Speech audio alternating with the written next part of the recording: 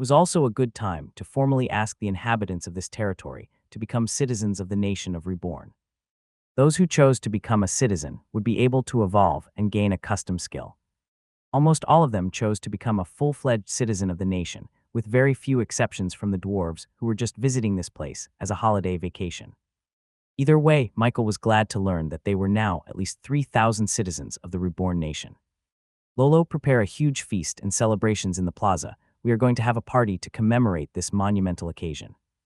This is the day that the nation of Reborn was officially created.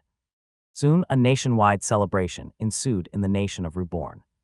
There were feasts and drinks to be had all around, with everyone commemorating the day that they became part of something that would change their entire lives. They became immensely proud to call themselves Rebornian, a term that wasn't started by Michael, by the way, especially since they all had a united front in making it prosper even more than it was now. After all, where else would they find another place where everything was free? Food, water, and housing was abundant. And they were even given a chance to evolve their species to become something superior without their leader asking anything in return. Compared to the desolate and isolated places they were in back in the desert, this was like a literal paradise come true for them all. They all celebrated for 3 days, where everyone was forbidden to work. During the day, they all went out of their houses and visited the baseball field, where a few teams performed a few show matches, and Michael even made a surprise guest appearance that made all of them scream and cheer upon his arrival. After the games, a large feast was laid out on the plaza, where everyone dined at the same time. It became a large picnic, where family and friends could spend this precious time bonding about their love for this community. In the afternoon, everyone was free to roam around the entire nation, introducing themselves to the new inhabitants who joined them recently. Of course, it became a little competitive, as many of them began bragging and showing off to each other about their new skill or their new evolution. And perhaps the most special event happened during the night. They all sat on the plaza, looking up at the darkness of the skies, when all of a sudden, an explosion of colors spread out on the horizon, creating flowery patterns that amazed and bewildered anyone who gazed at them. Wow, that is amazing. Mom, Dad, I like to live in this place forever. Some dwarves who were just here to visit ended up deciding to move here just from this celebration alone. The fireworks continued, with everyone gasping and cheering for it to last a little longer. Thankfully, Michael prepared for this.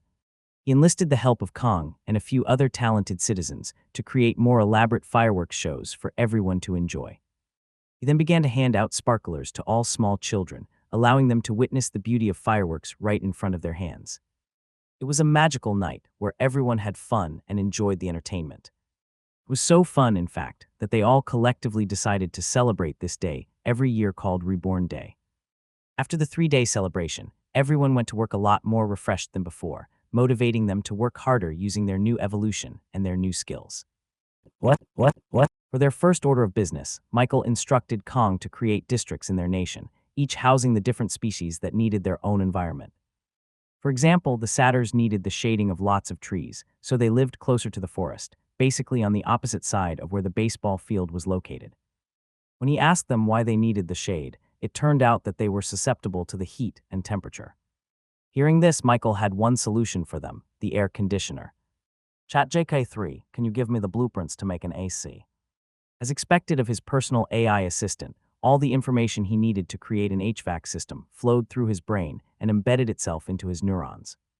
He borrowed the smithy of one of the dwarves and started to get to work. After half a day, he was finally done. He floated to the top of the oldest satyr's treehouse they had just finished constructing.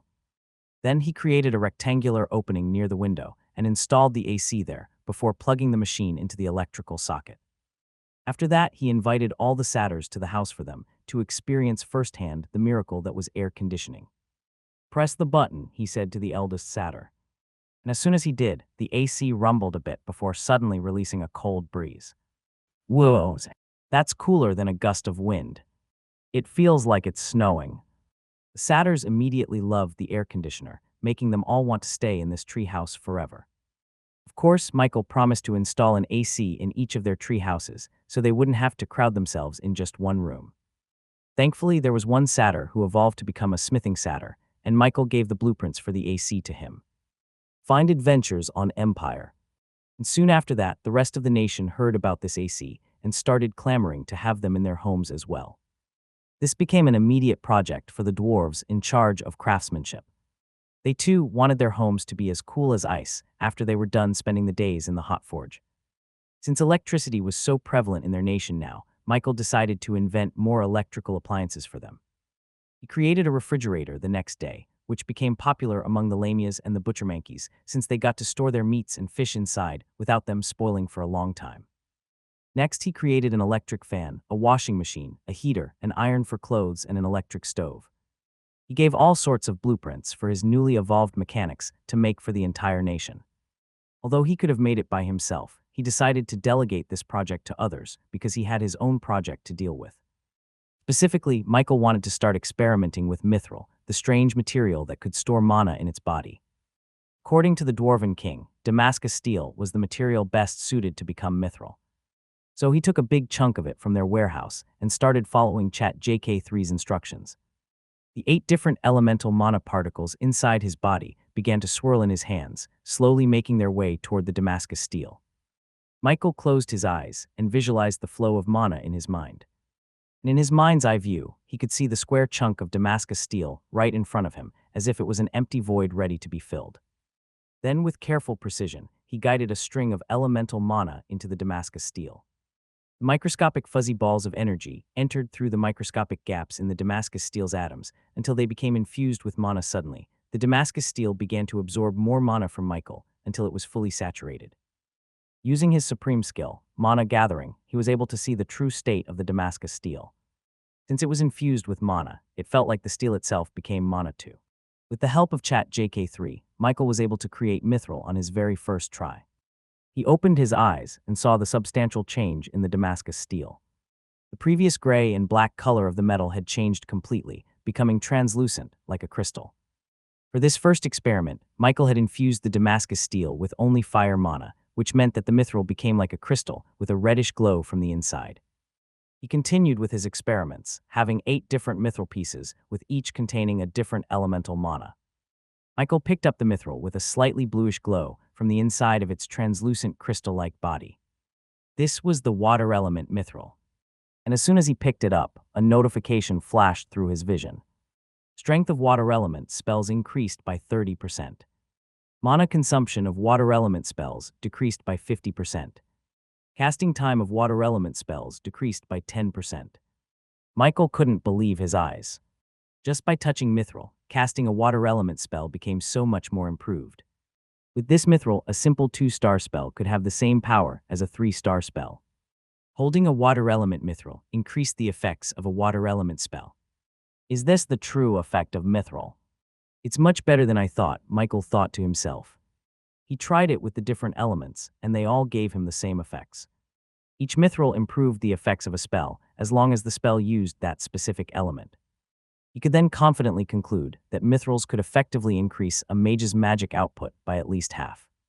This was a breakthrough he didn't know he was going to get. Michael could only wonder what kind of reaction Cerberus would have once he told him of this discovery. The old man would probably drown from shock again. He continued his experiments with the mithril, combining 2 different elements into one Damascus steel to see what kind of effects they would produce. Strangely enough, combining 2 elements didn't necessarily increase its effects. He put equal parts of water and earth mana into the Damascus steel to make it a new kind of mithril. Theoretically, water and earth were supposed to be complementary to each other, meaning that they meshed well together in spells. However, when he cast a 1-star spell water ball while holding this new mithril, he found that its effects weren't as great as when he held the pure water mana mithril. It was worse by at least half. It was the same when he cast a 1-star earth spell. However, when he cast a 1-star spell called Muddy Quagmire, which needed both water and earth mana, the effects were a lot better than normal.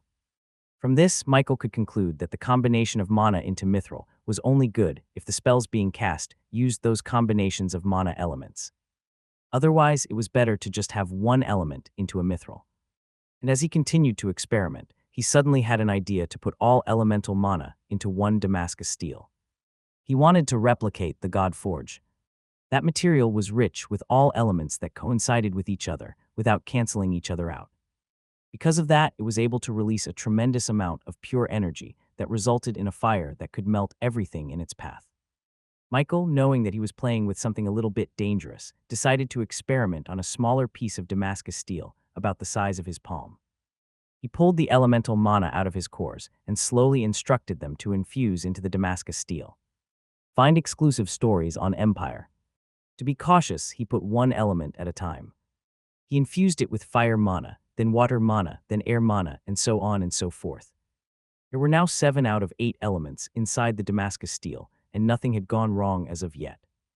He just needed to infuse it with light mana, and he would be able to make a mithril that contained all elemental mana. As the light mana left his hands and entered the Damascus steel, the usually tame and docile elements inside suddenly reacted violently, as if a beast had been awoken.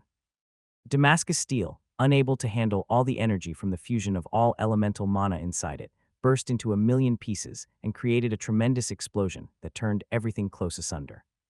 Michael's absolute unity defense activated automatically, protecting him from the explosion.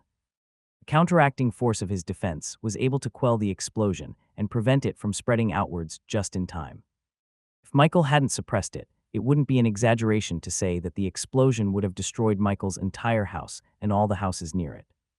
A couple of seconds later, a few of his trusted allies came bursting through the door, alarmed by the shockwave that emanated from his house. "Boss, are you okay?" Lolo asked worriedly. "Master, I'm here. Who's the enemy that dared to assassinate you?" Fudge said, jumping on Michael's head and performing some martial arts movements in the air. "What happened? Are you okay, boss?" Even the chief of law enforcement Centaur had been alarmed and rushed to Michael's aid. He had to explain to everyone that he was fine and that the explosion was an after-effect of an experiment gone wrong. After this explanation, they finally heaved a sigh of relief and went back to their daily lives.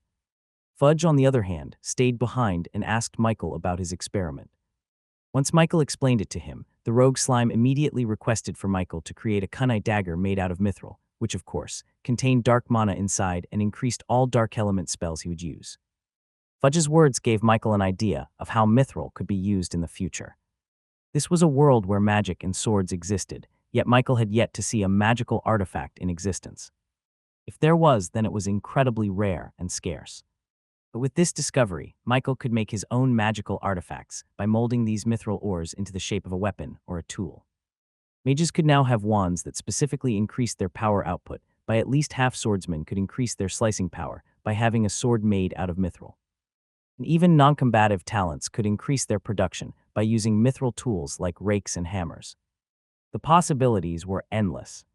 And with the abundance of Damascus steel they had now because of their cooperation with the Dwarven Kingdom, the nation of Reborn could have all the magical artifacts they would need. With this in mind, Michael immediately wanted to start teaching the dwarves and other blacksmiths in their nation how to create their own mithril. But that was a job for another day. For now, Michael wanted to finish his experiments with the mithril to make sure that the dwarves wouldn't accidentally blow themselves up because they used the wrong combination of elements in the Damascus steel. He continued to make combinations of different elements into the Damascus steel, and they all acted the same way Michael expected. For example, using 7 out of the 8 elements to make mithril showed no explosive reactions. This mithril, just like the others, was only effective if the spell also needed to use the 7 elements to be cast. The only thing left to try out was the combination of all 8 elements. Although it resulted in a very dangerous explosion the last time, Michael felt as if he could have prevented that entirely if he just found the right circumstances. Theoretically, this should work. After all, the elements in his body weren't causing him to explode. So there was a way to make them all coexist without them reacting violently. He just needed to experiment more. ChatJK3, do you think that if I make the material smaller, it won't explode? From your experiments, the quantity of elements inside the mithril correlated with the intensity of the explosion. This could mean that if you put a small amount of elements in a small enough container, it could make them docile enough to coexist with each other. ChatJK3 replied. Michael picked out a fingernail-sized Damascus steel from his storage and tried it out. After putting in the 7 elements inside, everything looked normal. Slowly, he injected the last light element into the Damascus steel. The material slowly glowed and turned the grayish-black coating of its surface into a translucent crystal. It continued to glow white with power, almost as if it was about to burst out in pure energy. But as the seconds passed, the light soon faded away and became tame inside the mithril's core, slightly making it glow with a white luminescence. It worked, Michael rejoiced. Even though the mithril looked unstable, it was still the first time he had ever contained all the elements inside it without exploding. The mithril contains a lot of power and energy. However, it could be set off with just a slight displacement. ChatJK3 warned. Michael decided to name this as the Unity Mithril because of its use of all elements. Although he succeeded in creating it, Michael still wasn't satisfied with this result. The Unity Mithril was far too volatile to be used in normal circumstances. Michael continued experimenting with smaller and smaller mithrils, and eventually, he found a size in which the mithril became constantly stable. He held in his hand a very small mithril ore, which was the same size as a normal wedding ring diamond gemstone. He made this comparison because the two looked very similar, except for the everlasting white glow on the mithril. Michael tested this miniature Unity mithril and found it to be quite sturdy. He threw it around the room, bouncing it on metal and concrete alike, and it barely had any scratch on it. He put it through all sorts of destructive scenarios like an intense fire or a freezing cold, and it survived those as well. Of course, it wasn't indestructible. And when it did get destroyed, it didn't explode like the other Unity mithril experiments. This mithril was both safe and filled with pure energy. In another experiment, Michael connected the two wires of a light bulb to the Unity mithril. And surprisingly, the light bulb turned on. He didn't expect to find out that Unity mithril could be used as a battery, but here he was. From his estimation, it seemed as if the light bulb could be powered forever using this small mithril. He tried it out with the other electrical appliances in his house, like the air conditioner and the refrigerator. Although it turned on, it was only barely able to do so. This small Unity mithril held far too little elemental mana to power those power-hungry electrical appliances. If he wanted to power them using only the Unity mithril, then he needed a much bigger material.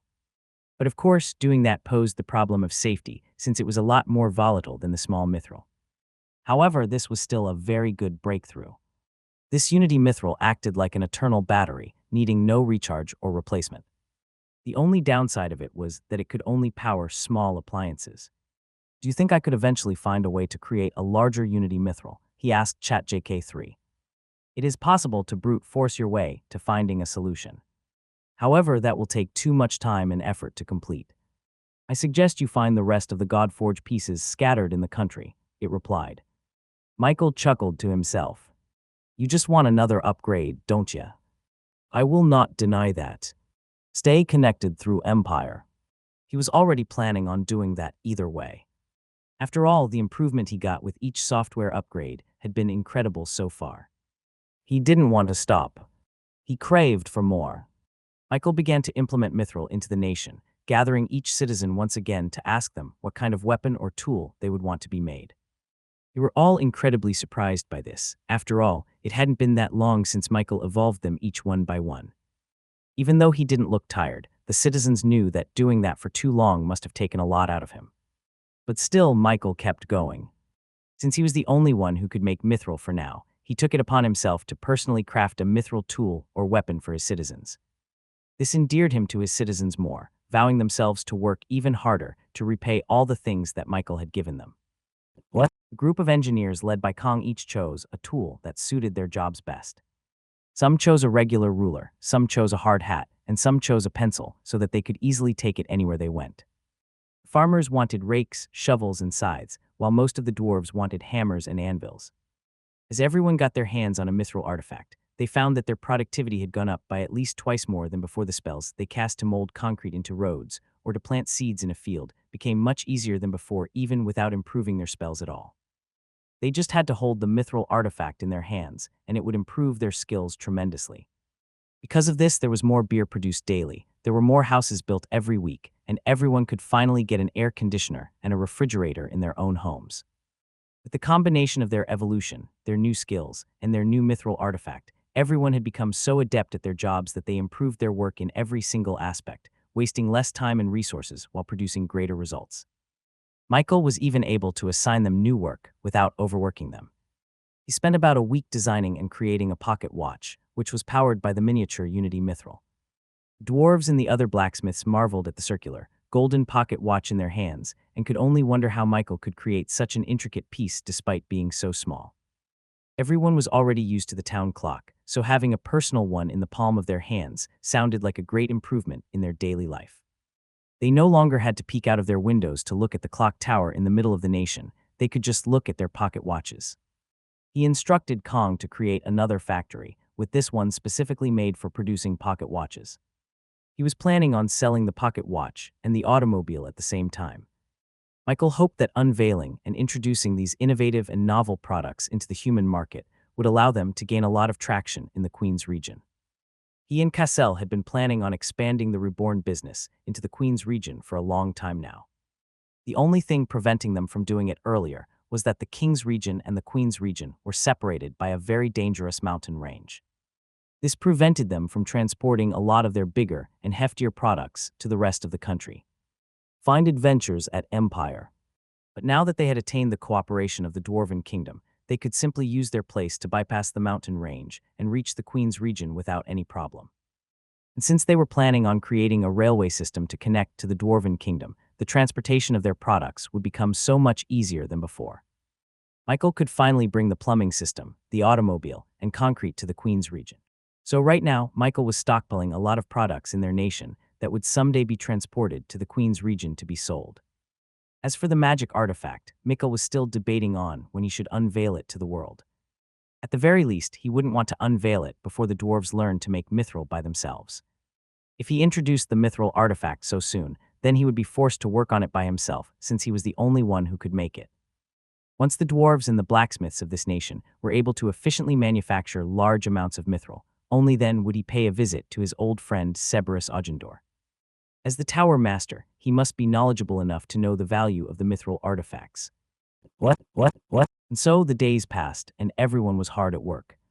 The trolls worked on the railway system, laying down the trackway and making sure that they led straight to the Dwarven Kingdom. The production-type Mankeys and Satyrs worked parallel to the trolls, working on creating the concrete road connecting the two territories. The Centaurs made a temporary guardhouse alongside the railway and the road, making sure that construction was going well and there weren't any complications happening. Michael also created a walkie-talkie for them so that they would still be able to communicate so far away from the nation. Of course, it was powered by the Unity Mithril, so it didn't run out of battery. Meanwhile, the dwarves like Thrain, who evolved into ancient dwarves, worked hard on practicing their creation of mithril. The factories creating the Reborn Company products were also hard at work, producing loads and loads of units to be transferred and sold by Cassell. The engineers worked hard on upgrading the steam turbine to produce more electricity. After it was done, then they could finally connect it to the Dwarven Kingdom and provide them with power. Several hundred feet above the steam turbine, gray clouds were soaking up all the smoke being produced by the generator and the factories. Mutated bacteria cloud seedling that the Dwarven King gave him was growing slowly, feeding on smoke, and slowly producing more elemental mana for the entire territory. Everything was going well within the nation of Reborn. What? A few months later, Michael's 11th birthday had finally come. This meant that he had officially been in the Parched Lands for 1 year. Michael didn't even feel the time pass by. It felt like only a few weeks had passed, and yet he was already 11 years old. This meant that the 1-year buffer had finally passed, and his parents could finally visit him in the Parched Lands. He couldn't wait to show them everything that he had built in the desert, which most people called a desolate wasteland. But now he was able to make a paradise for more than 5,000 demi-humans. Although he kept them up to date with what he was doing, seeing it themselves was a different experience entirely. He wanted them to be immersed in the culture that had been cultivated in this place, as well as the camaraderie built between each and every one of its citizens. He agreed with them that he would pick them up tomorrow morning using the automobile. Thankfully, the highway road that connected the King's region to the Parched Lands was already finished. He could go to the Vanderbilt estate in less than 3 days, making the trip much easier than before. He would go back to Kingsbridge City tomorrow, but for now, Michael wanted to look at the state of the nation. Boss Kong is asking for you to visit the train station, Fudge reported, briefly stepping out of his shadow. Thanks, Fudge. Tell him I'll be right there in a few minutes, he replied. Coincidentally, his birthday fell right on top of the rail system, finally starting its operation. Using the blueprints from ChatJK3, Michael, Kong, and the other engineers in the nation pooled their efforts together to create a working train that used a steam engine. They had finally finished the last safety checks for the train station just earlier today and were now just waiting for Michael to have the honor of officially turning it on for the first time. Michael descended into his own shadow and reappeared in the train station they had built on the outskirts of the nation. He landed on the platform, with the building made out of metal and the ground made out of concrete. He had the new train on his right side and a crowd of excited spectators on the left. This unveiling of the train station was a very anticipated time for the whole nation, especially for the dwarves, since they could finally visit their homeland in just under a day of travel. "Please pull the horn, boss. Everyone's excited to see the train up and running," Kong said enthusiastically. Everyone cheered and shouted. Michael, not wanting to disappoint them, immediately walked over to the conductor of the train and pulled the string on the roof. "Choo, choo." As soon as the horn blared, the engine started to rumble as it supplied power to the train. Soon enough, the wheels started turning, getting faster and faster as the seconds passed. It wasn't long before the train picked up speed and began to race through the tracks, almost disappearing into the horizon. "Whoa, that's faster than a bird," a kid shouted. "As expected of our boss, only he can create such a miraculous machine," they all cheered. What?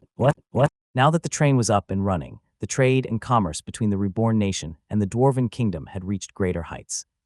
The dwarves bought all the products from the reborn company, using precious metals and gems as compensation. Their large shipment of raw materials fueled the production of the factories in the nation, leading to more products and more profits. Because of this prosperous alliance between them, the Dwarven Kingdom has also progressed by leaps and bounds. All their houses were equipped with both electrical and plumbing systems, making their lives a lot easier. In fact, the shipment that was on the train leading to their kingdom was actually full of electrical appliances to be sold in the Dwarven homes. Just like the reborn nation, the Dwarven Kingdom also wanted to have air conditioners and refrigerators in their homes. The second one was especially important if they wanted their beer cold at all times. But perhaps the most popular product being sold to the dwarves was the automobiles. Michael, Kong, and the engineers had made great strides in improving the design of the cars. They designed 2 different automobiles. The first one was the normal sedan car, with 2 seats in the front and 3 seats in the back. This was perfect for families and personal use. Most dwarves used cars to travel for vacation in the reborn nation. The second design was designed for company use. It was a lot larger, with a lot of cargo space attached to the back. Michael took a lot of inspiration from the trucks in his previous life and used it to create this design. Many dwarven companies bought these trucks for their businesses. It made transportation of their raw ores and metal products a lot easier, especially within their kingdom. Enjoy new chapters from Empire. Of course, Michael had to construct a gas station in the Dwarven Kingdom for them to be able to refill their fuel without having to travel all the way to the parched lands for oil. This led to more and more profits, which Michael used to improve the quality of life and living in the nation. There were now school institutions for youthful demi-humans to learn about different jobs. There were also hospitals stationed around the territory for those in need. They had everything they needed to be called a proper society. Of course, there were also stadiums, parks, plazas, and playgrounds for entertainment. It was important for Michael that his citizens played as hard as they worked. Because of this, the competition with the baseball games in their nation had become a lot more intense. This was especially true after baseball was spread to the Dwarven Kingdom. They nurtured their own team to try and beat the reborn nation, making a lot of athletes keep up their hard work or else they would be left behind. Michael floated in the air above the nation of reborn and watched everything unfold. He could hardly believe that things had changed so much after only 1 year. Finally, they could sustain themselves without him. Michael was finally free enough to explore outwards and try to search for the other Godforge pieces. In the outskirts of the Kingsbridge region, a peddler woke up early from his bed and started his morning routine. He picked up his large rucksack and went out of the house to travel through the harsh terrain of the mountain ranges until he finally reached the Queen's region. He greeted his neighbors and picked up some reborn soap and shampoo to resell in the other cities. The demand for this product has continued to skyrocket in the Queen's region, giving him a steady line of work. He usually went straight for the road northwards, going directly to the mountain rangers. But this time, the peddler took a detour and went towards the south of the city to look for precious herbs and vegetation in the forest. But just as he stepped out of the city walls, the peddler realized that the ground he stood on was far too smooth to walk on. Usually he would feel the rocks and mud on the soles of his feet, but this time he felt as if he was walking on marble. It was very early in the morning, with the sun still hiding on the horizon, so the peddler couldn't see the road properly. But as the minutes passed, the sun soon lightened up the forest to reveal a large road in front of him, as smooth as silk and as white as marble. He couldn't believe his eyes. A flat road. Why have I never seen this before? He said to himself. He looked further down the forest and saw the road stretching to the ends of the horizon, with virtually no end in sight. This made the peddler even more confused. Such a large construction like this would have taken months, if not years, to complete. He would have definitely heard about a project this massive. As a peddler, he prided himself in his connections with other people. Surely the construction of this road would have been talked about by his friends and acquaintances, especially since the road here looked even smoother than a maiden's face. He marveled at the flatness of the road, with virtually no bumps or craters that would impede a horse carriage from running at full speed. The peddler immediately turned around back into the city walls and asked his peddler friends if they had known about this road. A road down south. There's no such thing, they said. That place leads to nowhere but the parched lands. There's no way that they would waste money on such a fruitless project. Your lie would have been more believable if you told me there was a road connecting the king's region from the queen's region. It extends down further down to the horizon, you say. If there was such a thing, then we would have known about it by now. My brother-in-law works in construction. He would have told me about it if there was any work here. And it's even smoother than the roads here. You must be kidding, my good sir. There is simply no such thing. You must be seeing things since it is so early in the day. Seeing the disbelieving eyes of his fellow peddlers, the man had no choice but to bet his pride on the line. I'll strip naked and run around the walls if my words are untrue, the peddler vowed. The other peddlers took on his words and all merrily strolled towards the southern edge of Kingsbridge City. They were ready to make fun of their friend, but when they reached the end of the walls, they saw that a crowd had gathered near the gates. Oh my, was there always a road here? I live just a few blocks away from here, and I've never seen such a road before, they gossiped. The peddlers all pushed through the curious citizens and saw the beautiful white concrete road for themselves. They gasped as they felt the solidness of the ground. It's true, they muttered to themselves. Soon enough, as more and more people discovered this road, the news of this mysterious new pavement spread all around Kingsbridge City. Everyone went out of their way to visit the southern edge of the walls just to see this strange new road. Usually nobody visited this place because it only led to the parched lands, which was a desolate desert with nothing valuable inside it. People started walking on the roads, trying to find where it led, but they quickly found out that the road extended far beyond what they could walk with their own feet. So horse carriages were brought into play. The peddlers all brought their own rides to find the ends of this mysterious road. As they rode down this path, they noticed the complete contrast between this road and all the roads they had ever set foot on before. This road was so stable to ride through that they could even pour water in a cup without spilling. This only increased their curiosity as to who and how they created this road. After about a day's worth of travel, they caught themselves in a split in the road. Read the latest on Empire. The right was a path that led deeper towards the parched lands, while the other one led towards the boundary between the King's and Queen's region, where the harsh mountain ranges and the infamous Dwarven Kingdom were located. Peddlers, feeling as if they were on the verge of discovering something amazing, sped up their horses and followed the road. They continued to ride until they finally saw, on the horizon, where the road led towards. And it was none other than the Dwarven Kingdom. Immediately, all sorts of ideas flashed through their heads. Could the dwarves have constructed this road? After all, only they had the craftsmanship to create a road so smooth. However, this didn't make sense once they thought of the dwarves' reputation to close themselves off from humans. They wouldn't have built a road that connected the two territories if they wanted to keep themselves isolated. They continued towards the Dwarven Kingdom in search of an answer, until finally, a group of Dwarven guards approached their group. You humans do not bear the symbol for the Reborn Company. You are not permitted to enter our territory. The peddlers looked at each other just to make sure that they all heard the same thing. They knew that the dwarves were going to deny them entry to their kingdom. They already expected it because in the thousands of years of history they had in this country, they had never let a human inside the walls of their kingdom. However, they would have never expected the reason for their denial was because they didn't bear the Reborn Company's symbol on their carriage. Reborn Company. Good dwarf, sir, did you say the Reborn Company? The peddler asked, scratching his ear just to make sure he was hearing it right. The dwarf nodded his head confidently in return. Yes. Unless you have the official emblem of the Reborn Company, then you can't enter this premises.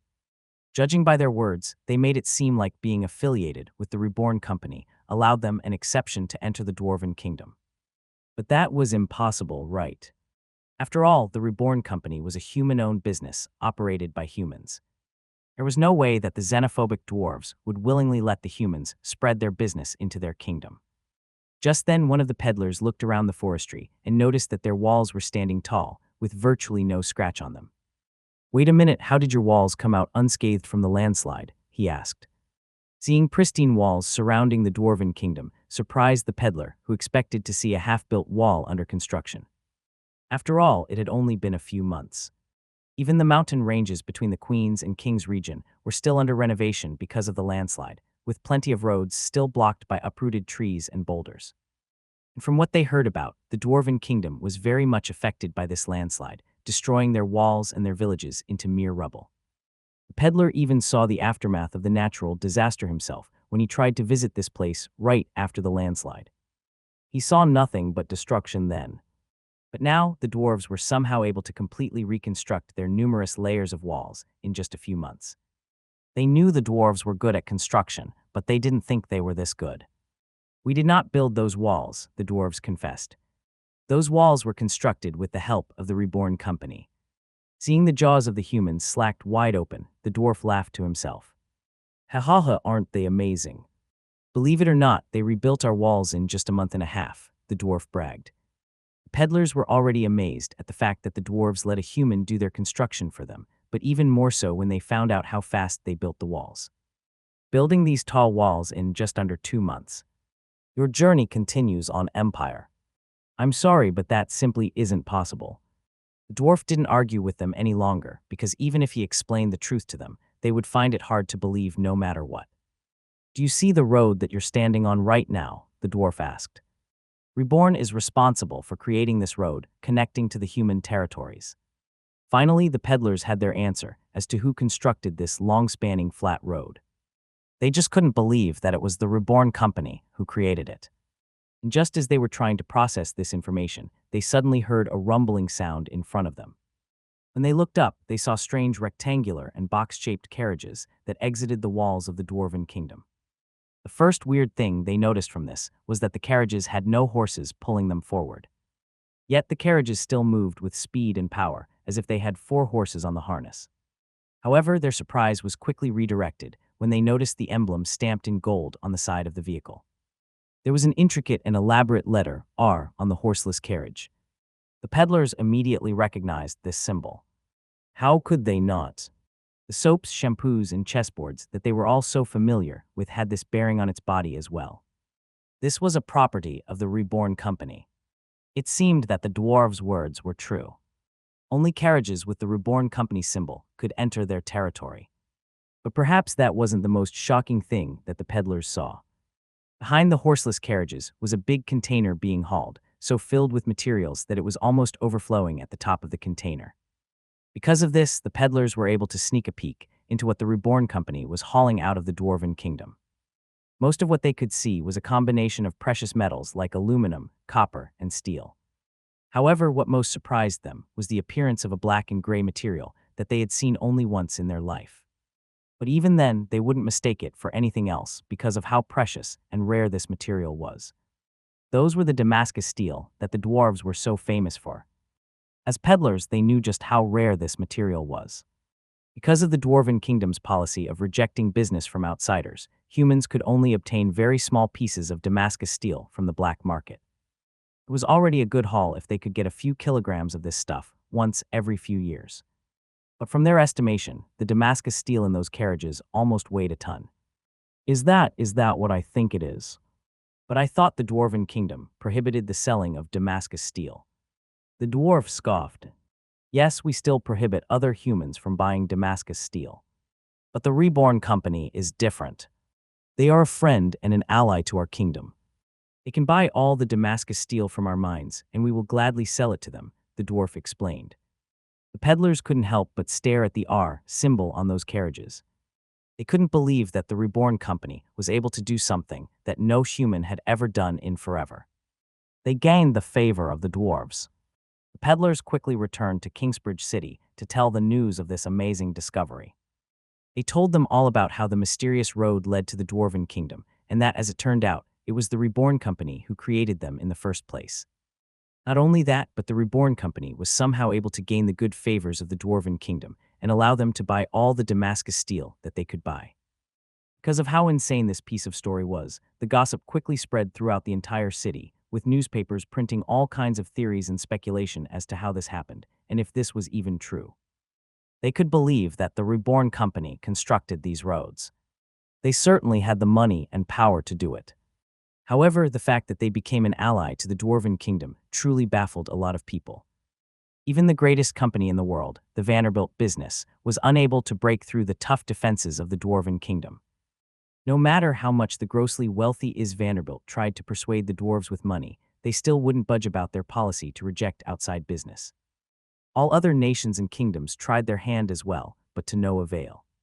It seemed as if the Dwarven Kingdom would forever close their doors to outsiders.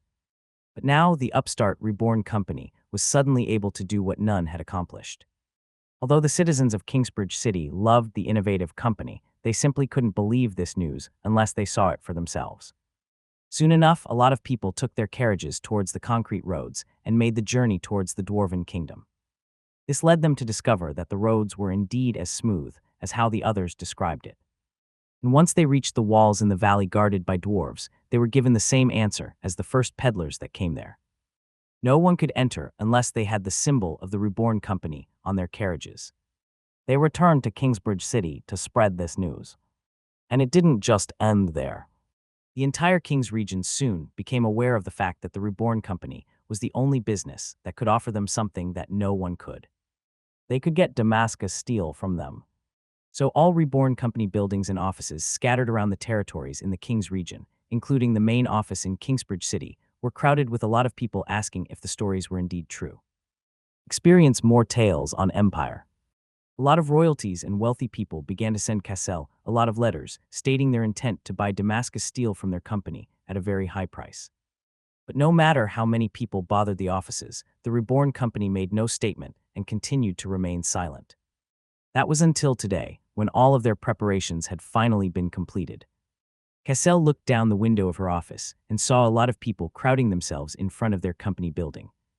"Young master, we're ready on our side," she said to the shadow on her feet. "Good. You already know what to do, so I won't bother you any longer." "Show them what concrete can do." "Good luck," Michael said, with his voice being transmitted all the way over from the nation of Reborn. Behind Michael was an entire fleet of automobiles, ready to be dispatched towards the King's region, where all the Reborn offices spread around the different territories would simultaneously announce the unveiling of their new product, the concrete. After they have fully shown the potential of concrete, Michael would then announce their biggest product as of yet, the automobiles. What? Back at Kingsbridge City, Cassell nodded to her assistant by the door, telling her that it was time. With her instruction, the doors to the Reborn Company buildings had finally been opened, surprising all of the people clamoring to get inside. But before they could ask what was happening, a group of men and women, all wearing construction attire complete with helmets and tools, walked out of the building in an organized manner. These workers quickly walked towards the empty plot of land right in front of their building. And without further ado, the construction workers began to dig holes in the empty plot of land, as if they were creating the foundation for another building. What are they building? Why are they starting so late in the day? Wait, what's that strange gray liquid that they're pouring over there? The crowd watched as the workers began to pour concrete all over the foundation. However, they barely waited for another hour before the workers began to work again, installing pillars and walls surrounding the plot of land. So fast. What are they doing? How did that strange liquid harden so fast? It's only been a few hours. The news quickly spread about this publicity stunt, with more and more people taking a peek at the construction. When did they create this building here? Yesterday. Yes, I've been here all the time and saw them build this in just under one day. As the day came to a close, the construction workers finally put the finishing touches onto the building. There were now hundreds of spectators, watching the whole construction unfold with awe and shock written all over their faces. "It's finished," the construction worker said, eliciting gasps from the crowd. They could hardly believe it. So to prove that everything was solid, the construction workers invited people to step foot into the building, showing them that even the second floor was as solid as a rock. By now, the entire Kingsbridge city had heard of this miraculous building that was built in just under one day. Not only that, the material used to create this building looked similar to the material used on the mysterious roads. After everything was over, Cassell came out of the building and announced to everyone about the unveiling of their newest product. "Greetings, what you have seen is the power of concrete. We can help you construct a building in just under one day, we can help you create a towering wall in under a week, and we can create a road that spans the whole city in just under 1 month. If you want to buy concrete for yourselves, then you are welcome to place your orders in our company." Before she even finished speaking, the crowd began to push themselves into the office to reserve one for themselves. After all, anyone would be tempted by the prospect of building a house in just under one day. Most of the purchases of concrete came from businesses that dealt with construction. Those companies bought concrete in bulk, requesting houses full of concrete liquid for their own use. However, even the normal farmer or business owner wanted to buy some concrete as well. With how easy and fast construction could be using concrete, the farmers could build shacks and barns by themselves and waste no money having them constructed by someone else. Meanwhile, businessmen immediately reserved a batch for themselves as well, because concrete could allow them to expand their companies faster and cheaper. "When can we expect the order of our concrete?" "I need it this month. We'll pick them up ourselves. Where is your warehouse located?" Cassell addressed their concerns with a smile. "Do not worry, dear customers. If you order a batch of concrete today, then we will deliver your batch directly to your location," she said with confidence in her voice. This left the crowd confused and wondering how that would be possible. But just then, they suddenly heard a rumbling sound coming from the road to the walls. Everyone's eyes widened as they saw box-like vehicles running through the streets without a single horse pushing them forward. The horse carriages strolling through the streets couldn't help but stand aside as the automobiles rolled past them, startling the horses into submission. "What are those? They look like carriages, but it's too different. Is it using magic to move?" Cassell waited as the first line of automobile trucks stopped right in front of the Reborn Company office, making the crowd of spectators move backward to make way for these strange vehicles. Finally, the hobmankeys and the dwarves stepped out of the vehicles and started to unload the main ingredients of the concrete, mainly cement, sand, and aggregates, into their storage warehouse behind the office. To store concrete for a long time, it was better to let it remain in its powder form and only mix it once it was needed. Cassell then began to instruct the Rebornians to deliver the batch of concrete to the customer's direct location, delivering it all over Kingsbridge City. This little stunt was like hitting two birds with one stone. For one, they were showing everyone how fast they could deliver cement anywhere they wanted.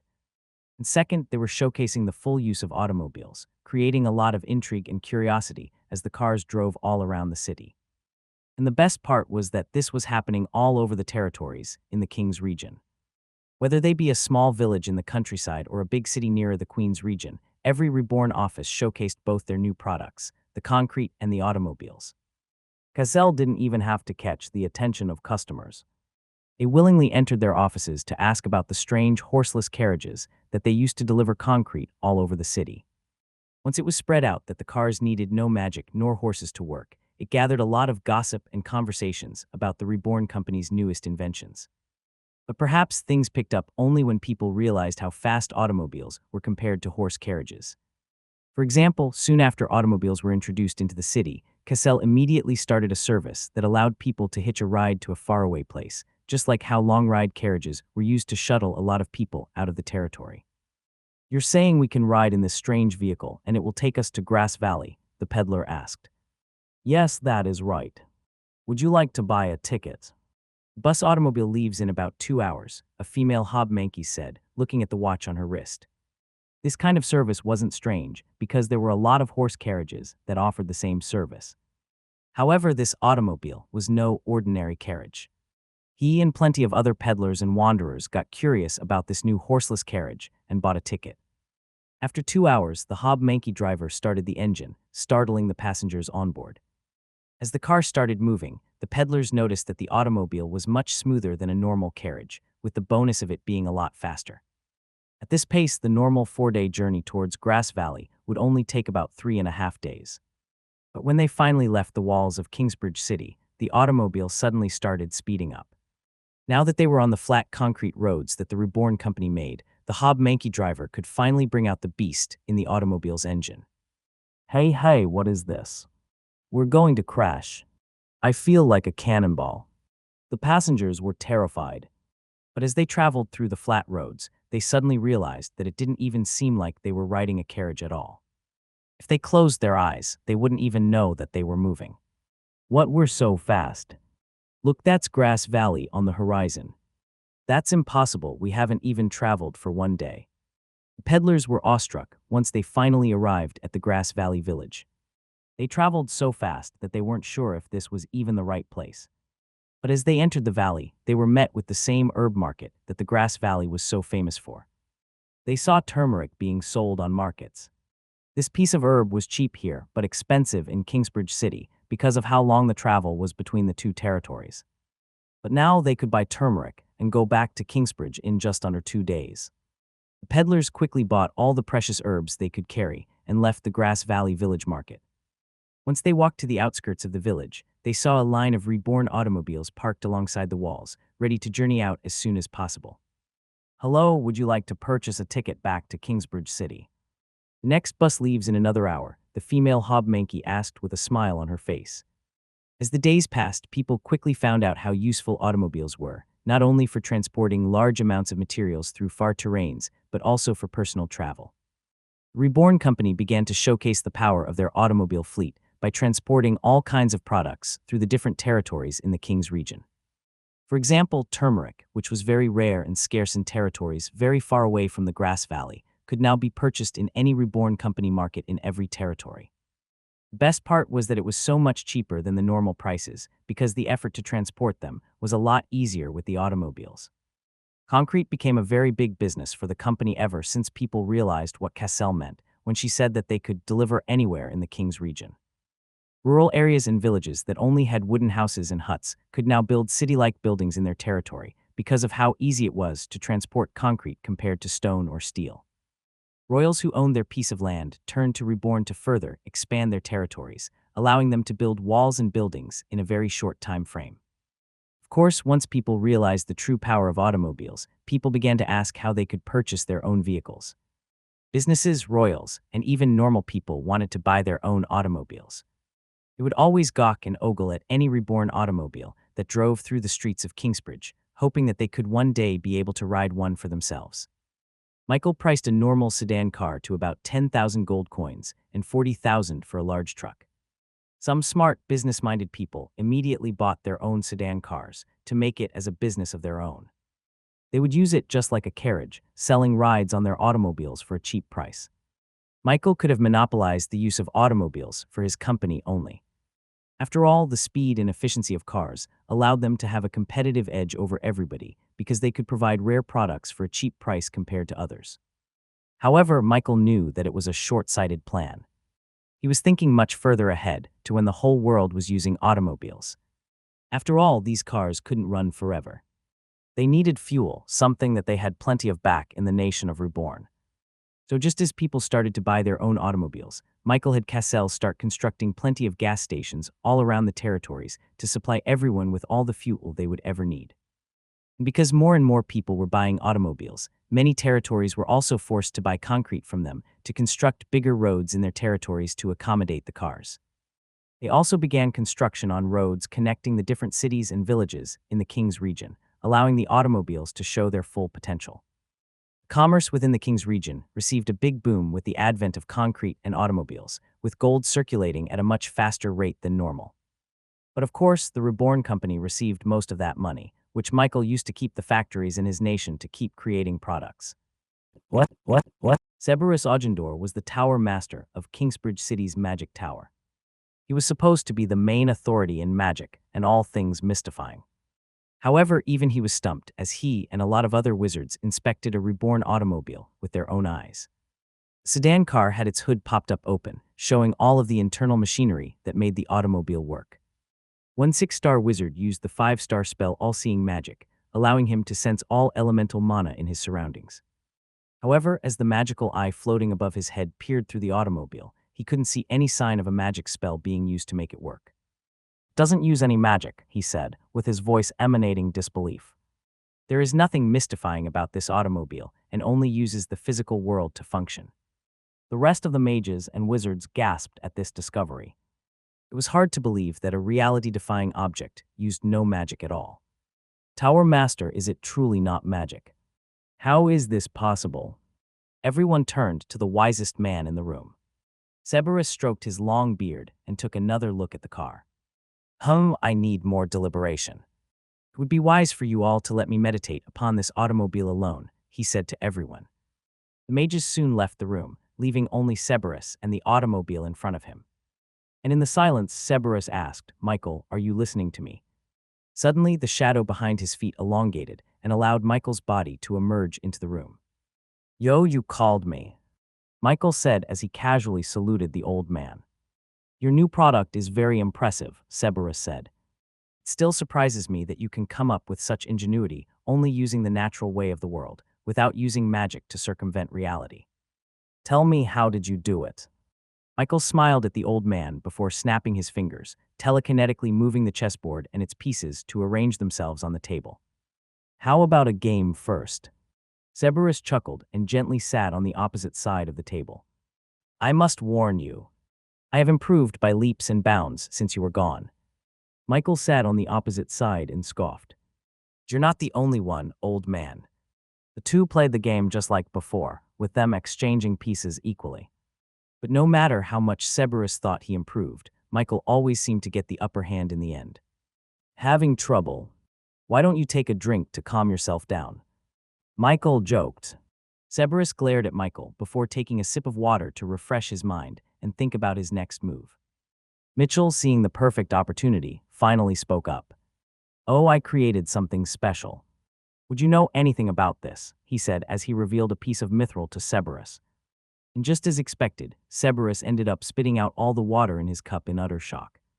Michael rolled on the ground, laughing uncontrollably at his perfectly timed revelation.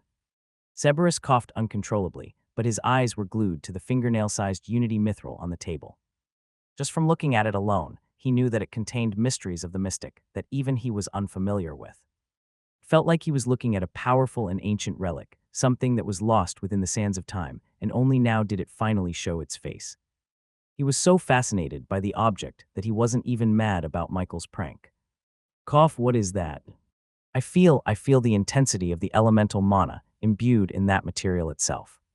Michael wiped the tears off his eyes and stopped laughing. After teasing the Tower Master like this, he deserved to know the truth. He picked up the Unity mithril and threw it to Cerberus, making the white-bearded old man panic and juggle the mithril in the air a couple of times before catching it with his robe. "It's something I discovered after visiting the Dwarven Kingdom. According to them, this material is called mithril," Cerberus uttered, finishing Michael's sentence. As a prestigious member of the Guild of Arcana, the organization in charge of everything magic-related in the world, Cerberus was privy to a lot of ancient information about the history of the world and the world before the current era. And if there was one thing missing from today that was prevalent in the ancient days, then it was the presence of mithril. It was written by scholars that mithril was the material that allowed the dwarves to build constructs that turned fiction into reality. But due to some unknown circumstances, the ancient dwarves lost the ability to make mithril forever. So it was true that you persuaded the dwarves to open up their walls to you. I don't know how you were able to do that, but it's even more unbelievable to see that you were able to recreate mithril. The top scholars and wizards in the Guild of Arcana spent the majority of their time researching and experimenting to find ways to recreate mithril, but to no avail. Yet Michael was able to do it. It had only been a year since Cerberus saw Michael, but it seemed that he had already forgotten how much of a monstrous genius the kid was. And perhaps even now he was still underestimating him. "But there's something different with this mithril. Why is it glowing with different colors?" "The records state that mithrils only have 1 or 2 colors," Cerberus said as he put the Unity mithril near his eyes. "Oh, that's different. You know that I can control all 8 elements, right?" Well, I tried putting all of it in one mithril. Wow. Cerberus almost forgot the fact that Michael was a once-in-a-million savant of the mystic arts with multi-elemental mastery over every mana in the natural world. Any mage would be satisfied if they could even get a fraction of Michael's talents in magic, but Michael wasn't even taking his mystic arts studies seriously. It was truly absurd that this wasn't even Michael's greatest talent. He also had a supreme talent and an innovative mind that completely overshadowed his magic. I also have the one-element mithril you were talking about. Michael explained everything he learned about mithril and how they could improve a magic spell's effectiveness by at least half. Cerberus listened with his eyes almost popping out of his head. Do you know what you have just created? You have solved one of the greatest mysteries that has persisted in the world for thousands of years. You need to visit the Guild of Arcana and show them your discovery. I'm sure that if you tell them everything about mithril, they will give you all the help and resources you will need to study and perfect mithril to the relic it was before. Michael immediately shook his head. Studying for years on end sounded like a complete bore. I'll visit them and give them mithril to study, but I won't be staying there. Or better yet, why don't you study it yourself? He took out a thin rectangular box made out of expensive leather out of his pockets and handed it out to the confused tower master. What is this? Cerberus asked. Open it up. Cerberus took the box and lifted the lid, showing a metallic wand made mostly out of pure Damascus steel. However, there seemed to be a bulbous red glowing gem embedded near the wand's handle. I know you specialize in fire spells, so I made this wand for you with a fire element mithril installed inside. The old man gently picked up the wand from the box and held it in his hands. And immediately he could feel the energy of the fire mithril resonating with his cores, improving the purity of his mana just from touching this relic alone. Cerberus knew. This was the object that could help him break through to the 9-star realm. I don't know how to thank you. The value of this mithril artifact is not something that I can repay, Cerberus said genuinely. Michael waved off the old man's concern. Don't act like that. We're friends, of course I'm going to give you your own mithril artifact. Cerberus looked at Michael with a thankful gaze. If you really want to repay me, Michael said with a sly smile, then introduce me to the other tower masters in the Queen's region. I'm planning on visiting a lot of magic towers while I'm there, so it would be helpful if you could vouch for me. Cerberus chuckled, finally knowing the reason why Michael gave him a gift. Sure, Cerberus said. I'll tell them to never play chess with you or else they'll get scammed. Haha, no, but seriously, I'll do more than that. I'll ask them if you could take a look inside their magic libraries. I know you like learning magic spells. This is the least I can do for you, since gave me the honor to be one of the only people to receive such a priceless gift. What's with that look? Cerberus asked. Oh, about that. Michael admitted to Cerberus that all of his citizens had their own custom-made mithril artifacts, which amounted to about 5,000 priceless tools and weapons. What do you mean you have thousands of mithril artifacts?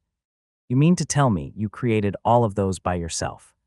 Cerberus asked calmly. Michael, as usual, shrugged his shoulders.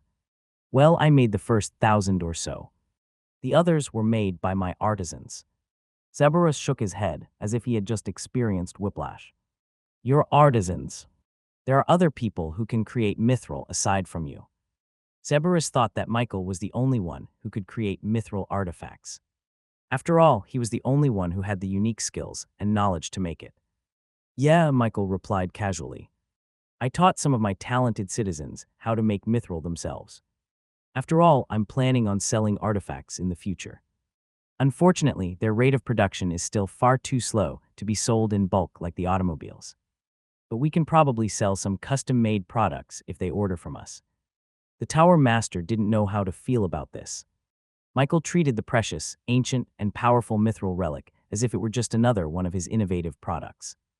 Scholars and archaeologists treated any piece of mithril relic they found like a national treasure, even if it was broken beyond repair or just a small shard piece. Yet Michael had a complete abundance of it that he was willing to sell some of them as a product of his company. Cerberus could only imagine how they would feel once they knew what Michael was planning. They would surely vomit blood. Some of my artisans are here. Do you want to meet them and see how they make mithril from scratch? Michael asked. The tower master could only laugh at the absurdity of the situation. A lot of greedy people would have treated mithril as a secret to be kept even beyond the grave. But Michael had no intention of keeping it for himself. Instead, he wanted to work on making the mithril artifacts accessible to everyone, to where anyone could buy a magical weapon, even if they were not magically talented. He strived to create a world where everyone was given the chance to become the best they could be. Many people would have asked Michael why he would want a world where everyone was special. After all, if everyone was special, then no one was. But Cerberus knew Michael well enough to know what his answer was going to be. He just wanted others to be as comfortable as he was. Plain and simple. What? About an hour later, 5 Rebornians arrived on the steps of the magic tower, garnering a lot of curious looks from the wizards and mages inside. There were 2 ancient dwarfs, a smithing monkey, a metallurgical satyr, and a metalworker troll. These demi-humans were part of the ones Michael deemed to be talented enough to learn mithril, known in the nation of Reborn as the mythical mithril men. Whenever a Rebornian needed a mithril artifact, or if they wanted to change their current artifacts, then they would have to request one of them to change it. Michael met them on the first floor and guided them up to the top floor. Boss, this is a nice tower. It feels good because it's full of mana. Why do humans have such little cores? Cerberus couldn't help but express his shock once he took a closer look at the demi-humans Michael brought. It was common knowledge that demi-humans were a species that weren't all that adept at magic. Compared to humans who bred talented individuals at a higher rate, demi-humans only had about a 1 in 1,000 chance of producing an individual capable of magic. Not only that, most, if not all demi-human species had no concept of talent awakening at all. This allowed humans to become the superior species when it came to magic, all because of the talent awakening that God gave them. But somehow these demi-humans showed signs of having immense aptitude in magic, even better than the geniuses in this magic tower. They have mastery in all elements too. Cerberus cried out. Michael had to explain his supreme skill and how he was able to impart a fraction of his skills to his allies. At this point, Cerberus wanted to cut ties with the Guild of Arcana and simply become one of Michael's allies for the chance to have the aptitude for all elements. You are seriously a cheat, you know that. Michael ignored the old man and asked his artisans to make 5 more mithril wands from scratch. He wanted to give it to the magic tower, mostly because he wanted to repay them for helping him out. Without the magic library, Michael wouldn't have been able to upgrade ChatJK3 to what it was now.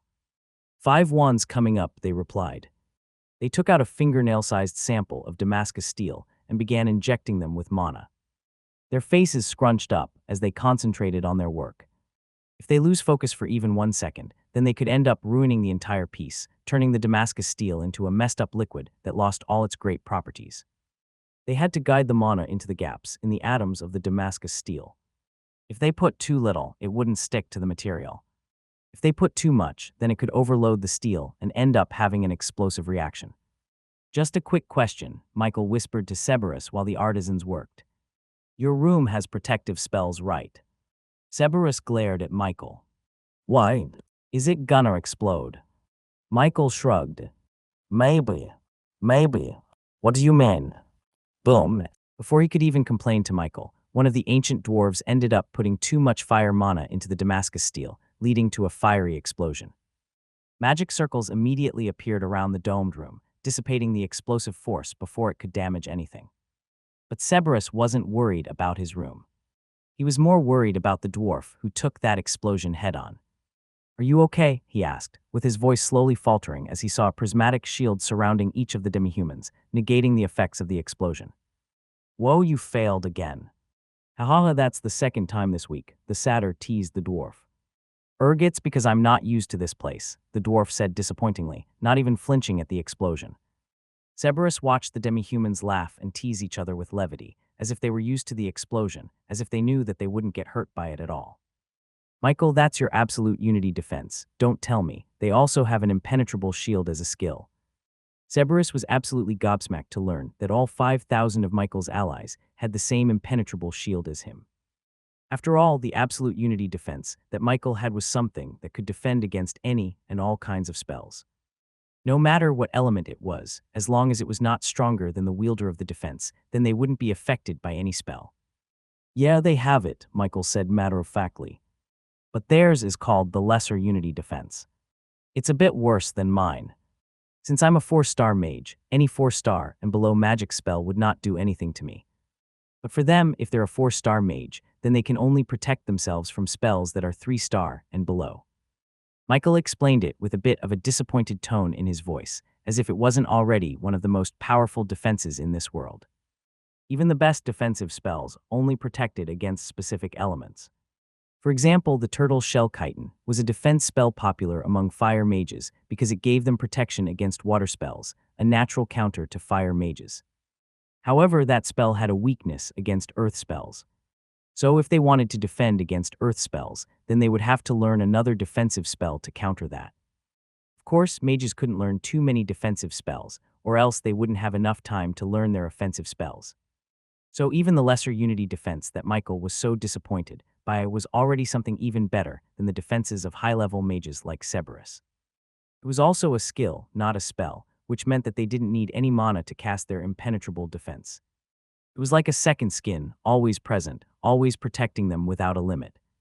Cerberus finally understood why the Dwarven Kingdom allied with Michael. After all, these demi-humans were the non-combative type, yet they were already a force to be reckoned with just by themselves. One would need tremendous amounts of force just to break through their innate defenses.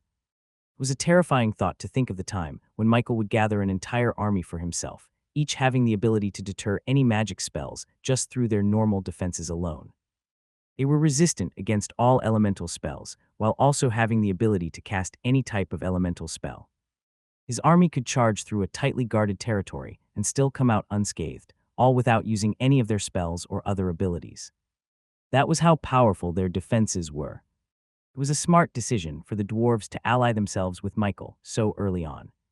Cerberus never really put much thought into the nation that Michael built over in the parched lands. But now that he saw a glimpse of their potential, he couldn't help but be glad that he became friends with Michael. It seemed that the rumor was true. Those who obtain a supreme skill would end up ruling the world or changing it entirely. He was thankful that Michael was a good guy. If he had gone the complete opposite route, he could easily lay waste upon this earth if he wanted to. Cerberus shuddered at the thought. What? A few hours later, the demi-humans finally finished the 5 mithril artifact wands that Michael requested. Each of them had different elements to show its different effects. Cerberus was incredibly curious about their technique, but knew that he or any other mage wouldn't have been able to make mithril, even if they knew how to do it. It was a prerequisite for one to have a multi-elemental mastery to create mithril. Cerberus was sure of it after he saw the demi-humans create one from scratch. This meant that only Michael's allies could create mithril because only they had mastery over all elements. Cerberus wasn't that disappointed with this. Even if he couldn't replicate it, there was still a lot of knowledge hidden within the mithril that he would like to study. Thank you, Michael. With these wands, we can find out more about the mysteries of mithril, Cerberus said as he accepted the wands and placed them in a safe chest. I feel like there's still a lot more we can do with mithril, so it's assuring that we're not the only ones who are trying to study it, Michael replied. He wanted to find more uses for mithril, and having a renowned 8-star mage's insight was a tremendous help. If you get the chance, you must visit the Guild of Arcana. I'm sure that if you present them with a mithril artifact, you will gain their favor, which will be a tremendous help in your endeavors, Cerberus advised.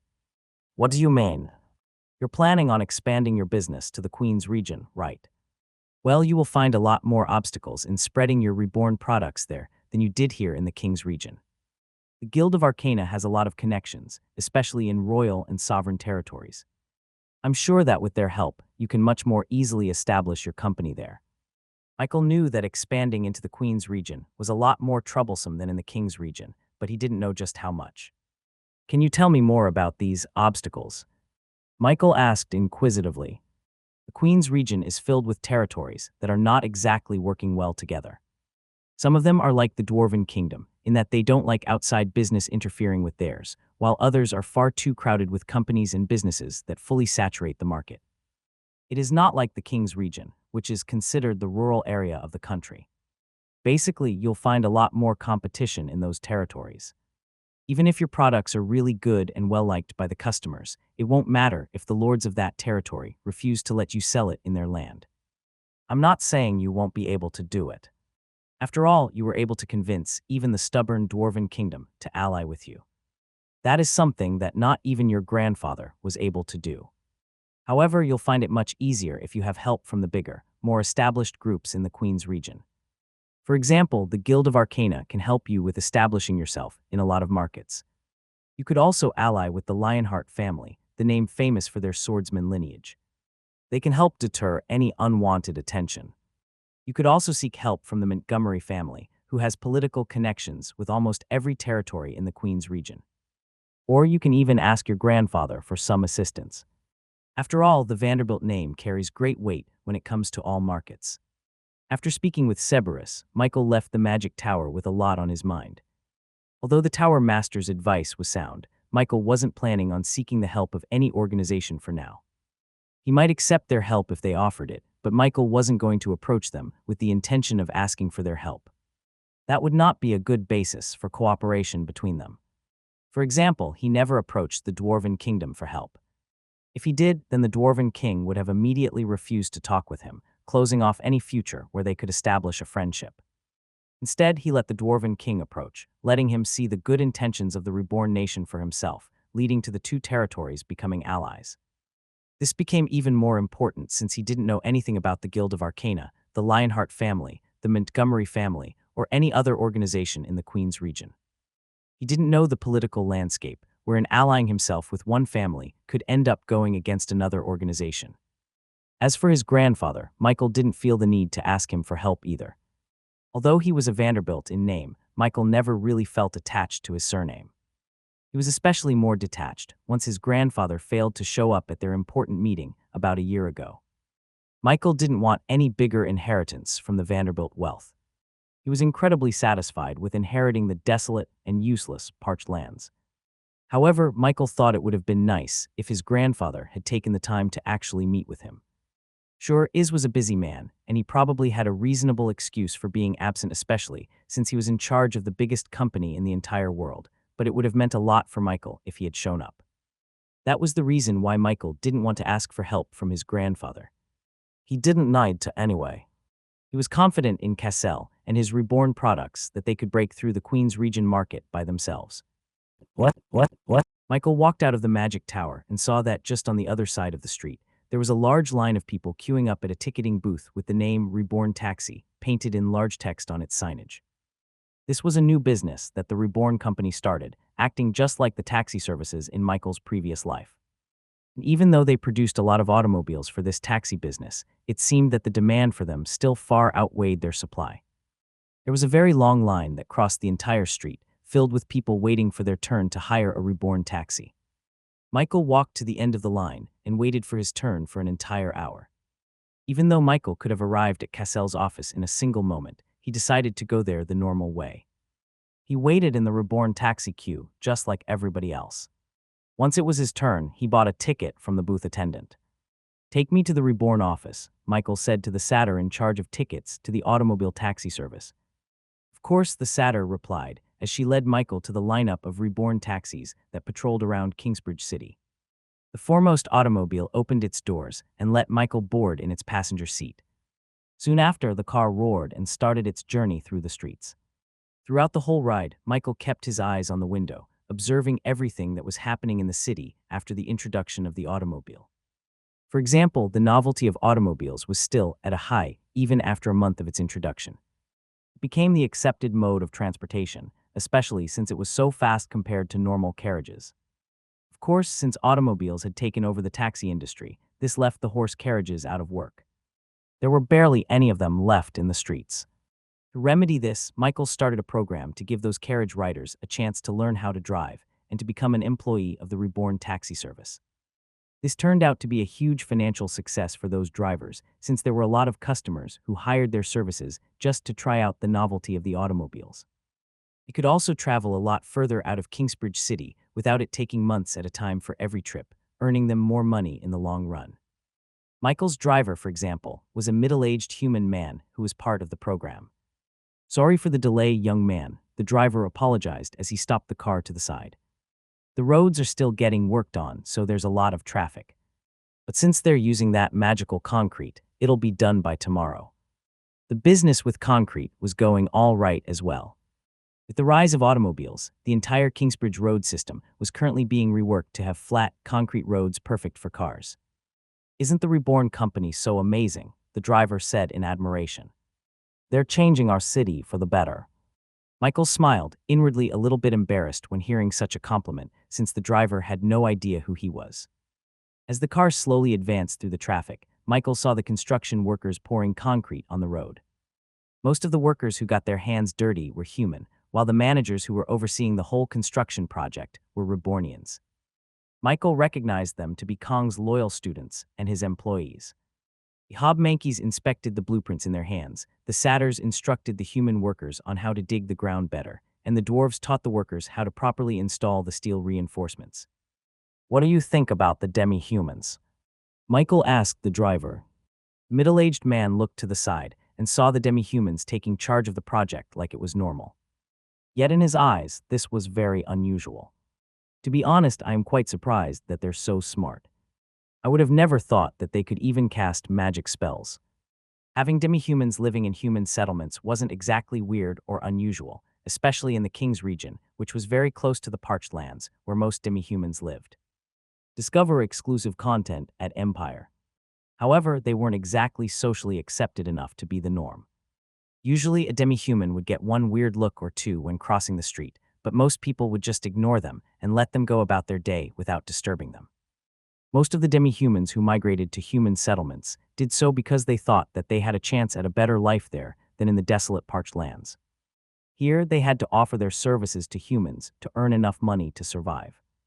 Most of the jobs they had to do were physical grunt work, such as transporting heavy metals throughout the city, excavating large plots of land, and other mundane jobs. This was about the limit of what most demi-human species could offer. After all, they weren't considered to be capable of complex jobs, such as becoming an office clerk or even a skilled craftsman. So demi-humans were treated as nothing more than muscles, with their worth being valued through their physical capacity alone. But ever since the Reborn Company appeared, the landscape for demi-humans in the human world had quickly changed. Suddenly, demi-humans appeared who could speak in perfect human language, with their words being complex and indistinguishable from a normal human. Not only that, they all seemed to be capable of magic as well. This surprised most people, because they never thought demi-humans were capable of casting 3-star spells and above. There was one incident the day after the automobile was introduced where the engineer Hobmankeys displayed their talents by casting a 3-star spell in front of hundreds of spectators. They bent the earth to their will, creating a large crevice in the ground in just a matter of a few seconds. Then they conjured a visual 3D projection of a finished gas station in the empty spot, making it easy for the workers to follow the blueprints down to the very small details. They took control of the project and made it as efficient as possible, showing their mastery over this kind of job even better than veteran human construction workers. Demi-humans also showed powerful talent in magic, with a deep well of complex knowledge that was even better than the current human standards. This completely overturned the initial perception people had of demi-humans. People thought they were just simple creatures, like animals that gained sentience and could only speak the bare minimum of the human language. But what they showed that day put them on the very same level as humans, both having the capacity for higher and more complex thinking. As more demi-humans came to take control of the reborn businesses all over the region, it became more and more widespread throughout the days. Suddenly, it became normal to see a lamia selling fish in the wet market, haggling and bargaining with the customers. It became normal to see a very intimidating centaur patrolling the reborn offices to keep it safe through the night. It became normal to see satyrs driving around the streets in large trucks, carrying supplies and shipments for the company. It also didn't take long for people to realize that these demi-humans were incredibly talented individuals, each being extremely good at their jobs. For example, the Reborn Company delved into the vegetation business, selling their excess crops and harvest yields to every market in the King's region. And it was clear from the get-go that their harvests were much bigger than normal. Their carrots were more orange and a lot longer, their cabbages were a lot leafier, and they were even selling crops that were completely out of season. It was clear that the demi-humans of Reborn were on a whole different level. They were even a lot wealthier than people even realized. There were a lot of Hobmankeys, satyrs, and dwarves who chose to buy their own house and lot in the city because they were going to stay here for a while to finish up their projects. They bought properties in the middle of the city itself despite its high prices. It must be mentioned that Kingsbridge was considered a wealthy city, with rich and affluent citizens dwelling inside. But even then, the demi-humans of Reborn did not fall behind in terms of pure purchasing power. Every one of them seemed to be capable of throwing gold coins away like it was nothing. After all, Michael was not stringent in giving them gold coins. They worked hard for it. Their stipends were thousands upon thousands of gold coins, giving them enough to live lavishly in the city for a long time. And the reason why these demi-humans obtained the reputation of being gold throwers was because they didn't care much about saving money. After all, they had everything they wanted waiting for them back at home. "I don't know if this is true," Michael's driver whispered, "but I heard that all the demi-humans that appeared are from their own country in the parched lands." Of course, people eventually found out that they all came from the nation of Reborn. However, it wasn't that widespread yet, because people still believed that the parched lands had no capacity to become prosperous enough to have a nation for itself. Though most people were starting to find out the truth. After all, they could easily verify the truth by going there themselves. What? A couple of minutes later, Michael finally arrived at the Reborn office. He flicked a gold coin at the driver as a tip, who eagerly thanked him for his generosity. Once he left the car, he was immediately met with another long line in front of the Reborn building. But this time, the line wasn't made up of people, but of demi-humans. Ever since the rumor about the nation of Reborn spread across the King's region, there were more and more demi-humans who sought to join them and hopefully become as prosperous as the talented demi-humans from Reborn. They left the parched lands in search of a better life. But they would have never thought that a better life was waiting for them back in the parched lands. "Young master, you're here." Cassell perked up once she saw Michael approach the building. Even the rest of the employees who were familiar with Michael had smiles on their faces as they saw him. "It's good to see you, Cassell," Michael waved back. "Boss, I hope we spread baseball here soon. I'm itching to play. How about we play a little game later today?" Kong said, who was right next to Cassell. He was busy designing more buildings for the Reborn company, so he frequently visited the office. "Improve your game first. I hope you can finally beat me next time," Michael replied to Kong teasingly, to which the Hobmanky clicked his tongue in disappointment. "Beer is good here, but it's still better cold, boss. When are we going to line this city with electricity?" Beside Kong was Thrain, who became the supervisor of all dwarves that worked in this city. Judging from the lack of red tint in his cheeks, it looked like the old dwarf hadn't gotten his daily dose of beer as of yet. "Boss, let's play a game of chess next time. When we return to our nation, we're going to take a swim in the river. Boss, join us." "Boss, I miss the hot springs we have back in our nation." Michael greeted all the Rebornians in the office building, and they greeted him with respect and positivity in turn. The local demi-humans who were lined up watched this whole interaction with surprise and confusion filling their eyes. When they first saw Kong, they witnessed how he bent straight metal bars into the foundation of a house in just mere seconds. When they first saw Thrain, they saw him breathe fire out of his mouth to melt steel into something that could be molded into a different shape. When they first saw the evolved and talented demi-humans, they looked like individuals who answered to no one.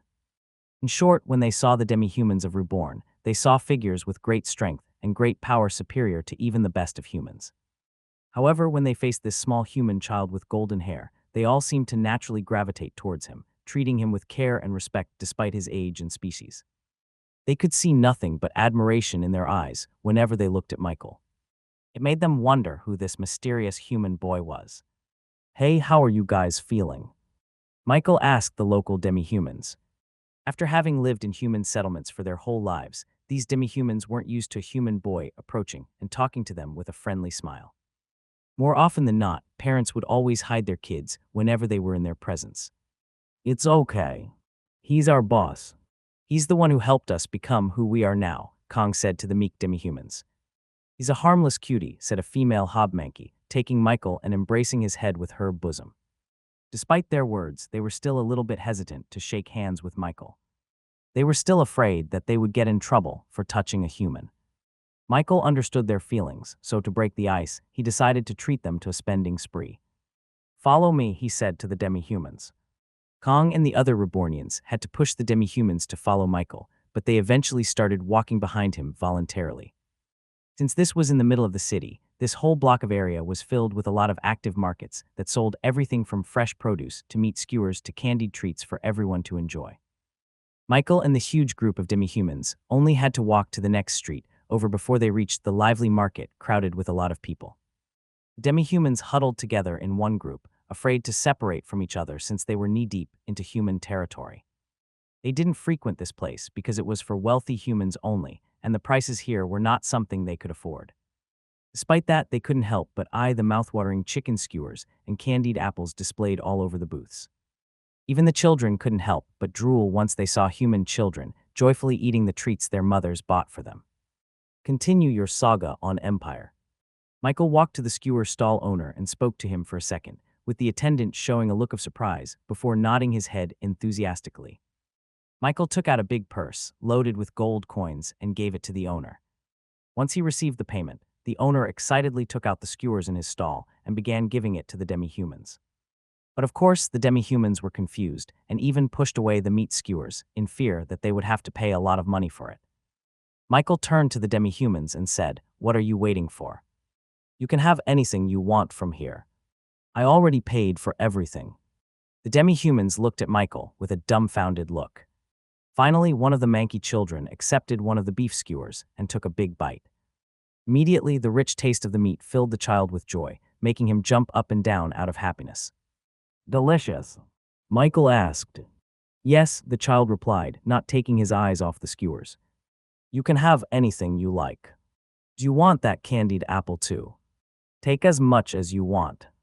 Seeing the kid eating his fill, the other demi-humans finally took the rest of the meat skewers on the stall and began eating to their heart's desire. Kong and the other Rebornians were a bit emotional as they watched this scene. Things that were normal for them, like an abundance of food and water, was something that was only a dream for most demi-humans living in this world. Smiles filled the demi-humans' faces as they indulged in this once in a lifetime opportunity. Of course, they didn't know that if they joined the nation of Reborn, they could have this paradise every day for as long as they wanted. Michael was like an endless pocket of money as he kept bringing out pouches full of gold and buying out everything available in the stalls. The attendants quickly agreed to keep supplying more and more food for everyone to enjoy. After all, the money Michael gave them far exceeded the cost of their entire selection of merchandise. So the stall owners kept frying skewers in their coal grill and happily gave out the cooked meat to anyone who needed it. Of course, he didn't limit the festivities to only demi-humans. He invited all the citizens of Kingsbridge City to partake in this feast, giving them everything in the stalls for free. It soon became a huge party, as more and more people caught wind of the free food being given out to anyone who wanted to eat. After half an hour, the whole market was filled with both humans and demi-humans, alike enjoying themselves with an endless buffet of amazing food and nourishment. There were actually too many people going in that the stalls eventually ran out of meat. To remedy this, Michael instructed Cassell to buy more ingredients and bring them in so that more people could be fed. In the end, Michael had to cook and grill skewers himself just to keep the supply of food going out. It was all worth it, though. Michael saw human and demi-human children enjoying their food together without any discrimination or inequality between them. They all laughed as a kid got their cheeks stained with sauce, or cheered as a yellow manky child showed off his unique ability to stand only using his tail. Friendship between the different species of kids continued as Michael brought out a new wooden toy called the spinning top. Rebornians showed off their magical powers as they created intricately designed spinning tops out of wooden blocks in just a matter of a few seconds. The children were immediately fascinated with the toy and began to play with each other. Experience new tales on Empire. Meanwhile, the adults enjoyed themselves as the Reborn Company supplied cold draft beer to the market. The Rebornians taught the humans how to drink beer properly, sharing stories and greetings in the meanwhile. Demi-humans partook in this as well, and on this joyous occasion, they found out that the humans treated them the same as other humans. This was probably the first time demi-humans and humans talked to each other without any pretense and simply enjoyed each other's company. As more and more people heard about this spontaneous event, they began to wonder how it all began in the first place. All the people asking were pointed towards one boy, whose hair was golden, eyes kind, and a smile that infected everyone that saw him. That boy paid for everything here. Oh my, who is he? How can he afford such lavishness? Doesn't matter how rich he is, what matters is that he's giving away food for free. Newspaper journalists immediately asked around the stall owners and quickly found out that everything was bought and paid for by none other than Michael Vanderbilt, the youngest son of the wealthiest family in the entire world. Although they knew that his family was extremely wealthy, they would have never thought that he would essentially give away free money on such an ordinary day. Not only that, people observed that all the special and talented demi-humans seemed to be close with Michael, as if he had a personal connection with them. "Hey, I heard a rumor. I don't know if it's true." "What is it?" "Some say that it's this young kid that owns the Reborn company." "What?" "The Reborn that sells faucets and automobile cars. The company that earns millions and millions of gold every month. That company is owned by this kid." Although Michael never hid the fact that he was the owner of Reborn, he never did anything to advertise it either. When he visited the Reborn office, most people thought that he was just another customer who wanted to buy a lot of stuff from the Reborn. After all, he was a wealthy kid. Never in a million years would they have thought that he was the one who started this whole operation and that all of the products being sold were his ideas. But that doesn't make sense. He's a Vanderbilt, right? Why didn't he just use his family's company to sell his products? It was also common knowledge in the King's region that the Reborn company had toppled the Vanderbilt business in this area of the country. They quickly took over every business in the King's region, leaving the Vanderbilt company to partially withdraw from the King's region. For other people, it didn't make sense why Michael would compete against his family's business. "Don't you know?" Legendary Is Vanderbilt announced that the entire wealth of his company and his name would be given to his chosen successor. They say that anyone with a Vanderbilt name can inherit all his riches as long as they prove themselves worthy. It's not just decided through seniority. Maybe Michael Vanderbilt is trying to lay claim that he is worthy of inheriting his grandfather's wealth by creating a company from the ground up. As soon as that rumor began circulating, more and more people started to believe it. Although they were close to the truth, it wasn't exactly right. Michael built the Reborn company just because he wanted to, not because he wanted to fight for the inheritance like others said. If that's true, then I think he can become the successor. Look at what he's done with the Reborn company in just a few years. He was able to build a company that spread to the entire King's region. Given more time, surely he will be able to conquer the entire country with his innovative products. After the journalists did a little more digging, they quickly got confirmation from the CEO of Reborn herself, Cassell, that Michael was indeed the true owner of Reborn. When a few journalists approached Michael and asked him if it was true, his answer was a simple, "Yeah, I own Reborn," with his signature shrug of the shoulders. The next day, the headline of every newspaper in Kingsbridge City was, "Genius son of Vanderbilt family owns Reborn company." As the citizens of Kingsbridge City woke up the next morning, the first thing they read in the newspaper was the revelation of a mystery that had been nagging on their minds for the past 5 years. Who owned Reborn? Back then, there were rumors of it being a wizard, a hermit, or an overseas mogul. And as it turned out, they were all wrong. Michael owned Reborn. This announcement sent waves of shock through everyone in the whole city, each of them expressing their disbelief upon finding out that it was only a child who brought them the magnificent cars and faucets. The products sold by Reborn were so clever and far ahead of their time that many people found it hard to believe that an 11-year-old child came up with them. However, the evidence presented in the newspapers told the entire history of how the Reborn company started and how it came to become what it was now. It started when Michael invented soap and how it snowballed into a corporation that earned millions and millions of gold coins per month. Many were impressed with Michael's ingenuity and his insight into creating such a booming business. However, many more were surprised to find out that not only was Michael smart, but he was incredibly talented in magic as well. According to official sources, the Magic Tower once offered Michael the opportunity to become the Tower Master's personal student, an honor given only to those who had the talent to become a 7-star maid and above. The Vanderbilt family has truly produced a one-of-a-kind descendant.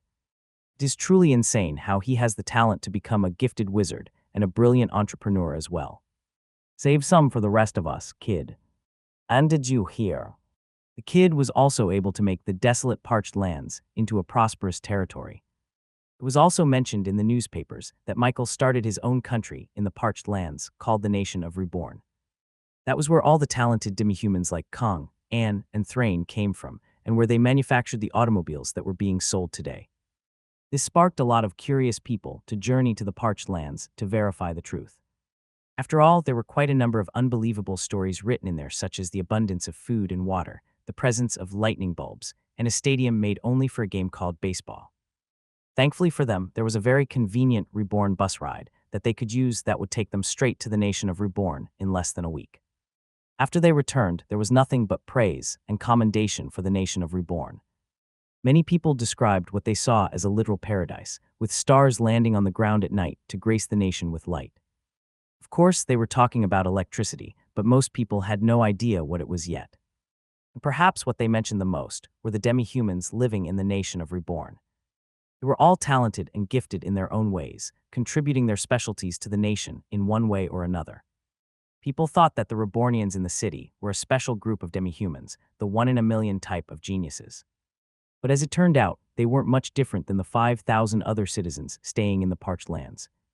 After hearing this, the local demi-humans no longer hesitated to join the nation of Reborn. And soon after, they immediately received the benefits of becoming a Rebornian. They were given a chance to evolve and gain new skills from Michael, which he gladly made time for.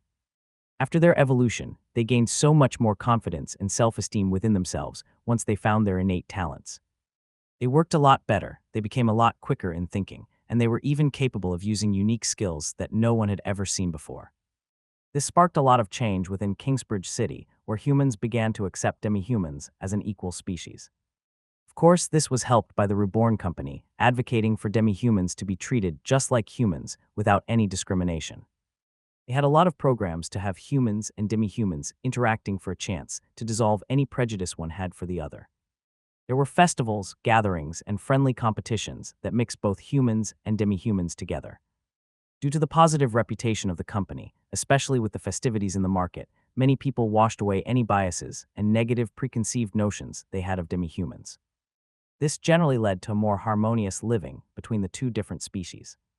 Humans in the King's region became so much more open-minded about demi-humans that Michael deemed that it was finally time for the next phase of his plan. He decided to allow passage from the Dwarven Kingdom to the Queen's region.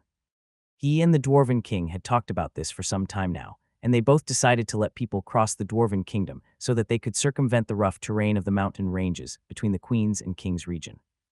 People no longer had to go through the perilous mountain ranges to reach the Queen's region.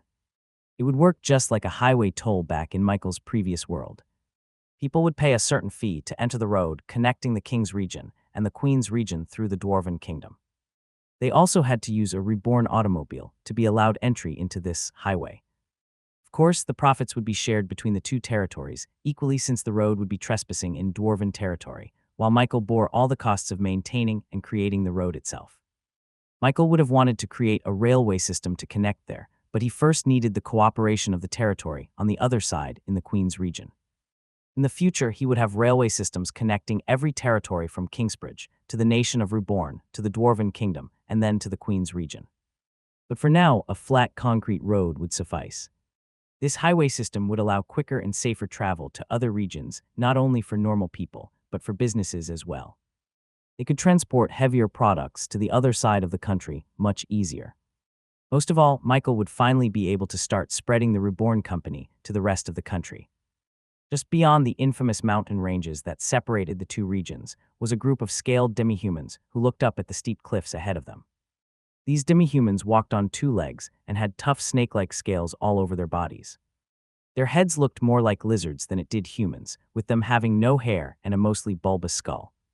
Their species were called Komodos, having above-average intellect with opposable thumbs like humans, allowing them to do easy jobs such as cashiers, attendants, or even clerks. However, that was all they could achieve.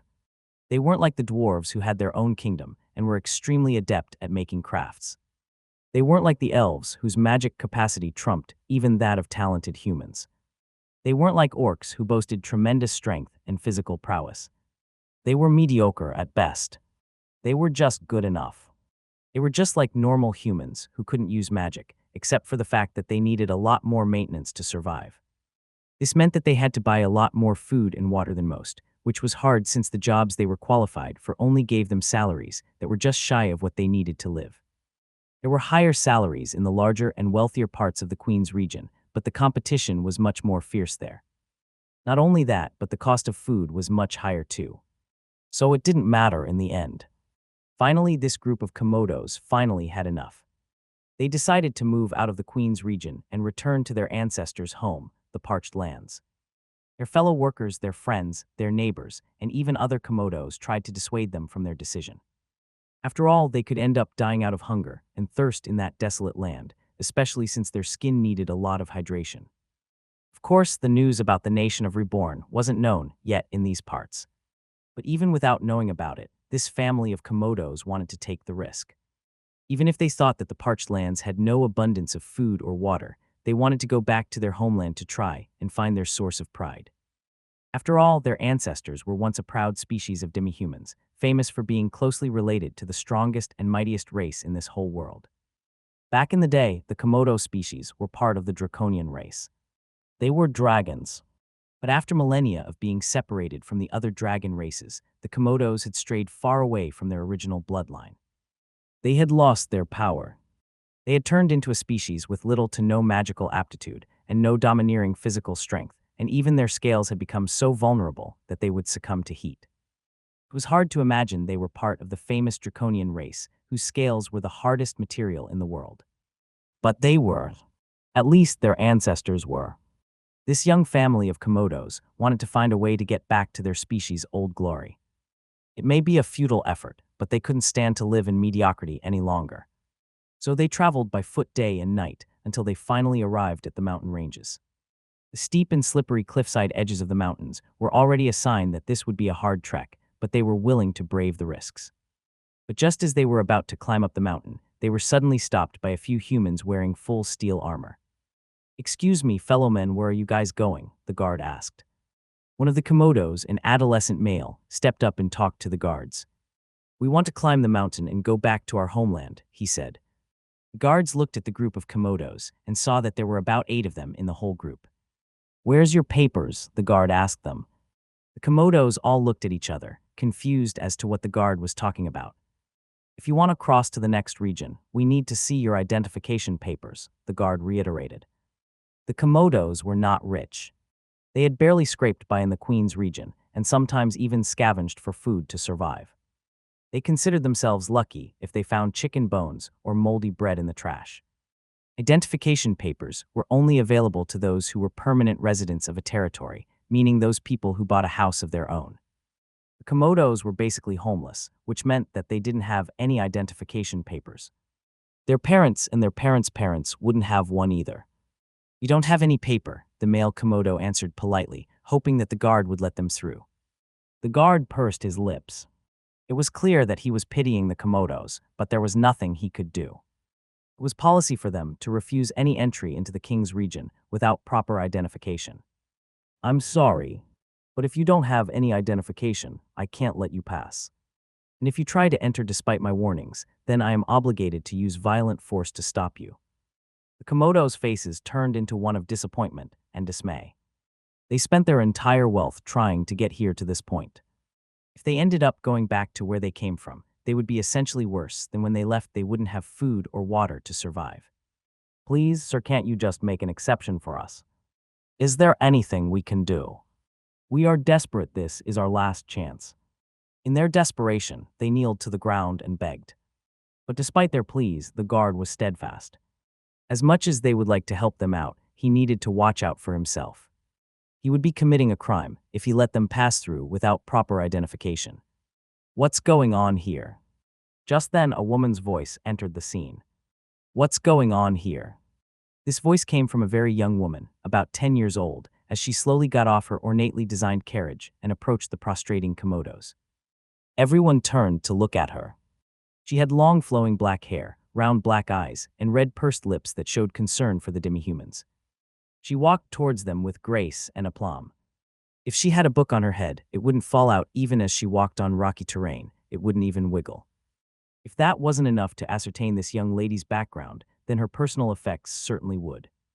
Her dress was made out of very expensive red silk and fine linen, adorned with gemstones around the hems of her garments. The carriage was also something that the Komodos only saw royals use extensively. Not only that, there was a whole fleet of supporting carriages behind her, which was clearly there to escort this young lady to wherever she planned to go. "Young miss, we are simply here to do our jobs. These demi-humans want to cross the mountain ranges, but they do not have any identification papers," the guard said, his tone a little bit more respectful.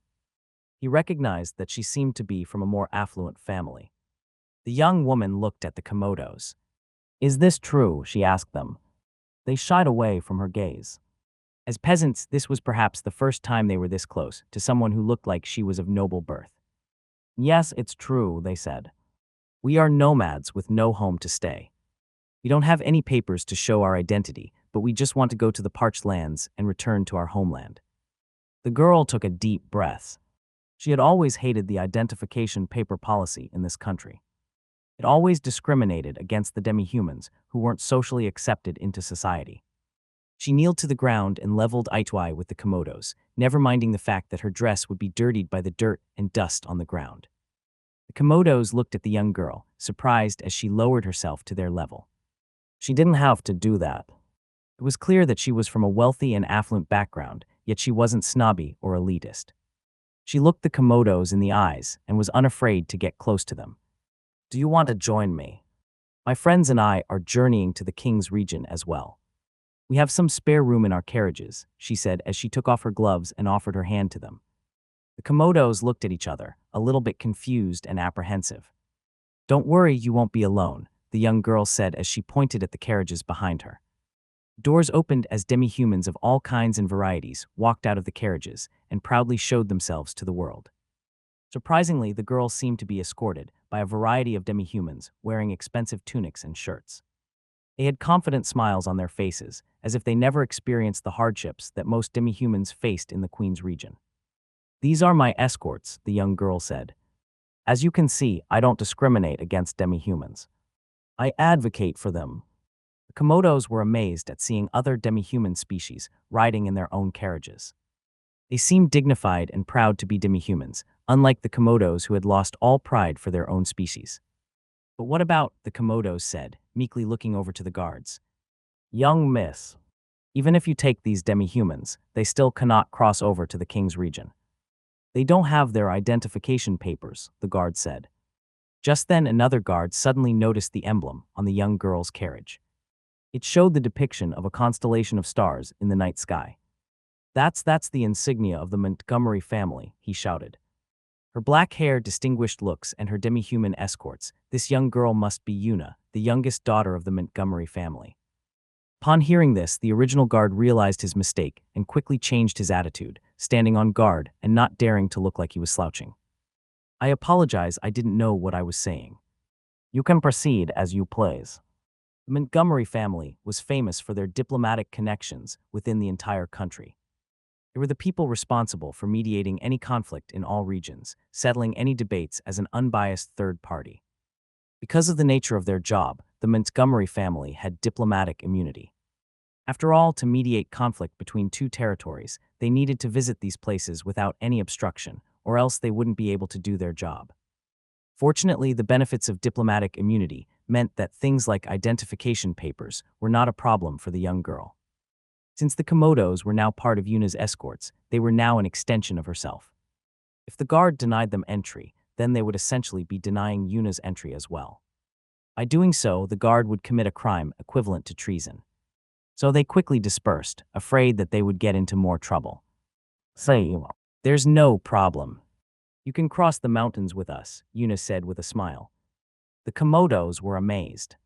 They had never seen a guard act like this just because they heard someone's last name. They thanked Yuna, almost crying as they did so. Since they were joining Yuna's escort, they didn't have to walk all the way there. This dramatically lessened the hazards in the mountain ranges, especially since Yuna had a lot of help with her. They shared stories during the trip, with the demi-humans under Yuna's employ telling the story about how Yuna turned their lives around and gave them a home. Yuna also listened to the Komodos' story and felt sorry for them. She offered to take them in and pay them a decent salary, but the Komodos refused. They didn't want to stay in the Queen's region anymore. We want to reconnect with our homelands and hopefully find our pride, the previous source of strength of our ancestors. That is why we want to go back to the parched lands. How about you, Miss Yuna? Why do you want to go to the King's region? Yuna tucked her black hair behind her ears. I'm here to find my fiancé, she said. His name is Michael. Michael Vanderbilt. Fudge, the lovable but edgy slime, spent most of his time doing the very serious and very important job of looking over the King's region, which was essentially his master's kingdom, as he would like to call it. No one shall pass my sight, Fudge said as he stood on top of a tree, overlooking the whole mountain ranges. I am as swift as the wind and as invisible as the air. I shall spread my master's words to the furthest lands that light can touch, he declared with a serious voice. Sir Fudge. Are we done here? Below him were some Rebornians who were forced to roleplay as Fudge's loyal shadows. Michael had tasked them to go with the slime's playtime and make sure that he didn't cause any trouble. Despite Fudge's big promises and his serious words, the Rebornians simply couldn't treat him seriously.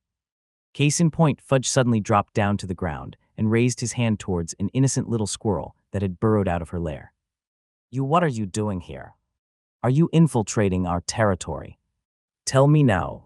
Squig. Of course, it was nothing more than an ordinary and defenseless animal that was horror-stricken from seeing Fudge's violet body suddenly descend from the air. It was so scared that it suddenly dropped a little present for Fudge. Stay tuned to Empire. You're a normal squirrel. I knew that. I was simply testing you, Fudge said as he let the squirrel go back into his burrow. As a consolation, Fudge gave the little guy an acorn for his troubles. Although he was a little bit quirky and weird, the Rebornians still adored their boss Fudge. Despite his antics, his kindness was overflowing, to the point that it could completely overshadow his tendencies to be too caught up in his fantasies. But of course, that didn't mean that they wanted to go along with his make-believe ninja club. Come guys, let's practice throwing shurikens at wooden logs and running on water. You guys still run like humans. From now on, I want you to run with your hands on your back. The Rebornians sighed. Sir Fudge, I think it would be best if we return. But before they could say anything else, Fudge raised his hand and made them stop talking. What's that?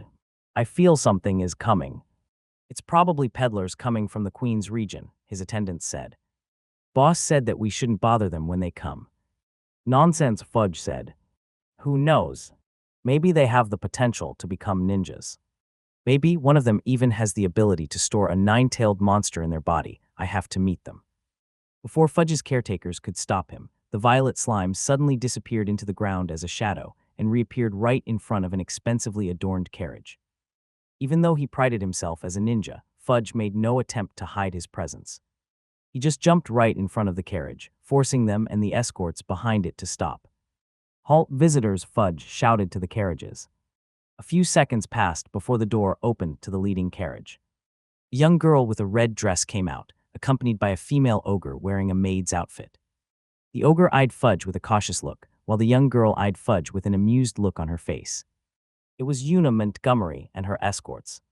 A few seconds later, more humans and demi-humans came out of the escort carriages to look at the one responsible for stopping them right in the middle of the mountainous road.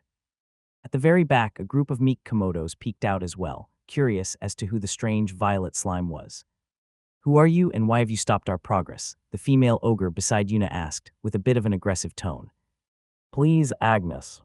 There's no need for you to treat him this way. What's your name? Una asked Fudge.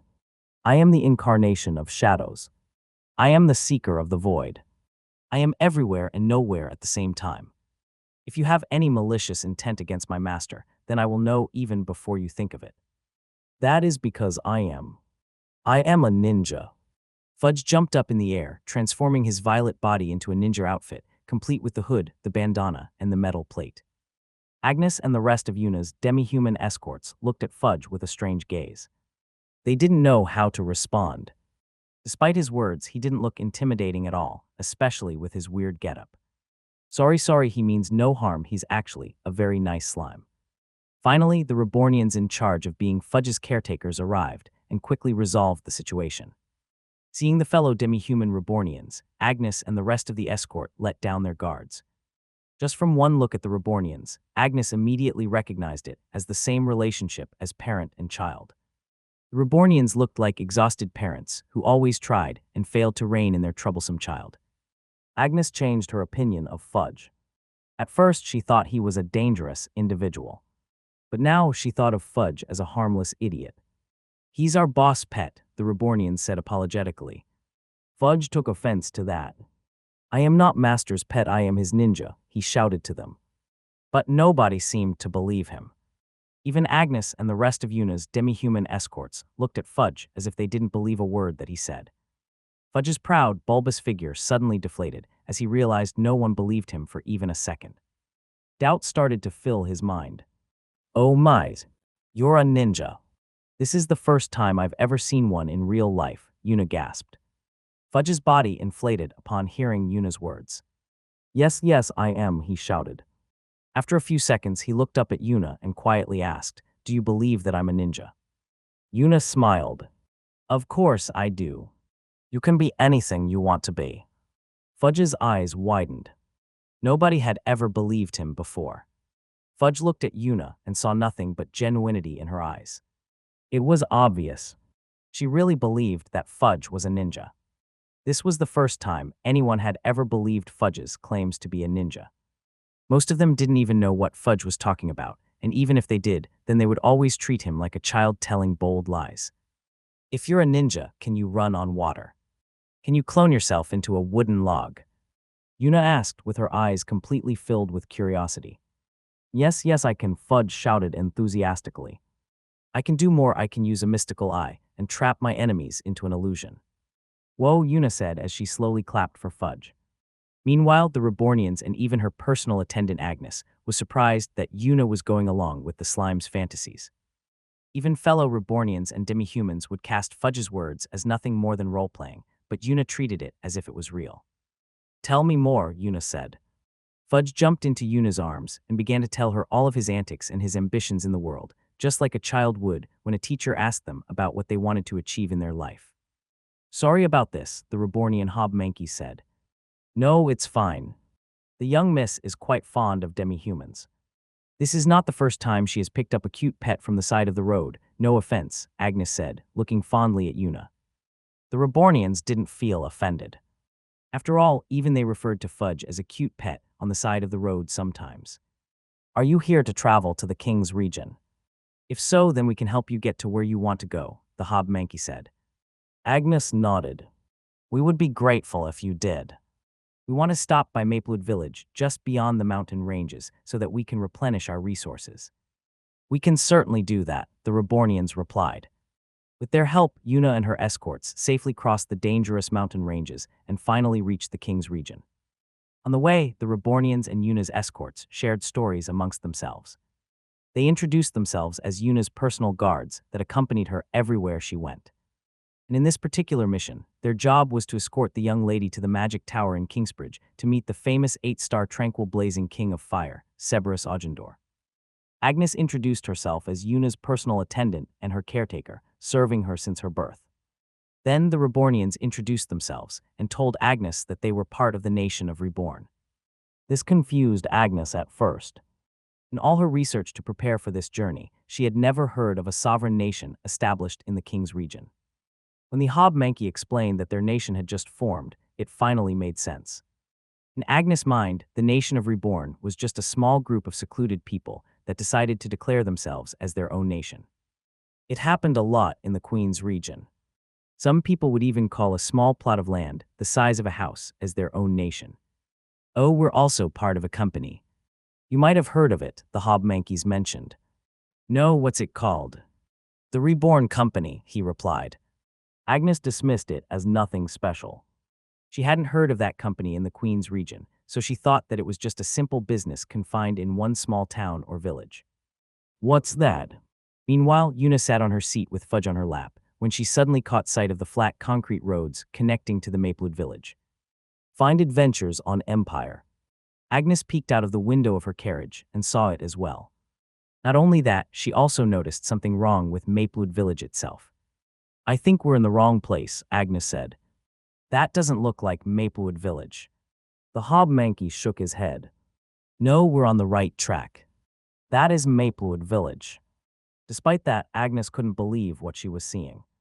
She expected a small townlet, with a population only in the hundreds and houses primarily made out of wood and thatch. But what she caught a glimpse of was something completely different.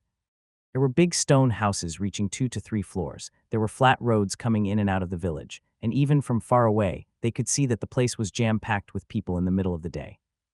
The King's region was considered to be the rural area of the country, more so in the Maplewood Village, since it was so far away from the capital, Kingsbridge City.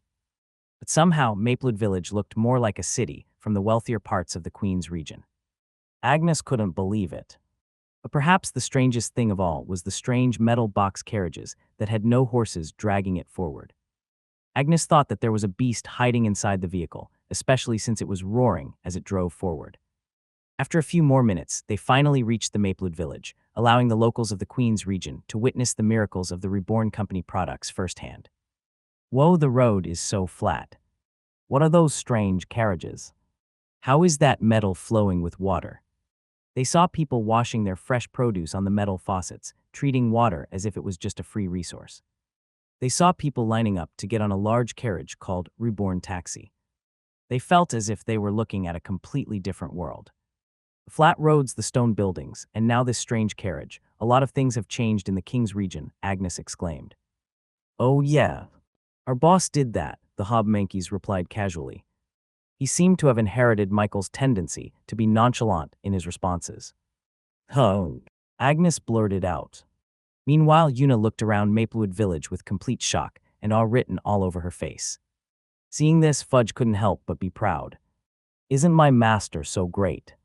I'm sure if you meet him, you'll like him. He's nice just like you. Anyone from the Queen's region would be stunned if they saw what was happening in the King's region. The plumbing system alone would cause a commotion among the wealthy for its clean and efficient way of disposing of waste. Even the richest territories in the Queen's region still used manual labor to gather water from a well or had to hire a water mage for their services. The fact that even a remote village in the middle of nowhere could have easy access to water with just a simple twist of a lever made their lives so much better than even kings, queens, and royals. But perhaps the most intriguing product Reborn offered was their automobiles, which used no magic nor horses to power themselves to run at speeds that were only below that of dragons. This magnificent piece of machinery could solve the distance problem in the Queen's region. Most of the obstacles businesses and even armies faced in the Queen's region was the fact that it took a long time for people to traverse from one territory to another. This essentially forced places to become isolated and secluded from other locations. That was why things that happened on the northern side of the Queen's region would only be known in the southern part of the Queen's region a few years later. But in the King's region, it seemed that all the cities, towns, and villages were a lot more connected and up to date with each other. This was all due to the fact that the Reborn Company offered their taxi services to people who couldn't afford to buy their own automobiles. Now, people near the parched lands could visit the further side of the King's region within just a few days of travel. Business boomed, with companies using their newly purchased trucks from the Reborn Company to good use. Agnes looked at the products sold on the Maplewood Village's wet markets and saw that it was a lot more diverse than before, offering the signature moist herbs of the Grass Valley and even the dry delicacy cactus fruits in the parched lands. From what she heard, these could cost up to tens of gold coins. But now it could be bought with silver coins. Agnes thought about the other expensive products in the Queen's region. If they had automobiles, it would allow impoverished territories lacking food and nourishment to finally break free from the high taxes and prices that vendors impose on them. This road is so flat, Una said. What is it called? Fudge jumped up from her lap and landed on her head. It is called concrete, and it is something that my master came up with. Rebornians further explained the benefits of concrete and how it could be used to create entire roads and buildings in just under a few days. It was cheap too, so most territories began to implement them in their buildings, upgrading them to concrete. Amazing, Agnes praised. This concrete would settle so many problems in the Queen's region. Fudge peeked at Una's face from above her head. You guys are from the Queen's region, he asked her. Yes, that's where I was born, she answered. You didn't have to go through the dangerous mountain ranges. Didn't you know there was a really big earthquake a year ago? It created a really big landslide. It could have happened to you too, Fudge said with a worried look. I don't want my only believer to slip and fall. If you're gone, who's going to believe that I'm a ninja? When you visit next time, you should use our highway. Una looked at the violet slime. There's a highway here. Yes, our boss is about to open a road connecting the King's region to the Queen's region, the Hobmanky explained. But how is that possible? Anges asked. The mountain ranges are far too steep and dangerous to build in, even with your concrete roads. You just said that there was a landslide here a year ago, so the road would only last a year or so before it gets destroyed. Fudge jumped up from Una's head and landed on the ground. He crossed his blobby hands against his chest and turned his head up, with his non-existent face brimming with pride. Who said we built it in the mountain ranges? Master has already struck a deal with the Dwarven King about creating a road that goes around their kingdom, Fudge exclaimed.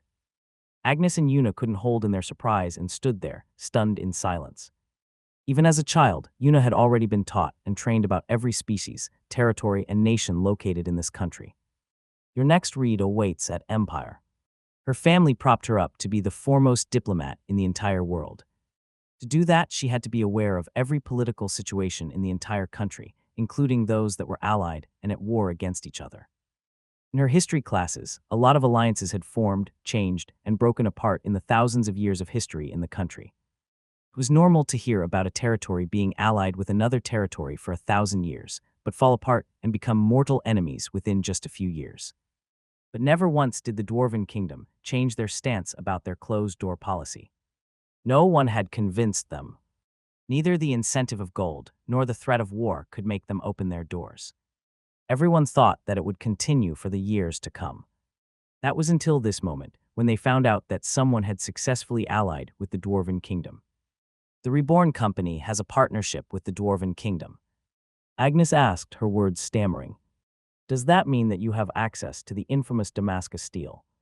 The Rebornians all nodded their heads, as if it were the most normal thing in the world. Agnes would have never known that they would witness a world-changing event right in front of their eyes. The Reborn Company was still unknown in the Queen's region right now. But she knew that that wouldn't last long. It was as if she was looking at a bomb with its fuse lit up. It was just seconds away from exploding and completely changing the landscape of the world by storm. Meanwhile, the Komodos were on their own in the Maplewood village, looking and observing everything there was to see. Unlike Una and Agnes, these Komodos weren't interested in seeing the new inventions of the Reborn Company.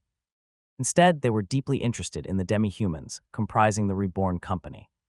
Just from one look alone, they already knew that these demi-humans were different.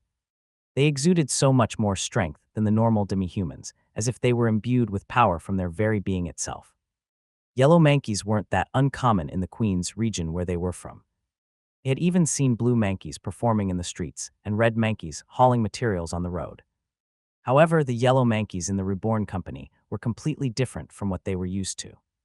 Their faces looked much more human, with their backs straight and their posture taller than normal. Weirdest of all was the golden streaks of design on their fur. Not only that, but these yellow mankeys could cast spells and skills that were much purer than even the elves they saw in the Queen's region. That wasn't supposed to be possible. From what they and everyone else knew in the Queen's region, yellow mankeys were the weakest race in the entire world. They didn't have the intelligence of humans, nor did they have the aptitude to cast any magic spells. They were worse than regular humans, and even worse than Komodos. But somehow these Rebornians spoke the fluent human language and showed crafting talents even greater than dwarves. It wasn't just one of them. It was all of them. While they were walking around, they heard about a certain place with many names. Some people called it the paradise in the desert, while some called it the place where the stars land. It didn't take them to hear its official name, the nation of Reborn. The Komodos approached the Hobmankeys working construction on the road and asked them about this nation. Hobmanky happily talked to them with a proud smile on their faces, describing to the Komodos what they loved about their nation back in the parched lands. They were so enthusiastic about talking that they ended up just overlapping their sentences. The Komodos could only hear something about baseball, beer, electricity, food, and love. But even if they didn't know what the Mankeys were talking about, it was clear from their excitement alone that this was a place that they proudly called home. They talked extensively about their boss and how he was the one who gave them everything they had ever asked for and more. He was the reason why they were working here in Maplewood Village, away from their families. They wanted to repay everything that Michael had done for them. After all, he was the one who evolved them into what they were now. Upon hearing this, the Komodos couldn't help but look at each other in complete awe and excitement. Could the nation of Reborn be the place where they could regain the glory of their species? Just the possibility of this thought made all the hardships they experienced getting here worth it. But of course, they didn't get ahead of themselves. The nation of Reborn looked like a literal paradise. If they wanted to join them, then they had to work for it, no matter the cost. "We want to be a citizen of your nation," the juvenile male Komodo said. "We are willing to do anything." The Hobmankeys gave them a big smile. "Sure, you can join us. There's a bus that leads you straight to the parched lands. You can take that." The Komodo looked confused. And then what? He asked the hobmanki, expecting to hear more requirements. You just need to get on the bus. Just tell the driver that you want to become a citizen of our nation, and you won't have to pay the fee. After you guys arrive in the nation, just look for Lolo or Kong. They'll tell you where you can build your houses. They won't. They won't. That's it. Haha, the hobmankis chuckled. There's nothing else. You become a citizen anytime you like. Excitement filled the Komodo's faces. They just needed to go back to the parched lands, and they could finally reach their dream. They could finally restore their pride. Young Komodos eagerly returned to thank Yuna for her hospitality for the past few days.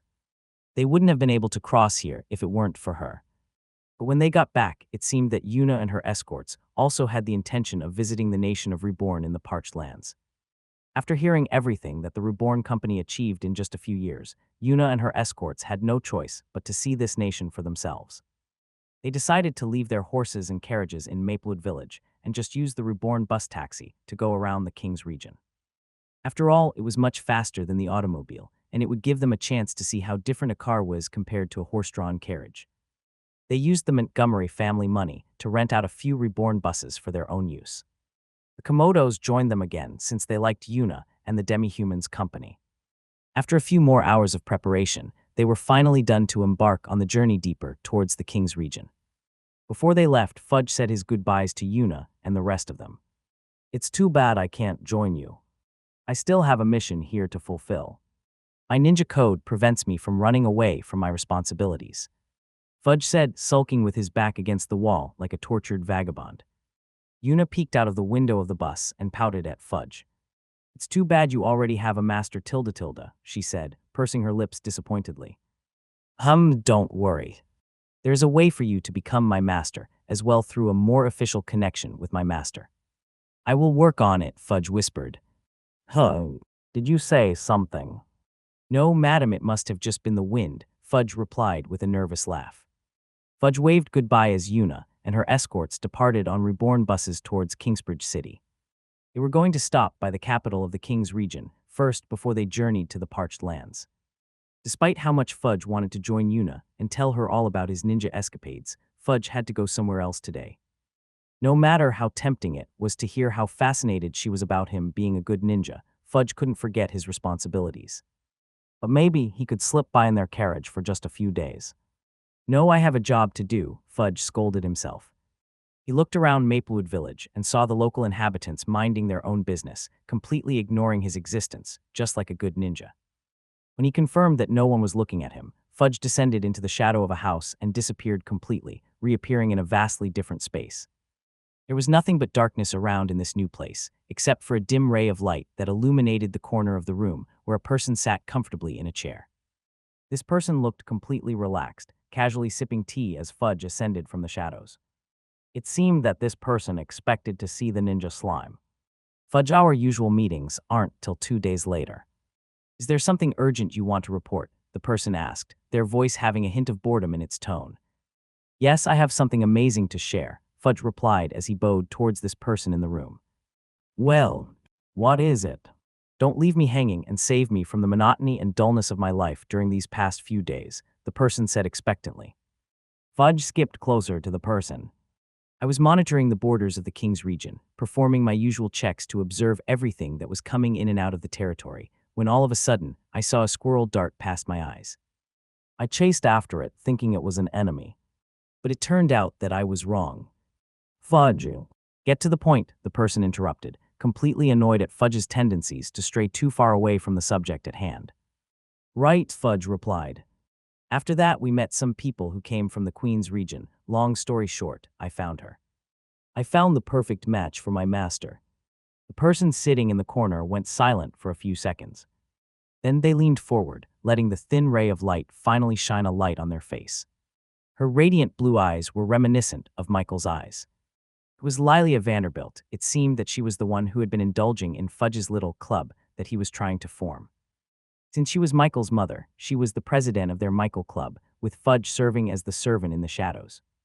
Usually their meetings consisted of Fudge reporting to Lilia about everything that Michael was doing on a day-to-day basis.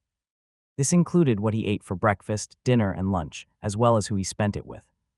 But as Michael's business began to spread across the king's region, and possibly even further, both Fudge and Lalia knew that they had to get more members to help them manage the club in the shadows. They had plenty of other members, Rebornians who had the talent to become a ninja like Fudge. However, they were just surface-level members. They still needed some high-level officers in their club. As of now, no one worthy had yet to show up for them to give this precious spot to. That was until Fudge seemed to have found the perfect candidate in Una Montgomery. Even though Fudge's motivation to make Una into Michael's partner was completely backed by a selfish reason, mostly because he wanted to get pet by her all the time, Fudge still thought that Una was a potential candidate, even by Lalia's standard. Fudge couldn't explain it, but it seemed as if Una was the perfect match for Michael, and vice versa. That was why Fudge wanted to plan a little scheme to get the two of them together, just to test the waters. But of course, none of this would matter if Lalia deemed her as unworthy. "You think so, huh? Interesting, tell me more," Lalia said with a mysterious smile on her lips. What? Meanwhile, unaware of his wife's scheming, Bart Vanderbilt took his personal automobile gifted to him by his son into the magic tower of Kingsbridge City. As he entered the tower, the mages and wizards working on the first floor greeted him with a friendly smile, which he reciprocated with a greeting of his own. This was not the first time he had been in the magic tower this week. Ever since he had given up on managing the Vanderbilt business in the King's region, Bart found himself out of work and bored out of his mind. Thankfully, it seemed that he was not the only one. He unexpectedly found a friend in Cerberus Ogendor, the 8-star tower master of the King's region. Michael had been far too busy managing his business and his nation these days, so the tower master had no other high-skilled player to play against. It turned out that Bart was quite talented in chess, so the two of them played frequently to pass the time. They spent most of their days sipping beer and playing chess in the magic tower, improving their skills through friendly competitions. "What? Ah, good friend," Cerberus greeted Bart. "Do you mind if we practice a few of my openings? I can't let myself be beaten by the young uns in our competition." Bart had just entered Cerberus' room, but the chessboard was already arranged perfectly. "Sure," Bart replied. "But we must use a stopwatch. I need to work on thinking fast during a game." The two quickly started their game with much enthusiasm and liveliness. But just as they were about to start, Cerberus suddenly heard an apologetic wizard's voice transmit into the room. "Sorry to interrupt, Tower Master. There's someone here to see you. Her name is Una." Una Montgomery greeted Bart and Cerberus with an elegant bow, showcasing her respectful manners. "Hello, Tower Master," she said. "Ho ho ho, it's been a while, Una. You've grown so fast, has it only been 5 years?" Cerberus said, laughing as he reminisced about seeing the little Una being so mischievous back in the Queen's region. "Yes, Tower Master. My grandmother sends her regards," she replied. Cerberus got up from his seat and approached Una. "How have you been? Did the spells I taught you do any good?" Una nodded. "Yes, Tower Master. It has improved the mana efficiency in my moves." About 5 years ago, Cerberus was invited into the Montgomery residence to ascertain the talents of a certain brilliant young girl. Usually he wouldn't want to travel all the way there, but he owed quite a big favor to Una's grandmother, so he was forced to go there by himself. "What are you doing here in the King's region?" he asked her. "You've just turned 10 years old, right? Have you had your talent awakening? Did you get something good?" From what he knew, she just had her birthday less than a month ago. Cerberus thought she would have stayed in the Queen's region to celebrate or hone her newfound skills with her grandmother, which was why he wasn't expecting to see her here in the King's region. "I haven't had my talent awakening, Tower Master. But that is partially why I am here. Once I am done with my business here, I will visit a church and awaken my talent," she said with a composed face. Cerberus scratched his beard. Usually children would be giddy and impatient to awaken their talent. Some would even stay up for 2 days before their birthday due to their anticipation. Yet Una looked like she wasn't in any hurry. "I guess that's the perks of being a talented brat, huh? You don't need a talent awakening to show your skills, ha ha ha," Cerberus chuckled. "You remind me of someone I know." Una humbly smiled and took the compliment. "So if that's not your main goal, then why are you here?" Cerberus asked curiously. Una cleared her throat. "I have a big favor to ask, Tower Master. Would you please teach my friends some of the spells here in the magic tower?" Cerberus stroked his beard as he contemplated Una's request. I have already repaid my favor from your grandmother, he said with a stern look on his face. There's no reason for me to help you this time around. Cerberus knew that Yuna's friends were demi-humans of all varieties. Although some had the talent to cast magic, most of them did not. It would take them a lot of time and effort to teach them even a single one-star spell. As the Tower Master, he couldn't simply waste his wizard's time teaching Yuna's demi-human escorts. Although he favored Yuna, it wasn't enough to fulfill this hard request of hers. Yuna pursed her lips and didn't say anything else. She was downcast with her hands on her back, sulking. Seeing this, Cerberus started to feel a little bit guilty for making it hard on a 10-year-old girl. Fine, I'll tell you what. If you can beat me in a game of chess, then I'll teach your friends some spells, he said arbitrarily. You know chess, right? Yuna looked past the Tower Master and saw Bart sitting next to a table filled with chess pieces. I've seen some wizards play it in their spare time, Yuna said, with an imperceptible glint in her eyes. To make it fair, I'll give you 3 chances to beat me. If you can force a draw, it's also your win, he kindly said to her. Bart got up from his seat and let Yuna take his place. The little girl looked at the chessboard with open curiosity, looking at the intricately carved pieces on the board. With a wave of his hand, Cerberus magically arranged the pieces into their proper place on the board. You're on the white side, which means that you'll. But before he could even finish his words, Yuna suddenly took his hand and shook it, solidifying their agreement. We shook hands. It's official. No takebacks, she said ominously. Cerberus was speechless as Yuna leaned on the table and made the first move as the white pieces. She did it with speed and precision, as if this wasn't the first time she had played chess. A cold sweat began to form on Cerberus' forehead. He had a bad feeling about this. What? A couple of minutes later, Cerberus frowned as he looked at the chess pieces on the board. Even Bart, who was behind him, couldn't help but cover his mouth as he began to realize the fact that Cerberus was about to lose. What if you move your queen here? Bart leaned in and whispered. No, then she would take my rook. How about I move my pawn here? Cerberus whispered back. Yuna smiled at them. No coaching, she said with a teasing tone. She knew it didn't matter. She was going to win. Shut up, brat, you said that you didn't know how to play chess, Cerberus blurted out in a panic. I never said that, she said to them innocently. I only said that I saw the other mages play chess. I never said I didn't play with them. Everything was normal for the first few moves. Cerberus was surprised that she was quite skilled at chess, especially with her placement of pieces. But he sought nothing more of it. But as the game went on, he soon realized that Yuna was like a camouflaged snake, waiting at the opportune time before she struck. And the moment she did, Cerberus could do nothing else as lost more and more pieces as the time passed by. It didn't matter if Bart and Cerberus tried to work together. They lost the moment they underestimated the little Montgomery girl. Checkmate, she said, playfully toppling her opponent's king piece. Cerberus sighed and slumped back in his chair. If he had a gold coin for every time that a 10-year-old child mercilessly checkmated him in chess, then he would have 2 gold coins, which wasn't a lot, but it was weird that it happened twice. Cerberus could only blame himself. He should have known that Yuna would end up as sly and crafty as her grandmother. He finally understood why she wanted to see him, specifically to ask him for this favor. Yuna must have asked the other tower masters in the Queen's region first. And all their answers were a resounding no. So she planned to visit the infamous 8-star Tranquil Blazing, King of Fire.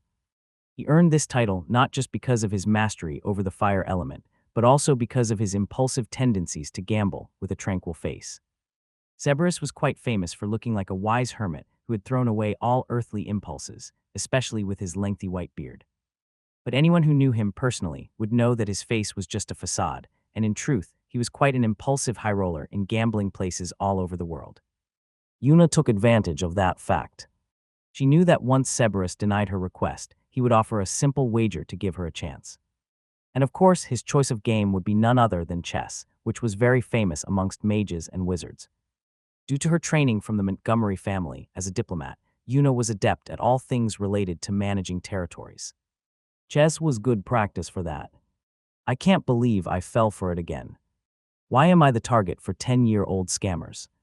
First, it was Michael, who ended up being the one who invented chess in the first place. Now it was Yuna, who acted like she hadn't played chess at all. We shook hands, so you can't take it back, okay? Yuna triumphantly smiled at Cerberus. The old man's hair seemed to have turned even whiter. Sure, whatever. Thank you, Tower Master. I'll consider it your gift for my talent, awakening later. With one of her goals done, Yuna profusely thanked Bart and Cerberus for their time and quickly left the room, afraid that the Tower Master would change his mind. She would now go to the Kingsbridge City Church and awaken her talent. What? Bart consoled his friend. Don't mind it. You couldn't have known she was that good at chess. Cerberus shook his head. No, I should have known better. That kid's always been a brilliant child. But what's impressive about her is not just her smarts, but also her talent in the way of the rapier. That girl was talented in weapons. Bart asked as he glanced at the door where Yuna had left from. Yes, Cerberus nodded. Your family is famous for their sharp minds, but this is perhaps the first time they had birthed someone talented in the physical arts. Did you know that she could have been recruited as a squire in the Order of the Heavenly Knights? Bart was shocked. The Order, as it was famously called, was an elite group of swordmasters and weapon experts, famous for being the foremost guild that nurtured the best physical art masters in the world. The mages and wizards had the Guild of Arcana, while the swordsmen and knights had the Order. Magical arts use spells to throw water, ice, and fire out of their hands, while physical arts use spells to imbue their weapons with elemental mana to increase their power. From what Bart heard, only those with a 4-star mana core and a proven win against a squire from the Order could make a person qualified to join. Not only that, candidates were only allowed to try out at 15 years old and above. Yuna was only 10. This meant that she was probably offered tutelage from one of the 10 Heavenly Knights. Why is she here then? Shouldn't she be rigorously training under her master? Bart asked with a bit of a panic. Even he thought it was wasteful of her to spend her time away from training. After all, she could become one of the Heavenly Knights in the future. Haha, Cerberus chuckled. She's just like Michael in that regard. He could have also joined our Guild of Arcana when he was 5 years old and been nurtured to become a mystic master like myself. But for some reason, he chose to follow your grandfather's footsteps and started a company. Yuna could have joined the Order, but she refused and chose to follow in her grandmother's footsteps. She wanted to become a diplomat. I would have said it was a waste of talent, but clearly, they both are prospering in their own chosen fields. Continue your journey on Empire. The two men were silent for a few seconds before Bart suddenly remembered something. Wait, diplomat. What was her last name again? Montgomery. Her full name is Yuna Montgomery, Cerberus replied. Bart took a deep breath as he suddenly realized why Yuna looked familiar. What is it? Cerberus asked, curious as to why Bart acted as if he had just discovered a secret of the world. When Michael had his first birthday, we invited everyone we could think of, Bart recalled. Most of the people in the Queen's region decided to send proxies, but there was one family who personally traveled for months on end to accept our invitation. It was the Montgomery family.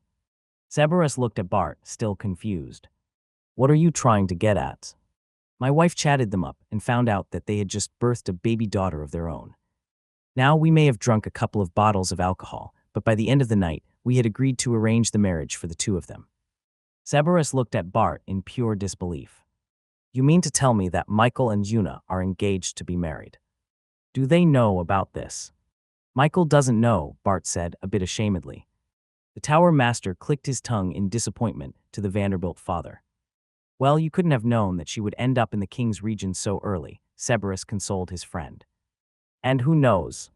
Maybe things will end up better than you thought. Fate works in mysterious ways. Are you sure she's here? A woman wearing a hat that covered her eyes and a scarf that covered her mouth whispered to a nearby wall. Yes, madam, she entered the magic tower under an hour ago, replied the shadow cast over the wall. After hearing such good praises from Fudge, Lilia decided to take a closer look at this girl for herself. For all she knew, the girl could have simply used some tricks to deceive the ninja slime. Although useful, Lilia knew Fudge could be quite of a ditz sometimes. If someone was going to be her son's partner, then they better be someone who deserved him. In her eyes, Michael was the perfect little boy who had absolutely no flaws and no weaknesses. His partner should have at least one or two of those traits. So Lilia and Fudge devised a little scenario to determine if Yuna had good intentions with her son. Despite this being their very first mission as the Michael Club, they had prepared everything they needed for this plan to work accordingly. They had normal club members planted amongst the crowd, acting like a normal bystander. They all had the skill to act like a shadow, so they were perfectly adept at staying out of sight. After a few more minutes, their target finally came into view. Yuna came out of the magic tower with a smile on her face, as if she had accomplished everything she set out to achieve. "That's her, Madam," Fudge announced as he caught sight of Yuna.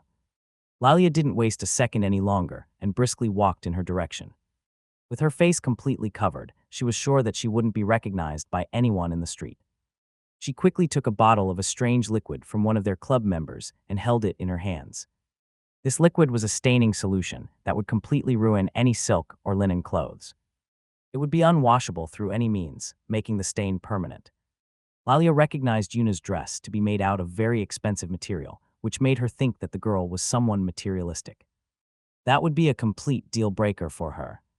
She didn't want her son to end up with someone that valued him only for his money. She wanted Michael's partner to be like her. She didn't marry Bart because of his money. She married Bart because she loved him for his good qualities. She didn't even know he was a Vanderbilt before they were engaged. Lalia planned to accidentally bump into Yuna and pour liquid onto her dress. If Yuna freaked out because her expensive dress was ruined, then she was not the right girl for Michael. What? Yuna walked down the street with a pep in her step, unaware that the person coming towards her was Lilia. Just as they were about to cross each other, Lilia crossed her legs and purposefully tripped herself to spill the staining liquid onto Yuna's red dress. The plan successfully worked, with the stain completely visible on the hemline of her dress. Yuna frowned a little bit. Her favorite dress had been dirtied. "Oh my, I'm sorry, girl." But just as Lilia was going to say her practiced line, she suddenly felt something fall from her dress. A wooden statuette of Michael's complete likeness fell out of her pockets and landed on the gutters by the side of the street. The previous pristine condition of the sculpture was now dirtied with mud and grime from the ground. This was not part of the plan. It seemed that as she tripped herself, her beloved Michael too had fallen out of her pockets as well. No, Lilia screamed as she fell on the ground and scrambled to get Michael too. She had been so careful with Michael too all this time ever since Michael gave it to her. She had never let it out of her sight and always brought it with her wherever she went. It made her feel like Michael was always there with her. But now her little mistake had dirtied Michael too. Just then she heard something rip. Lilia lifted her head and saw Yuna offer her a ripped piece of her dress. The little girl willingly destroyed her favorite red dress so that Lilia had something to clean Michael too with. "It still looks good, it just needs a little wipe," Yuna said with a smile. It was at this point that Lilia realized that she had completely misjudged the little girl.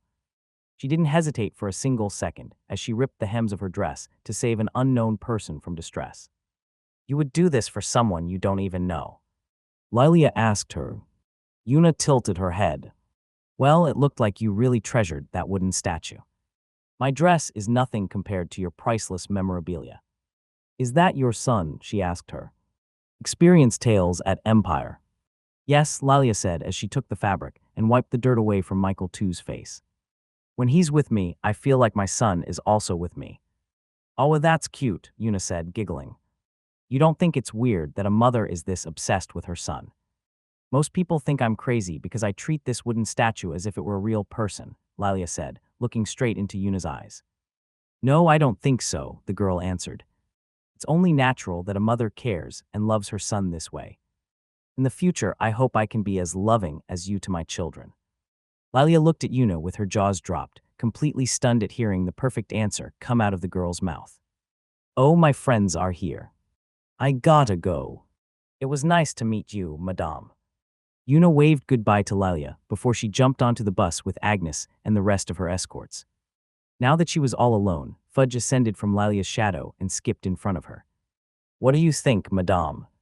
Isn't she the perfect match for Master?" Fudge asked enthusiastically. "Fudge," Lilia muttered. "She's more than perfect." "This is fate." "Fate?" Fudge asked as he tilted his head. "Is that a new nickname for me?" Lilia picked up the violet slime and took him into her arms. "No, you silly puppy. The partnership of that girl and Michael is ordained by nothing less than the universe itself." "What do you mean?" Lilia looked at Yuna on the side of the street. She didn't recognize the little girl at first because she had grown up so fast in just a few years. However, Lalia did recognize the female ogre that greeted Yuna with respect.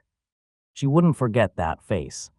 That ogre had a permanent frown, red eyes, and a single horn on her forehead. She was none other than Agnes, the famous battle maid of the Montgomery family. And if she was escorting that little girl, then Yuna must be none other than the youngest daughter of the Montgomery family. You didn't tell me her last name was Montgomery, Lalia said as she squeezed Fudge aggressively. Bump, sorry madame, I forgot hee, but why does her last name matter? Lalia watched as Yuna's bus set off and rode out into the street. She could have stopped them and introduced herself, but Lalia chose not to. She wanted to let fate play out without her intervention. When Michael was a child, I arranged for him to be married to Yuna, Lalia said. Really? Did you already know back then that they would be a perfect match? Fudge asked, amazed at the madame's prescience. No, I just saw her as the youngest daughter of the Montgomery family. The union of the two was purely political, Lalia explained. A political marriage between the two was completely beneficial to all parties. Yuna was the youngest daughter of the Montgomery family, and Michael was the youngest son of the Vanderbilt family. But even though they had a direct lineage to their respective families, they weren't exactly the foremost candidate for the succession of their inheritance. Lalia wanted to secure Michael's future. She knew from the start that Michael wouldn't be given much in his inheritance, especially since Is Vanderbilt had a lot of sons and daughters who were up to inherit the wealth. So she thought that if she could connect with the Montgomery family, Is Vanderbilt would favor Michael as an important member of his family, and therefore be given a lot more money from the inheritance. Yuna's parents also accepted this agreement because they wanted Yuna to be favored by her grandmother. The Vanderbilts had money, the Montgomerys had connections. By tying the knot, they would solidify their connections with each other and allow them to strengthen their claim to their family's legacy. Does that mean they are engaged already? We don't have to do anything, and she'll become my master as well. Fudge asked, excitement filling his jiggly body. Lalia sighed in disappointment. Unfortunately, the engagement is not official. What? Why not? When Michael showed his talents in the mystic arts as well as in his business, Bart and I decided that he didn't need the Vanderbilt wealth any longer. Michael could take care of himself even without his grandfather's help. Coincidentally, Yuna also showed off her talent in the physical arts as well as her diplomatic relations. She became favored by her grandmother through her smarts alone. They both turned out to be geniuses in their own right, which meant that they didn't need a political marriage to boost their value. So I talked with her parents, and we mutually decided to call off the engagement. Fudge listened to Lalia's story and couldn't help but feel as if it was a waste. They look so perfect for each other, he said. If they were still engaged, then we would only have to wait until they're at the right age and they can be married. Find adventures at Empire. Can you still talk with her parents and arrange another marriage for them? Lalia shook her head with a smile. We don't need to. Don't you say? Even the universe itself wants to get the two of them together. You just need to let the two of them meet, and they will figure out on their own that they are made for each other. If they had made another engagement agreement behind their backs, it could have the complete opposite reaction they want. Michael valued his independence, so he wouldn't react positively to an engagement he didn't agree with. But that could take a long time, Fudge complained. Fudge wanted to be pet by Yuna and Michael all the time. Foo-foo, Lalia chuckled with a mischievous smile.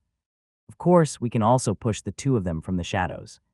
That's why we have our little club, right? Fudge picked up on Lilia's words. Yes, madame, you are so very right.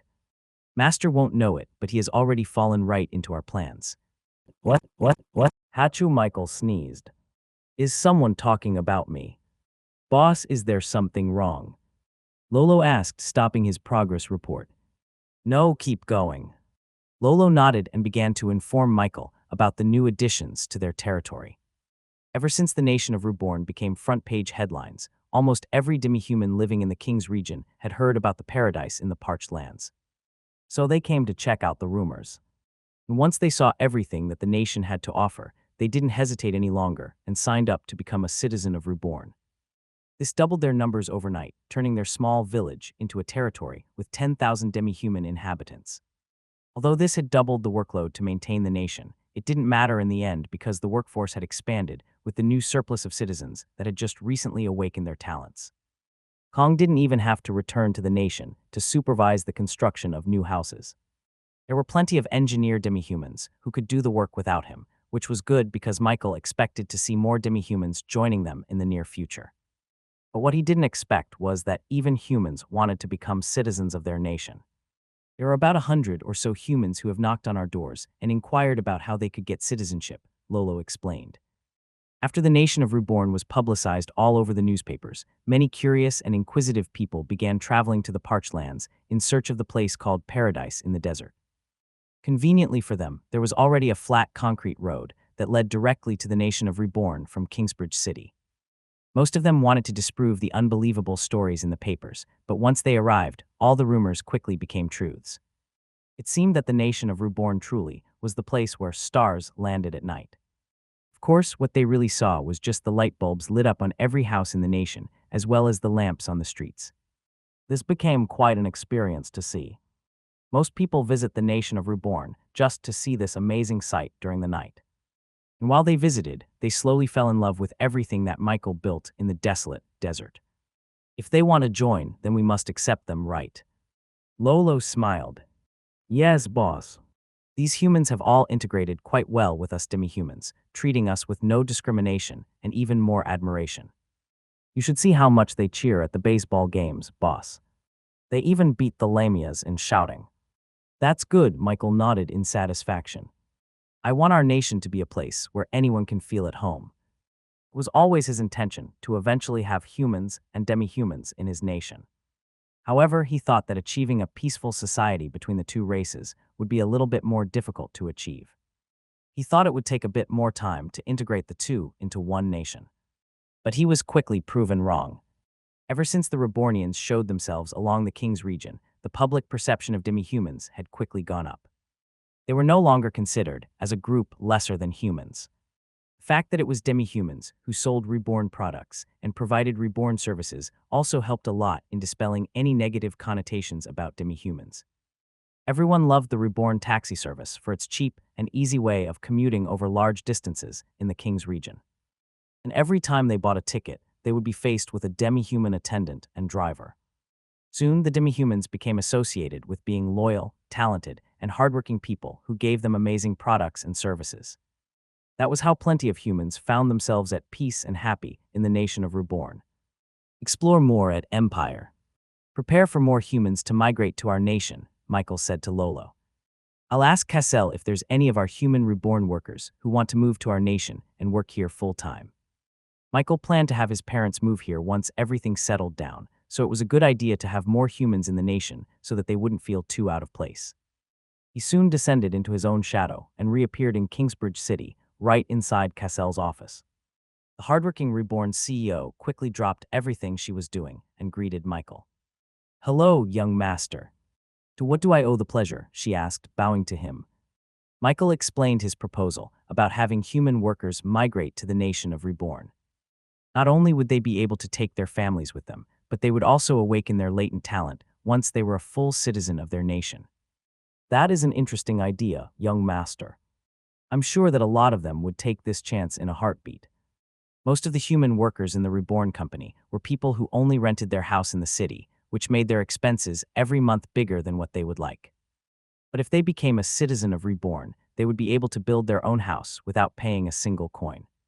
Soon after, Cassell sent out a company-wide letter that described exactly what kind of benefits they would get once they migrated to the parched lands. The prospect of living in the paradise-like world of the Reborn nation was already a tempting offer for most of them. But the thing that truly pushed people to sign up for this proposal was the fact that they could bring their families with them to Reborn. This meant that their sons, daughters, and even their wives would have their talent awakened free of charge. Their child would have a chance to become a mage or a swordsman.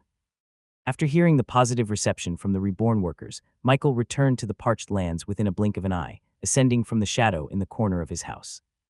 Lolo had been waiting patiently for Mikkel to return and greeted him with a respectful bow. I have some free time tomorrow, he told Lolo. Tell all of our new citizens to come to my house for their talent awakening.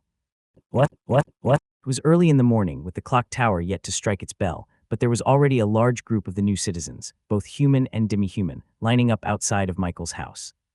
They waited patiently for their turn to get their talents awakened.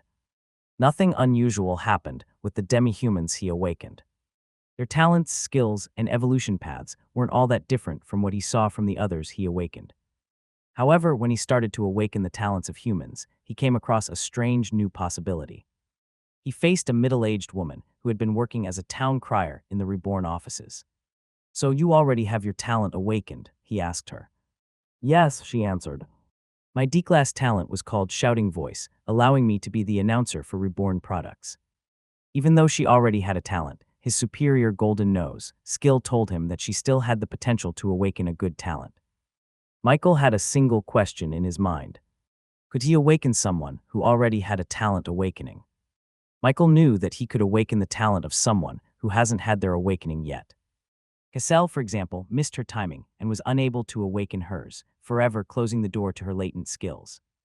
That was until she met Michael, who had the supreme skill to do the impossible. This happened quite frequently because the fee to awaken a talent was quite exorbitant for struggling families to afford. That was why many people failed to awaken at 10 years old. He had been using his supreme skill for demi-humans this whole time, who weren't even supposed to have a talent in the first place. So Michael had yet to try it on to a human who already had a talent. "Hey ChatJK3, is this possible?" "Yes, Michael. It is possible to awaken the talent of someone who already had a talent awakened." Michael couldn't believe it. "First of all, how is that possible? Second of all, do all humans have the capacity to awaken a second time? And thirdly, why didn't you tell me this any sooner?" To answer your questions, 1. This became possible only after the software was upgraded to the current version. 2. All humans can awaken a second time as long as there is improvement that the system can find. 3. You didn't ask. Michael was so astonished by this that he ignored ChatJK3's snarky remark. He immediately inspected the middle-aged woman using his supreme skill and found that he could improve her talent. Current talent: C-class shouting voice. Potential upgraded talent: a class angelic voice. It seemed that upgrading a human talent was like the evolution of a demi-human. Since ChatJK3 could change evolution paths, it could also improve talents. Enjoy more content from my virtual library empire. Michael looked at the middle-aged woman and asked her, "Do you have a hobby of singing?" She meekly nodded, embarrassed about telling him her dreams of becoming a famous singer in all the lands. "Well, you're in luck," Michael said to her. "It turns out you have what it takes to be our country's next top singer." He raised his hand and activated his supreme skill. The middle-aged woman was suddenly enveloped in a blinding light that persisted for a few seconds before fading away. Downloading singing lessons complete. The woman looked at her hands, feeling a sense of confidence in herself that she had never felt before. "Thank you, Ha." The woman was so surprised by the change in her voice that she startled herself. She suddenly realized that she could belt out melodies and rhythms that she couldn't have done before. With the knowledge imparted by ChatJK3, the woman could become one of the best singers even in his previous world. "Thank you, Sir Michael. But I'm sorry that I won't be useful in our country," the woman said dejectedly. "Who said that?" "You're plenty useful for our country," Michael immediately replied. Having performers like her with tremendous singing abilities would increase the enjoyability of the festivals they hold in the nation now and in the future. He always thought that they lacked more entertainment varieties in their festivals. Aside from baseball games, drinking games, and the fireworks show, the nation of Reborn didn't have anything else that the citizens could amuse themselves with. But with the new influx of citizens, he saw that there were more and more talents that didn't have anything to do with production or physical ability. Some humans and demi-humans had the talent to play instruments, sing songs, and dance with great fervor and rhythm. Most of these people would find it hard to get a stable job in any other territory, but in the nation of Reborn, it was a very welcome talent that was just as essential as the engineers and the farmers. After all, Michael was the only one who knew the possibilities that the arts could take them. Back in his previous world, K-pop idols were worshipped by millions and millions of fans across the globe. Even though they used a different language, people still sang their lyrics and danced their difficult moves. Even he was caught up in the K-pop fever back in his previous life. Aside from watching anime, Michael was also a fan of listening to K-pop songs. There was this one solo K-pop idol who he was a massive fan of. She was great in both singing and dancing, and was considered to be the jewel of the night for her ability to shine brighter than the stars while singing her songs. She was one of the reasons why he would even get out of the house. He wanted to go to her concerts and catch a glimpse of her in real life. Of course, she was considered one of the most beautiful women in the world, so his intention to see her in concerts wasn't just to listen to her sing. She was also the reason why he got into online chess. She said in an interview that she was quite obsessed with the game, and it inspired him to play chess as well. Michael knew that he was not the only one who admired her greatly. Back in his previous life, it seemed that the whole world admired her as well. That was the real potential of art talents. Michael thought that the Rebornians with these kinds of talents could also become like the K-pop idols in his previous life, conquering the world through their music and their dancing. This world still undervalued talents that weren't productive, but Michael believed that he could change that. Of course, before he could change the world, he had to start in his nation. So he instructed Lolo to give these talents a way to showcase their skills, something like another festival after all. They had just brought in a whole lot of new citizens, so it was only appropriate to welcome them with a celebration. With the help of some of his craftsmen, they were able to make musical instruments like guitars, drum sets, and even a stereo sound system that could broadcast music to the entire nation. Of course, he decided to integrate mithril into those instruments as well. With the materials available in the King's region, it was relatively easy to create musical instruments for everyone that needed it. The guitar was essentially just a hollow block of wood with strings on it, so it was quite easy to make. As for the stereo microphone system, Michael had to ask ChatJK3 to help him figure out the electronics hidden inside that could amplify the sound. After making the instruments, he gathered all of the talented artists and gave them their respective artifacts. Yes, artifacts. After all, Michael fitted all of the musical instruments with mithril stones, which further enhanced the talents of those using them. If the farmers had farming equipment artifacts and the engineers had ruler artifacts, then these people would have instrumental artifacts after all. The skills they obtained from their talents were very similar to spell, so the enhancement effect of a mithril artifact was still applicable. This actually made Michael curious. After all, the effects of mithril were very obvious to the farmers who used it. Their respective crops would grow faster and much more plentiful when using an artifact.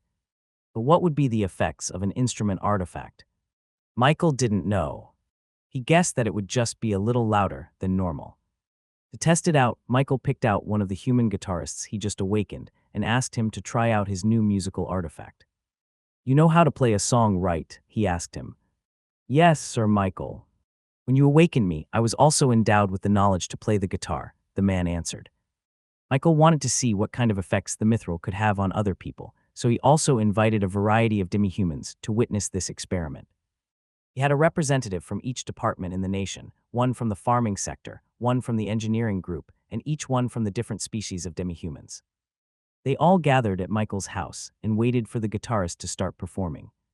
"Play any song you'd like," Michael said. The man felt a little bit nervous having a group of people watching him, so he picked out a simple, easygoing chord progression that helped calm him down. Triangle. And as soon as the notes bounced around the room, every single one listening to the guitarist started to show a peaceful smile, as if they felt instantly relaxed. Suddenly, Michael heard ChatJK3's voice ring out inside his head. "Calming effect allowed to pass through. Your health has been increased by 10%. Michael's eyes widened as he saw the notification pass through his eyes. "So that's why I feel so calm and relaxed. I got a 10% boost in my well-being. Is that because of the calming music played by the guitarist?" "Yes," ChatJK3 answered. "What do you guys feel?" he asked the others. "I feel very calm, sir, like I had just taken a warm bath." "My too. My headache is suddenly gone as well." It seemed that he was not the only one who was blessed with a bump in health. Everyone who listened to the guitarist's music received the same effects. "Can you try to play another song? I want to see what other effects it could bring," he asked the guitarist. "What would you like to hear, sir?" Michael looked at the farmers and had an idea. "I want a song that will help me concentrate better, that kind of music." The guitarist nodded his head and began to brainstorm in his mind about the proper rhythm and chord progression that could elicit the kind of effect Michael wanted. As he strummed the guitar, the imagery of hardworking Rebornians toiling on the farm filled his mind. Because of that, the music produced from his guitar brought out a unique sound that resonated with Anne and the farmers in the room. Inspiration effect allowed to pass through. Your agricultural production efficiency has increased by 30%. And the Hobmanki, in charge of being the agricultural chief of staff in their nation, couldn't help but gasp as she felt the mana in her body dancing to the beat and rhythm of the music. It seemed to be in a good mood and allowed Anne to harness their power for her skills. "Boss, this is amazing," she exclaimed. "If our guitarist plays his song while we're working in the farms, I feel like we can double our harvest for this month." Michael was starting to discover the true potential of musical talents. He began to have the guitarist try other songs, each having a different tempo, rhythm, and intent. One of the songs was directed to the engineers. "Your mental capacity has increased by 25%. Well, I just solved a problem I've been having about our new construction projects," an engineer Satter said as he listened to the guitarist's technical song. Another song was intended for one of the security centaurs, having a high tempo and exciting rhythm. "Your physical piercing power has been increased by 30%. Nay, even a metal wall won't stop me." After experimenting with different songs, Michael found that the intent of the artist itself was crucial in achieving the desired stat increase. If the guitarist played a song with helping farmers in mind, then the effects would follow his intent. Michael also found out that if the music was intended for a small group of listeners, then the stat increase was much greater than if the song was intended for everyone. That was why the health increase was only 10%, while the others were much higher. "This is astonishing," Michael said to the guitarist. "And you're not even using your skills yet, right?" The human guitarist shook his head. "No, sir. I'm just playing normally with the guitar artifact. Read exclusive adventures at my virtual library empire." He would have never thought that the effects of an artifact would be this pronounced. And this was just one guy playing an instrument. Michael could only imagine what kind of effects a full band of musicians could make in a large stadium. This further led him to believe in the possibilities and potential of musical talents. With the use of an instrumental artifact, they could easily spread their influence to the world. After seeing the effects, Michael immediately started a new department in their nation called the Artist Division, which was made up of all Rebornians who had the talent to become musicians and singers.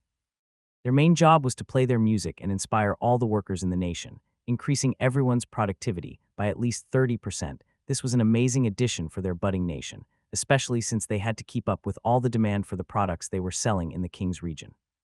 With their help, it would be much easier to accommodate all the new citizens who joined them recently. They didn't have to worry about failing to produce food for 10,000 people in their nation. The effects of the department were quickly apparent to anyone who listened with their own ears. The Artist Division actually ended up becoming too popular within the nation, with not enough musicians and singers to help the different workers in the jobs. Unfortunately, there weren't a lot of them available here. After all, most people wouldn't earn enough money if they pursued a career in music. The only jobs they would find in Kingsbridge were entertainment in bars and taverns, which didn't pay them a lot. So there were probably a lot of musically talented people who were forced to work a different job to survive. The human guitarist was proof of that. He told Michael that he used to be homeless and only earned money from selling scraps. But now he turned out to be one of the most sought-after musicians in their nation. Hopefully, many more would rediscover their talent for music. Michael even arranged for a festival to take place where musicians and artists could show off their talents to everyone. He even made sure to advertise this festival to every territory in the King's region, giving them a reason to finally visit the nation of Reborn. What? After a week, the preparations for the festival were finally over.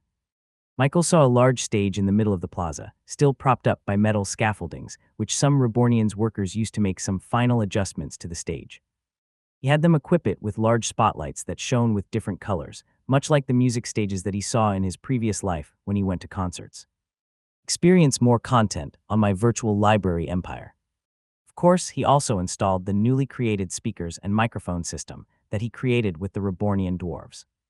Michael had the guitarist connect his instrument artifact to the amplifier to see if the boosting effects of his sound would still have the same result over the speakers.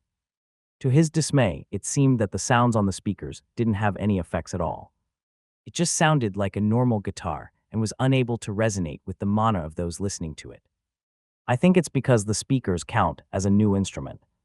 Maybe if I install a mithril gem into it, then it would work." ChatJK3, what are the components that we can change into mithril? His personal AI assistant showed him the blueprints of the speakers and the amplifiers, with some of their internal parts replaced with a complete replica using mithril as its material.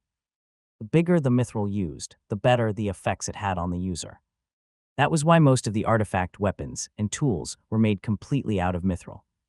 However, since the sound system used electrical components, they couldn't all be replaced with mithril. Thankfully, though, there were plenty of parts that could be changed.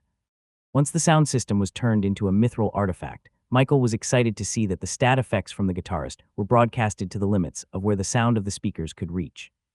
This meant that anyone who performed on stage would be able to show off their unique songs and their effects to the entire nation of Reborn. Everyone who visited this place would be surprised to find their magic output power suddenly increased by a few percent just because they were listening to the songs on the speakers. Michael was glad he invited Cerberus and the rest of the Magic Tower to partake in this festival. He couldn't wait to see their reactions when they experienced this for themselves. Good work at setting up the stage. Everyone, Michael praised all the Rebornians for working hard these past few days. After inspecting the main attraction, Michael went to check in on the rest of the work in the nation. Since they were expecting a lot of visitors this time, everyone had to adjust and renovate their infrastructure to accommodate the large influx of people coming. For example, they had to build a lot of inns and hotels so that their guests would have somewhere to temporarily live in while the festival was ongoing. But even with that, Michael was sure that it wasn't going to be enough to accommodate everyone. So he visited some of the demi-human housing districts to ask them for a simple favor. "What, boss, are you sure that people will want to live here?" the old satyr asked Michael. To solve the housing crisis for the upcoming festival, he suggested to the satyrs that they should turn some of their tree houses into inns and hotels that guests could stay in. Although they were more than willing to do it, the satyrs didn't think that the humans would want to live in a habitat meant for demi-humans. "Trust me," he said to them with a confident smile. "I have a feeling that it will be popular among other humans. It's new and exotic. Anyone would want to try and experience living in this unique house." Michael was basing this off the fact that people in his previous life spent enormous amounts of money traveling to new countries to experience vastly different cultures from their boring old lives. Since people would be traveling all the way to the parched lands for this festival, Michael knew that they would be excited to experience what it was like to live as a demi-human for at least one day. The day of the festival had finally arrived. Streets were completely filled with people coming from all over the King's region, filling the double-path concrete road meant for 4 cars to go through. It was good that they planned for this.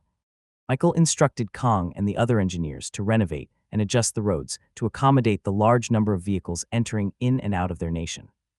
Most of the people that arrived here took the Reborn taxi bus, so the traffic wasn't that congested around the streets of their nation. But for those who were able to afford their own automobile, there was a designated underground parking space where they could leave their vehicle. The main stage area, located at the center of the nation, was closed off to vehicles and could only be accessed by walking. This had 2 purposes. 1, it would prevent traffic at the busiest place in the nation. And 2, it would also force people to explore everything that the nation of Reborn had to offer. It worked. Each person walking the streets of the nation center had their heads up, looking at the strange and unique buildings lined up in blocks.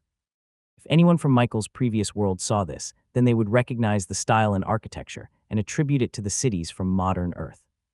"Whoa, I can't believe such a beautiful place is hiding in the desert. Look at that, that's a Reborn mall. Let's see what we can buy. Fried chicken. What kind of food is that restaurant serving? I want to try it. But I also want to try that round thing called pizza." Wherever they looked, they would find all sorts of unique services or products that could only be found in this place. Nation Center was tightly packed with commercial buildings that were designed for the guests to spend as much money as possible, even before the festival started. And if people were overwhelmed, then there would always be a Rebornian nearby ready to assist them with whatever they needed. "Excuse me, do you know where to find good food to eat? My kids are getting hungry." A confused father approached one of the lamias as he pointed at his 2 children. The lamia smiled and gave the man a map of the whole nation. "There is a good burger place just past this street," she said. "But I suggest that you visit the Rebornian Hotel right here. It has lodging, a restaurant, and a pool for your kids to enjoy." She pointed the human family to the tall and wide building just on the other side of the street. It looked expensive just from one look alone, especially since the front doors and windows were made out of pure glass. "Miss, what's a pool?" one of the kids asked. "It's kind of like a beach but indoors," the lamia replied. "Cool, I want to swim, Mom, Dad, can we go there?" The kids clamored to their parents. Mother and father looked at each other, and it was clear from their expression that they were incredibly curious to see this hotel as well. "Honey, I think we should buy a room for ourselves," the mother said to the father. "Your journey continues on my virtual library empire." With his wife and kids begging for him to do it, the man had no other choice. "Miss, where can we park our car while we stay in the hotel?" The lamia smiled. "Customers of the inn can have their automobiles parked for them by one of their attendants. This is called a valet service. Oh, and purchasing a room with them gives you a complimentary ticket to the baseball game later today." "Baseball? What?" At midday, the stadium erupted in cheers and shouts as the baseball game took off. Not a lot of people even knew there was a stadium just on the outskirts of the nation, much less that there was a game called baseball taking place there. However, they were quickly curious as they heard the raucous cheering from the stadium echoing all over the nation. They began to ask around, and the Rebornians quickly explained the basics of the game. A lot of people were interested and immediately bought a ticket for the next game. What? The festival hadn't even started yet, but the tourists were already enjoying themselves in the nation of Reborn. Gold coins kept pouring in as every single guest explored the amenities they offered, and some even decided to book a room for an entire week to fully enjoy their experience. Many contemplated moving here entirely. After all, the convenient lifestyle here was much more advanced than castles meant for royalty. For example, as people began filling up the rooms of the inns and hotels in the nation, they began to discover the wonders of electricity. With just a flick of a switch, light would suddenly appear at the top of their room. And with a single push of a button, cold air would blow out of the strange box compartment near the window. Not only that, but they had a magical box that could keep their beer and water as cold as ice. Electricity became such a buzz among the guests that people began to knock on the gates of his house to beg him to have electricity available in their houses. Lolo had to appease them and promise that electricity would be available in the king's region soon. Michael had already been planning on creating a new power plant. It would be located nearer the northern part of the king's region so that it could supply electricity to Kingsbridge City and the rest of the territories there. This would also leave a possibility for the Queen's region to be connected with electricity. But of course, he still had to gain widespread recognition from their locals. "Boss, are you busy?" Lolo said, knocking on Michael's door. "Come in," Michael replied. "Is there something wrong with the festival?" "No, sir. Everything's going fine. I came here for a different reason. Some guests are asking to meet with you personally." Michael stopped walking and looked at Lolo. "I'm guessing there's something special with these guests if you're coming to see me." "Yes, boss. They say that they're from the Queen's region." Michael raised his eyebrows, intrigued at these new guests that came all the way from the Queen's region. He asked Lolo to bring them in, and he came back a few minutes later with a few individuals behind him. His superior golden nose itched, meaning that he was in the presence of someone who had great potential, yet to be awakened. With his enchanted vision, he was able to catch a glimpse of his guests. He noted their snake-like appearance, having flat noses and eyes that slightly bulged out of their heads. Their skin was covered in matte grayish scales, which didn't look to be in too great of a condition. "Boss, these are the guests." "They are called Komodos," Lolo said, officially introducing them to Michael. "Hello, sir," the Komodos greeted him timidly. After the Komodos saw how advanced everything was in the nation of Reborn, they couldn't help but put Michael up on a pedestal. They thought that whoever created such a paradise for demi-humans was a being that they were not worthy of meeting. The only reason why they took up the courage to meet him was because of their desperation. They wanted to join the nation of Reborn and be part of their community full of amazing and talented demi-humans. Michael observed the Komodos and saw that there were 8 of them, and they all looked alike. "Can you introduce yourselves to me?" he asked them. The Komodos looked at each other and scrambled to see who would talk first. One male stepped up and faced Michael with a determined look. "My name is Jaku, and I am the eldest of my siblings here. We have originally come from the Queen's region." Jaku began to tell the tale of their family history. It seemed that their living conditions back in their previous place were less than ideal. Because they lost their parents at a very early age, these 8 siblings had no one to support them while growing up. They had to beg on the streets and scavenge for food and scraps just to survive. Despite the hardships, Jaku persevered till adulthood when he could finally work jobs to support his siblings. However, he quickly found out that there were no great prospects for demi-humans like him. Without a proper education, he wasn't given a chance to apply for good jobs. The only thing left for him was low-paying menial work that was barely enough to support his family. We had enough of that life, Jaku said emotionally. When our parents were still alive, they told us stories about our ancestors and how we were once part of a great race. They told us we were once dragons.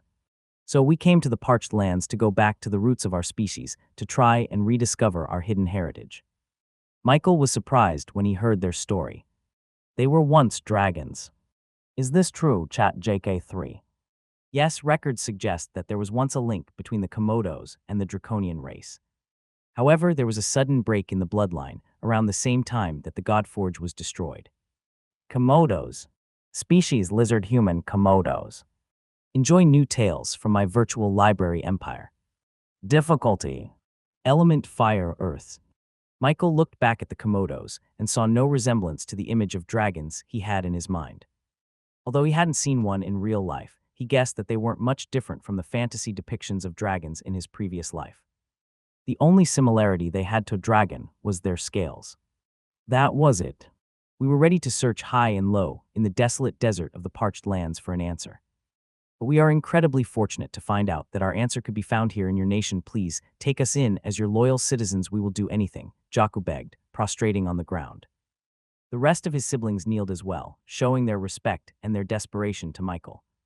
Of course, Michael wouldn't refuse new recruits, especially since his superior golden nose told him that there was at least one talented individual among the Komodos.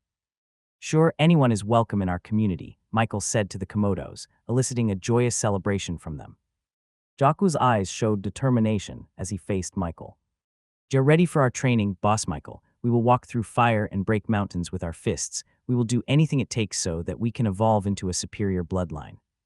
Michael tilted his head. There's no need to do that, though. Just stand still and I'll awaken your talent.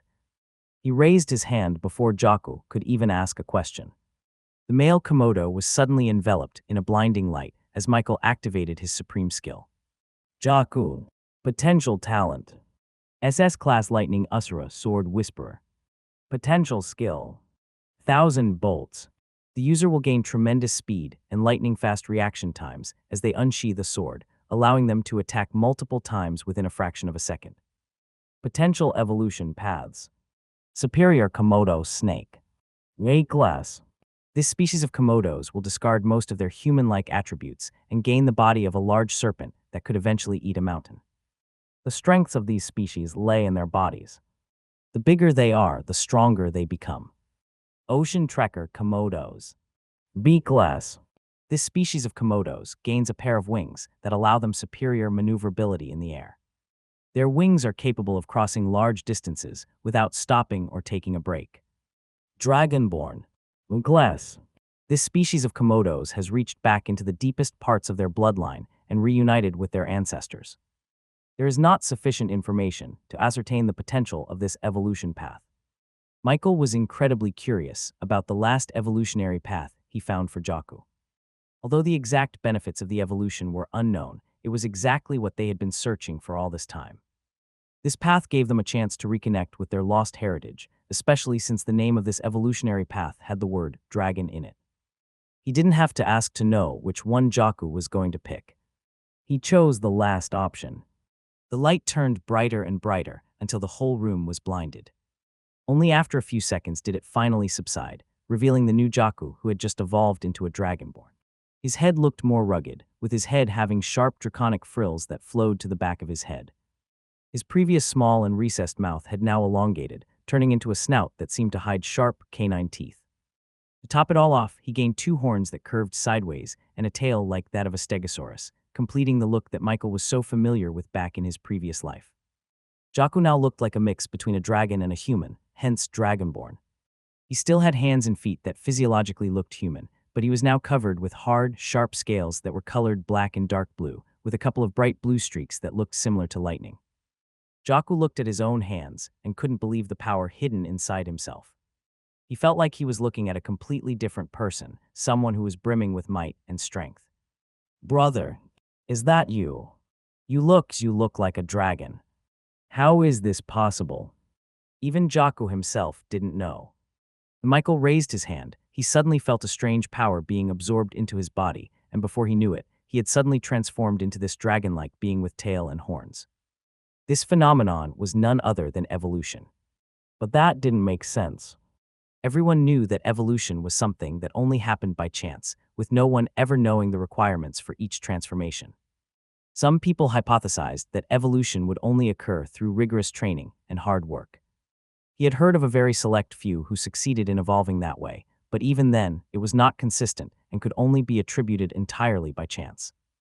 Jaco had seen red monkeys in the Queen's region who do nothing but train their bodies all day every day, but even then, they were unsuccessful in attaining evolution. He had even heard some cases of demi-humans overseas who evolved without any training at all. With such an arbitrary array of examples, most people thought that a complete transformation could only be achieved through pure luck. But when they arrived in the King's region, they saw that the Rebornians had all evolved into an entirely different species. They thought that the Rebornians and their leader had finally cracked the secret method to achieve evolution consistently. They thought that they followed some kind of harsh training regimen to achieve evolution.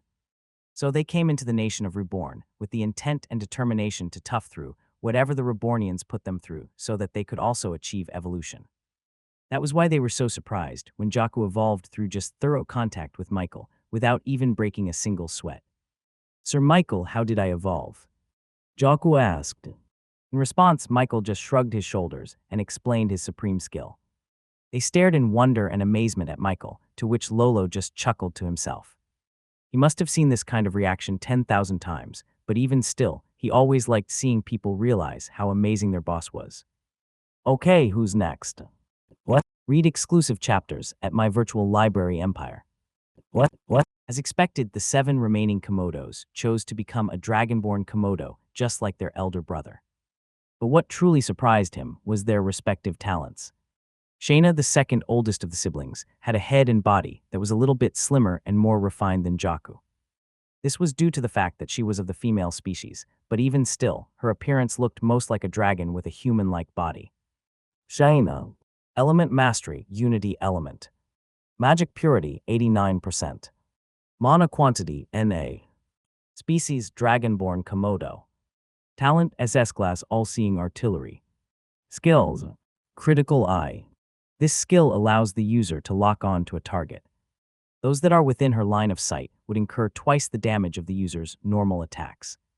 Lesser Unity Gathering. Lesser Unity Defense. He had awakened a sharpshooter. What surprised him the most was that her talent was SS Class, just like Jaco. Michael thought that he had already hit the jackpot with 2 talented individuals awakened, but it seemed that his streak of good luck wasn't over yet. Yumisu, the 4th oldest of the siblings, also had an amazing fighting talent, just like her older brother and sister. Yumisu. Element Mastery, Unity Element. Magic Purity, 90%. Mana Quantity, NA. Species, Dragonborn Komodo. Talent, S-Class Graceful Calamity Spearmaster. Skills, Gale Force Momentum. This skill allows the user to increase their momentum for every thrust of a spear, with their power increasing accordingly. Lesser Unity Gathering. Lesser Unity Defense. But perhaps the most surprising of all the siblings was the very youngest, Zion. Zion. Element Mastery, Unity Element. Magic Purity, 91%. Mana Quantity, NA. Species, Dragonborn Komodo. Talent, SSS Class Worldbreaker Gauntlet Warrior. Skills, Spacebreaker Punch. This skill allows the user's punches to destroy the very fabric of space to reach their target. Lesser Unity Gathering. Lesser Unity Defense. What the hell are these siblings made out of? How are they all so talented? Michael thought to himself. Of course, he wasn't going to complain, since they would all be his allies in the end. However, it was quite unusual to have 4 out of 8 siblings have S-Class or greater talents in wielding weapons. One was good at the sword, one at the bow, another at the spear, and the last one used gauntlets. This was perhaps the first time he had gotten so many fighting talents like this. As for the other 4 Dragonborns, they all had a variety of B to a class talents, which was still quite good compared to the other demi-humans he awakened.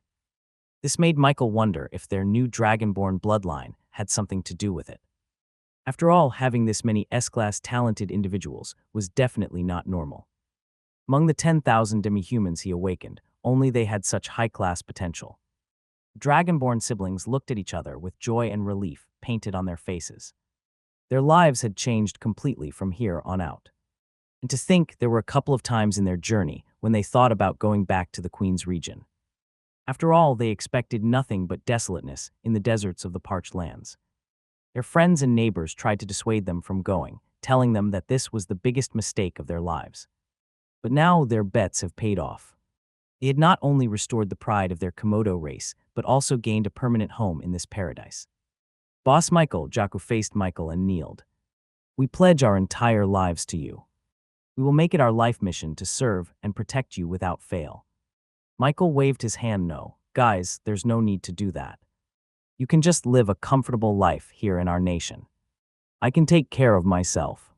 Shayna bowed and curtsied to Michael. My brother is right, Lord Michael.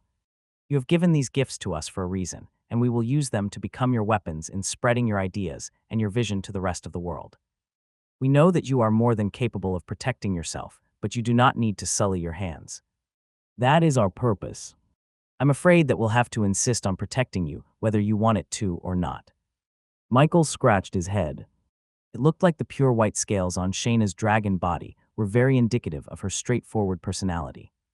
He had dealt with these kinds of people before and knew that they wouldn't take no for an answer once they decided on something. You can count on us, sir.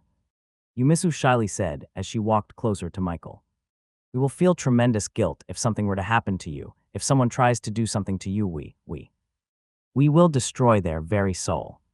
Michael blinked, not expecting such passionate and graphic words from the meek green-scaled Yumisu. I'll punch them out, isn't that right, sis? Zion, the youngest with fiery red scales, began to skip and shadowbox the air, reminiscent of the famous boxers in Michael's previous life. But perhaps the youngest Dragonborn became too eager with his actions, as he ended up punching the air and accidentally activating his skill, Spacebreaker Punch. Reality itself cracked under Zion's punch, creating an earthquake within the very fabric of space and wreaking havoc on the interior of Michael's house.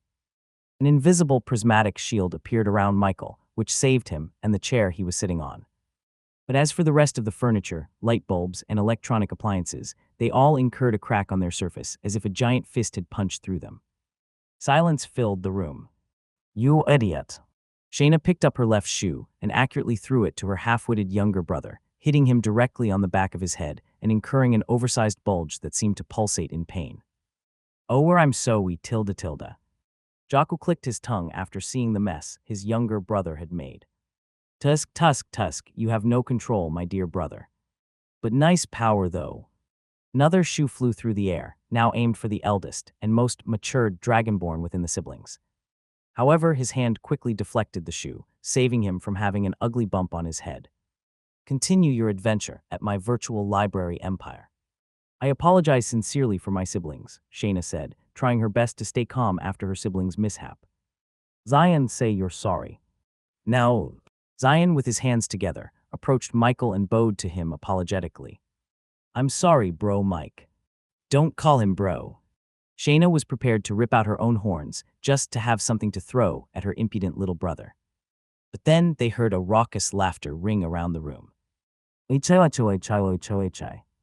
Michael couldn't help but laugh as he observed the siblings' unique dynamic. Even though their personalities were quite loud and noisy, he didn't mind it even one bit. Even in his previous life, he had lived a quiet life, without many friends or family to spend most of his time with. The only thing he heard in his room was the sound of his PC and air conditioner running 24/7. It was a breath of fresh air to hear such lively interactions from these siblings, which seemed to have livened up the room and made it feel more like a home instead of a house. Haha, it's okay, he said to the siblings. I'm fine with whatever you want to call me. Zion made a bragging face to his sister, which Shayna just shook her head at. You're being too kind to him, Lord Michael. Don't worry, I shall discipline him for you. I'll train the rebelliousness out of him as soon as possible. It is dangerous to have him accidentally activate his skill out of nowhere. Shayna grabbed Zion by his scruff and lifted him in the air, preventing him from running away from her. Speaking of which, Chat JK3, can I impart more skills to them? Having one is fine, but they're all talented so they can have more skills in their repertoire. Unfortunately, that is not possible for the time being. Why? Wasn't I able to impart whatever skill I thought of to the other demi-humans I evolved? Michael even asked them all individually about what kind of skill they wanted to learn, and ChatJK3 was able to synthesize a skill that did exactly what they were all asking for. They cannot use mystical arts and can only learn physical arts. He had ChatJK3 explain to him the distinction between the two, and it seemed that the only difference between them was their application. Mystical arts used mana to empower the outside world, like creating an outward explosion that destroyed a boulder. Physical arts, on the other hand, used mana to empower the inside of an individual, giving them speeds as fast as lightning or defense as durable as a mountain. A simple 2-star mystical arts spell called Swift Step conjured a gust of wind that would push an individual to a faster speed. Meanwhile, a similar 2-star physical arts spell, also called Swift Step, allowed an individual to reach a faster speed, but it was achieved by imbuing the individual with air mana, changing their molecular composition to give them the physical ability to run as fast as the wind. Although the effects of the two spells were mostly the same, the application and magic theory were vastly different between the two. Does that mean that you can't create physical arts spells? This software does not have sufficient knowledge to deconstruct and synthesize physical art spells. This made sense since Michael learned the majority of his spells through the magic library in the magic tower. And since mages and wizards only used mystical art spells, they didn't bother to learn any physical art spells. It is best to personally observe more physical art spells so that the system can learn its magic theory. As expected, ChatJK3 was urging him to get more knowledge so that it could upgrade its software once again. Thankfully, he was already planning on exploring the Queen's region, so he would have a lot of chances to steal more magic theories. Of course, he would also try to recruit more demi-humans while he was there. According to the Dragonborns, the living situation in the Queen's region wasn't that ideal for most demi-humans. Some had to resort to begging in the streets and living in the slums. "Is it that bad over there?" he asked them. "It is for low-ranking demi-humans like we were. I found it hard to find a job because there were a lot of other humans who could do the work the same or even better than us," Jocko explained, creasing his brow ridge as he remembered their living situation. "It pains me to know that we still have friends still stuck in that place," Shayna lamented. "They don't believe that there's anything to find in the parched lands. So they settled to live their lives in the Queen's region despite its conditions." Michael nodded his head and understood their dilemma. This was not the first time that one of the Rebornians had expressed their guilt at living good lives in the nation of Reborn, while other demi-humans were suffering in other places in the world. "Don't worry," he said to them. "I'm planning on going there in the near future to spread my company, so they'll eventually learn about our nation. It will just be a matter of time until everyone can live a comfortable life just like us. But for now, why don't you all go out and enjoy our festival on your own? See for yourself what you've decided to protect with your own lives." What? A couple of hours later, the sun was finally on its last legs, leaving a reddish hue on the horizon.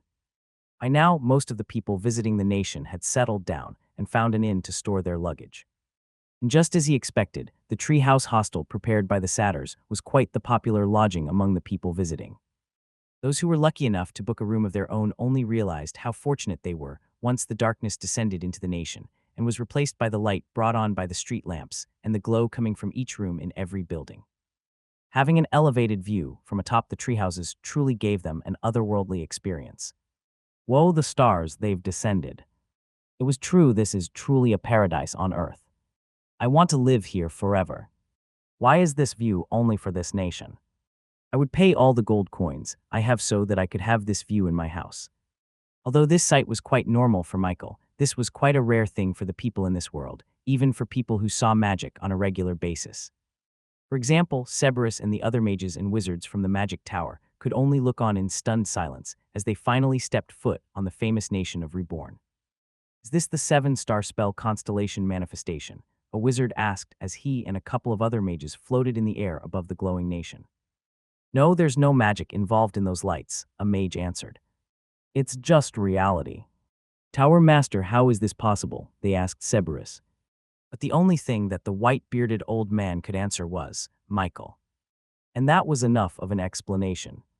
It wasn't just the new magicless inventions that impressed the mages and everyone who visited the nation of Reborn. It was the lavishness in everything here. All sharp-eyed individuals noticed that one of the rarest and most sought-after materials in the world, Damascus steel, was so common in this place that every building and structure was made out of it. Even the garbage cans on every street were lined with Damascus, as if littering was such a grave problem. Stay connected through my virtual library empire. Even the Dwarven Kingdom wasn't so wasteful. The production efficiency of this nation truly was something to be amazed at. It would be a lie to say that the mages didn't feel envious of the Rebornians, even more so when they found out that every single one of them had a mithril artifact of their own. I thought mithril was supposed to be rare, but they're using it for rakes. Tower Master, please increase my salary. I really want a mithril wand of my own. They could order a wand artifact from the Rebornians, but it cost a hefty amount of gold coins because each one was customized for each person. At this point, I want to cut ties with the magic tower and just become a Rebornian, the mage said, half joking and half telling the truth. Stop complaining, Cerberus scolded them. I thought we were supposed to be cut off from all worldly desires. His words were suddenly cut off when the loudspeakers of the stage suddenly emitted a crackling sound. A few seconds after that, a single strum of a guitar was broadcast all over the nation. As soon as the first notes were transmitted over the mithril speaker artifacts, a sense of peace and serenity washed over everyone in the nation of Reborn. Wherever they were, they stopped whatever they were doing and looked toward the source of the sound, stunned at the strange music playing on the stage. It seemed to make their body pulsate on the beat and rhythm of the music. But it wasn't just because it was loud. It was because the very music was infused with elemental mana that resonated with everyone who listened. Curious as to where this strange phenomenon came from, everyone slowly started to make their way to the center stage, where lights and music were pointed towards one man who sat on a stool and played a guitar. With each strum, people felt more and more relaxed, as if their very soul was healing. You have gained a 10% increase in your mana circulation. Of course, what everyone was feeling was their mana getting fixed through the boost stat effect of the guitarist. Any living being had elemental mana in their bodies. And usually, the circulation of mana in their bodies corresponded directly to their ability to wield mana. This was essentially what mana purity was all about. The more pure mana they circulate in their bodies, the more magically adept a person was. Of course, because of improper technique, physical limitations, and other such factors, not a lot of people could even reach an 80% threshold of mana purity. And of course, since no one was perfect, no one will ever reach 100% mana purity. Michael was the only one who came close with 99.99%. But now, as people listened to the sounds on stage, the mana in their bodies was starting to move to the rhythm and beat of the music, allowing people to reach higher purity in mana, with some even reaching a 10% increase. They subconsciously began feeling like they were getting rejuvenated, unaware that their mana circulation improved drastically, which improved their overall health as a side effect. Of course, normal people had no idea about what was happening in their bodies, so they simply attributed their happy state to nothing more than enjoying the music. But some magically adept people, like the mages of the Magic Tower, knew exactly what was happening to their bodies. My mana, it's moving on its own. I feel hot. The mana is increasing the efficiency of my spells. Tower Master, is this what I think it is?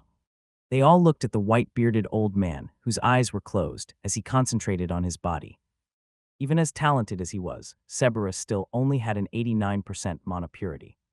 Of course, he still had other talents that made up for this weakness. But still, he tried every way possible to try and increase it by even just 1%. Alas, that was the limit of his physical body. However, as the musical sounds reached his ears, his mana began to move and rearrange themselves more efficiently. 89%, 90%, 91%. His mana purity increased by 2%. He didn't know if he should feel happy or not. His years of effort and experiments yielded nothing in this regard. Yet just one single song from a Rebornian musician was able to do what even his magic couldn't, increase it by 2%. Oh, Michael, Cerberus muttered to himself. He couldn't help but feel as if it was a waste that Michael refused to join the Guild of Arcana. If he had, then he would have probably become an honorary mystic master at this point. Michael may not have the power and magic required to become a master of the mystic arts, but he certainly made enough improvements in the advancement of magic by leaps and bounds through his inventions. Mithril was a large aspect of this. Everyone thought that this material was nothing but a relic of the past. But who would have thought that someone in the desolate desert would rediscover it and use it in ways no one had ever thought of before? What? Cerberus and the mages weren't the only ones who were surprised by the effects of Rebornian musicians. There was one certain female ogre in the crowd, with a permanent frown on her face and a single horn on her forehead, who watched the performance on the stage just like the thousands of people here. She was Agnes, the famous battle maid of the Montgomery family. Unlike most people, she was able to ascertain the true effects of the music on her body. As someone adept in physical arts, her entire body was always enshrouded with mana that allowed her to have enhanced physical capabilities indefinitely. This was just one of the basics of being a physical arts user. But as she listened to the music, she suddenly felt her muscles contracting, her skin tightening, and her bones hardening to an even greater extent than she intended. Her one-star physical hardening spell had somehow turned into a two-star spell even without her intervention. She couldn't believe it. It seemed as if she was still underestimating this nation of Reborn, even now. Case in point, another musician took the stage after the guitarist's performance had ended. This time it was a drummer who began to play a high-tempo beat that made everyone subconsciously tap their feet on the ground in unison. His music pumped up their adrenaline, making them more excited. Upon seeing this, Agnes couldn't help but stare in stunned silence as she began to realize all the true potential of the nation of Reborn. She imagined an army of Rebornians marching in a flat field towards another army. Their enemy had the superior numbers against them, but even still, the Rebornians confidently marched forward without stopping. Just then, a loud drumming sound erupted from behind the Rebornians' backline. Those were musicians, whose only role on the battlefield was to play music and increase their army's power twofold. As the music played, the Rebornians felt their adrenaline pump up to the max, with their magic circulating as fast as their blood. The Rebornian army increased their power by an entire magnitude, giving them overwhelming strength to completely crush the superior numbers of their enemy. With musicians, the Rebornian army could become one of the most feared living beings on the planet. As part of a diplomat family, Agnes was glad that the nation of Reborn showed no signs of becoming an aggressive territory. As the celebrations continued, it couldn't be helped that some people ended up drinking too much alcohol that they ended up drunk out of their minds. It didn't help that there were a lot of dwarves in the taverns and inns chugging beer like it was water. But of course, they were dwarves. Their constitution was much higher than other species, which meant that they could have a large intake of alcohol and still not be drunk at the end of the night. However, due to the merry atmosphere in the bar, some ended up getting carried away and drinking as much as the dwarves. A middle-aged dogfolk who was half man and half canine was one such unlucky fellow. He wasn't a Rebornian, so he wasn't familiar with the ways of the dwarves. So when they made a bet against him on who could finish the most cups of beer in under an hour, he quickly agreed. They promised him a kilo of Damascus steel if he won. Unfortunately, as everyone expected, he ended up losing the bet and having nothing but empty pockets and a body too drunk to even walk properly. He stumbled around the busy streets of the nation, almost tripping himself on the curb. His inebriation seemed to have made him a little bit aggressive in his actions, causing him to react wildly as an old satyr accidentally bumped into him. "Watch where you're going," the dogfolk said, shoving the old satyr to the ground. He was so drunk and frustrated about his loss that he ended up using his innate skill, conjuring a huge gust of wind to push the old satyr with force equal to that of a tornado. But as the wind was about to hit the old satyr, an invisible prismatic shield appeared around him, dispelling the force into nothingness. The aggressive air mana seemed to be negated by the elements of the prismatic shield immediately upon contact. This was the lesser unity defense skill that all Rebornians were blessed with. Each of them had an almost indestructible shield that protected them from any magic spell. This skill was always active and needed no conscious thought from the Rebornians, acting as a guardian angel for all of them. "What had's impossible," the dogfolk said, slurring his words. He tried to use his skill again, this time with a conscious thought to use much more force than before. But it ended with the same result. The old satyr was protected by his prismatic shield, leaving him unharmed. It was at this point that a lot of people had noticed the commotion, with a lot of the tourists whispering in hushed voices and pointing at the drunk dogfolk harassing the old satyr. "Watcha all lookin' at?" "Huh." None of them could come to aid. Most of them were normal people with no way to subdue an aggressive and drunk dogfolk who was clearly ready to throw magic spells at anyone that dared to come close to him. "Them won't." "What's happening over there, bro?" Meanwhile, Zion and the rest of his siblings were just walking leisurely in the streets when they suddenly heard a commotion in front of them. And judging from the crowd slowly gathering in the area, they knew something was up. Someone needs our help, Shayna said, with her eyes peering through the crowd and seeing the situation clearer than anybody else. I'll deal with this, Zion said as he walked leisurely through the crowd. His attitude was lax, with his hands on his head and his tail wagging back and forth like a dog about to get a treat. Hey man, you know how to box? Zion asked. The drunkard looked at Zion and snarled at him.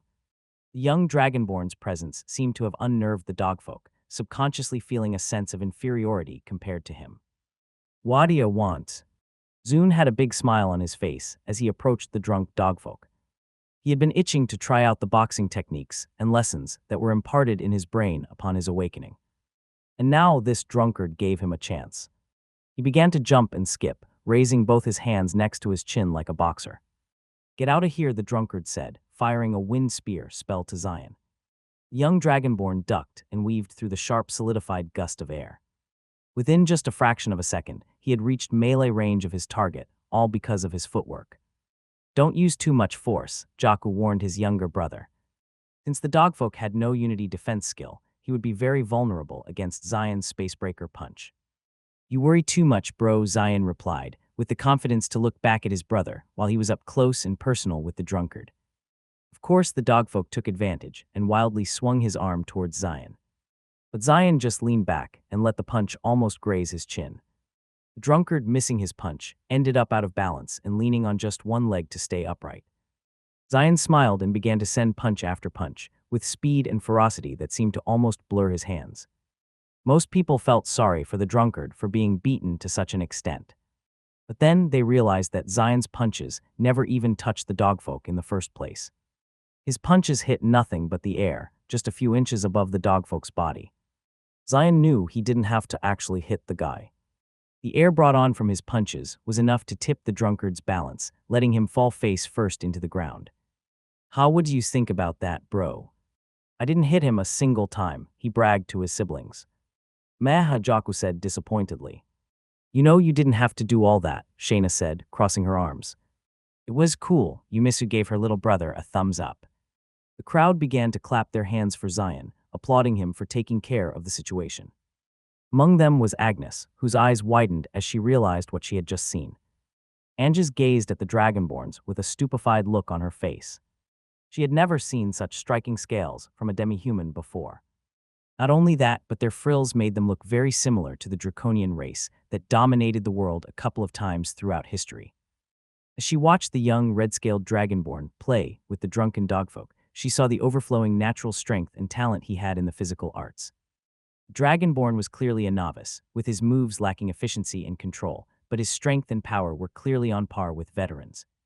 She knew talent when she saw one. Agnes wouldn't admit to this, but she was considered to be one of the best physical fighters in the entire continent. She was the reason why Yuna's parents allowed her to travel so far from their home. So when she admitted that someone was more talented than she was, it was the truth. Read new adventures at my virtual library empire. Only when she heard the familiar banter and clashing personalities of the Dragonborns did she finally recognize the Komodo siblings. It was a jaw-dropping realization, as she couldn't reconcile the strong and overflowing talent of the Dragonborns to the meek and shy temperament of the Komodos. The difference was like night and day. They had their heads up and their shoulders straight, full of confidence, a complete departure from when she first met them on the outskirts of the mountain region. Zion, you should have just let your brother do the job, Shayna admonished her little brother. You are still far too impulsive with your actions. Oh, come on, he's the one that started it. As she heard their names, her guess had turned out true. No matter how unbelievable it was, these were the weak Komodos who couldn't even learn a single one-star spell if their life depended on it. During their journey, Agnes had tried and failed to teach the Komodo siblings a couple of physical arts to protect themselves. But unfortunately, the physical limitation of their race prevented them from learning even a single one. It would have taken them years before they could pull it off. But now, judging from the elemental mana gathering at their bodies naturally, she knew that their new bodies were fully capable of mastering even high-star spells if they wanted to. Oh, Miss Agnes, you're here. Shayna was the first to spot the battle made, and she approached her with a cheerful hug. You're really her, aren't you? You're Shayna, Agnes said, looking up and down at her white dragonborn body with disbelief. Yup, did you see how strong I was? Zion butted in. It's good to see you, Yumisu shyly waved. Agnes looked at the siblings and saw that not one of them was less talented than Zion. They all emanated a kind of strength different from each other, yet equally as strong. What happened to you all? Agnes couldn't help but ask. The Dragonborns showed an excited expression the moment Agnes asked that question. It was as if they were just waiting for the chance to brag to her about Michael. And speaking of the man, looks like we weren't needed after all. The Dragonborns all looked back as they recognized Michael's voice. The 11-year-old boy genius had arrived with the security centaurs behind him. They had heard about the commotion a minute ago and immediately dispatched a few officers, but they still got there too late. Michael slowly approached the old satyr to check up on him. Are you fine? He asked. Fufufu, of course, boss. He's nothing but a child that got a bit too overzealous in his drinking, the satyr said. Even after he was harassed and assaulted, the satyr didn't take it to heart. Michael was relieved that nothing serious happened. But if things had escalated, he was comforted by the fact that Fudge would have notified him as soon as it happened. He then looked at the man responsible for this incident. The dogfolk was still passed out on the floor, with drool leaking out of his mouth. His cheeks were still red from inebriation, even now. First of all, let's get you sober, Michael said as he raised his hand towards the dogfolk and grabbed at the air. With his supreme skill, mana gathering, he used his mastery over the water mana and grabbed at all the alcoholic liquid in the dogfolk's bloodstream, evaporating it out of his skin. Steam billowed out of the drunkard, immediately turning him sober. The reddishness in his sagging cheeks disappeared as his eyes slowly gained clarity. Where am I? The dogfolk looked around and saw everyone looking at him curiously. I remember drinking then, walking in the streets and then. Memories began to resurface in his mind like a collage of pictures. And as he realized what he had done, his head quickly swiveled over to the old satyr before prostrating on the floor. I'm sorry, I was too drunk to know what I was doing.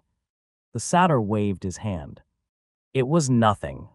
Just try not to drink too much next time. After the incident, the dogfolk voluntarily surrendered himself to the security centaurs, who took him to jail for his crimes. Bro Mike, you should have seen me punch that guy, Zion bragged. Although a hit brash, my brother did end up neutralizing the situation, Shayna reported. Oh, boss Michael. Have you met our benefactor? Jocko finally introduced Agnes to Michael, with the two looking at each other curiously. Even though they'd never met, Michael felt as if Agnes was looking at him, as if she knew him already. I don't believe we've met, Michael said, offering his hand. Meanwhile, Agnes just stared at Michael. Perhaps seeing the Komodos transform into dragon-like creatures was not the biggest surprise she had seen that night. It was witnessing Michael manipulate the dogfolk's very own blood to disintegrate the inebriation out of his very insides. If she were to be completely honest, it was a little bit terrifying to see the ease with which he did that. If he could do that to someone, then nothing could prevent him from simply stopping someone's heart by depriving it of blood.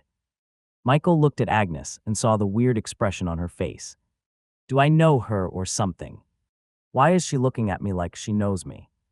I apologize for my behavior, Agnes said, after realizing she had been staring at his face for a few seconds. I am Agnes, a female ogre, and I serve as the attendant of the Montgomery family. Michael heard that last name before. According to Cerberus, they were one of the families that were well established in the Queen's region. He even said that it would do Michael good if he allied with one of them. He didn't think he would meet them so soon. Welcome to our nation, he said to Agnes. I am Michael Vanderbilt. The two shook hands, with Michael noting her solid physical strength just from her grip alone. Analyzing magic. Magic theory acquired. Tribulation skin hardening. What? Physical arts. Earth and fire element. This magic allows the user to achieve an enhanced defense. Due to the combination of earth and fire mana, this spell gets stronger the more damage the user incurs. Michael was glad that he was widening the selection of physical arts in his repertoire. But if he wanted to synthesize spells, then he needed a lot more, a library's worth more. Aren't the Montgomerys a diplomatic family famous for their connections? Maybe I can ask them where I could learn a lot of physical art spells in the Queen's region, Michael thought to himself. Are you liking our nation so far? He asked her. It was important to know how his nation fared compared to the other territories in the Queen's region if he wanted to compete there. Agnes looked around the streets, observing the lights and festivities all around. I am a knight who knows nothing but fighting, but I am sure that everything you have shown me here will blow away everyone in the Queen's region, she said truthfully. Michael nodded, proud at what he and his allies had achieved this past year. By the way, what brings you here? He asked her. Agnes opened her mouth to say something, when all of a sudden, the speakers posted all over the streets suddenly emitted a crackling sound. ZCCRRKKK. Someone was on stage. Someone other than a Rebornian was about to perform a song. This was part of the events in the music festival. Since this whole thing was intended to find and nurture musical talents from all over the King's region, Michael invited anyone and everyone who had the musical talent to show off their skills on the stage. If they showed any promise, then they would immediately be recruited into the nation as an official citizen, meaning they would have the privilege of awakening their talent or evolving their bloodline. This time, it seemed that the new singer was a guitarist, as a single strum sounded out through the speakers. Michael was going to ignore it, but then, the guitarist began to play a serene melody on the stage, something completely different from what he and the others had been hearing the whole night. He whipped his head towards the stage. Discover stories at my virtual library empire. Those chord progressions, those melodies, those heart-wrenching plucking of the strings, it was something familiar to him, something he hadn't heard ever since he had reincarnated into this world. As the instrumental intro continued to play, parts of Michael's memory began resurfacing. These weren't memories of the young genius son of the Vanderbilt family. It was the memories of the old jaded Michael, who stayed in his room all day with his head stuck on the computer screen. This was the song that saved him from feeling depressed, from feeling listless, and from feeling as if nothing mattered in the world. He thought he would never get to hear this song again. What's going on, Chat JK3? Did you teach this song to one of the musicians? They have not learned this song from the system. Chat JK3 answered. Boss. What's wrong? The Dragonborns realized that there was something wrong with Michael. He wasn't acting as the easygoing leader that they had met. He looked emotional, he looked pained. Michael ignored everybody and slowly made his way to the stage. His steps quickened as the song progressed, nearing the end of its intro. I am with you through the moon.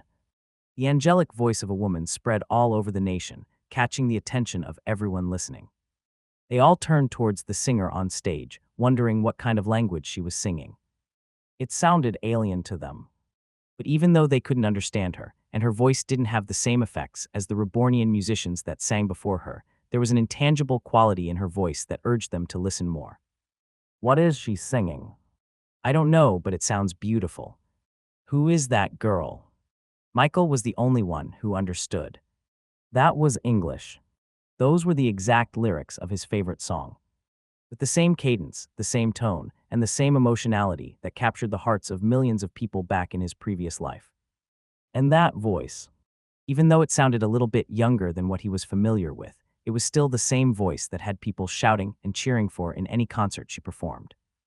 This was no mere coincidence. There was something strange going on here. I know. Star-crossed lovers, that's all that matters. Michael's steps got faster and faster until he was fully sprinting towards the center stage. In all our lives, you were the one.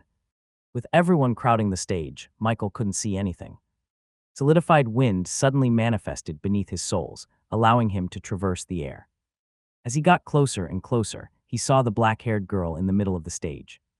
The spotlight shone down on her, making her look ethereal under the night, just like how he saw her back in his previous world. Michael stopped in the air, staring eye-to-eye with Yuna. The only thing he could think about was, she reincarnated. And as Yuna looked at the boy floating in front of her, she knew. He was the one the goddess was talking about. He's the reincarnator. Yuna Kim had reincarnated into this world about 1 year later than Michael. She met the goddess when she died and lived the life of a baby for the next 10 years of her life. Just like Michael, she was under the impression that she was the only reincarnator in this world. The goddess only told her to enjoy a comfortable life here and sent her on her merry way into the circle of reincarnation, leaving out the fact that someone had been here before her 1 year earlier. Born as the youngest daughter of the Montgomery family, Yuna completely immersed herself in this new life, forgetting about her life as a K-pop star in her previous life. Just like Michael, she had shown great talent even as early as 5 years old. Because of her background as a dancer in her previous life, her hand-to-eye coordination was excellent enough to allow her to master the way of the rapier much easier than everybody else, earning her the title of a once-in-a-million genius. But she didn't want to spend her new life fighting monsters and training under her master for 15 hours every day. So she chose to follow in her grandmother's footsteps and become a diplomat, which basically meant that it was her job to make friends through every territory on the continent. She then spent most of her early years absorbing books and learning all the wisdom that her grandmother had to offer. But one day, she suddenly saw a few wizards playing a familiar game, with each side having 16 pieces to play with. It was chess. She wasn't facing a mirror practicing her moves for her concerts. Yuna spent most of her time playing online chess on her phone. After exhausting her body, she would always want to exercise her brain as well by playing rapid chess for hours at a time. Eventually, she became really good at it. She would have never thought she would see chess again in this life. But she didn't think someone from her previous life introduced it to this world. She just thought that another genius had created a similar game by coincidence. After all, she considered this as a parallel Earth with lots of differences, but a few that were the same as with the original Earth. So she played chess with the mages and was able to beat them every single time. She even made a wager with them to teach her demi-human attendants some magic if they lost against her. Eventually, the mages learned their lesson. They couldn't beat her, and they also spent too much effort teaching the demi-humans simple magic. So they stopped playing with her. Wanting to empower her attendants and her loyal friends more, she eventually decided to go to the king's region to seek out Cerberus Augendor, who had access to a big collection of spells in his magic library, as well as a penchant for making bad wagers. Before she left, her grandmother approached her and told her about her fiancé, Michael Vanderbilt, the youngest son of the richest family in the world. Of course, she had no intention of following an arrangement that she did not make. Stay tuned for updates on my virtual library empire. Not only that, but she was basically an adult in a child's body. So she decided to take a peek at her supposed fiancé and make sure that the arrangement with him was broken off before anything serious happened. As she entered the king's region, she saw things that weren't supposed to be in this medieval world at all. The roads were made of concrete, the villages had running water coming out of faucets, and most of all, pavements were filled with automobile cars running throughout the entire region. This was an advancement in technology that wasn't supposed to be here at all, especially in the king's region, which was considered to be the rural part of the continent. She started to suspect something at this point.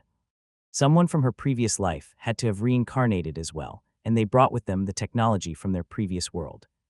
She wanted to find out who this mysterious reincarnator was. And the only one who could answer her question was the goddess herself. Upon visiting the church and meeting with the goddess for the second time in this life, the only answer given to her was, "There is only one other reincarnator in this world," she said with a mischievous smile on her face. "And you'll find them where you're already going." Yuna could only think to herself, the nation of Reborn. She should have known. The name was already a dead giveaway. They clearly influenced the adorable slime, Fudge, from a famous anime, which was coincidentally one of her favorite TV shows of all time. And when she traveled to the parched lands to reach the nation of Reborn, she was even more surprised at how advanced this place was.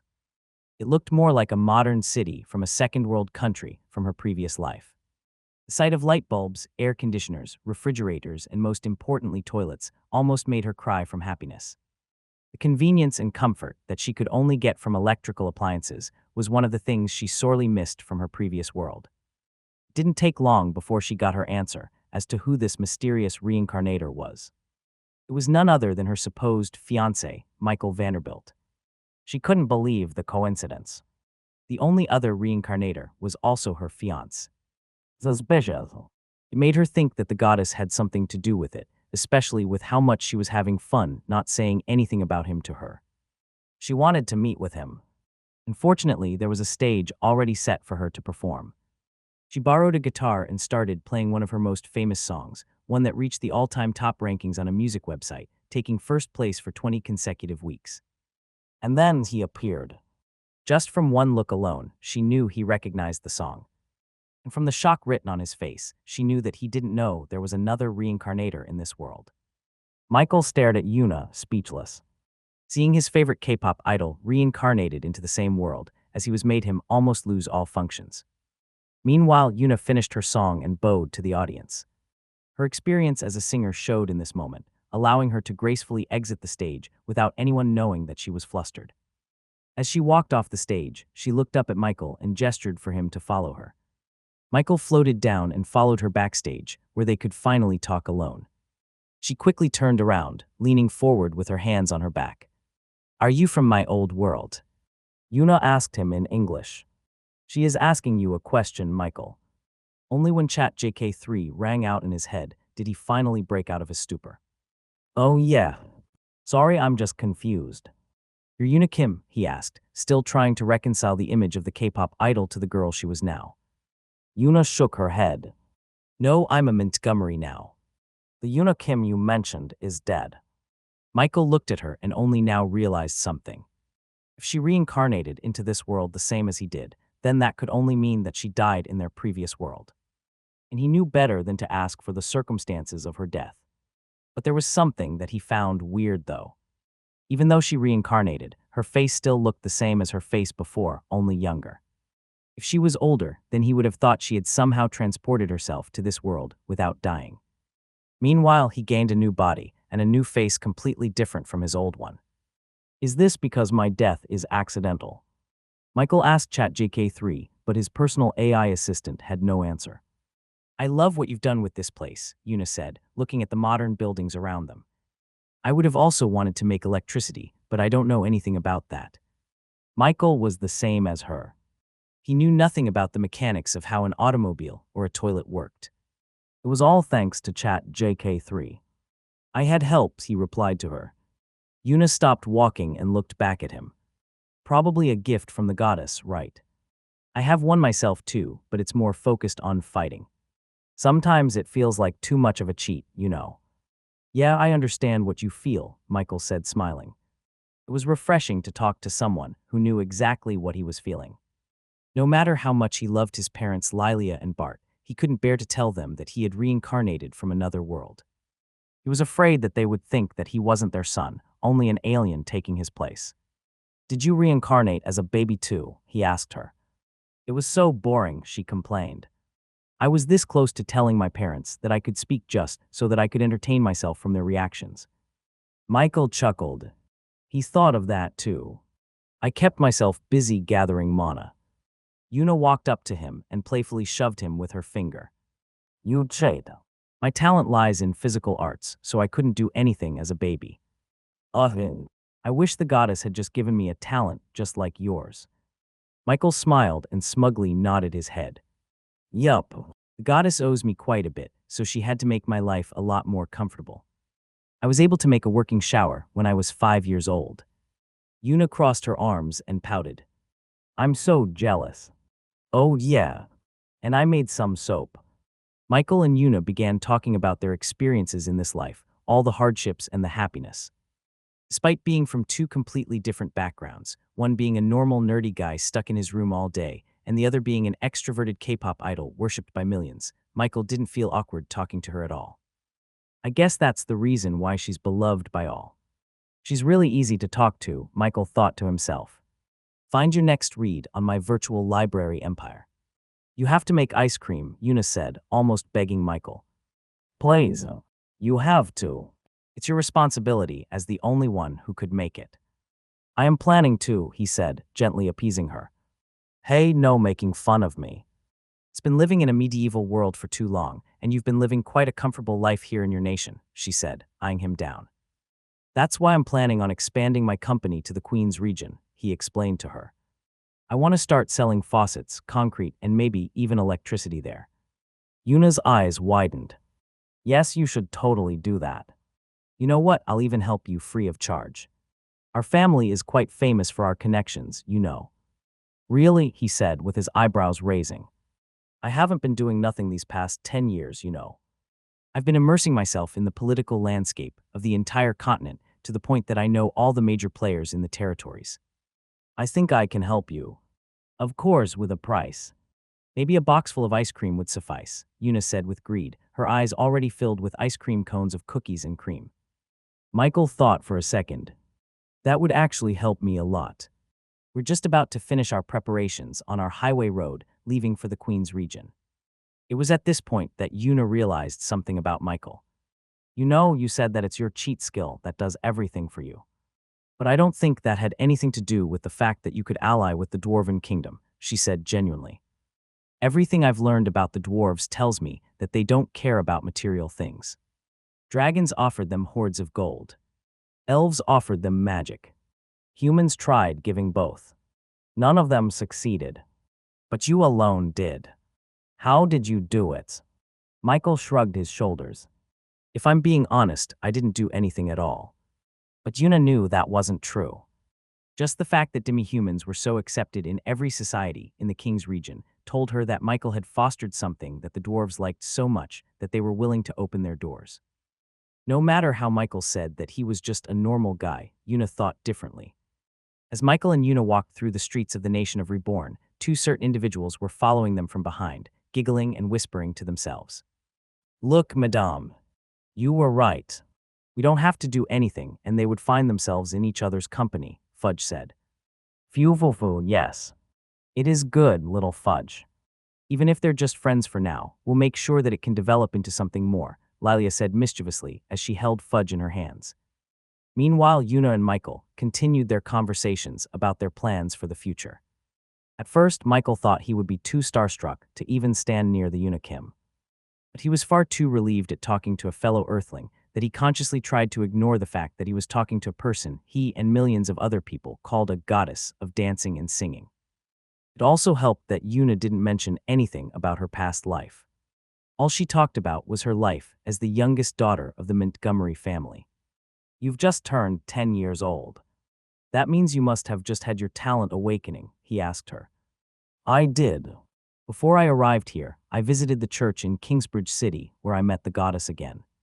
She was the one who told me that there was another reincarnator in this world, though she didn't tell me who it was. Michael nodded. He knew that the goddess could be quite a joker at times. Can I ask about your talent? He asked her cautiously.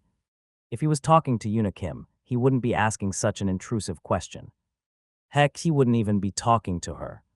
Thankfully, Yuna Montgomery didn't mind. My talent is called Heavenly Sword Dancer. Yuna suddenly raised her hands and performed her moves, acting as if she had a rapier in her hands. She swiftly swung, pierced, and sliced the air with her movements, which Michael could only describe as something very similar to dancing. And if he wasn't seeing it wrong, it even looked like she incorporated some of her iconic dance moves into her stances. Suddenly, Michael heard a notification ring out in his head. Analyzing talent. Yuna Montgomery. Magic SS class. Element mastery, water, air. Magic purity, 95%. Mana quantity, 34,592 mana. Talent, SSS class, Heavenly Sword Dancer. Realm 4-star Fencer. Skills. Musical stance. The user's physical stat increase is directly correlated to the fluidity, gracefulness, timing, and expressiveness of their movement. Where did you learn to train your physical arts? Michael asked her. Yuna then explained to him about the Order of the Heavenly Knights and how they were the equivalent of the Guild of Arcana for physical arts users. She told him that they were the foremost experts in everything related to spells that were cast inwards rather than outwards. That's good to know. Maybe I'll visit them in the Queen's region. Michael thought that this was a good goal to set because he needed a lot of physical art spells so that ChatJK3 could improve its software enough to synthesize new and customized physical art spells at will. It would be great if they had a magic library, Michael thought to himself. He could already hear ChatJK3 salivating at the thought. I did no such thing. ChatJK3 retorted. Michael, are you listening? Yuna said, a bit upset that he hadn't been listening to her. Sorry. I was thinking about my plans in the Queen's region, he said truthfully. Yuna walked in front of him and stopped him in his tracks. Why don't you tell me? Maybe I can help you. You know about our plans to open the highway to the Queen's region from the Dwarven Kingdom, right? We need somewhere good to place our headquarters, somewhere that can connect to a lot of other places. This was a vital decision. For example, creating their headquarters at Kingsbridge City allowed them to be in the center of everything in the King's region, allowing for easy expansion for their business. However, territories in the Queen's region were a little bit more disjointed, with a lot of isolated territories that weren't connected with each other. There is one good territory that fits your criteria, Yuna said after a long deliberation. Orcus Town. They are usually a place where a lot of peddlers converge, which makes for a very busy town, business-wise. Michael was elated upon hearing this. But judging from the tone in her voice, he knew there was a but coming. But Orcus has become somewhat of a ghost town these days, Yuna said, her eyes downcast as she reminisced about what she saw firsthand. Elaborate? Michael asked, intrigued. What was once a prosperous town filled with both human and demi-human citizens has now been turned into a lawless place because of an unfortunate disaster that left them in a time of famine and drought. They had already asked for help from the Order of Heavenly Knights, but because of the distance and rough terrain, it would take them a long time before they would arrive.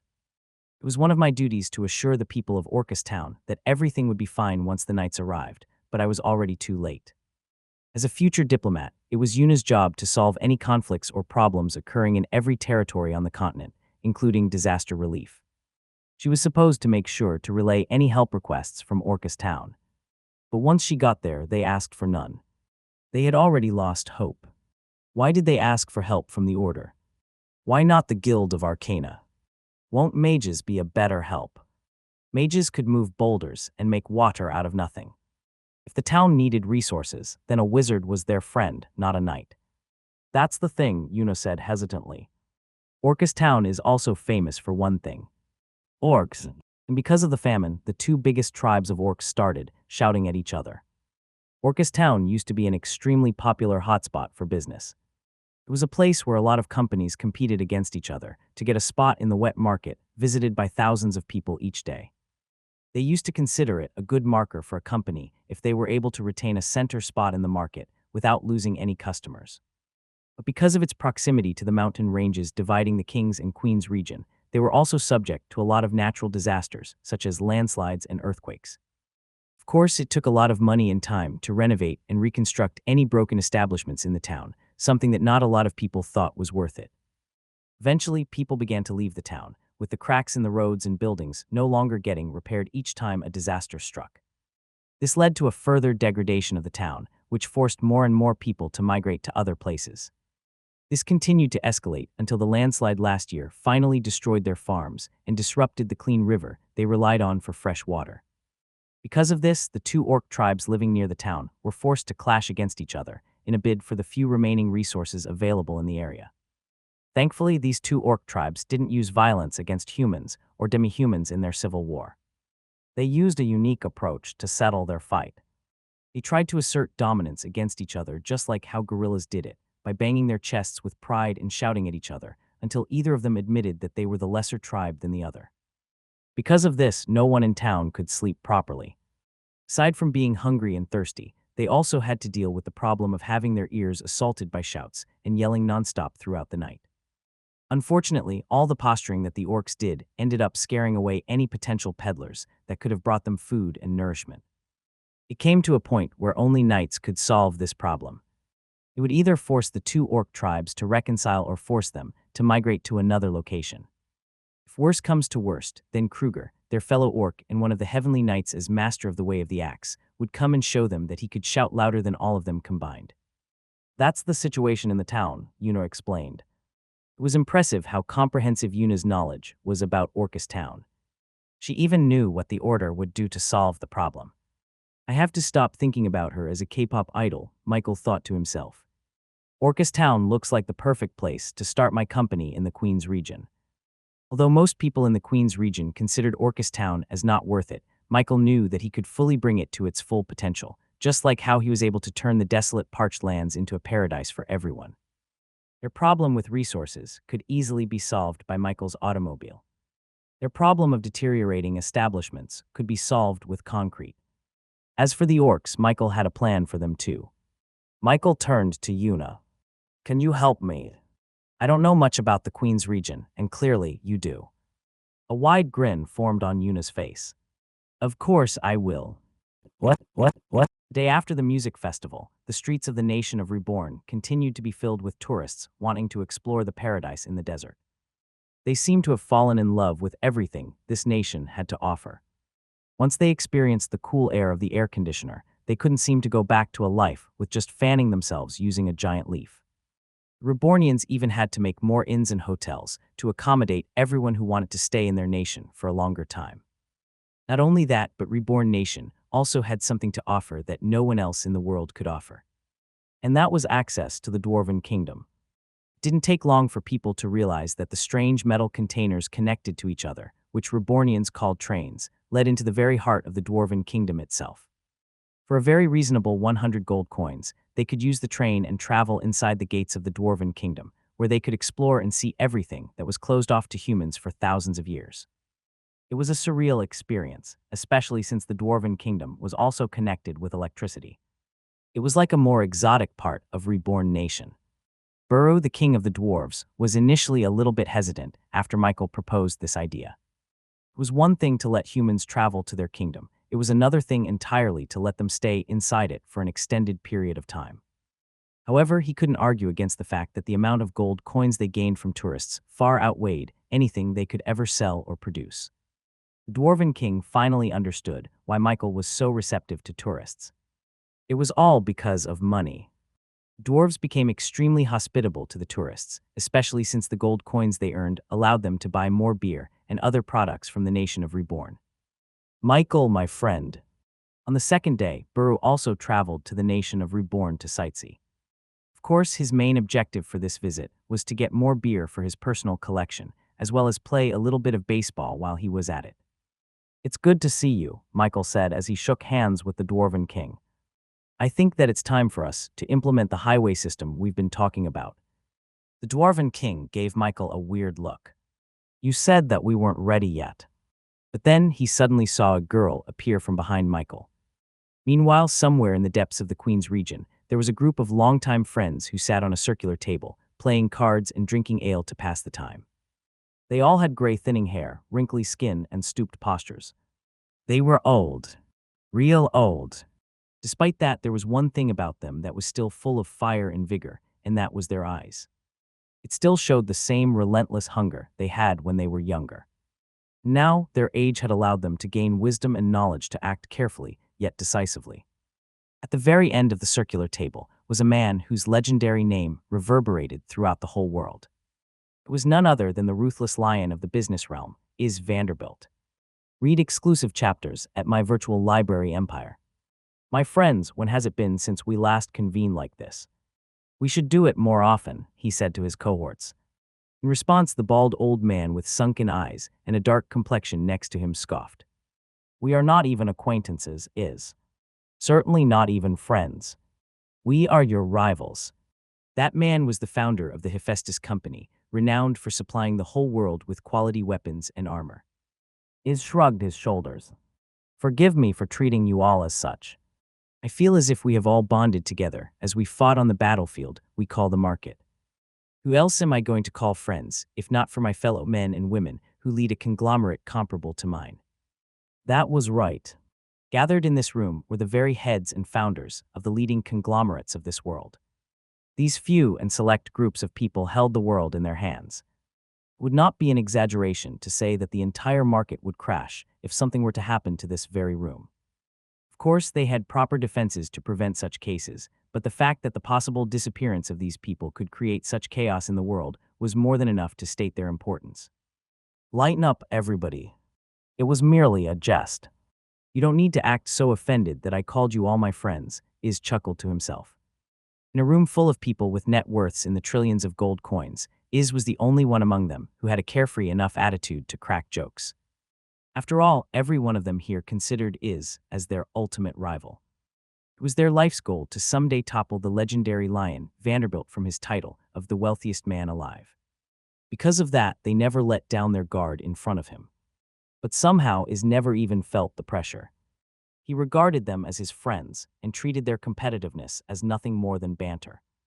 It was as if he knew that they could never oust the Vanderbilt name from being the most successful company in the world. This definitely annoyed most of them, which Is seemed to love doing. The old woman sitting next to Is finally had enough and raised her hand. "Let's just get to the chase, shall we? We are all taking precious time away from our companies to discuss something important happening in the world."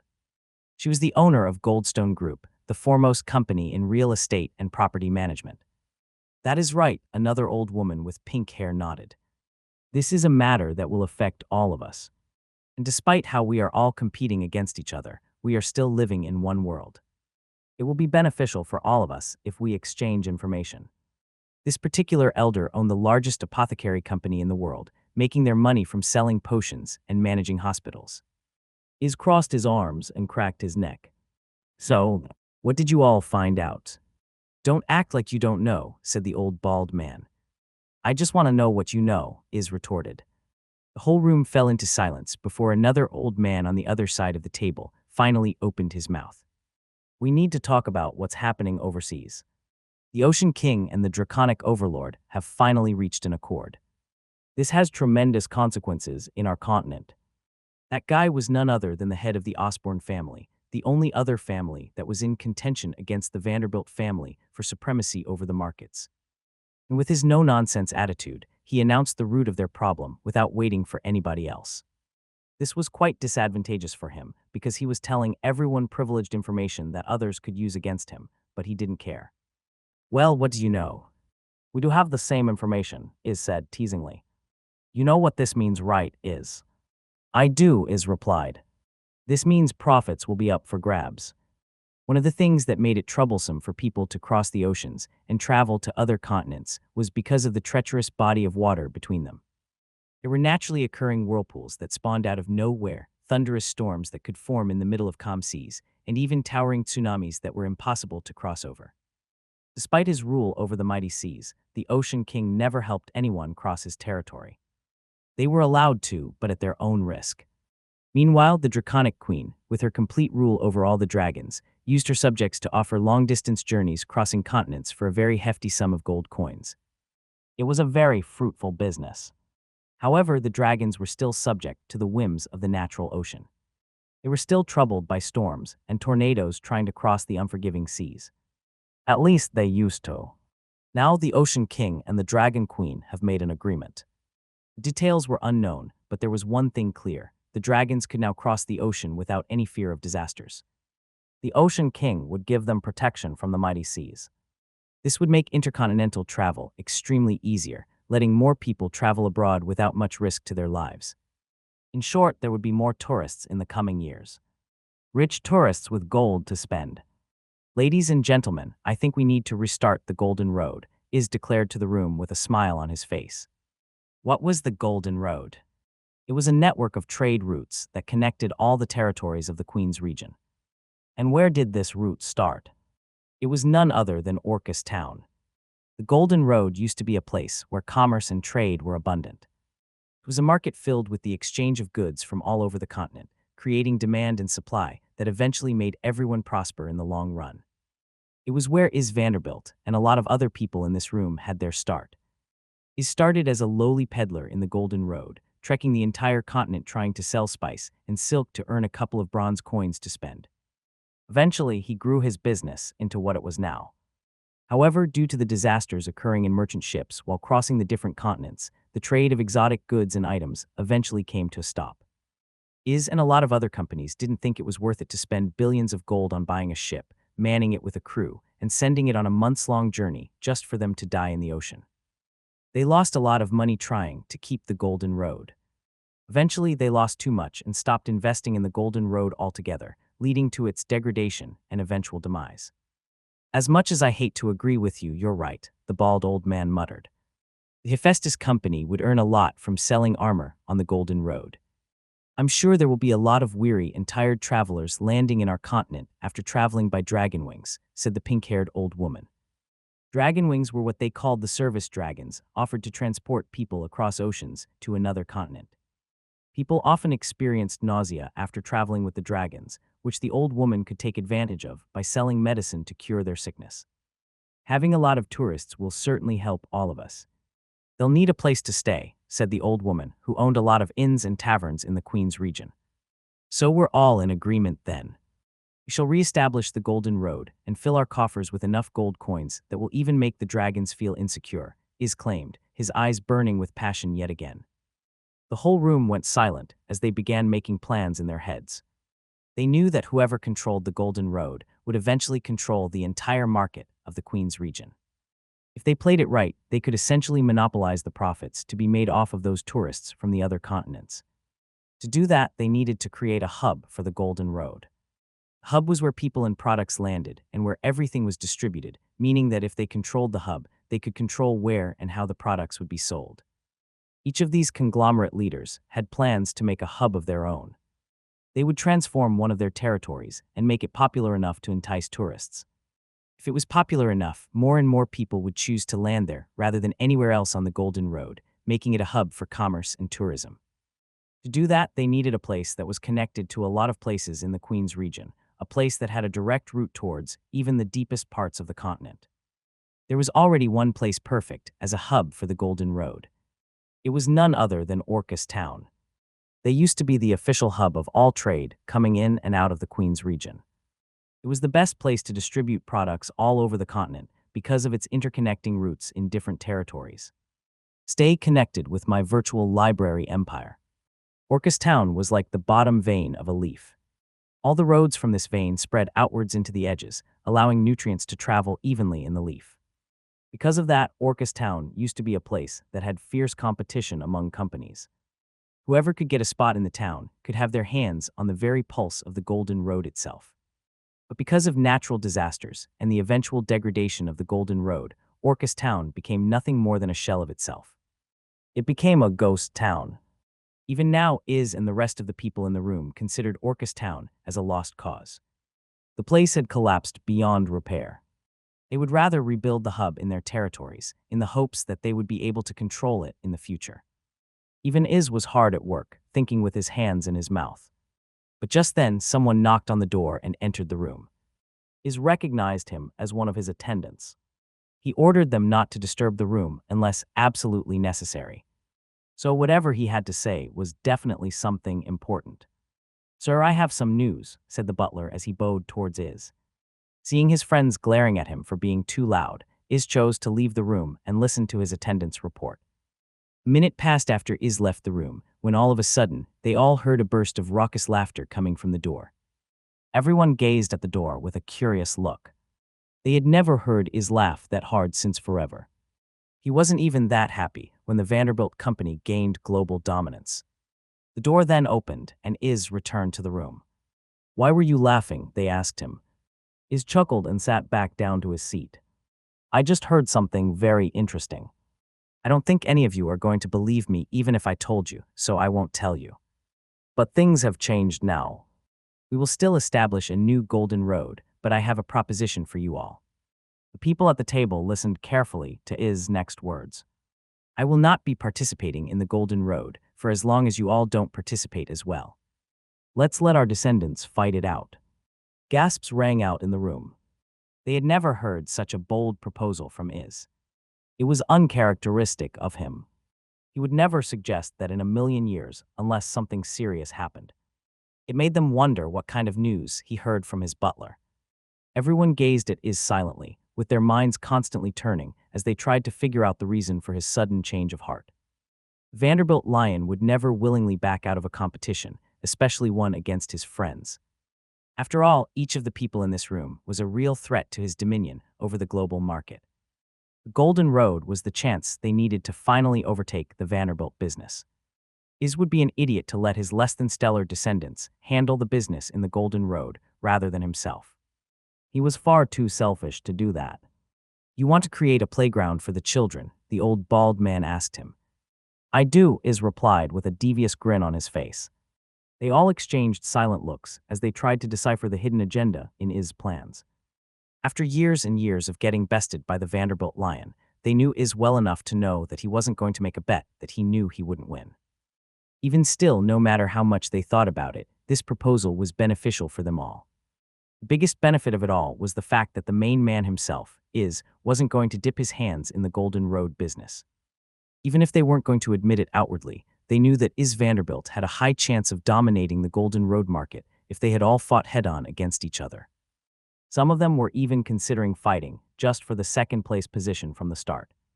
That was how much of a threat he was. But now that Iz promised to stay his hand as long as they stayed theirs, then this meant that they had a much greater chance of finally overcoming the mountain that was the Vanderbilt business. Sure, they wouldn't be able to use their full resources to conquer the Golden Road, but that also meant that Iz wouldn't be able to use his immense wealth to bully his way through the market. It would all come down to their descendants and their subcompanies. It was the battle of the future heirs and future inheritors of these conglomerates. And as far as they knew, no descendant of his Vanderbilt could come close to his brilliance. Not even his direct children showed any sign of becoming a cub that could grow into a lion. Compared to the other conglomerates who all had a few standout descendants who were already showing their talents in the global market, the Vanderbilt family was sorely lacking in contenders for the competition in the Golden Road. I accept your proposal. Me too. I agree as well. Everyone raised their hands to quickly solidify their agreement. They didn't want to give Iz any more time to second-guess himself and back out of this agreement. After all, this was the chance that they had been waiting for to finally defeat him. Iz Vanderbilt smiled and raised the glass of mead in his hands, which the rest reciprocated. And so it is done. I wish all of you good luck in this competition. Iz gulped down the whole glass. The others did too, with each one showing a satisfied smile on their faces, thinking that they had the upper hand. They were giddy at the fact that the Lion Vanderbilt had finally shown his weakness. And now it was time for them to strike. But of course, none of them was happier than Iz himself. After all, he had just found out something incredibly amazing just a few minutes ago. His youngest grandson had allied himself with the Dwarven Kingdom. This was a feat that even he was unable to do. It was absurd to think that Michael was only a child, yet he was able to do something that even none of these conglomerates could ever dream of doing. It was so absurd that he had to laugh. Michael, I knew that you had my killer instinct within you. Show me. Show me more, show everyone that the Vanderbilt name is never dead. I will be waiting for you at the end of the Golden Road. What? Back in the nation of Reborn. After Michael introduced Yuna to the Dwarven King, the plan for the highway was quickly set into motion.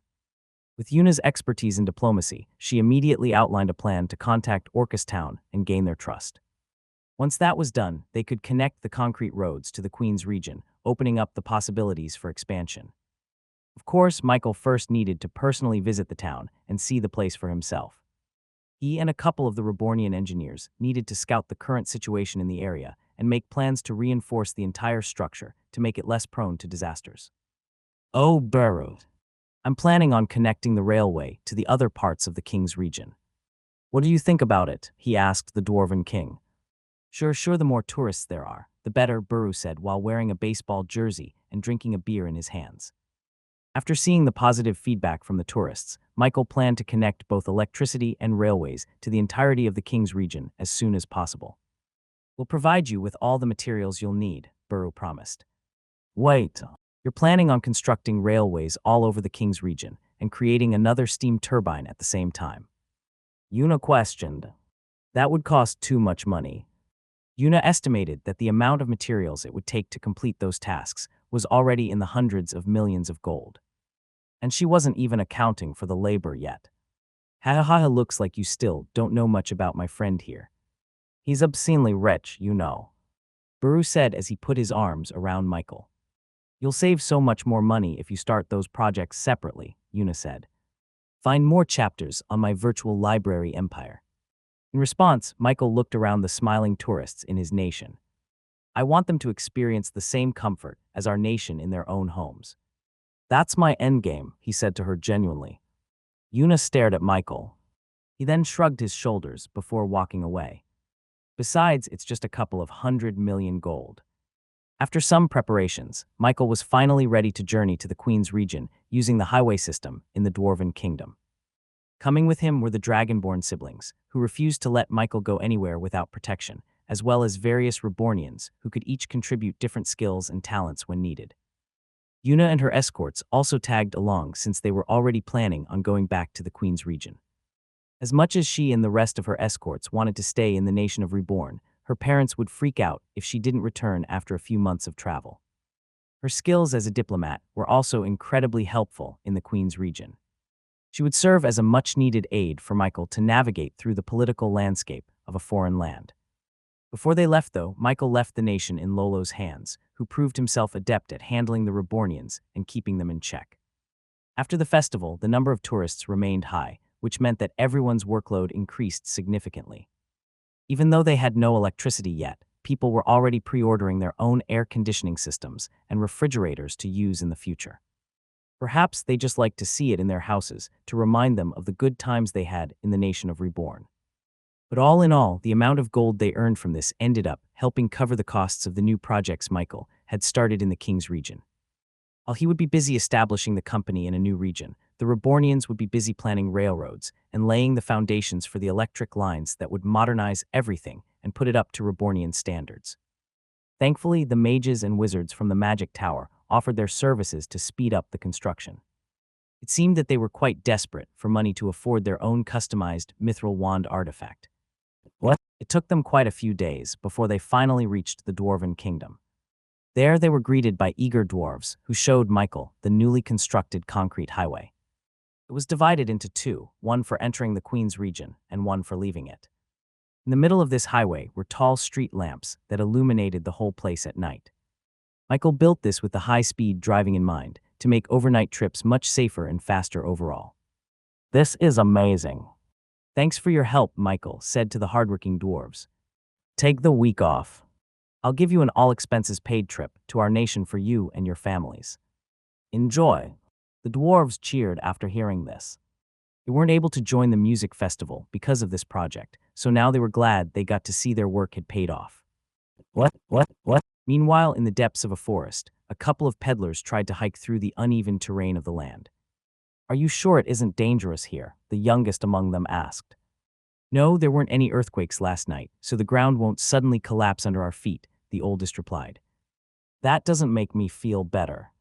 Why are we risking our lives here again?" "I thought this place was a ghost town," the youngest asked. The oldest peddler looked back. "Orcus town needs our help. They are dying of hunger and thirst. Buying our wares is their only way to survive." But just as they were about to climb over one of the uprooted trees, they suddenly heard a loud thumping sound echoing through the forest. It boomed through their bodies, rattling their very bones. "Bayou Tutul. Bayou Tutul. Bayou Tutul. Ra-T-A-H-T-A-H. Ra-T-A-H-T-A-H. Ra-T-A-H-T-A-H." The thumping sounds were accompanied by growls and guttural shouts, which continued to get louder and louder with each echo. It was at this point that they realized that those weren't echoes. Those were the culmination of hundreds of other creatures shouting at the top of their lungs, each one trying to outdo the other. The peddlers suddenly felt their hearts palpitate from the sheer deafening sound coming from the forest. The eldest peddler looked back at his team. "Let's go back," he said decisively. "What?" Meanwhile, just up ahead of the forest was a gathering of orcs, with their pig-like snouts and their large, almost obese figures that made them look very intimidating even against their kind.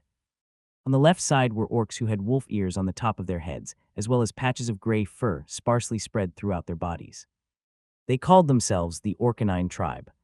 On the right side were orcs who had very short ears and skin, with rock-like patches that had spikes coming out of the roots. They were called the Orcupine tribe. Despite how it looked, these two orc groups were not the violent type. They made it their principle to solve their fight through a show of dominance. "Biutatu," the Orcanine tribe shouted, squatting and slapping their meaty thighs to produce a thumping sound. "Ra-T-A-H-T-A-H," the Orcupine tribe answered, strumming the spikes on their bodies to imitate the sound of a snake rattling its tail. These two tribes postured to show their dominance, yet none of them showed any sign of relenting. "Leave, we stay here." "No, you leave, we keep our place here." The two leaders exchanged pleasantries. What? Meanwhile, in the middle of the commotion, a sudden gust of wind disturbed the large cumulonimbus clouds populating the blue skies. Large winged creatures broke through the clouds, turning them into nothing but mist. These were none other than giant wyverns, creatures from the proud draconian race. And if one were courageous enough to go above the wyverns, then they would see an incredible sight. Constructed above the wide ribcage of the wyvern's body was a small town complete with wooden houses and constructs. Not only that, but it was also populated by hundreds, if not thousands of humans and demi-humans. Find your next adventure on my virtual library empire. Their destination: none other than the continent in the distance. Discover stories with my virtual library empire. Dragonborns preferred sitting comfortably in the automobile rather than walking the whole way to the Queen's region. After all, it would have taken them 10 times the time and effort. But for Michael, who used to live in a world where travel was nothing more than a few hours or even less than a day, this journey was a bit of a bore. Although he customized his automobile into a camper van complete with a built-in shower, bed, and kitchen, Michael still couldn't stand the monotony of his daily life in the car. He eventually called out to Fudge, who diligently came out of his shadow and presented himself to Michael. "You called, Master." "Hey, Fudge. Do you have any clones near Orcus Town?" Michael asked. With his supreme skill, Unity Gathering, he could take control of Fudge's clones and easily take their place, allowing him to transport himself to Orcus Town in an instant. The edgy ninja slime nodded its head, feeling millions of its clones spread around the area. Most of it was in the King's region, but there were some sparse few attached to the shadows of traveling peddlers in the Queen's region. "I found it, Master." "There's one close to Orcus Town," Fudge answered. "Thanks. I'll have to borrow your skills for a second," Michael said as he raised his hand and grasped the air towards Fudge. "No probs, Master."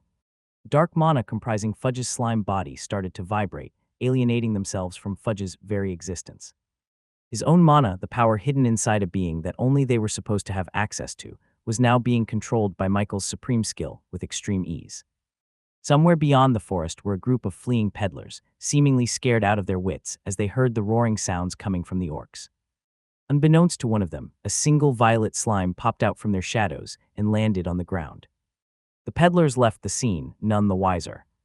Violet slime crawling through the grass suddenly vibrated as its entire body began to morph and change into something completely different from its amorphous body. It elongated into a vaguely humanoid shape before finally transforming into an 11-year-old boy with golden hair and dashing young looks. Michael looked at his hands, satisfied to see that his body successfully transferred into Fudge's clone. "ChatJK3, can you locate Orcus Town and give me a direct route?" "Acknowledged." Cross-referencing topography of the current surroundings to a well-established map of the Queen's region. "Current location found." Creating a waypoint for the last known location of Orcus Town complete. Michael suddenly saw a giant yellow arrow in the ground, pointing him due north. He began walking towards the direction it pointed at, and the arrow slightly changed its position to the right. As he continued following the arrow, Michael noticed that there were a lot of fissures and crevices on the ground, making for a very dangerous journey for normal people. One wrong step and they could plummet into a chasm and get trapped with no way out. "I guess Yuno was right. This place is also prone to earthquakes," Michael thought to himself. It didn't take him long before he finally caught sight of a civilization in the distance, with stone buildings peeking over the town walls. "That's Orcus Town." "According to different sources, that is indeed Orcus Town," replied ChatJK3. But as he got closer, he realized that it looked more like ruins rather than an active civilization. The walls were completely degraded, with plenty of cracks lining up with the crevices on the ground. Some parts were completely torn down, which lowered the security of the town significantly. Though Michael didn't know if any thieves or conquerors would even bother to do anything with a town this degraded. Michael used his supreme skill again to sense for the light mana present in Orcus Town. Thankfully, there were still a sufficient number of inhabitants for it to still be called a town, but the quality of their life was something left to be desired. Judging by the lack of earth and water mana present in their bodies, as well as their thin physiques, Michael knew that all of them were suffering from starvation and dehydration. "The situation here is worse than I thought," Michael noted. "Thankfully, I stocked plenty of food in our automobiles." He approached Orcus Town on foot, feeling the ground beneath his feet to sense for any upcoming disasters. Thankfully, there were no signs of another earthquake occurring in the region. He began walking through the streets of Orcus Town, looking at the abandoned houses and destroyed farmlands with pity. Even with the half-collapsed buildings all around him, Michael could see that Orcus Town used to be a prosperous place with a bustling life for its inhabitants. The torn-down stalls by the side of the street told him that there used to be a thriving market established in the town. Even the stone road was worn down by horse carriages crossing through them day and night. Michael could see a lot of history in this town. It was such a shame that natural disasters prevented this place from reaching its full potential. As Michael was strolling through Orcus Town, he was soon spotted by some locals who eyed him with a strange look. "Hey kid, what are you doing out here? Go to the market now or else you won't have anything for yourself." Michael turned to the emaciated old man peeking out of his window. It was clear from his face alone that he was worried for the kid wandering the streets alone. It seemed that Michael was mistaken for one of the locals. Unlike most rich folk, Michael never really wore anything gaudy or flashy. A simple shirt and trousers were enough for him to be satisfied with. He was the comfort over style kind of guy, even in his previous world. "What are you talking about?" Michael shouted back. "Bread," the old man yelled out. "You'll miss out on bread." Just as Michael was about to ask the old man what he meant by that, he suddenly heard a cacophony of excited shouting in the distance. It sounded like children getting excited at a birthday party. He didn't expect such jolly sounds from a barren town. Michael curiously walked towards the center of the town, where the main wet market was established. As he did so, he saw a small gathering of small children lining up towards a single table. These children, despite looking a little bit thin and malnourished, were surprisingly healthier than the adults that he had been seeing in the town. Most of the people in Orcus town remained inside their houses, choosing to lie down and sleep all day to conserve energy. This would allow them to be less hungry throughout the day. But somehow these kids had enough energy to jump around excitedly as they looked towards this table. "Finally, I've been waiting for this since yesterday. Hey woohoo. I wonder what we're going to get today." The kids talked amongst each other with a giddy attitude. Michael slowly approached the crowd, mingling himself with the children. "Children, no pushing, okay? You'll get your turn eventually." On the other side of this wooden table was a middle-aged woman who showed a gentle smile towards the children. And even as the kids were overcome with excitement, they didn't disobey the woman and kept themselves in line. "Yes, we will," they all recited. Michael peered through the crowd and finally saw what was laid down on the table. He thought it was something special, but it was just a couple loaves of bread. Not even enough to feed a single family of 4, much less a whole group of these children. He was quickly proven wrong. A middle-aged woman wearing a worn-down apron took out a loaf of bread and began to tear out small pieces to give to each and every child lined up at the table. "Thank you, miss," said one child as he gleefully chowed down on the piece of bread smaller than his fist. "Thanks, I'll savor it for a long time," said another child as he began to nibble at the bread, making sure not to eat it all in one go.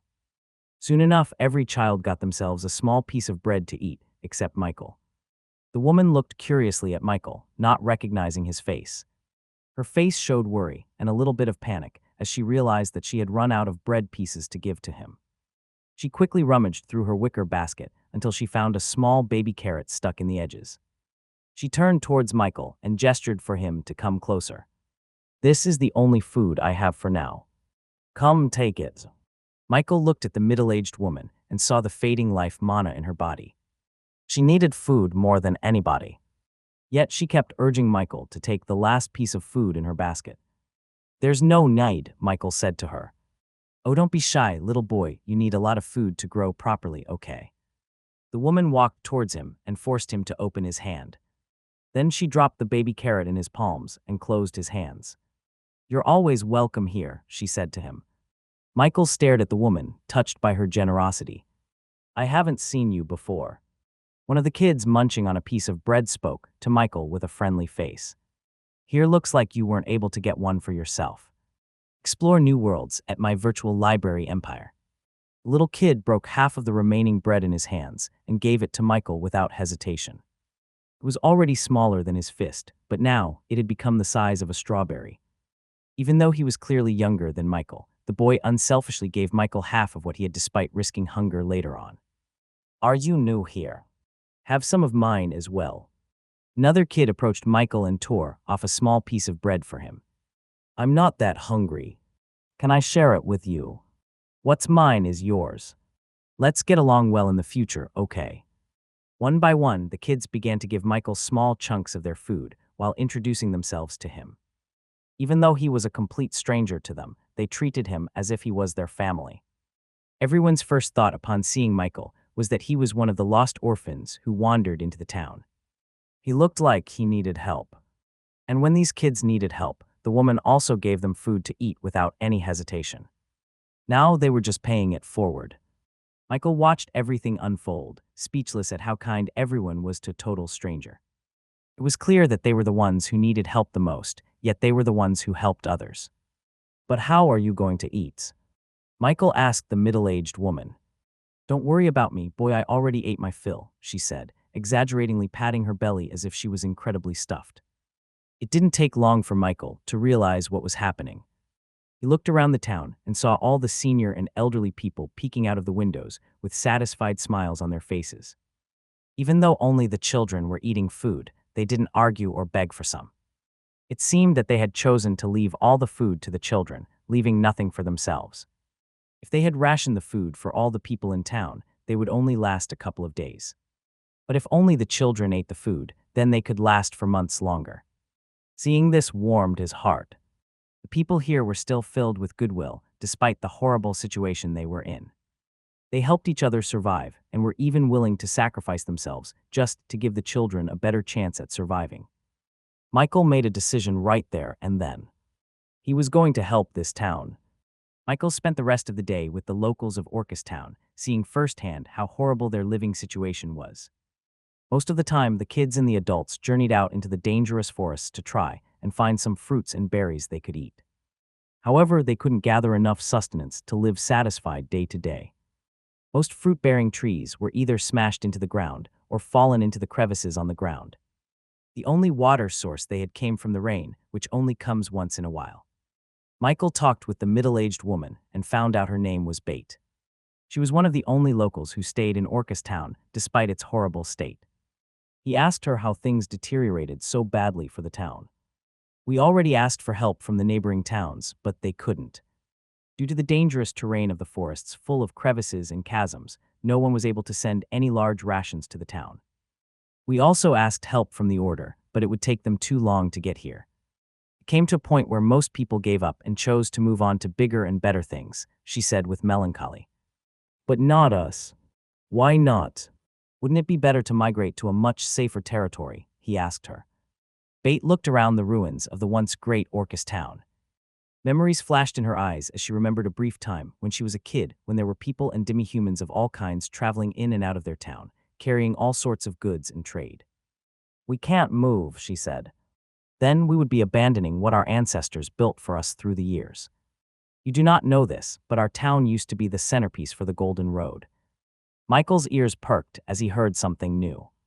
Golden Road, he asked her, expectantly curious. Just the name itself was triggering his intuition for business. Bate nodded her head.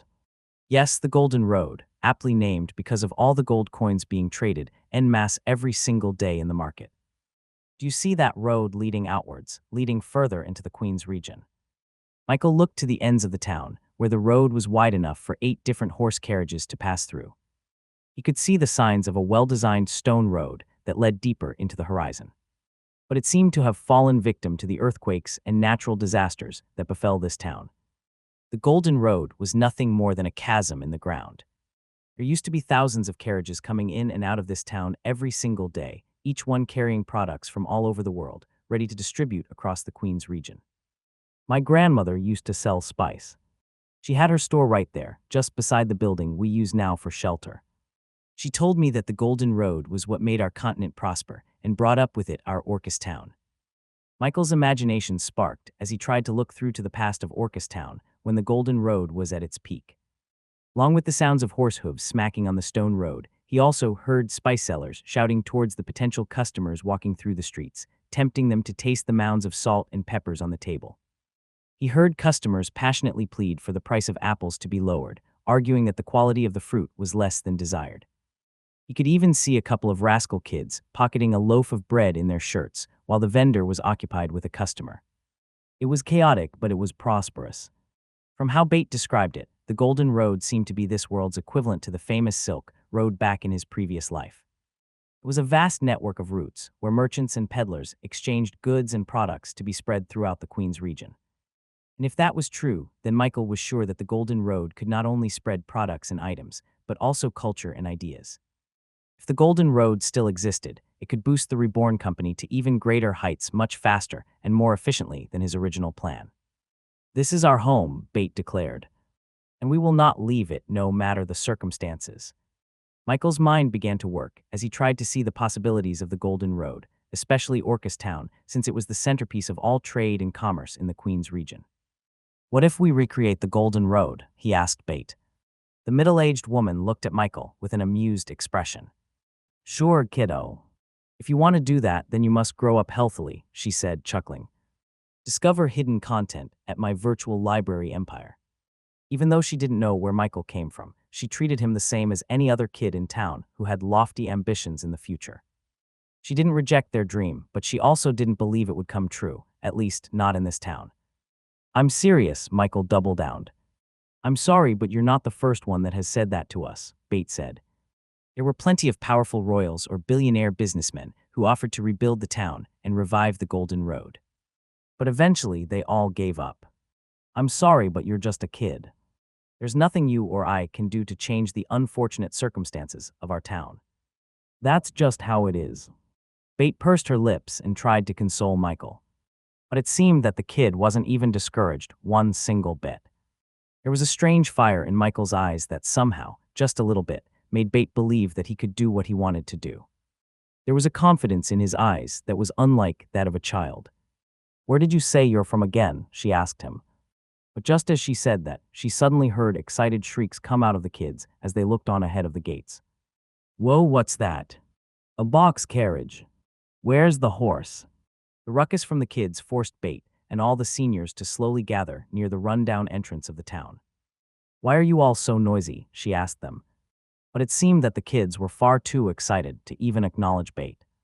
They simply pointed towards the horizon, where an envoy of carriages seemed to be coming from the very forest itself. Miss Bate, are they the help that you've been talking about? Who are they, the heavenly knights that are going to save us? The kids' imaginations went wild, especially since the horseless carriages weren't anything they had ever seen before or had ever thought about. But Bate knew that they weren't from the Order, nor was they from the Guild of Arcana. Matter of fact, they weren't even from the Queen's region at all. If they were, they would have come from the other side of the town, facing northwards and connecting to the Golden Road. The very reason why they weren't getting help from anybody was because it was extremely hard for carriages or just peddlers to get through the hazardous environment caused by the earthquakes. But now these carriages, if it could even be called that, were coming with an army's worth of envoys with it. Bate and the other seniors were certain. They weren't from the Queen's region. Not only that, but they seemed to be coming from a place in the Queen's region inaccessible to anybody. After all, the dwarves had created for themselves an impenetrable wall on the other side, with which no human or carriage could ever trespass. Are they here to conquer us? An elderly man asked Bate. What could they possibly get in this town? An elderly woman answered. Wells, who are they? That was the question on everybody's mind. They could only wait with bated breaths as the horseless carriages approached their town at unbelievable speeds. That's faster than a horse. And they're made of metal. How is it faster than a normal carriage if it weighs so much more? After a few more minutes, the camper van automobile in front of the envoy finally arrived at the gates of Orcus town. The kids excitedly approached the strange vehicle, regarding it as some sort of wonder of the world.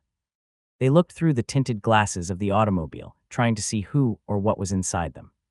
Bate, do you recognize that emblem? One of the elders asked her. Despite how little she remembered during the age of the Golden Road, there was one thing that she was sure she would never forget. And those were the emblems of all the families and businesses that used to frequent Orcus town for trade. From what she remembered, having complicated symbols adorned with gold designs was indicative of its stature in the global market. The Vanderbilt business symbol depicted hands holding the world, which were all adorned with real gold. The Osborne Consortium's insignia depicted that of a carriage traveling through a road, symbolizing their ability to sell any and all kinds of products all over the world. The Hephaestus Company's crest was that of a golden hammer striking a golden anvil. The Goldstone Group's sign was a wooden house built upon fertile land, showing their expertise in all things real estate and housing.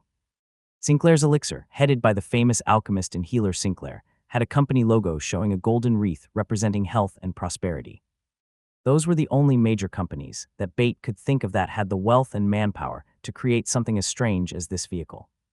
She didn't know how these horseless carriages worked, but she knew from the material alone that it was not cheap to produce. However, when she looked at the symbol by the side of this car, her memory came up blank. It had a simple R on the side of its door. It was elegant but not gaudy or flashy, like most companies like to have. I don't know who owns these, Bate admitted. But I do know that they weren't present during the age of the Golden Road. And they are certainly not from the Queen's region. If what she said was true, then there was only one possibility that they could think of. Are they from overseas? One elder asked. Bait could neither confirm nor deny their guess. But judging from the alien horseless carriages, it seemed to be the only possibility. The rest of the elders and seniors regarded the automobiles with curious but cautious attitudes, which was completely opposite to the kids who were simply happy-go-lucky in their approach to the vehicles. Hello tilde tilde. Is anyone there? Are you here to help us?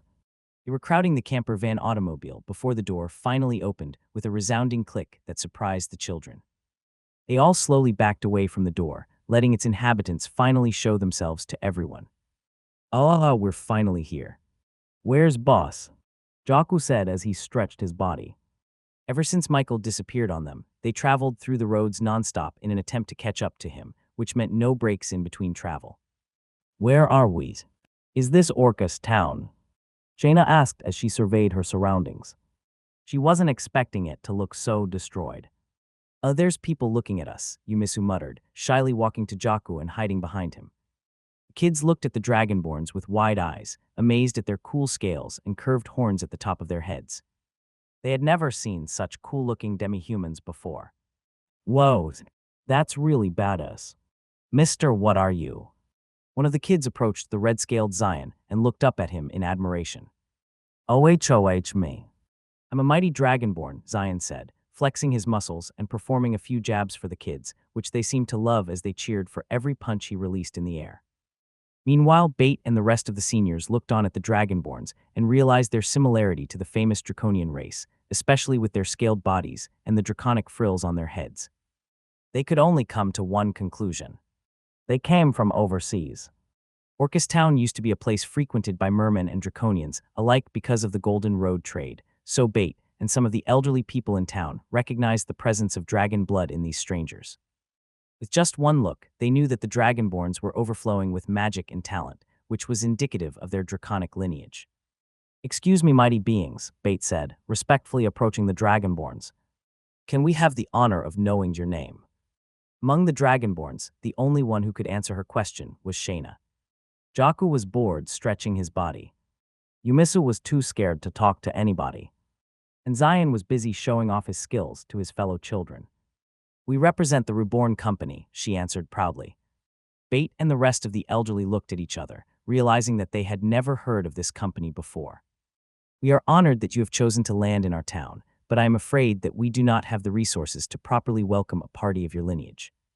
We hate to make your years-long voyage in vain, but our town isn't doing well at all. The rest of the locals in Orcus Town bowed their heads towards the dragonborns, apologizing for their inadequacy. Welcoming an envoy from the draconian race needed a week-long feast of sheep and cows at the very least. It was nothing. Just a few days at most, Jocko said, casually leaning against the automobile. Bait tilted her head. Just a few days. Forgive me for asking, but did you not come from overseas? The dragonborns shook their heads. Shayna then pointed behind them, towards the flat plains just beside the tall mountain regions splitting the continent. We came from the king's region, Shayna answered. This made the locals even more confused. If the dragonborns came from the king's region, then the only place they could have traveled through was the Dwarven Kingdom. But it was common knowledge that the Dwarven Kingdom refused any business, even from the mighty draconian race. Has the Dragon Queen convinced the Dwarven King of an agreement? Bait muttered to herself. Dragon Queen. Zion interjected. No, it's our boss that made an agreement with the Dwarven King. Bait couldn't be more confused. A company was able to ally themselves with the Dwarven Kingdom. That would explain the metallic carriages. What is this reborn company? Even in the peak of the Golden Road, she had never heard of any Dwarven representative participating in the trade. Even when profits could have surged in the millions of gold coins for the dwarves, they never budged in their closed-door policy. Now, a single company was able to change the minds of those stubborn dwarves. Not the entirety of the dragons nor the elves, just a single company. If the Golden Road was still established, this news would have broken out and been spread all over the Queen's region. It would only take a few days at most before everyone would come knocking at the Reborn Company's doors to inquire about dwarven materials. Damascus steel, for example, would be an extremely hot commodity.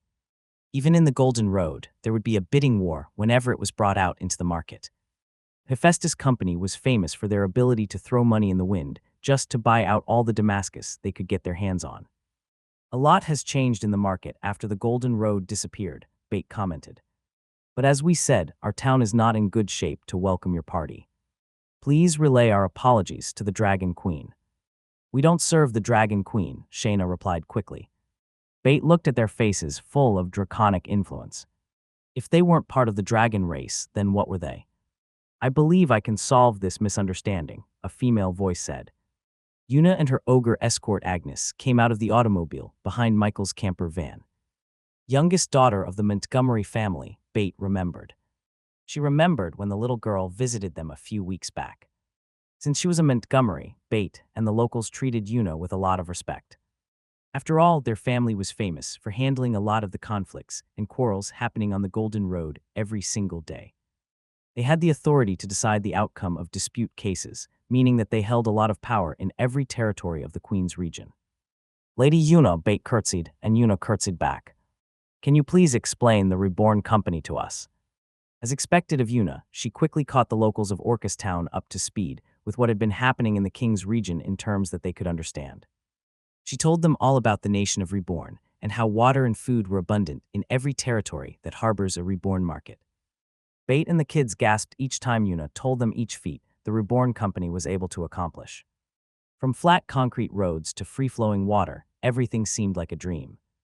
A city of stars. Whoa, one kid uttered, his eyes glistening. In that place, everyone can get to ride the metal carriage with just a few coins. I want to go there, I want to live there. Zion began telling all kinds of stories, some lies, some exaggerations, and some truths, about his boss called Bro Mike. The kids ate them up, listening to his stories with amazed expressions. Meanwhile, Bate looked at Una with a disbelieving face.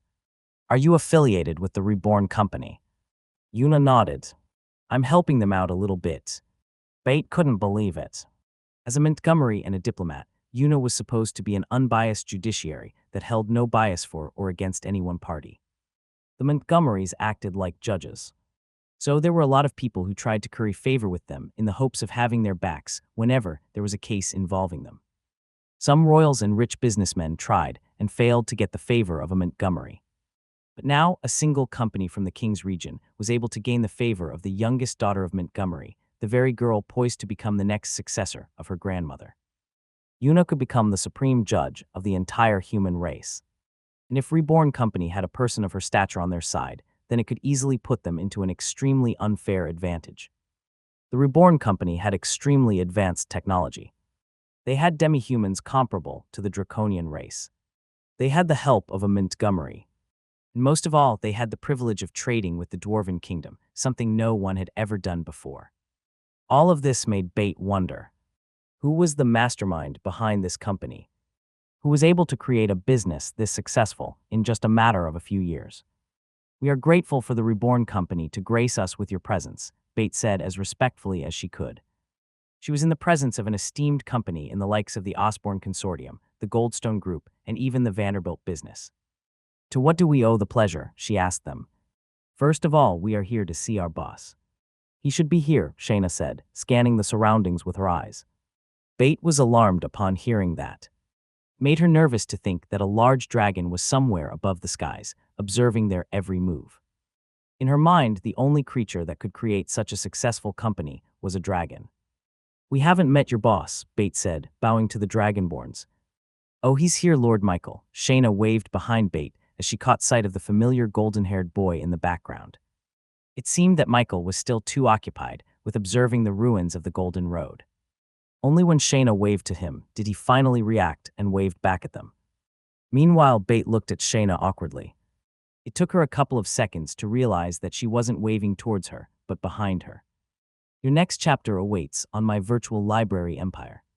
She turned around and saw no one there, but some of the kids and their newest recruit, Michael. Wait, Michael.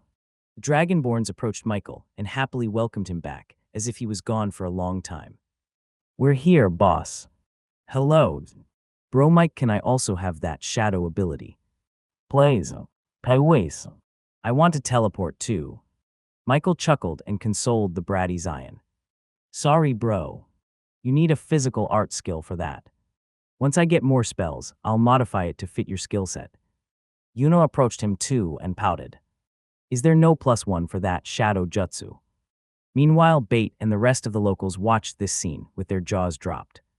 They would have never thought that the boss that they were talking about was the same Michael who had joined them just recently. Heck, no one would have ever thought that an 11-year-old boy was in charge of one of the fastest-growing businesses in the entire continent. Michael, is this real? Bait asked, disbelief written all over her face. You own all of these automobiles. You have your own nation with food and water. That must mean you earn thousands of gold coins. The kids crowded over him the same way they crowded over him when they were giving him a piece of their bread. Except now, they were giving him stares of amazement. Yup. I am the owner of Reborn Company, he confessed, albeit a little guiltily. I should have told you sooner. But how is that possible? You're just a kid, Bait exclaimed. The helpless little kid she pitied turned out to be a billionaire. I hear that a lot, he said to her. Though the only way I can answer that is that I'm older than I look, he. But why? Michael faced her. I wanted to visit this place for myself. See it with my own eyes. And what I saw blew me away. You didn't have to share your food with me, but you did, even though you all had so little to eat. Despite the harsh conditions this environment has brought, you didn't hesitate to help me. Now I want to repay the bread you have all given me with a little gift from me. He then turned to Shayna and asked her, did our packages arrive in good condition? The white-scaled, eager dragonborn nodded her head and presented Michael with the trucks they brought with them. With a single snap of her fingers, the truck's back door slowly lifted for everyone to see. And the first thing Bait noticed was the smell. It felt familiar. It wasn't just one distinct scent, but a mixture of many that triggered her memories. She was immediately brought back to the time when she was a kid, and she strolled through the Golden Road, seeing piles of fruits, vegetables, and all sorts of food on the stalls beside the streets. Bait slowly opened her eyes and saw the myriad of food stacked up to the very ceiling of the automobile truck. The rest of the children, and even some of the seniors, walked closer to the truck, trying to see if what they were seeing was true. Is that? I smell it. That smells good. Food, finally, food. One truck was full of leafy vegetables, still fresh and moist despite the long travel. The next truck was filled with cases of fruits, both exotic and common with different colors and tastes. And lastly, one of the trucks seemed to be full of meat, which was frozen rock solid in the frosting container of the truck. Mate, Bait cried out.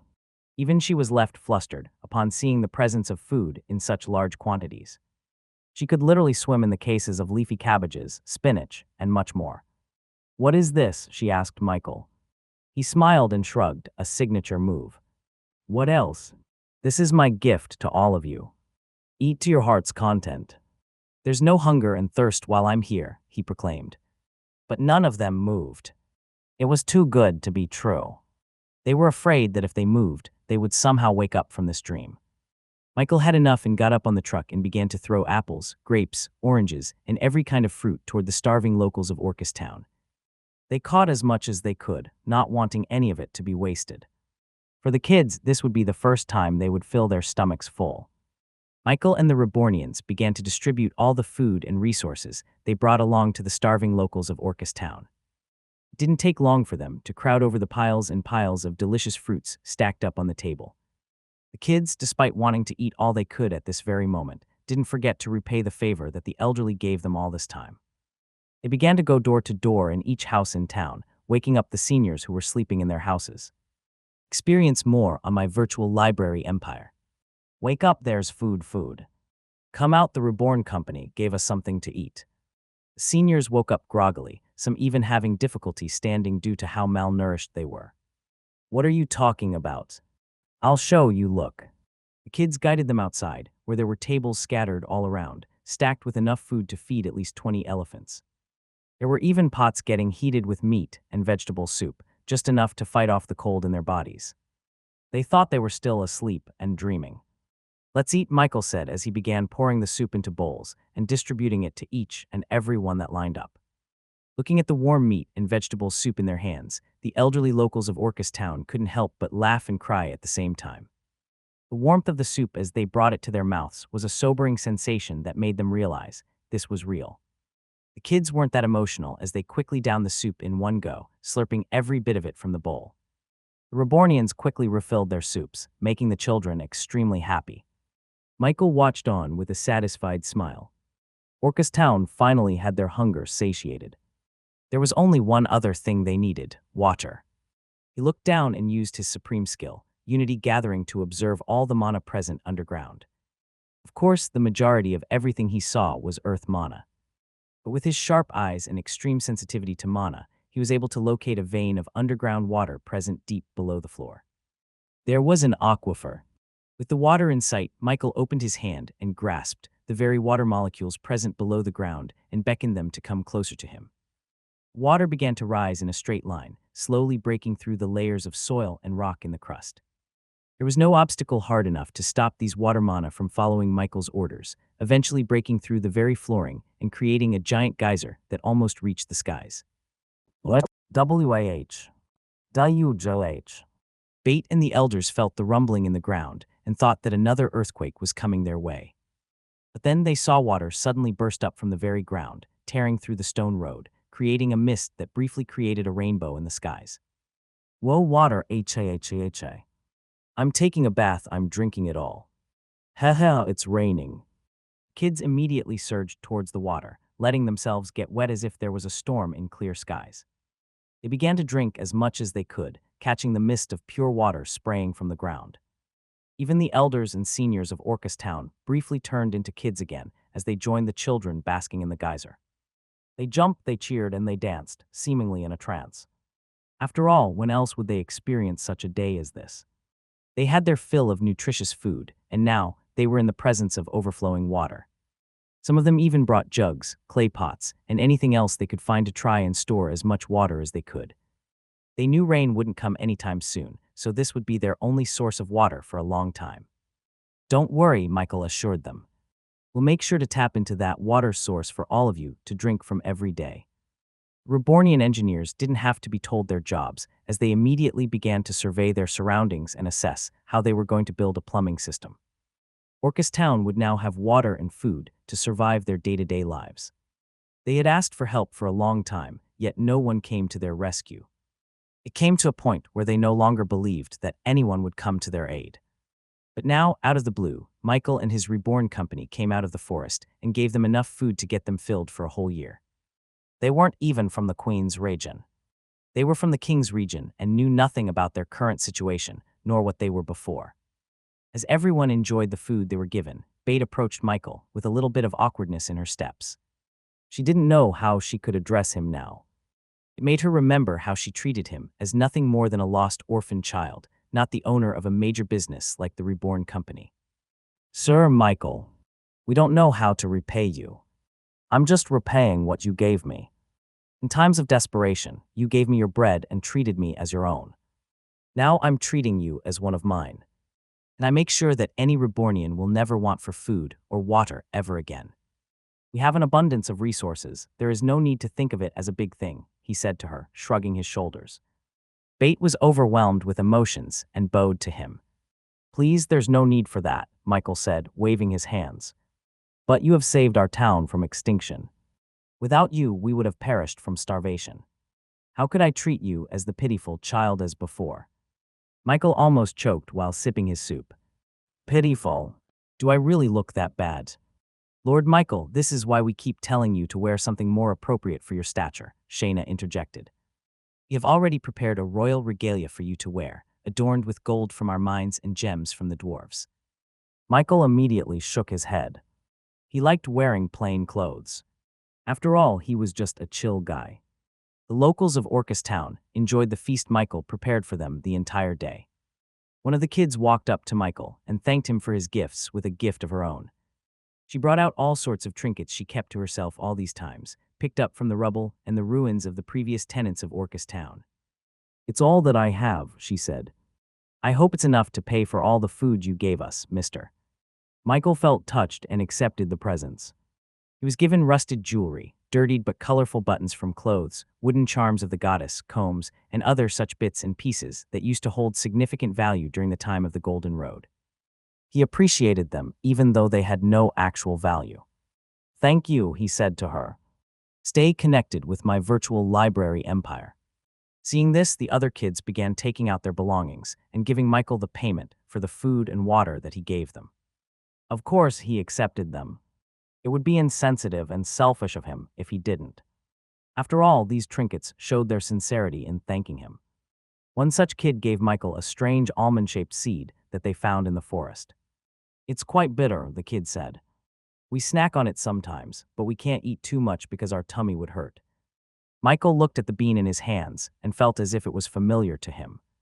It also had a combination of fruity and nutty scent, which made him think that he had seen this kind of seed before in his previous life. ChatJK3, do you recognize this seed? The molecular composition of this seed has a lot of similarities to the fruit borne by the Theobroma cacao tree, also known as the cacao beans. ChatJK3 explained. In other words, Michael was holding chocolate in his hands.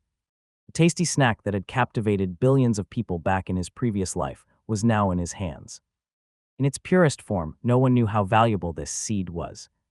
Just like what the kid said, anyone who tried to eat cacao beans raw would only taste something completely bitter, but Michael knew he could turn it into the sweetest thing in this world. "Where did you find this?" he asked the kids. "It's in the forest," they said. "But most of the trees are crushed or fallen into the crevices on the ground." Michael thanked them and immediately used a flight spell to head directly over to the forest, surprising the kids and eliciting gasps of amazement. It only took him a few minutes to finally see a bird's-eye view of the entire forestry surrounding Orcus town. And up above, he could see all the large cracks and fissures brought on by the earthquake, with large parts of the entire forest floor subducting under another part and creating a crevice. Most of the trees were uprooted from their very, with some falling deep into the depths of the cracks. ChatJK3, can you locate more beans like this? Understood. Memorizing elemental mana composition of the cacao-like bean in this world. Complete, I have found a signature that matches that of the cacao bean in your hands. Transmitting the location in your brain. Michael's eyes glinted as he suddenly saw a few bright spots on the forest floor. And upon closer inspection, it was indeed the same bean he held in his hands. Most of what he saw were on the crevices on the ground, which must have been crushed as they fell into the cracks. But there were still a few left untouched by the earthquake disaster. He raised his hand, focusing his mind on the few good cacao beans that were still in great condition. He made sure to exclude those that were already expired or damaged from the natural hazards of the forest floor. He focused on the unique earth mana signature of the cacao beans and pulled them closer to himself, lifting them from the ground and gathering them in front of him. The white cacao beans floated patiently in a bunch, waiting for Michael to relay his next instructions. "Please give me the instructions on how to process cacao beans into chocolate," ChatJK3. His brain felt a familiar sensation as the information washed over his mind, giving him the intuitive knowledge to turn this bitter cacao bean into another business opportunity that had the potential to spread all over the world. It was completely unfortunate that the trees for the cacao trees were completely devastated due to the earthquakes, or else it could have been a good start for his would-be chocolate business. If he were to plant a seedling right now, it would take years for it to fully grow into maturation, even if Anne and the other farmers used their specific skills and talents to hasten its growth. He already decided to send back some seeds to Reborn Nation for them to immediately start a cacao farm. But for now, it looked like he wouldn't be able to get chocolate in the lineup of Reborn products. "I guess the consolation prize is that I have enough to make chocolate for everyone." To turn these cacao beans into chocolate, Michael needed to ferment them into a container for a few days. But since every life form in this world consisted of some kind of light mana, Michael could easily bolster bacteria growth and make the fermentation process speed up by mere minutes. Now that it had turned brownish from its original white color, it was time for him to roast them. With a simple ember spell, he was able to bring out the cacao's natural chocolatey flavor and create cacao nibs. After grinding them into a thick paste, Michael refined the liquid and tempered it before he could finally turn it into its famous blocky rectangular form. Of course, Michael had to briefly return to the nation of Reborn to get some sugar and other ingredients to add to the chocolate and make it taste a little bit sweeter. Without further ado, Michael took a bite and tasted its rich and sweet flavor, melting in his mouth in just a few seconds. Success! Michael returned to Orcus town with multiple bars of chocolate wrapped in giant leaves. He landed in the middle of the market and was immediately swarmed by the locals of Orcus town. Even the Dragonborns crowded over him, with Shayna a little bit upset that he didn't tell anyone that he was going off on his own. "Lord Michael, we're your personal bodyguards. You can't go off on your own without at least informing us. I'm angry too, Yumisu muttered shyly. Michael raised his hands guiltily. Sorry, but I was able to make something good in the forest. Here, have a taste. Shayna, the white-scaled serious dragonborn with a lot of pride, wasn't receptive to Michael's attempt at placating them. Thankfully, though, Yumisu was a little bit more curious, as she slowly peeked at the strange black bars in Michael's hands that were emitting an intriguing scent. It's a tasty snack called chocolate. Want to have a bite? He asked all of them. The children wouldn't say no to a gift. They quickly lined up in front of Michael and waited as they gave them each a single bar of chocolate. At first, they thought that the chocolate tasted similar to wood. After all, its color was strangely similar to that of bark. But with a single whiff, they immediately sensed the sweetness hidden inside the chocolate. As they took a bite, their eyes widened with amazement, as if a whole new world had just opened for them. They never knew food could taste this sweet. The chocolate seemed to have melted inside their mouths quite easily, making them crave for more. Whoa, sway it. I want more. Jaku and Zion also took a chocolate bar from Michael, fascinated at what strange new things Michael had concocted this time. And with their changed physiology as a dragonborn, their senses were heightened to an even greater degree, allowing them to taste all the little nuances in the chocolate. It was rich and earthy, while also being bitter and sweet. Amazing, Jaku commented, taking another bite. Bro Mike, I want more. Do you have more? Zion said with his chocolate bar already eaten halfway through in one bite. Sis, you gotta try this. Yumisu and Shayna both finally took a bite out of a chocolate bar. It's good, right? Do you both forgive me now? Michael asked them. Deloya. Shayna was silent, trying hard not to show a smile on her face as the chocolate melted in her mouth. Yes, can I have more? Shayna said, becoming even more shy than Yumisu. It became quite a sight to see, as Shayna's white scales began to turn pinkish red as she became shy and embarrassed. Me too, I want more please, Yumisu passionately shouted. Don't worry. I have enough for everybody, he said to them, flashing multiple chocolate bars as if they were cards. Meanwhile, Bait was approached by one of the kids and was shown a chocolate bar with a clear bite mark on its side. Miss Bait, do you want to try it? She looked at Michael, confused. He didn't explain anything and simply offered her a chocolate bar of her own. And just like the kids, just a single bite was enough to overwhelm her taste. It tasted sweet, even more than sugar. Sugar was already a precious and rare product in the Golden Road, with its price being raised sky high for its demand. But this dark bar was even tastier, richer, and sweeter than any product that was sprinkled with sugar.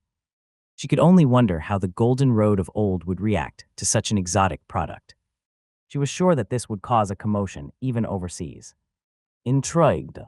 Guess what I used to make that? He asked her. Sugar. Well, part of it.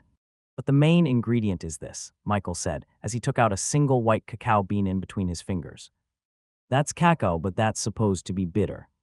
She and the rest of the Orcus town locals would have never thought that such a sweet snack would come from an almost worthless fruit they had just thrown away in the past. Bait was filled with hope, thinking that cacao beans could be used to make chocolate, but was quickly disheartened once she remembered that the earthquake decimated the forest. Bro Michael, one of the kids, motioned for him. How do you become so cool? I also want to make chocolate and fly and have lots of food and all sorts of things.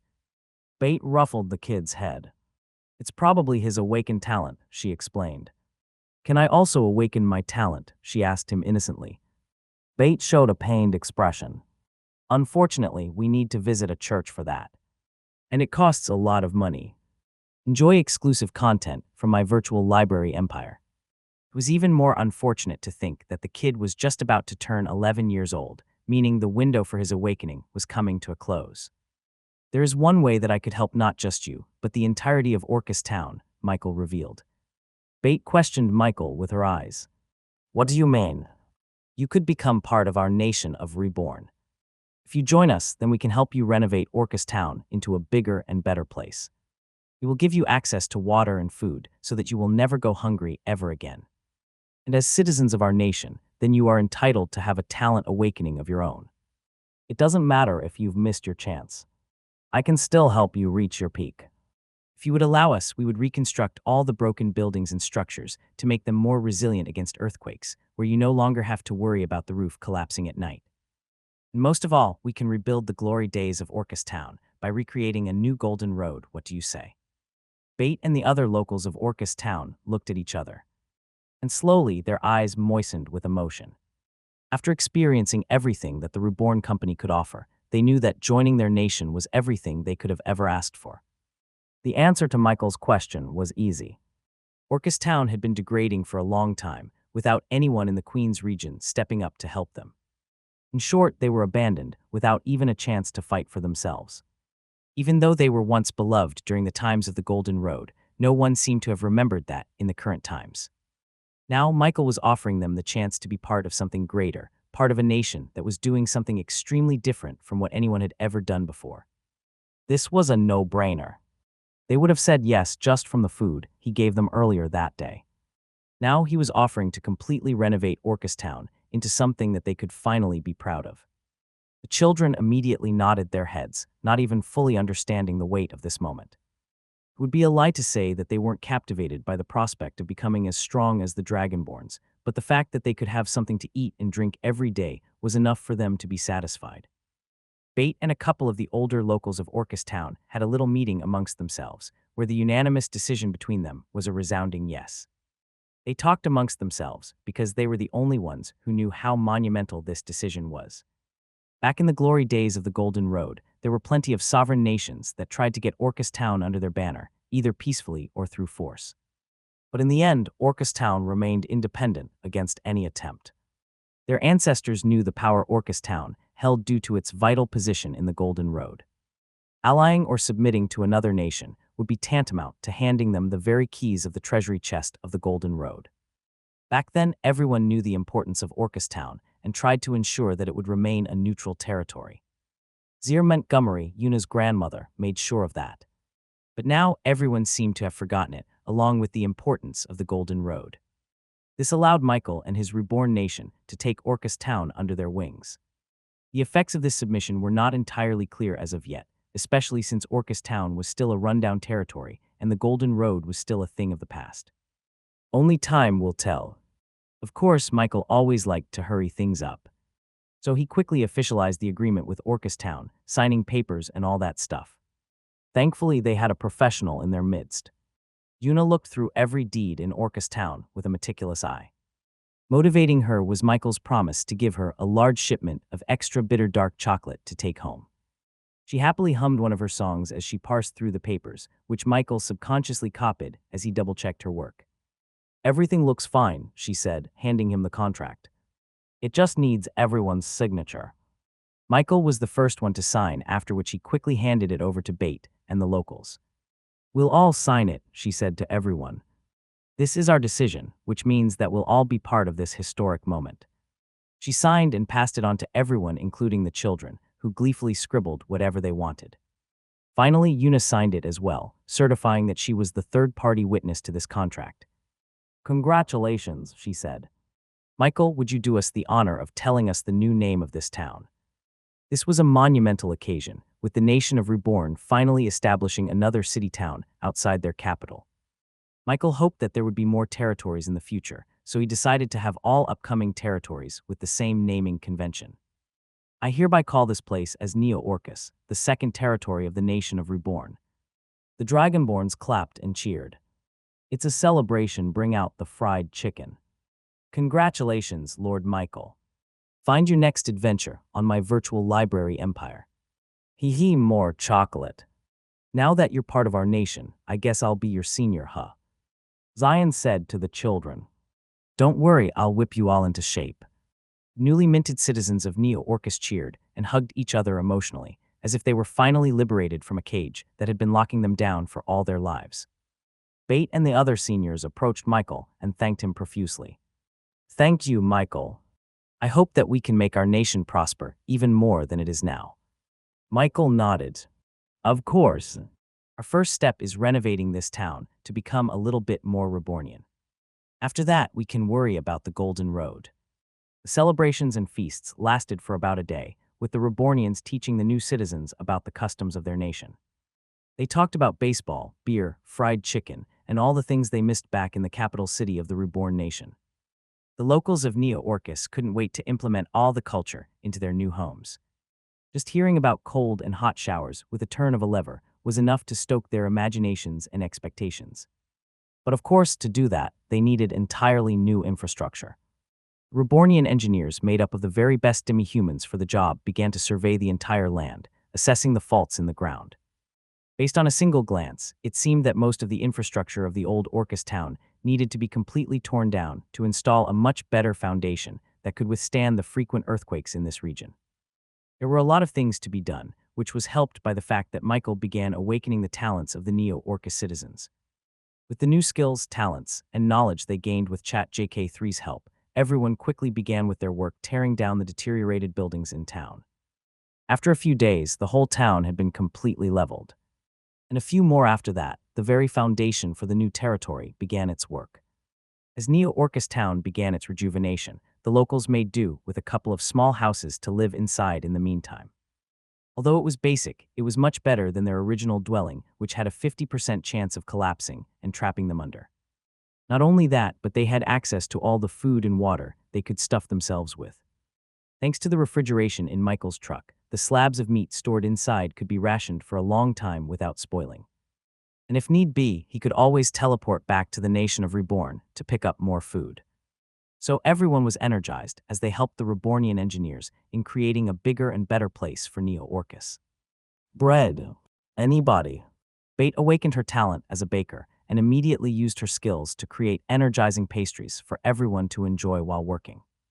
Michael was even able to teach her how to create one of the most famous bread in his previous life, the croissant.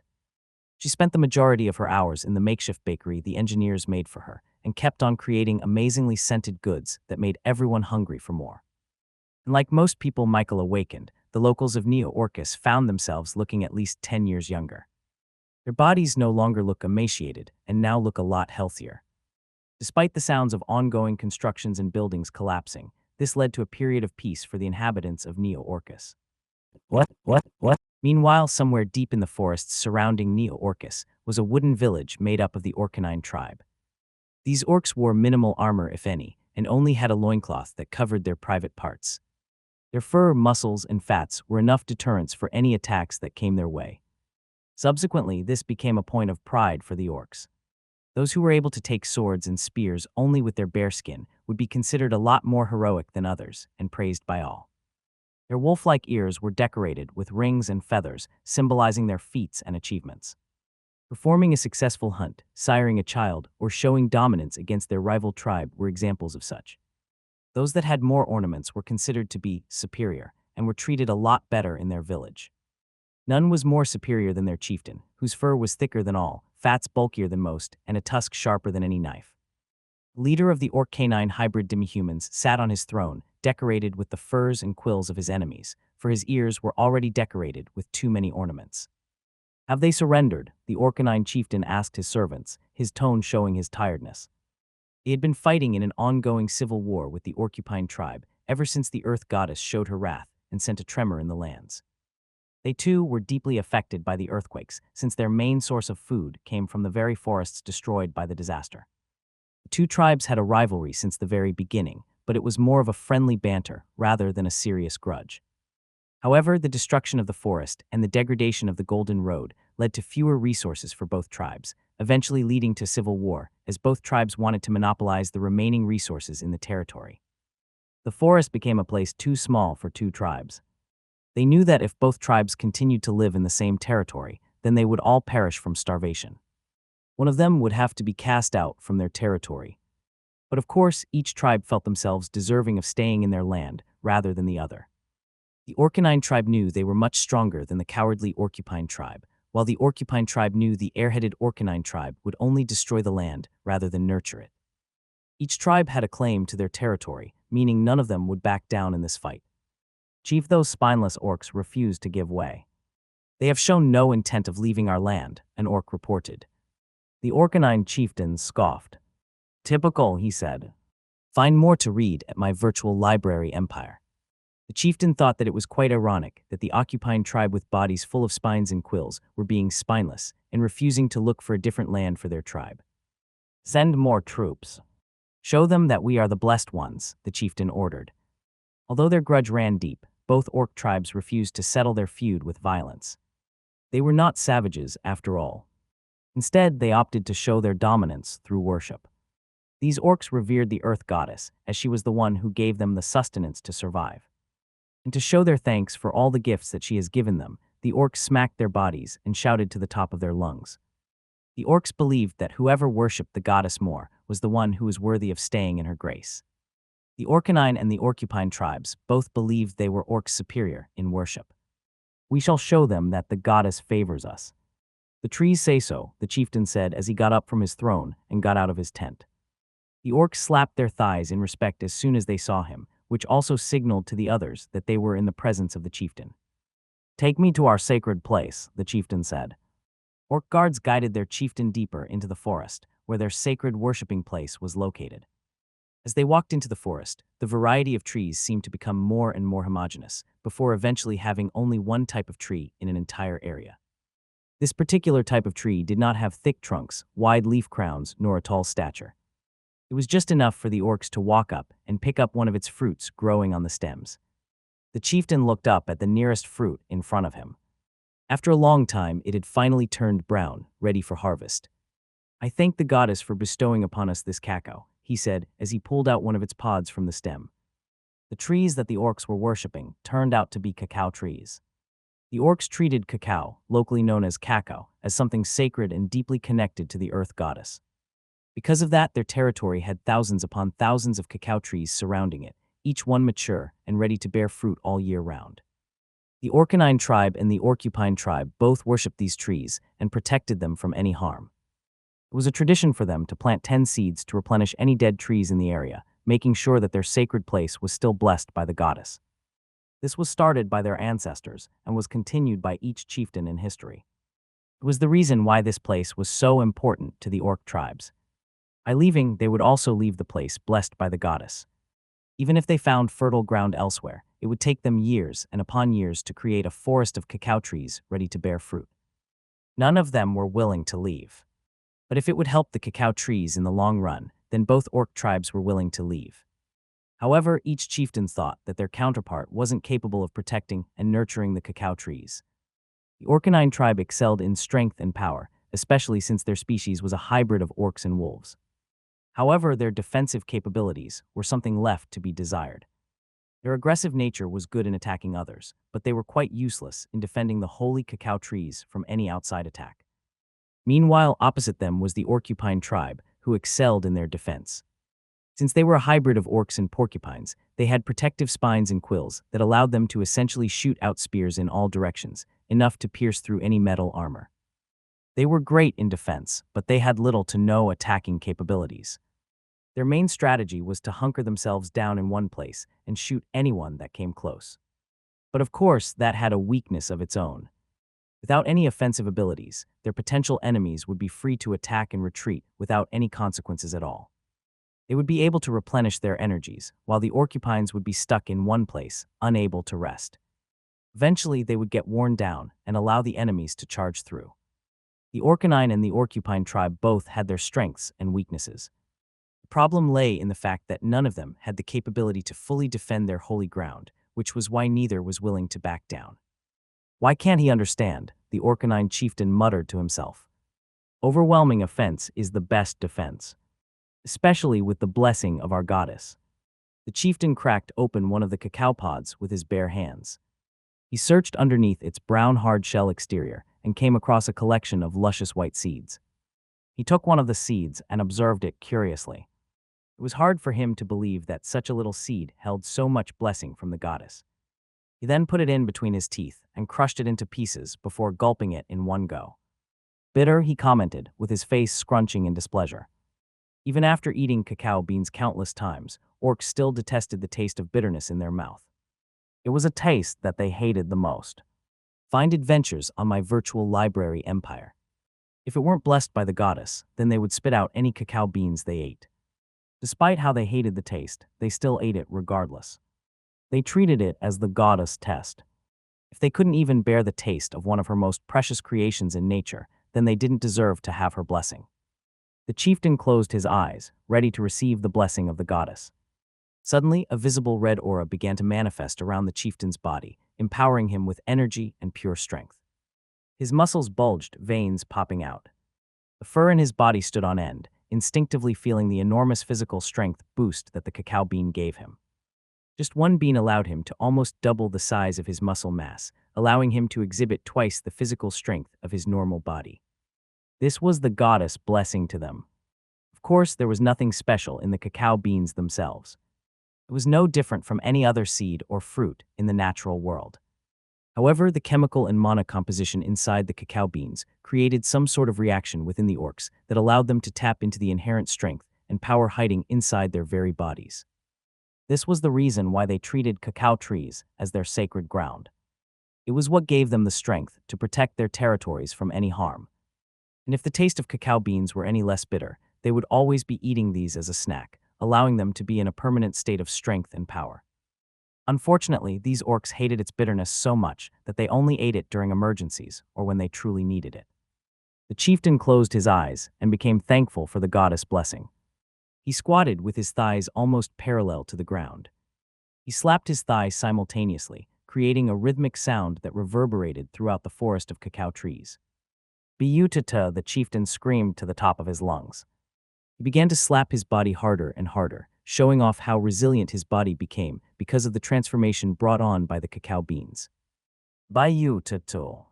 And somehow his voice began to resonate with the sounds created by his body. Each slap was supported and reinforced by earth mana coming out of the chieftain's body before being transmitted out to the surroundings as sound waves. As the earth mana-infused sound waves passed through the cacao trees, their branches began to sway as if they were hit with a gust of wind. The chieftain's ritual intensified, with the sound creating more and more swaying in the branches until finally, the trees themselves began to rock side to side, as if they were dancing. This ritual was how the orcs preserved their holy grounds. It was the reason how these cacao trees remained unperturbed, while earthquakes devastated the entire forest. As each cacao tree swayed on the ground, its roots untangled themselves from the ground and made the soil very loose, allowing them to become flexible as the ground shook. The orcs felt as if their purpose in life was to protect the holy grounds and give thanks to the goddess. The Orcanine tribe believed that their ritual was the best way to preserve the cacao trees from any harm. By harshly slapping their bodies and creating booming sounds that reverberated through every tree, every root, and every leaf, they were able to impart their holy grounds with their mana, thereby completing the circle of life. But of course, the Orcupine tribe thought differently. Their ritual was completely different from theirs, choosing instead to strum the quills and spines on their bodies to create a sharp and rhythmic melody that imparted vibration to the trees. The Orcanine chieftain disliked this. After all, the vibrations brought on by the Orcupine tribe's ritual were too rough on the trees, making the trees shed too many leaves. Their way was much more delicate, making the trees sway gently. But if you were to ask the Orcupine chieftain, then he would say that Orcananans were too gentle.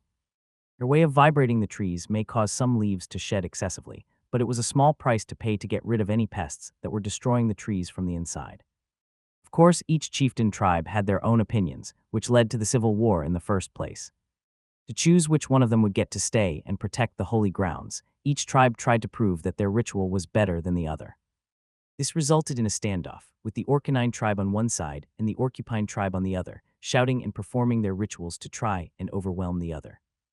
It came to a point where their shouting competition became too much of a nuisance to those surrounding them, making birds fly outwards in search of somewhere quieter. This was still ongoing even now, and even the Orcanine chieftain was feeling its effects on their holy grounds. The cacao trees, which had been gently rocking back and forth to his ritual dance, suddenly stopped in place and began to vibrate. As it did so, leaves began to gently fall towards the chieftain's face, making his already angry face even more furious. There was only one person whose shouting could reach deep even through this territory. It was none other than the chieftain of the Orcupine tribe. Rod-ta-ta, a voice echoed. You've gotten impatient, brother. The chieftain looked far into the forest, towards where the shrill noise of his rival was coming from. He had been so gentle with these trees, nurturing them from seedling to maturity, only for the cowardly Orcupine tribe to shake them vigorously without thought. Unbelievable. Continue your journey at my virtual library empire. The Orcanine chieftain believed that these trees were sacred and should thus be treated as such. Yet clearly the Aquapine chieftains thought differently. It is clear that we must be the only ones to protect our sacred trees. We shall show you our worthiness. He began to channel his inner strength, the very power given to him by the cacao beans.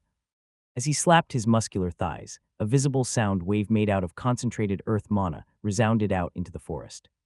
The two sound waves clashed in the air, with the Orcanine chieftain canceling the effects of his rival and taking back control of the cacao trees in his territory.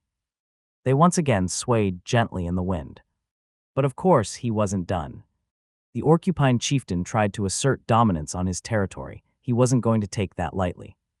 It was now time for a counterattack. The Orcanine chief slapped his body even harder than before, shouting "Bu to To" to transmit his ritual deep into his rival's territory. And somewhere on the other side of the forest, the Orcupine chieftain felt the cacao trees in his vicinity slowly sway in the wind, ceasing their vibration. "My brethren," he shouted to his fellow Orcupine orcs, "those foolish meatheads will not prevail in this war. We shall show them that our quills reign supreme." They began their counterassault, strumming the spines on their body to fight off against the barbaric booming sounds of their rivals. This led to an escalation of the war, with both orc tribes shouting harder than ever to try and outbid the other. Their rituals resounded throughout the entire forest, as well as the neighboring territories beside it, including Neo-Orcus. Michael was watching the Rebornian engineers pour concrete into the pillars that would serve as the foundation for the structures, when all of a sudden, he felt a disturbance in the air. He looked around and saw two different earth mana signatures coming from the forest, clashing against each other and creating a furious storm of mana that was heading in their very direction. Since these were merely sound waves imbued with a little bit of mana, it wasn't dangerous or anything. But it was quite loud. Locals of Neo-Orcus suddenly heard a high-pitched and a low-pitched sound grating on their ears. They covered their ears quickly and ducked down. This was not the first time that they heard this annoying sound that came from the forest. Although harmless, the sound would usually last a day or more, making their lives extremely miserable after hearing nothing but that screech in their ears. Bait covered the ears of one of the kids right next to her, choosing instead to help him instead of herself. She was going to endure the sound, but then silence. She looked around and saw a prismatic bubble wrapped around her body, completely muting her ears from the outside world. Bait wasn't the only one. Everyone around her was protected by this all-encompassing shield. This was none other than their inherent skill lesser unity defense they gained after Michael awakened their talent. "What's that sound?" Michael asked as he approached Bait. "That's the orcs," she said gravely. Yuna and her ogre battle made Agnes both approached Michael. "I've heard the orcs' shouts send reverberation to an entire battlefield. I realize now how loud it is." Even though Yuna and Agnes had no prismatic shield to protect them, they didn't seem to be too much affected by the deafening echoes of concentrated earth mana. Instead, Michael could see a concentration of fire mana gathering at the ears, essentially neutralizing the earth mana from the sound waves. "Stay connected via my virtual library empire." What fascinated Michael was the fact that they didn't cast any spell to do that. It was a natural reaction from their bodies, the way a muscle tenses when hit by something hard. "I guess that's one of the perks of training your body for physical arts," Michael thought to himself.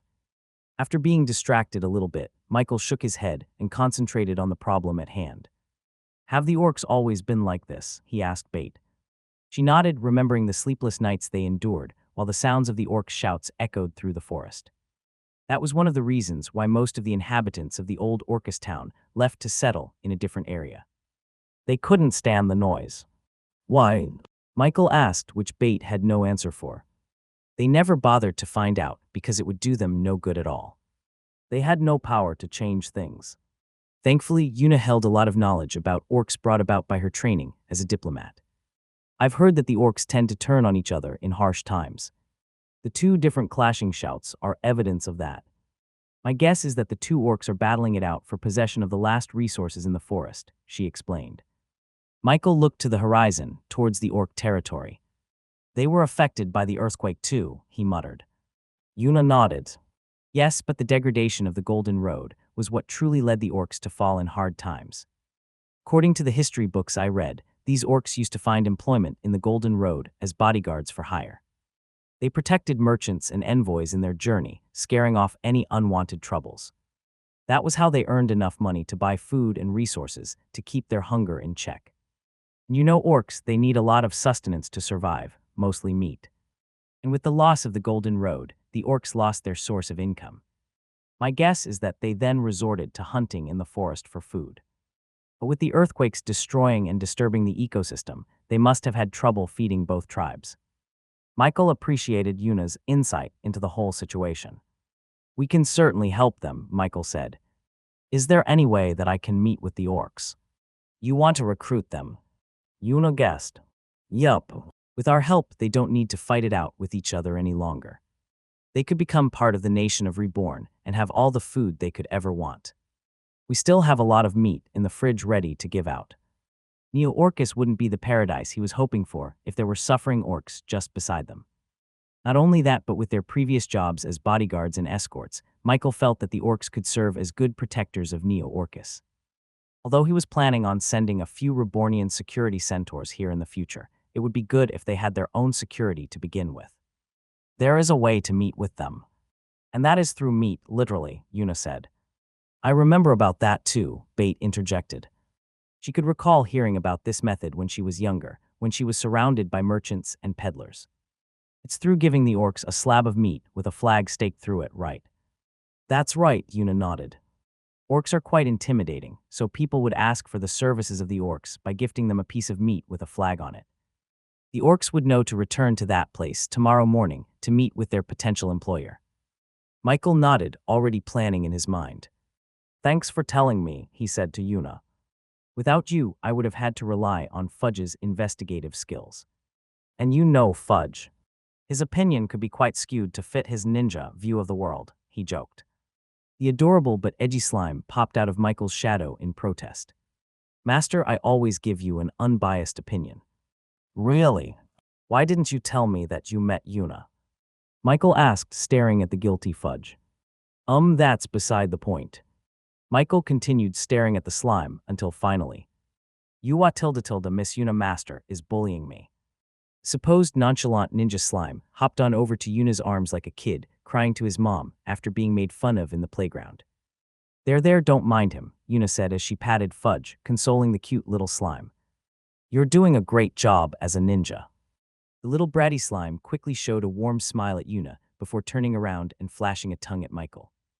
You know he's supposed to be my companion, he complained to Yuna. You should take care of him better then, she retorted teasingly. Otherwise I'll snatch him right up. Michael chuckled and shook his head. By the way, Fudge, do you want to join us to meet with the orcs? I'll give you permission to stake around the perimeter like a ninja. Really? Fudge hopped back over to Michael's head as quickly as he left. It was that easy to placate the little slime, now acting as if nothing even happened. Master, don't worry. Those orcs won't see me, but I'll see all of them. I'll protect you. He won't need that, Jaku said, holding the hilt of his sword. I alone am enough. Count me in, Zion shouted. Me too, Yumisu muttered under her breath. Lord Michael, we are at your service, Shayna bowed, with a smile forming on her face. Meanwhile, deep in the forests, a couple of Orcanine tribe guards stood guarded near the entrance of their village. They were tasked to keep watch around their perimeter and make sure that those Orcupine orcs weren't anywhere near their territory. The two guards were busy having a great time slapping each other around as a sport, when all of a sudden, their noses perked up. There was a scent in the air, a scent they hadn't smelled in quite a long time. It was meat. It had been a few seasons ago since they caught a whiff of any deer or cows in the forest. The earthquakes caused a wide-scale migration from the forest, leading to a decrease in resources for the orcs whose main diet came from red meat. Yet now they were smelling blood in the air. Fresh blood. Fueled by their curiosity and their insatiable hunger for red meat, the two orc guards left their post and followed the scent in the air. Enjoy exclusive adventures from my virtual library empire.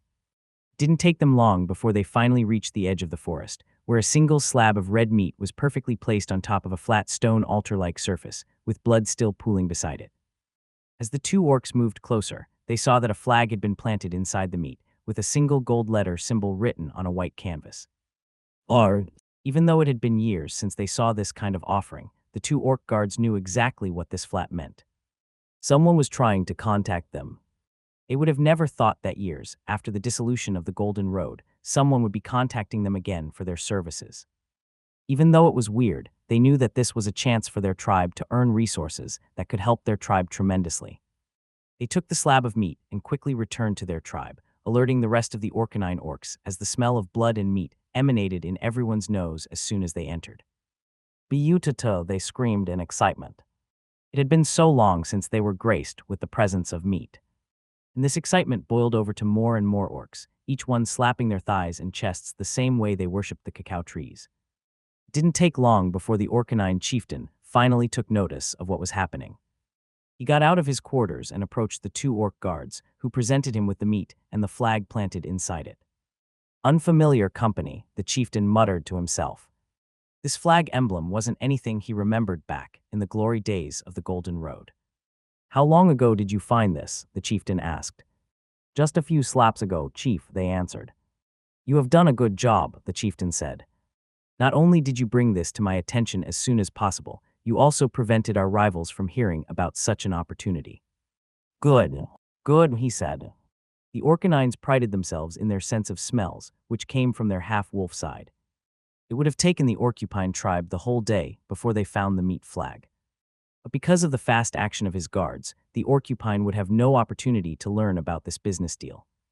If they played this right, they could monopolize all the rewards for this mission, giving them enough resources to finally tip the scales in their favor. This was the chance he was waiting for to finally exile those Orcupines. He then turned to his other attendants. Prepare our very best negotiator to meet with the merchant tomorrow morning. Make sure that you show no sign of this happening to those Orcupines. The rest of the orcs shouted in excitement, agreeing with their chief's orders. The prospect of finally eating meat gave them such a rush that they ended up performing their rituals till nighttime. Bayou Tutu. What? Next morning, a group of 4 Orcanine orcs set out to the edges of the forest, towards where they found the meat in the first place. Their excitement was palpable, with their ears perked up and their tails wagging side to side. But as they got closer and closer to the place, a mix of scents assaulted their noses. There were a couple of humans in the mix, with a bunch of other unknown species that they had never met before. But that wasn't what displeased them. It was the fact that they smelled the scent of those extremely familiar to them. As they finally reached the meeting place, their fears were finally confirmed. The Orcupine tribe was also in the meeting place. They too sent an envoy of 4 orcs to negotiate with the humans waiting on the other side of the forest. As soon as the 2 orc tribes caught sight of each other, their fury and anger flared up like a volcano, almost resulting in them facing off in another shouting match. But their chieftain's words resounded in their heads and kept them cool. Their hatred for the Orcupine tribe had to wait. Right now, their main objective was to meet with their potential employers and vie for their favor. The 2 orc tribes approached Michael's group while eyeing each other carefully. We, the Orcanine tribe, meet with the human merchant. We offer you our unstoppable strength, they shouted in pride, looking over at their rival in provocation. We are the Orcupine tribe, and unlike these meatheads, we will offer you unyielding protection. There is no better defense than us, they retorted back, flaring their quills and spines at their rivals. Meathead. You take that back, you are cowards. Cowards? Why you? The 2 orc tribes were already in a screaming match, presenting themselves to Michael in an attempt to curry his favor. They must have forgotten that Michael wasn't an orc like them, and just tried to impress him by slapping their thighs or strumming their quills. It was a weird sight. Although it was nice to see that the orcs were already receptive to his attempts to make contact with them, he didn't like the fact that the 2 orc tribes were so hostile against each other. He could practically cut the tension with a knife. Don't trust these cowards, human. They do nothing but hunker themselves in one place and present their spikes, the Orcanine guard said. These orcs are so stupid that they don't understand the importance of a good defense, the Orcupines retorted back. Meanwhile, the Dragonborns looked at the orcs and couldn't understand their hatred for one another. For them, family was everything. Why don't they just work together? Zion asked innocently. That's just the way of orcs. They're quite passionate, Yuna said. Michael, who will you choose to hire? I must warn you that choosing one side might anger the other. Both. I can't leave one to fend for themselves, Michael replied. After observing these 2 orcs with his own eyes, ChatJK3 was able to give him a little bit more information about them. Orcanine orcs. Half orcs, half canine hybrid. Type demi-human. Difficulty. Element earth fire. These orcs, Orcupine orcs, half orc, half porcupine hybrid. Type demi-human. Difficulty, element earth, water. What do you think about these orcs? Michael asked ChatJK3. These orcs are extremely good at one thing, but bad at another. They would serve as a good addition to the nation if they worked together. It would be an extreme waste if Michael allied with only one tribe. He could see the Orcanines and the Orcupines working together to safeguard Neo-Orcus, and subsequently, the Golden Road as well. He needed to find a way to reconcile these two orc tribes, or else it would get harder for him to execute his plans. It would be an extremely unpopular destination spot for anyone if there was incessant shouting coming from the forest every single day. Even he wouldn't want to live in Neo-Orcus town if that happened. The best way that he thought of to make these two tribes see eye to eye was to solve the problem they were having in the first place. According to Yuna, their reason for their civil war was probably a lack of resources. So the solution was easy. Give them food. Orcs. Listen to me, Michael said, embedding his voice with earth mana similar to the orcs' way of performing their rituals. Except his way was much more refined, with earth mana condensed into the very air molecules that transmitted the sound. This elicited a strong reaction from the orcs, feeling as if their very soul was shaken by Michael's voice. The orcs immediately shut up and stood straight, looking at Michael with reverence and a little bit of fear in their eyes. It felt like they were in the presence of none other than their chieftain's. Michael's booming voice activated a built-in instinct within the orcs, treating Michael as if his words had authority. After all, in their culture, those who could make their voice boom would be able to protect their holy grounds better and therefore connect better with the earth goddess herself. That was the whole reason why the two tribes were trying to settle their grudge through a competition of rituals. For a second, the two groups stopped fighting and looked at Michael and did exactly as he said. They listened. We are willing to provide you food and water for as long as your two tribes stop your civil war. It's too noisy, Michael said. You don't have to fight for resources. We can give meat. Michael gave a signal over to Jakku and Zion, who quickly picked up a huge wooden crate and dropped it right in front of the orcs.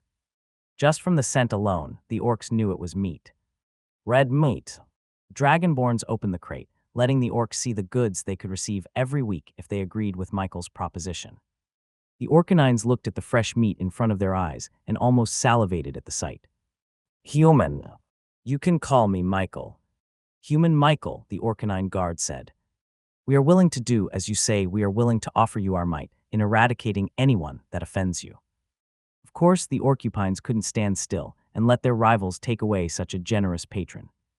Our whole tribe is willing to protect you and your company for life, they promised. Both tribes realized the importance of being in Michael's favor.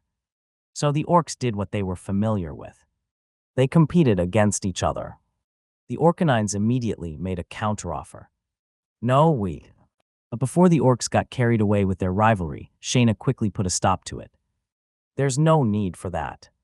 Lord Michael has all the protection that he will ever need, she said with a smile, yet her eyes showed a sharpness to it that sent a chill down the orcs' spines. It was only now that they realized the presence of the Dragonborns. Their appearance was already intimidating as it is, but the orcs felt that their connection to the Earth Goddess was much stronger than theirs. This meant only one thing for the orcs: don't mess with the human and dragon-like beings accompanying him. I told you there's no need for competition. Your tribes can stop your civil war, or else I'll have to stop it myself, Michael said. The orcs looked apologetic. I'm sorry, human Michael, but our grudge against these Orcupines cannot be solved so easily. That is right. We cannot promise that we will have peace, but we will try. Yuna tapped Michael's shoulder and whispered in his ears. They're just regular orcs. They can't do anything. You need to meet with their chieftains to make any significant headway in your peace plan.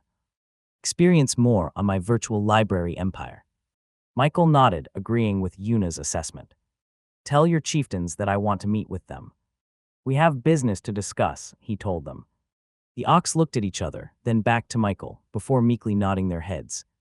We will relay this to our chieftain, the orcs said, before carrying the crate of meat back to their respective villages. But unbeknownst to them, their shadows seemed to lengthen and contract in unnatural ways. Fudge had successfully infiltrated the orcs with his clones. As the Acronine orcs returned to their villages, they were immediately welcomed by an applause of thigh-slapping intensity.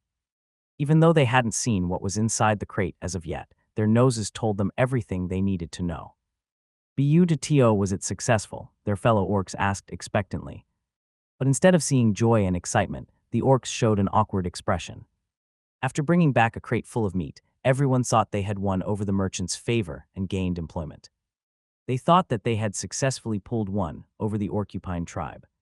"Chieftain," the orcs cried out as they saw their leader come out of his tent. "What is it?" the chieftain asked after seeing the look on their faces.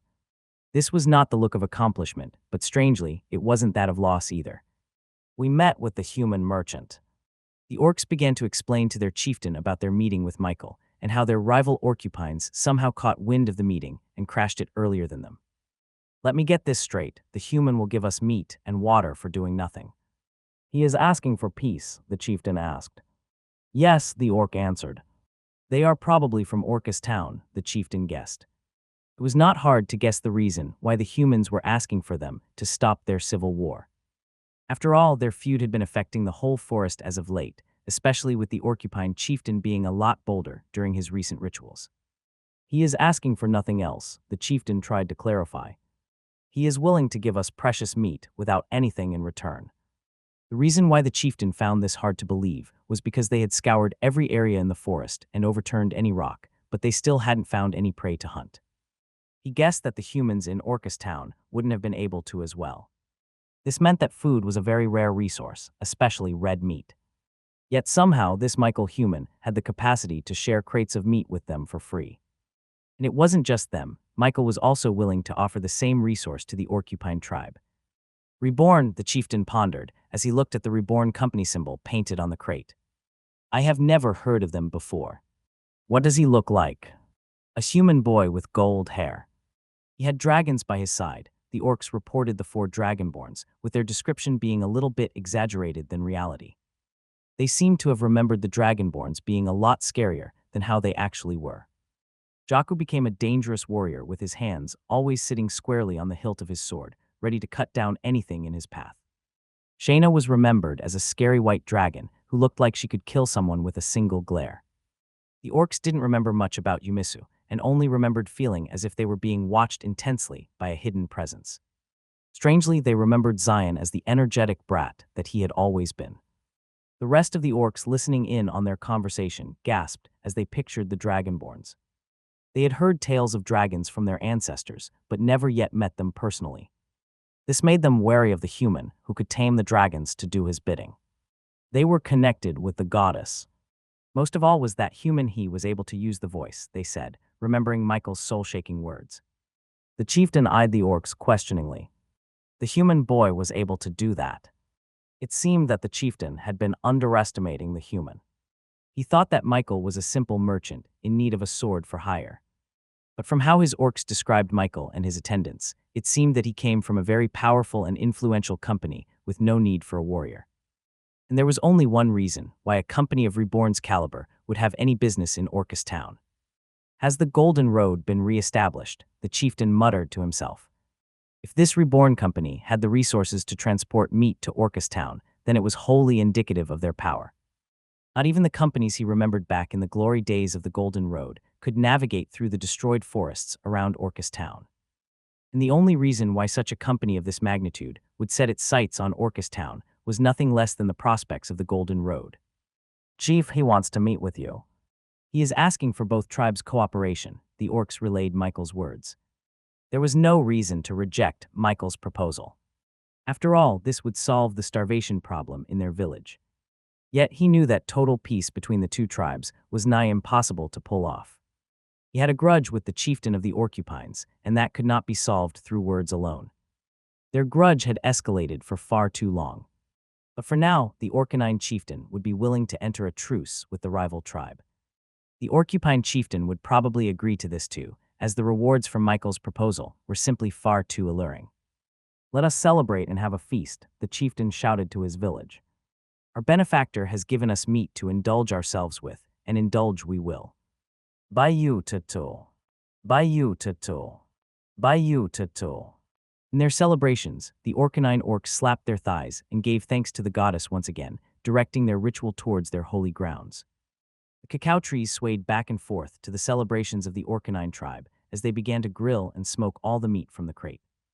Meanwhile, a sneakily little shadow kept jumping from one orc to the other, spreading its clones throughout the whole Orcanine population. Discover more stories at my virtual library empire.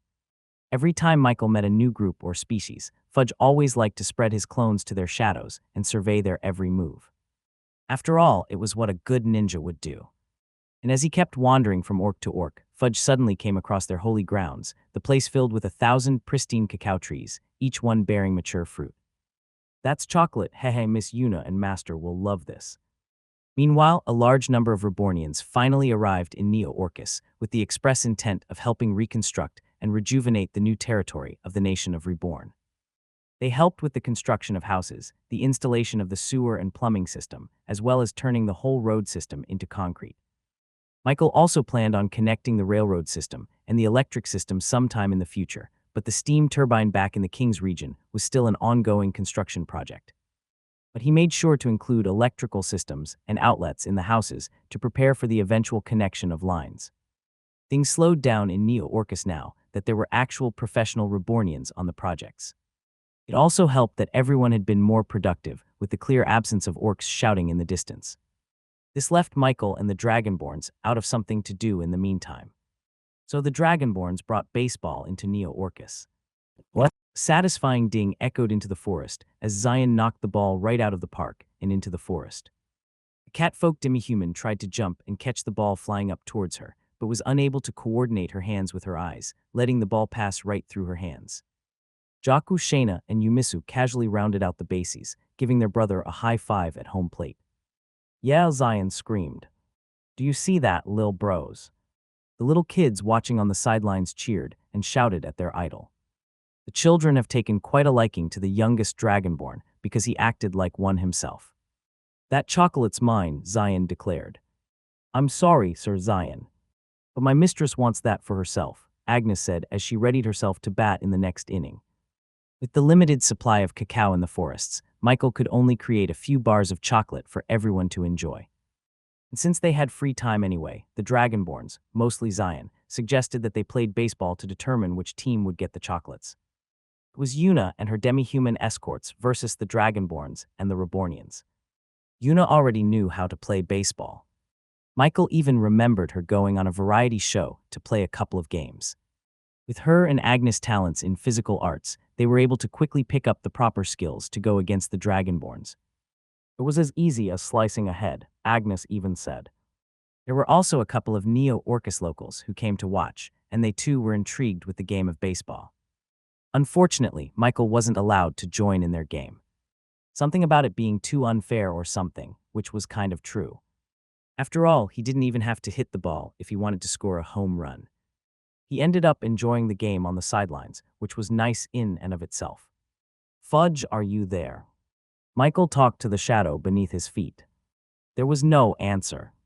Usually, the cute little slime would be the first one to compete for a chance to have the last remaining chocolate bars, but he was strangely quiet recently. He wasn't even pestering Yuna for pets or anything. All of this started after they met with the orcs, which Michael found a bit suspicious. Where the hell is that slime? What? Meanwhile, the Orcanine chieftain visited the holy grounds once again to give his thanks to the goddess. Just as the Reborn Company promised, they were given a shipment of red meat and other fresh resources in exchange for the temporary truce between the two tribes. There were still a few instances where the two tribes would encounter each other in the forest, but it would only end in little spats and wouldn't escalate into a full-blown shouting match like before. This led the tribe to become noticeably a lot happier. The lack of competition against the other tribes meant that they could focus on their own family and build more descendants. It would be ideal if this situation continued in the future, which was why their upcoming meeting with the owner of the Reborn Company was a very important time for both tribes. The Orcanine chieftain wanted to communicate with the goddess and ask her for her guidance in the meeting. After all, the chieftain believed that it was her who pushed the Reborn Company and their tribe to meet with each other, leading to this win-win conclusion for both parties. But unbeknownst to the Orcanine chieftain, there was a mischievous little shadow beneath his feet who was watching everything he was doing. So many cacao trees, so many chocolates, Fudge thought to himself. He had also infiltrated the Orcupine tribe and its chieftain, and confirmed that they too were in possession of hundreds of viable cacao trees ready for the picking. Should I tell Master about this? Fudge was just about to return to Michael's side when he suddenly had an idea. What if I help Master? What if I'm the one who helps Master get all the cacao seeds he needs to make mountains of chocolate? Haha, maybe he'll give me a lot. A vision of him swimming in a sea of chocolate bars flashed in Fudge's mind, eating all the chocolate that could fit in his mouth and getting tons of compliments from his masters. I'll give you thousands of pets, Yuna would say. You're the best ninja, his master would say. With this idea in mind, the mischievous ninja slime moved out of the shadows and inhabited one of the trees in front of the chieftain. The chieftain was startled as he suddenly felt the presence of something unknown in their sacred lands. Who's there? He asked carefully. Find adventures at my virtual library empire. Out of the corner of his eyes, he suddenly saw something slithering across a branch. It was something thin and scaly. He turned his head and saw a single snake, with red eyes and green scales like that of a dragon, staring back at him. There was only one conclusion the chieftain could come to. An envoy from the goddess, he proclaimed. The chieftain's ancestors believed that their sacred grounds were sacred for a reason. It was a place that only the goddess could touch. And they, as its protectors, were the only ones granted access to this place. The fact that no one had ever seen a single animal inside their sacred grounds in the entire history of the Orcanine tribe was proof of that. No bird made its nest in the cacao trees, and no squirrels burrowed in the trees. The only living beings in this forest were those who were a part of the life cycle of the cacao trees themselves. There weren't supposed to be any snakes in this area. The goddess wouldn't permit it. Therefore, the chieftain could only conclude that this was not a normal snake. Its intelligent red eyes showed consciousness, unlike that of a wild animal. The fact that this snake appeared in perfect timing, just as he was about to ask the goddess for her input and guidance, made him think that this was made by divine intervention. It all made sense for the chieftain. He was beginning to think that the Reborn Company was an envoy from the Earth Goddess herself, treating the meat and resources they gave as literal heaven sent. Therefore, the only conclusion he could come to was that this snake was an agent from heaven itself. I bow in the presence of the divine, the chieftain said as he kneeled towards the green snake. Meanwhile, Fudge was relishing the fact that his illusion had gone so smoothly that he didn't even need any effort to convince the orc of anything. Oh, yeah. Yeah, bo hee, Fudge said smugly, with his snake tongue hissing in happiness. The goddess must have sensed my worries and sent you to alleviate my concerns, am I right? The chieftain asked expectantly. Humu, that is right. Tell this good ninja, I mean snake, about your problems. The Orcanine chieftain breathed a sigh of relief and began to spill his thoughts on the upcoming meeting with the human owner of the Reborn Company. After all, it was more than probable that the chieftain of the Orcupine tribe would also be present in the meeting, seeing as the Reborn Company also made an agreement with them. I am simply worried that my grudge against my old rival will prevail against my better judgment. I want to preserve our good graces with the humans, but I am afraid that I will want to bring up old grudges once I meet with my enemy face to face. The rivalry between the two chieftains was personal and ran deep in their history. Humu, Fudge muttered, nodding his snake head. I think that competition and rivalry are healthy and needed. The chieftain looked up at the snake. Is that so? Yes, absolutely, you need to compete against the Orcupine tribe to see which one of you is the best at showing your love for the Reborn Company. Channeling my hate for my rival into gifts, the chieftain muttered, his eyes flickering as he thought of many scenarios. In your meeting with the awesome leader of the Reborn Company and the good ninja by his side, you should try your best to be friends with them that way. You can be sure that your tribe will be blessed rather than your rivals. The chieftain's eyes widened as if he had just realized something. You're right, if the Earth Goddess had planned for our tribe and the Reborn Company to meet, then it must mean that whoever gains their support will also be blessed by the goddess. But he remembered that their tribe had nothing to offer. We have no gifts to give except our service, the chieftain said. Fudge's eyes glimmered. Well, you do have something. This. The snake slithered up towards one of the trees and wrapped its tail towards one of the mature cacao fruits hanging on the branch. You can give them chocolate beans. Chocolate? I mean cacao beans, Fudge quickly corrected himself. A doubtful look passed on the chieftain's face. I do not think humans would appreciate cacao beans. They serve no effect for them other than bitterness. Don't worry about that, Fudge assured. Just make sure to stock a lot of cacao beans and present them as a gift. The Orcanine chieftain, though a little bit skeptical, was willing to try it out. After all, they had quite an abundance of cacao beans that would only spoil in their warehouses if not used. All right, we shall prove to the goddess that only we deserve her blessings. I thank you for giving me this advantage, the chieftain said, determined to beat the Orcupine tribe using the gift method. Of course, of course. What? Enjoy exclusive content from my virtual library empire. What? Unknown to the Orcanine chieftain, his very rival was also being visited by a stranger who presented himself as a snake envoy from the earth goddess. Cacao beans, you say? Then I shall do as you guide me. If it will help me best my rival, then I will give the Reborn Company as much cacao beans as we can give, the Orcupine chieftain said, flaring his quills in excitement. Both chieftains instructed their attendants to harvest as many beans from their sacred ground in preparation. They smiled, thinking that they were the only ones given knowledge from the envoy of the goddess. They didn't know they were playing right in the hands of the mischievous slime, who was already imagining himself eating hundreds of chocolate bars by himself, with the dragonborns looking on enviously at him. Fudge popped up right in front of Michael's shadow and acted like nothing happened. Where did you go? Michael asked. It had been a few days since the usually talkative slime disappeared. Hee master, I want 100 chocolate bars, okay. Fudge said, giggling and unable to hide his excitement. What are you talking about? Just then Michael heard a knock on his door. Shayna entered the room and bowed towards Michael. The orcs have arrived, sir. And they seem to be carrying something with them. Michael walked out of his house and saw the locals of Neo-Orcus carefully watching the entrance gates as a group of 5 Orcanine orcs waited on the edge of the forest. This would be the first time they would set their sights on the orcs that had been giving them tinnitus for quite a while. The adults regarded them with a little bit more reservation and caution, while the kids excitedly peeked around the walls to see new demi-humans. If it weren't for the Rebornians and the Dragonborns by their side, the locals would be a lot more intimidated by them. What's going on? Michael asked the Dragonborns. Zion peeked above the walls like the other children. I was teaching my juniors how to play baseball when I sensed them approaching, bro Mike. Yon, I sensed them too, Jaku said, stretching his arms lazily. I smelled chocolate, Yumisu muttered under her breath. Michael looked at the orcs with his supreme skill, observing the very mana in their bodies. None of them is the leader, he commented. There was no standout orc that he would expect to be their leader. Yuna walked beside Michael and nodded her head. Orc chieftains have a much more defined muscle structure and a decorated mane around their necks. They must be here for some other reason. Michael thought they were here to finally set the meeting for the orc chieftains, but judging by the absence of the other tribe, it looked like they had another agenda for this visit. He walked forward, with the orcs standing at attention upon seeing him approach. Once he was closer, the ox recognized his youthful face and golden hair. Most of all, just like the other orcs said, the human owner of Reborn had an intense appeal of mana, as every piece of the element on Earth was sucked towards his body like a magnet.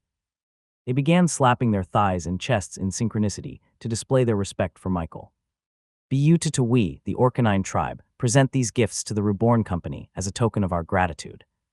The orcs put down the large sacks onto the ground, and each one was almost twice as big as their bodies. It landed on the ground with a thud, making everyone quite curious as to what the orcs considered a gift. Michael, with his enhanced senses and his affinity to all elements, could sense the earth mana emanating from those sacks. Their smell was something familiar too. Is that? Yes. Those are large amounts of cacao beans. ChatJK3 confirmed. The orcs ripped open one of the sacks and showed him the thousands upon thousands of white cacao beans inside ready for the taking. You're giving me these? Michael asked. The orcs slapped their thighs with a resounding, yes, human our chieftain is showing his goodwill for you and your Reborn Company for all the meat and resources that you gave us. Michael picked one of the beans and inspected it, verifying that it was indeed cacao beans that he was familiar with. How did you get so many? He asked them curiously. Even when he scoured the forests for any remaining beans, he only saw a few handfuls at a time. Yet these orcs were able to hand out about 100 kilos in just one sack alone. Cacao beans had an expiration date, which meant that these couldn't have been in their storage for long. That's from their sacred grounds, master. Fudge suddenly popped up out of Michael's shadow and excitedly explained. Sacred grounds. How did you know that? Michael questioned, eyeing the ninja slime suspiciously. Oh hee hee was the only response Fudge could make before he immediately returned to Michael's shadow. The orcs slapped their thighs once again, showing Michael his due respect. We will be back to deliver more in the future. Our chieftain wants you to think of it as nothing more than a gift, and hopes that you will think kindly of our tribe BU to two. Michael half-heartedly copied their actions and slapped his thighs. Boo Teto. His attempt at honoring their rituals and their customs put a big smile on the orcs' faces before they retreated back into the forest. With the orcs gone, the dragonborns and the kids crowded over the sacks of cacao beans with excitement written all over their faces. Sir Michael, does this mean you can make more chocolate? Yes, this whole sack is mine, right bro Mike? Zion said, already taking a sack for himself. Try it out. See what will happen, Shayna warned, her eyes already making Zion feel like he was being pierced by 1,000 needles. That belongs to Lord Michael. He decides who he gives it to, preferably someone who works hard like me. The rest of them began to clamor for Michael to make more chocolate, which he was planning on doing since they got so many cacao beans this time. However, before he did that, Michael looked over at his shadow with a serious eye. Fudge. Sacred grounds. How did you know that? His shadow remained silent. Before Michael could ask for more, he suddenly felt another presence approaching them from the other side of the forest. About a minute later, the sounds of heavy footsteps entered everyone's ears. It was the orcs. Again.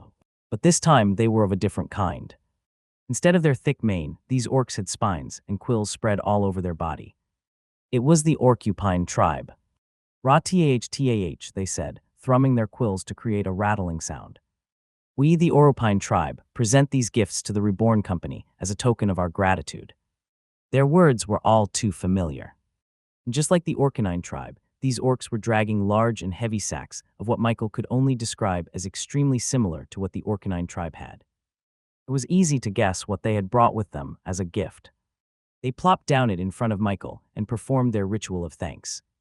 We hope that you enjoy the fruits of our sacred grounds. We will be giving you more in the future, so our chieftain hopes that you look at our village in a good light, explore more stories with my virtual library empire. Although Michael was glad that he came into possession of hundreds of kilos of cacao beans, he was still clueless as to how it all happened.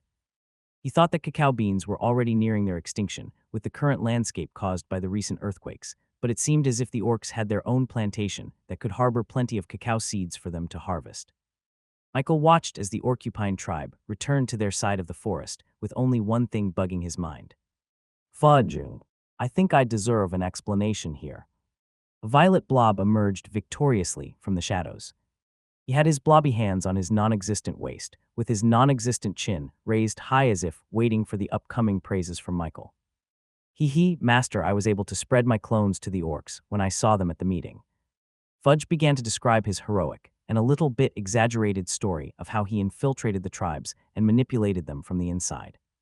He even weaved in a few stories about how he skillfully avoided being caught a few times, being a good ninja, and all that. Michael listened and finally learned about the orcs' sacred grounds. Why do they have so many cacao beans? Michael asked. But Fudge, being too excited about his reward of chocolates, didn't pay much attention to why the orcs treated cacao beans with such high regard, even calling it their sacred grounds. Chat JK3, does their diet consist mainly of cacao beans? It is highly unlikely. There is not enough nutritional value in cacao beans for them to sustain their large stature. However, there is not enough evidence to fully prove this. It is best to awaken one of their talents for the software to fully comprehend the physiology of the orcs and their correlation to cacao beans. There is also a large possibility of learning lots of physical arts from the orcs, as it is what they mainly use on a day-to-day basis. Michael didn't want to awaken their talent before he fully solved their civil war and integrated them into the nation of Reborn. So Chat JK3's suggestion would have to wait for a little bit. How did I do, Master? Am I a good ninja, hee? Fudge closed his eyes and waited for the showering of praise and love from Michael. Yet a few seconds passed, and there was only silence from his master. Master. So let me get this straight. The reason why the orc tribes are giving me cacao beans is because you goaded them into competing against each other. Yup, Fudge said proudly. Explore stories at my virtual library empire. You did this knowing that I wanted them to make peace with each other and end their civil war. Nope. Ninja Slime, upon realizing that he may have inadvertently made the two tribes hostile against each other again, looked depressed. Did Fudge do bad? A large gust of air puffed out of Fudge, slowly deflating into a puddle of violet water. Michael chuckled and patted the little guy. How could he get mad at his cute pet? Nah, you did fine, he consoled Fudge. You helped me out a ton by giving us more cacao beans to make chocolate with. Your method is a little bit shady, but either way, good job, buddy. Fudge slowly gained shape again, being filled solely from Michael's praises. Really? Yup. Now that you've gained the trust of the orcs, I want you to spy on them and find out why they have such a huge grudge against each other. You're the only one who can do this, so I'm counting on you, okay? Violet Slime jumped up and quickly transformed into his ninja outfit in midair. Of course, master. I will be done, Fudge said hoarsely, creating a serious atmosphere for himself. His turnaround was so quick that many would think his previous depressed state was nothing more than a lie for pity points. Fudge quickly returned to Michael's shadow and continued his ninja missions. Meanwhile, Michael had the Dragonborns move the cacao beans inside Neo Orcus, where he could process the cacao beans into chocolate. Many locals and Rebornians gathered at the center of their town to watch Michael process the bitter cacao beans into the sugary sweetness of chocolate.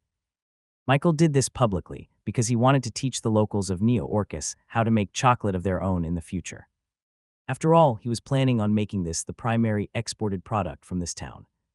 It would give Bait and others a chance for their talents to shine. After all, chocolate was a flexible ingredient that could be added to any food, either cake, bread, or even water. The business possibilities of chocolate were endless. What? Meanwhile, on the outskirts of the forest, deeper into the Queen's region, there was a gathering of a few peddlers carrying large rucksacks on their backs. These were the very same peddlers who had run away at the sound of the orcs' ritual shouting against each other. Although they were scared to death from the potential threat of the orcs as well as the dangerous terrain ahead of them, these peddlers decided to come back and risk their lives to help the poor inhabitants of Orcus Town from starvation. As peddlers, they were the only ones who could supply Orcus Town with enough food to last for at least another month. If they didn't come back, then they would be leaving Orcus Town to die on their own. They couldn't leave that on their conscience. So they came back. And miraculously, the shouting from the orcs seemed to have stopped. Even as they traveled deeper into the forest, there was no sign of shrieking and taunting echoing in their ears. They are gone. This is our chance. We must help Orcus Town. This gave them the courage to go deeper into the forest until finally they came across the territory known as Orcus Town. Yet as they came closer, they noticed that something was wrong. Orcus Town was too busy. Michael raised his hand and levitated the cacao beans from the sack before using an ember spell to roast them right in front of everyone's eyes. Stay tuned for updates on my virtual library empire. Children's eyes glazed with amazement as Michael then cracked these beans to reveal a dark nib with a similar smell to the chocolate they were all so familiar with. And with the cacao nibs gathered in one place, Michael destroyed their very chemical structure and turned them into a liquid with a smooth texture and flavor. It didn't take long before the liquid ball of pure chocolate hardened into bite-sized pieces for everyone to enjoy. Yahoo! Gimme! So good! Zion and the children jumped up to try and catch the chocolate raining from the sky. But Jaku simply opened his palm and let one fall right into his palms. Meanwhile, Yumisu and Shayna sharply snatched pieces from the air without anyone noticing. Yuna and her demi-human escorts were given one as well, and they enjoyed it more than any other royal candy or snack famous in the Queen's region. Michael had distributed the chocolate pieces equally, but left a few for himself. He had other plans for these. While everyone snacked on the pure and sweet chocolatey goodness of the processed cacao beans, Michael walked over to Bait and requested her help. There's a recipe that I want you to try out. Can you make it? He asked her. Bait's talent was baking, and Michael knew that there were a lot of recipes from his old world that were only enhanced by the addition of chocolate. The best example of that was none other than chocolate chip cookies. Michael whispered the recipe he got from Chat JK3, with Bait slowly nodding her head as she began to realize the potential of such a product. Leave it to me, Michael, she said, putting on her apron. I will make cookies. She returned to her bakery and began preparations. Michael gave her all the necessary ingredients such as eggs, flour, and other such necessities, which meant that all she had to do was to put it all together. Even though techniques like whisking and folding were new to her, her natural talents in baking came through, and she was able to perform them quite well despite it being her first time.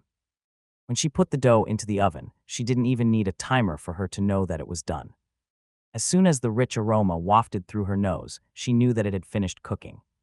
She took the tray out of her oven and was greeted with the mouth-watering sight of freshly baked chocolate chip cookies. She hardly believed that it was something that she made. She took one out and took a bite. It was soft and chewy on the inside, while still having a crisp outer layer. And as soon as she bit into one of the chocolate chips embedded into the bread, a rich mixture flooded her taste. Michael couldn't wait and took one for himself. And the taste immediately brought him back to his previous life, when his parents gifted him cookies on his birthday. Michael, boy, this cookie is so good. Right. Despite wanting to eat more, Bait immediately cooked up another batch of cookies, knowing that the kids and the locals of Neo Orcus would want more once they got a taste of the cookies.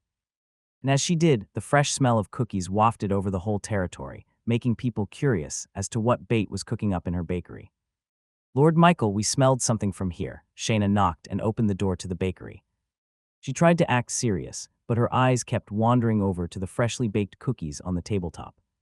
Shayna, you're just in time. Tell everybody that the cookies are done. Here, have one. Michael tossed her a cookie. She regarded it curiously before taking a bite.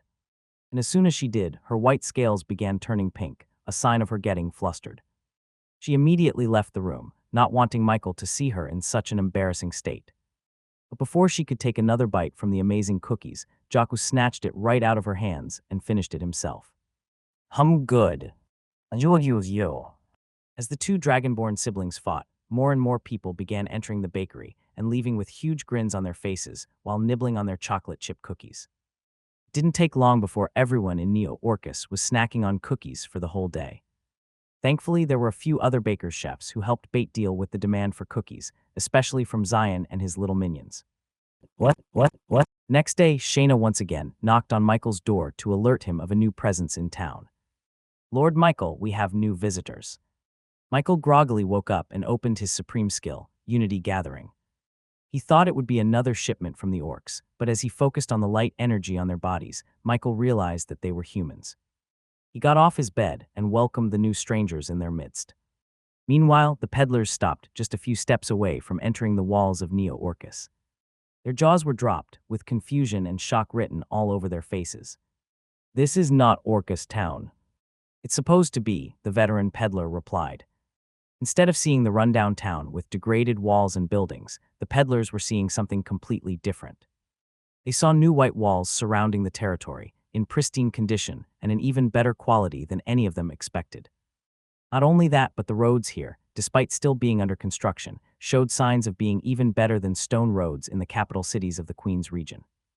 The whole of Orcus town was lively, with people and demi-humans working side by side as they poured their blood, sweat, and tears into rebuilding the town in better condition. In their dazedness, they saw a strange dragon-like demi-human approach them with a brown circular thing in his hands. Yo, want a cookie? Excuse me, is this Orcus town? They asked the demi-human cautiously. Zion pondered. No, this place is called Neo Orcus. Ah, so we were wrong. No, wait. That's right. Neo Orcus used to be called Orcus Town before we arrived here, Zion said, nibbling on his cookie casually, not knowing he almost caused a huge misunderstanding. The peddlers whispered to themselves, shocked at the revelation. They couldn't believe it. Literally. Are you sure? This looks completely different from what I remember, the veteran peddler said. He was part of the elder generation that still remembered the good old days of the Golden Road. This was not the Orcus town he remembered. You guys want to see for yourself. Zion said in a dare, inviting them in to prove them wrong.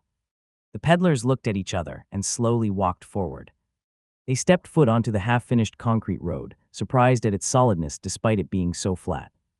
It looked like they had used a really big slab of stone.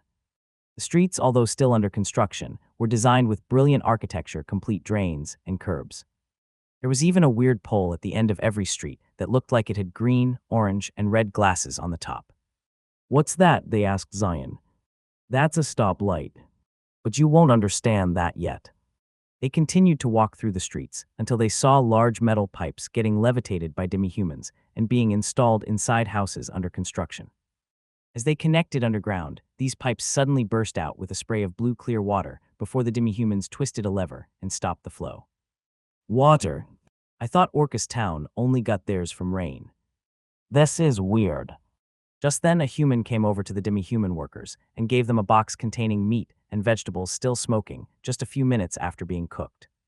Here's your food, the human said, and the demi-humans thanked her in turn. One of the peddlers finally couldn't hide his curiosity any longer and confronted the woman. Excuse me, but how does this place have food and water? Orcus Town was supposed to be under starvation and dehydration, but it looks like everyone here is well-fed and healthy. The woman nodded and sighed in relief. We were supposed to. But thankfully, the Reborn Company saved us from that terrible fate. Reborn Company, the peddlers muttered under their breaths. Business was supposed to be their bread and butter, their specialty. Yet they couldn't remember anything about a company with these kinds of resources. An overseas company, the veteran peddler pondered. Why does everybody think that? No, our boss is a human, my bro, is the richest human in the King's region, Zion bragged. The peddlers showed yet another confused expression. It had only been a few years before they came back from the King's region, and they hadn't ever heard of this company before. So it was hard for them to believe that such a company would suddenly pop up in just a few years. Beep beep. As the peddlers tried to make sense of what they were currently witnessing in Neo-Orcus, they suddenly heard a blaring sound coming from behind them. When they turned around, they saw these metallic box monstrosities that looked as huge as a boulder, coming towards them at a pace even faster than horses. They were stunned, unable to move away from the incoming horde of reborn automobile trucks coming from the highway roads. Zion had to pull them aside to the curb, letting the peddlers fall to their butts with horrified expressions on their faces. What was that? The truck stopped just on the other side of the street. A few seconds later, the front door opened, and the driver climbed down off the truck, revealing his short and stocky nature. A dwarf, they all screamed. Yeah, got a problem with that, the dwarf screamed back at them, annoyed. Don't stand still in the middle of the road next time. Discover exclusive tales on my virtual library empire. Dwarf shook his head and began to unload the tons of metal pipes from the truck, ignoring the shocked stares from the peddlers. But how, that's how. Zion flashed a smug smile. Believe me now. Haha, everyone is always surprised when they find out Bro Mike was able to ally with the dwarves. All their questions were answered by Zion's bragging, but the peddlers simply couldn't believe the truth. Nobody in the Queen's region would believe it. Yet the fact that a dwarf was right in front of their eyes was proof enough. They stayed silent for a few seconds, digesting everything they learned just a few minutes after entering Neo-Orcus. All in all, everything came down to the Reborn Company. They never knew that a sleeping dragon was hiding in the countryside. Everyone in the Queen's region was clueless that such a company was even able to be friends with the notoriously unfriendly dwarves. Are you guys okay? Just then, a human boy with golden hair walked up to them and offered them his hand. We're okay, kid. Just trying to figure out how this Reborn Company was able to do all of this. Well, just ask, the boy replied to them casually. No, the veteran peddler denied. It will be hard to get an audience with the owner of this Reborn Company. They must be on the same level as Iz and his likes.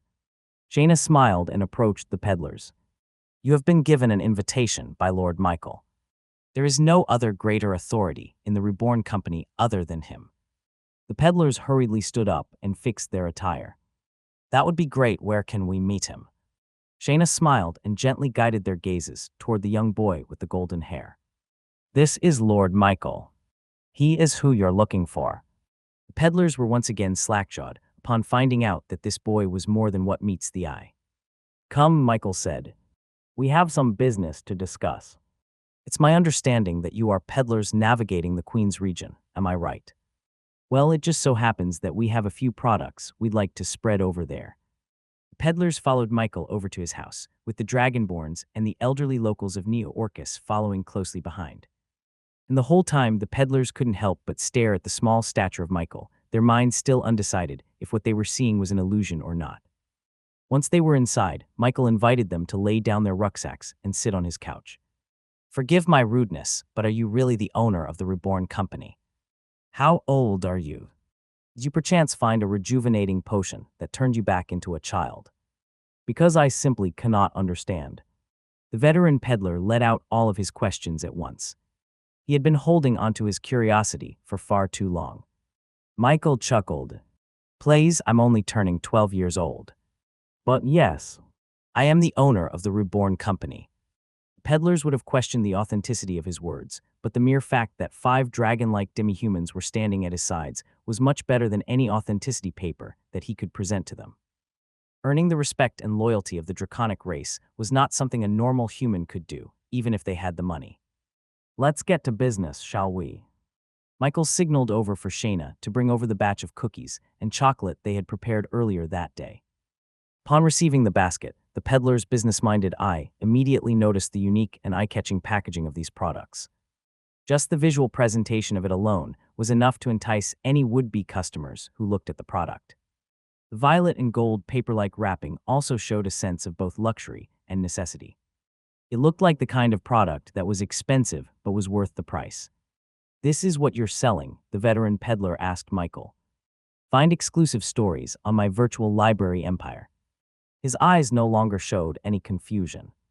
This little demonstration of the Reborn products already told the veteran peddler that he was dealing with someone extremely skilled and knowledgeable in the area of business. After all, his nose was itching. His body was telling him that he might be holding onto a piece of product that could bring him tons of profits. Michael probably knew that, and that was why he asked to meet with the peddlers. This is just a mock-up of our eventual chocolate line of products, so the design is not finished yet. We weren't planning on selling the chocolate yet, but as fate would have it, you guys appeared here at the perfect time. The veteran peddler took one of the chocolate bars and took it off its paper wrapping. A sweet smell wafted to his nose. He took a single bite, and the rush of sugar exploded in his mouth, surprising him. The other peddlers were alarmed. I'm okay, the veteran said, waving off their concern. This chocolate is it made out of sugar. Sugar. The rest of the peddlers rummaged through their baskets and took out their chocolate bars, unwrapping them and taking a bite in a single move. Upon feeling the chocolate melt in their mouths, their eyes widened, and a moment later, they dove in and ate the whole thing in a couple of bites. Michael watched on with a satisfied smile. Try the other one. We call that the chocolate chip cookie. They began to unwrap the cylindrical wrapper, showing a few stacks of freshly baked chocolate chip cookies. They tasted it too, and liked it even better than just pure chocolate. These cookies could be eaten for breakfast, lunch, or dinner without the taste getting bland. I'm sure that as peddlers, you know the proper market to sell this kind of snack, right? The veteran peddler nodded. These will be popular in the big cities, where the population is on the younger side. It will probably do great in the capital cities. Michael thought so as well. If he played the marketing of his products right, then he could replicate the culture of chocolate giving during times of anniversaries or birthdays. Back in his old world, Valentine's Day was celebrated globally, with the selling of flowers and chocolate spiking up. What do you think? Do you want to become chocolate merchants? Michael's question made the peddlers look at their veteran leader. Whatever he decided, they would decide too. Veteran looked at the golden R, stamped onto the very chocolate itself, clearly showing the name of the Reborn company and letting it imprint onto anyone's mind every time they bit into the chocolate. It was brilliant. That was how the veteran peddler described the Reborn company's ideas. And it wasn't just their chocolates. It was everything else in this town as well. The free-flowing water, the flat roads, and the monstrous horseless carriages as well. The Reborn company was ahead of the game, and it would only be a matter of time until their waves washed over to the Queen's region. And by that point, it would already be too late for a small-time peddler like him to join. This was the only time he could join. He could still ride the wave, and it will take them to the top. This was a life-changing decision. Yes, please, we would like to sell these chocolates, the veteran proudly accepted. Michael stood up and faced the peddlers, shaking their hands one by one. Now, here's my proposal. I want you to sell these products everywhere in the Queen's region, with a certain percentage of the sales going to you as commission. Michael began to elaborate on their arrangement for this business. He told them how much the chocolates were going to be sold for, which was just above the average price of a normal pastry. It was on the expensive end, but still affordable.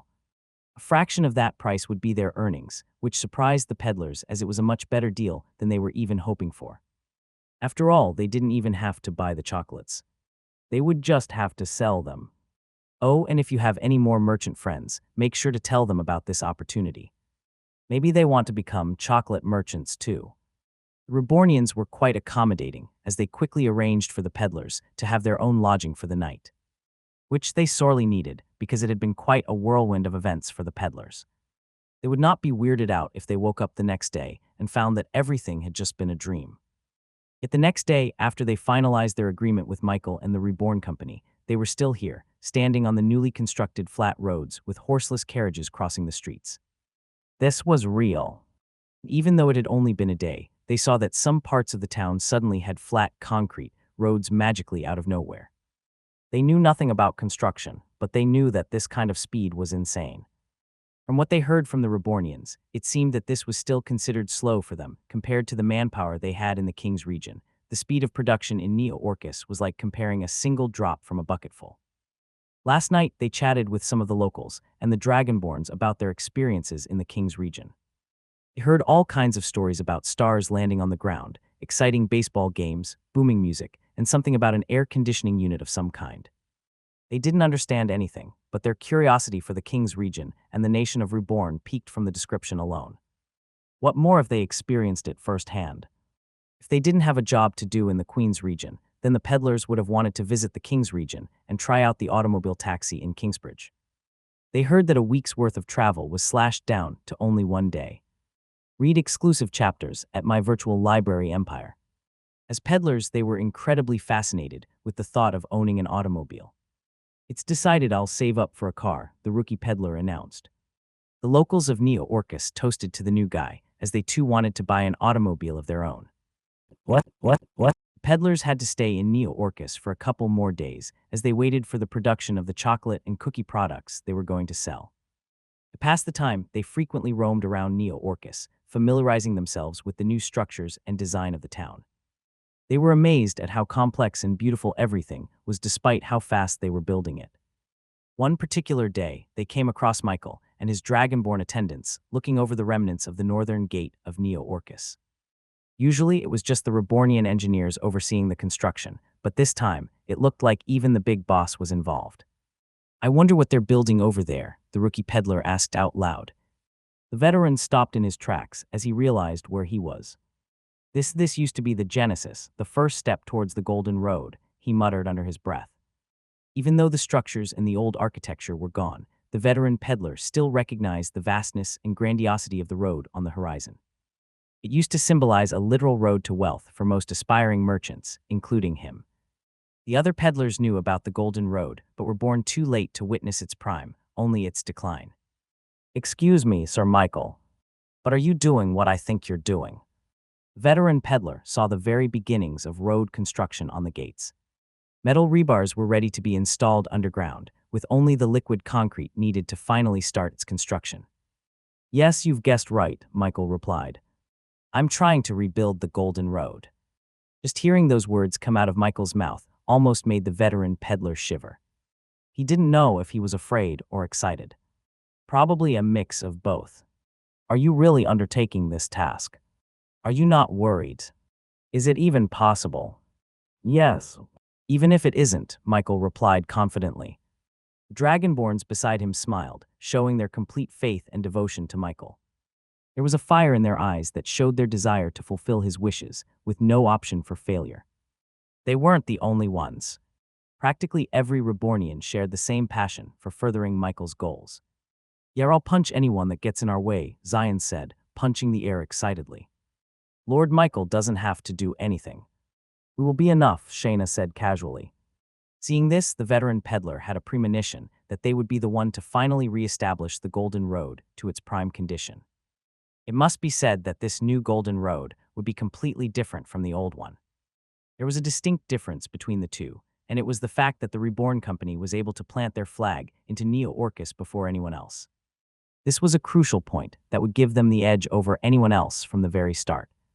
If Michael was able to restart the popularity of the Golden Road, then the Reborn Company would also be taken up with it. The two names would practically be synonymous with each other. Once that happened, nobody would be able to refute it. It was written in a binding contract. The Reborn Company secured its spot in one of the most crucial points in the Queen's region without anyone even knowing about it. Even if others knew it beforehand, they would disregard it as nothing important. In their eyes, Orcus Town had already degraded past its usefulness. They would think that only a fool would sink so much time and money into making Orcus Town functional as a society.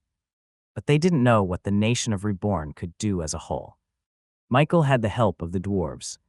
He had dragonborns whose power was comparable to the top adventurers in the Queen's region, and most of all, he had amazing products that could sweep the entire continent in one fell swoop.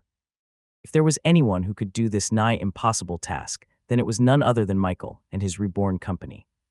A few days later, the peddlers finally took off from Neo-Orcus and began their journey to the Queen's region. Their rucksacks had been emptied out and replaced with Reborn products such as soap, shampoo, and most of all, chocolates and cookies. Their targeted destination would be the capital city of Angora, with a population of about 100,000 humans and demi-humans alike. The cookies would only last for 2 to 3 weeks, which was good since their trip would last about a week at the most. It would have taken only a few days if they were traveling through the old Golden Road, but because there was still a large crack in the middle of the path, they had to go through the long way, trekking mountains and all that stuff. As experienced travelers, they were already used to these long trips, so the days went by in a flash. In the blink of an eye, they stood on top of a cliff, overlooking the capital city Angora, just on the horizon. They saw horse carriages coming in and out of the city, even from a distance, which only showed how bustling the market was over there. It remained as busy as they remembered. Discover hidden stories at my virtual library empire. Magic Tower in the distance still towered over everything, with almost invisible magic particles emanating off of the very structure itself and protecting the city from unwanted weather effects. The castle on the side was as grand as ever, with a moat surrounding the housing for the lord of the city. Beside it was a large academic court, meant for the training of squires and knights from the Order of the Heavenly Knights. Their very presence in the city gave a sense of peace and security to the citizens. Those three institutions were vital for a territory to be called a capital city. It enticed people to settle down and be part of their community, with families moving there to have a chance at enrolling at the Order or the Guild of Arcana. The peddlers entered the city and began to unload their products in their designated stalls in the market. They were surrounded by more established businesses with their permanent stores in the best locations in the city, so they were met with a lot of competition. Most customers already knew what they wanted to buy, so they just walked along and ignored the new and unknown chocolate products from the peddlers. It took them a few hours before someone finally took notice of the strange purple and gold wrappers stacked in their stalls. "Ooh, mommy, what's that?" A child wearing leather armor tugged on his mother's skirt. The mother looked back at her son and tried to hurry him forward. But as she looked at the products stacked on the table, she was intrigued by their unique design and enticing wrappers. It looked luxurious compared to the other products in the market, which only used a simple leaf or paper as a wrapper. "Excuse me, what is this?" the mother asked the veteran peddler. "Madame, you have made the right choice in asking. This is none other than the newest exotic product we found as we traveled the whole region. It is called chocolate, which is famed to be even sweeter than sugar itself. We will give you a little sampler to taste for free. Do you want to try it out, madame?" The son looked up at his mother, performing his best pity eyes.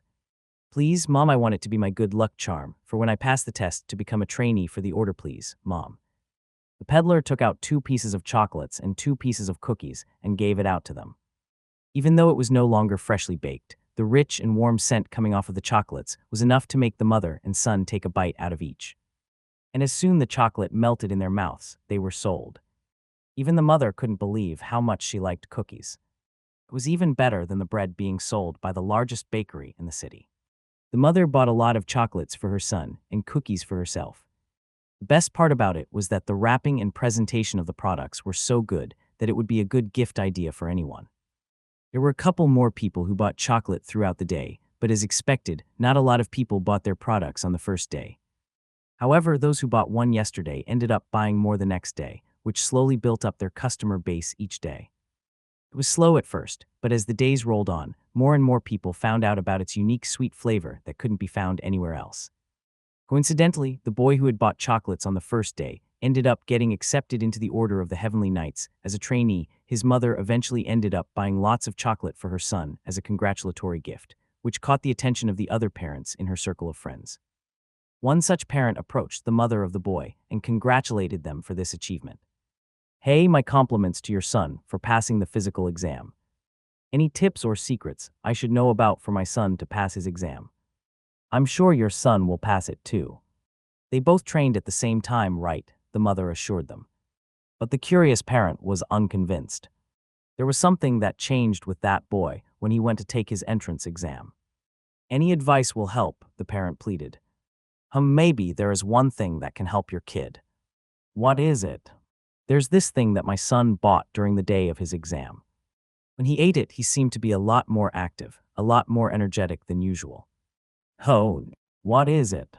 "Maybe I'll buy one for my son too." There was something strange going on with the current selection of trainees from the Order of the Heavenly Knights. Usually, these kids would be exhausted beyond belief at the end of their training sessions, with some ending up being carried back to their dorms from the intense muscle spasms they incurred throughout the day. However, some of the instructors realized that these days, the new trainees had been quite energetic, even after making them run laps around the grounds 2 times the normal amount. They even looked more excited as the 8th candle had been extinguished, signaling their time for rest.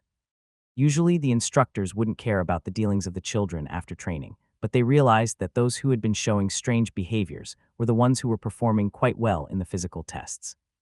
For example, some of the students who were stuck at the 1-star physical arts core were showing signs of having a breakthrough, even though they showed no talent for this a couple of days ago. This coincided perfectly when the students suddenly exhibited this strange behavior at the end of the day. Finally, the instructors had enough. They decided to follow the children and see what they were up to. "Okay, trainees, wipe off your sweats and go straight to your dorms. We'll have our monthly exam tomorrow to gauge your current levels," a burly man said to his students, returning the wooden sword to its scabbard. "Yes, sire," the kids replied, saluting to him. And as their instructor left the training grounds, the kids huddled up to each other with excitement bubbling up to their faces. "Guys, we have to hurry. We can't be late or else it'll be sold out when we get there," one kid said. "I'm going to need to stock up more for tomorrow. I need it or else I think I'll fail. Just remember, don't tell anyone or else we'll have more competition." The rest of the trainees nodded their heads. Then they put their hands together and cheered silently. 1, 2, 3, chocolates. Chocolates, they whispered to themselves. As it turned out, the reason why these kids had been acting weird was because of none other than chocolate itself. After a rumor spread that one of the trainees got accepted after eating chocolates, eventually, every trainee wanted to eat one for themselves too. The results were evident, as they felt themselves with more energy to spend after eating a whole bar of chocolate for a single day. So at the end of their training sessions, the trainees rushed out to the market to seek out the peddlers selling chocolate and cookies. However, as the days passed, more and more people found the amazing taste of chocolate and cookies and began buying them en masse. It was unfortunate for the kids as their training only ended by sunset, so by the time they visited the market, the chocolate stocks were almost emptied out. And as they reached the peddlers' stalls, they were delighted to see that there were still some stacks of chocolate on display. "Excuse me, sir, we would like to buy a chocolate bar for each of us," the trainees shouted. The veteran peddler recognized the kids and immediately packed a stack for them. "Will you be buying 8 chocolate bars this time?" the peddler asked. The trainees shook their heads. "Only 7, mister. There's only 7 of us." "Then who is he?" The veteran peddler then pointed to the large burly man behind the kids. "So this is what you've been buying." That strict voice made the trainees jump in fear. They turned around and were horrified to see their instructor looking down at them with his arms crossed on his chest. He was mad. That was the look he gave them whenever he would make them do 10 more laps. They eventually had to tell him everything and explain why they sneaked out of their dorms to visit the market. Chocolates, huh? The instructor felt intrigued after hearing about the effects of chocolate on the trainees. If the kids were to be believed, then chocolates almost had the same effects as cultivation pills and elixirs for a fraction of the price. "Are we in trouble, sire?" The instructor eyed the trainees. "Yes, you are. You shouldn't have kept this to yourselves. It could have helped the other trainees become stronger as well next time. Buy more for the rest of the class." Instead of getting lectured for sneaking out of the dorms, the instructor actually encouraged them to go out and buy more chocolates for other trainees so that they could enjoy the benefits as well. So for the next few days, everyone visiting the market would see trainees, squires, and even some knights lining up in a queue. It was a curious sight, with other people finally taking notice of the chocolate bars and cookies that the traveling peddlers sold on the market. After all, if people from the Order of the Heavenly Knights were interested in these products, then it must be something good. And sure enough, once they tasted the sweetness of the reborn chocolate products, they were hooked just like the trainees. It took a couple of days, but the sales finally picked up for the chocolate merchants, with most of their stock getting emptied out by midday. Of course, this kind of sensation was quickly spread throughout Angora City. It even reached the lord of the city's ears, who had his attendants secretly buy chocolate for him and his family to try out. Because of this, the newspaper companies finally took notice.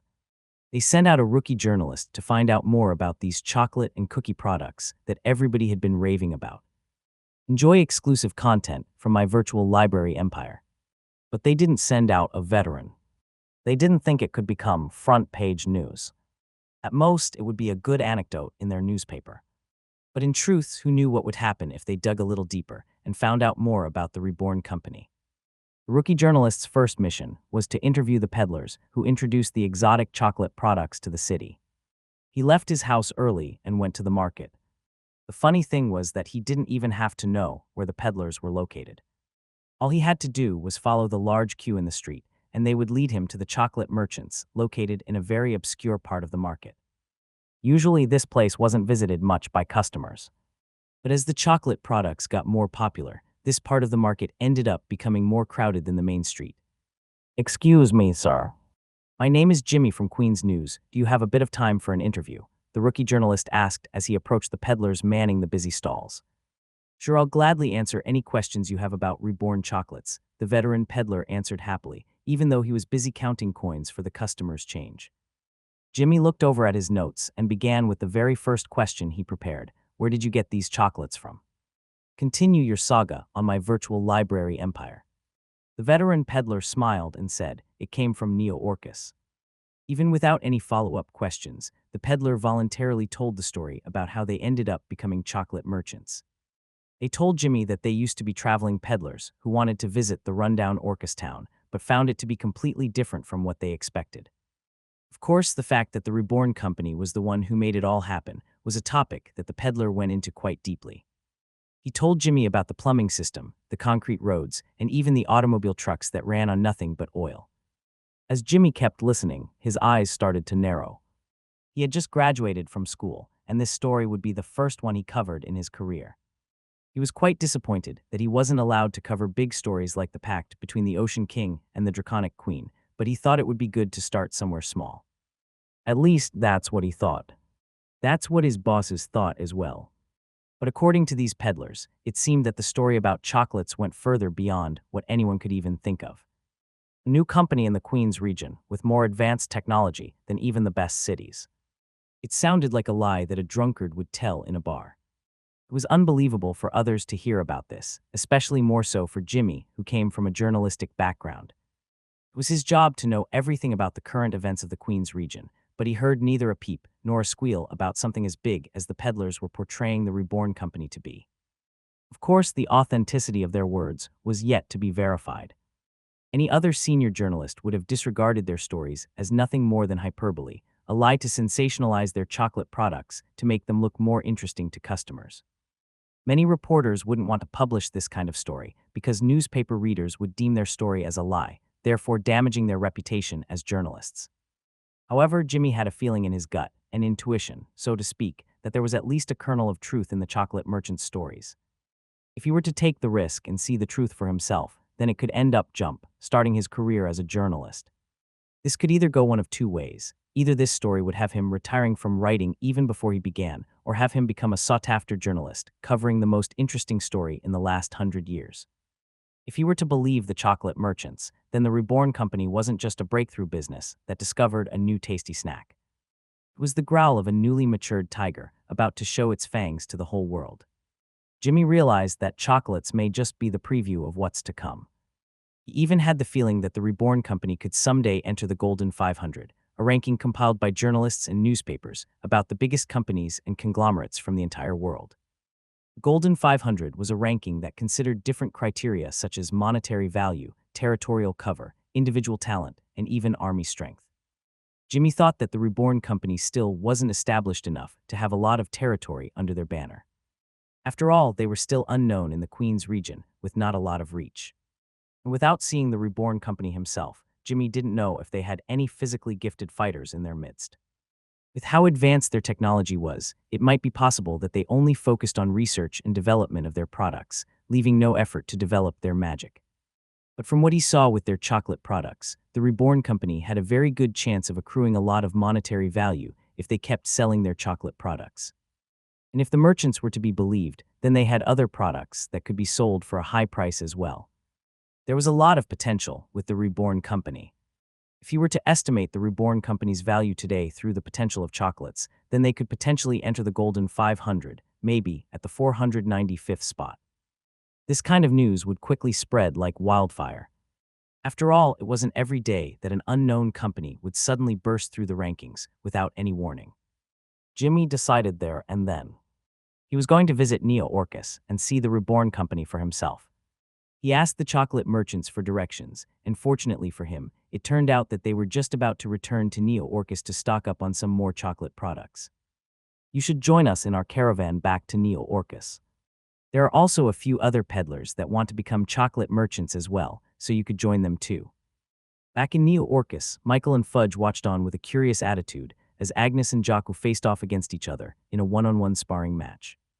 After the Rebornians taught Yuna's demi-human escorts about baseball, they reciprocated the favor by teaching them some much-needed lessons about physical arts. Agnes was the famous battle maid of the Montgomery family, with lots of life-or-death experiences under her belt. So she had a lot to teach the newly evolved Dragonborns, who despite their potential, were still wet behind the ears. How strong is your attendant, really? Michael asked Yuna, who was sitting beside him petting a sleepy Fudge. She's a renowned 7-star physical arts user personally taught by Kruger, a heavenly knight from the Order, master of the Way of the Axe. Who, by the way, is also an orc. Michael looked at Agnes and saw how orderly the mana inside her body was. They flowed with synchronicity in her veins as she moved, enhancing her physical strength with no wasted energy or strength. Meanwhile, Jaco had mastery over ridiculous amounts of mana, but barely no control over them. That was the difference in experience between both of them. I will begin, Agnes warned Jaco as she raised her double-edged battle axe in the air. Please go easy on me, Jaco said jokingly as he adopted a low stance. But he kept his right hand on the hilt of his sword, ready for any sudden movements. Agnes took a step forward and swung her axe. In a split second, Agnes' body blurred and disappeared from her original spot, reappearing just in front of Jaco with her battle axe ready to swing down towards his body. Jaco was caught off guard for a moment before he drew out his sword, letting its blade meet with the axe in the air. The two weapons clashed, with sparks flying off at the moment of impact. If it weren't for his skill, 1,000 bolts, which allowed him to have reaction times as fast as lightning, then he wouldn't have been able to defend himself against Agnes. The ogre battle maid raised her eyebrows, impressed that Jaco was able to take on one of her attacks. She lowered her strength to the point of being barely stronger than Jaco, yet he showed a surprising quickness that was able to deflect her attack. I'll take it up a notch, she warned the Dragonborn. Michael saw the tiniest bit of fire mana erupt from her body, which directly translated to a great boost in every physical aspect of her body. She retracted her axe and swung it wide, intending to separate Jaco's lower half from his upper half. Jaco tried to parry the axe, but found it to be too heavy to slow down. Her sword continued to swing unimpeded towards his waist, forcing him to take a step back. But with a single step, Agnes caught up to him and continued to batter him with heavy swings that broke any sort of posture or stance that he had been preparing. Unable to defend, much less attack, Jaco was forced to run away. Well, at least tried to. Meanwhile, Michael leaned towards the fight as he observed the mana flow in Agnes' body. Chat JK3, are you seeing this? Analyzing magic flow. Adding newfound knowledge to the memory bank. He found a lot of differences between physical art spells and the mystical art spells that he had been so familiar with. The most glaring difference would be their mana cores. For example, his mana core and the mana cores of someone like Cerberus Ojendor were positioned near the abdomen. This was what mages called the danshan. Because it was a source of mana for casting mystical arts, the mana cores were freely floating in their own spaces, completely avoiding any other organ of the body.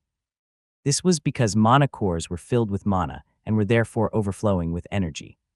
Having it close to vital organs was tantamount to exposing it to an open campfire. In other words, they would burn. And quickly, too. Mana cores can be thought of as the cartridge of a gun, with mana being the actual bullets. Mystical arts users cast spells with the magic theory, which would act like an actual gun. This gun would be accessing the cartridge and taking a bullet so that they could fire it out of the body. Read latest stories on my virtual library empire. Now, as long as the mage points the gun away from their body, then they wouldn't be affected by the explosive power of the bullet in any way. But for physical arts users, that was exactly the opposite of what they were doing. They were essentially pointing the gun toward their body and firing the bullet at themselves, but somehow, physical arts users were able to wire themselves in such a way that they would get empowered by that bullet instead of getting destroyed by it. The way they did it was by spreading out their mana throughout their body evenly, as opposed to the mages who concentrated their mana as dense as possible to make the energy burst out and create a bigger spell. By spreading out the mana, their body would be able to endure its volatile energy and transform it into overwhelming physical power. And because of this, Agnes' internal body changed drastically over time. Her veins were connected to her very mana cores, allowing mana to be distributed evenly in the same way that blood spread throughout her body. It was truly a different experience, seeing something firsthand from a veteran. Assimilating flow of physical arts mana completed.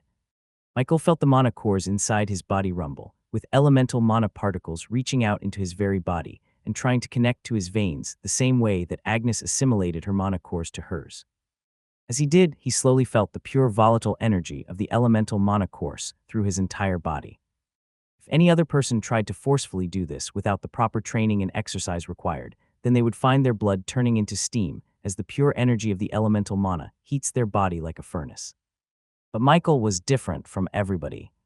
He had a supreme skill, which allowed him complete control over all elemental mana. This kind of reckless attempt at becoming a physical arts user would certainly be fatal for most people.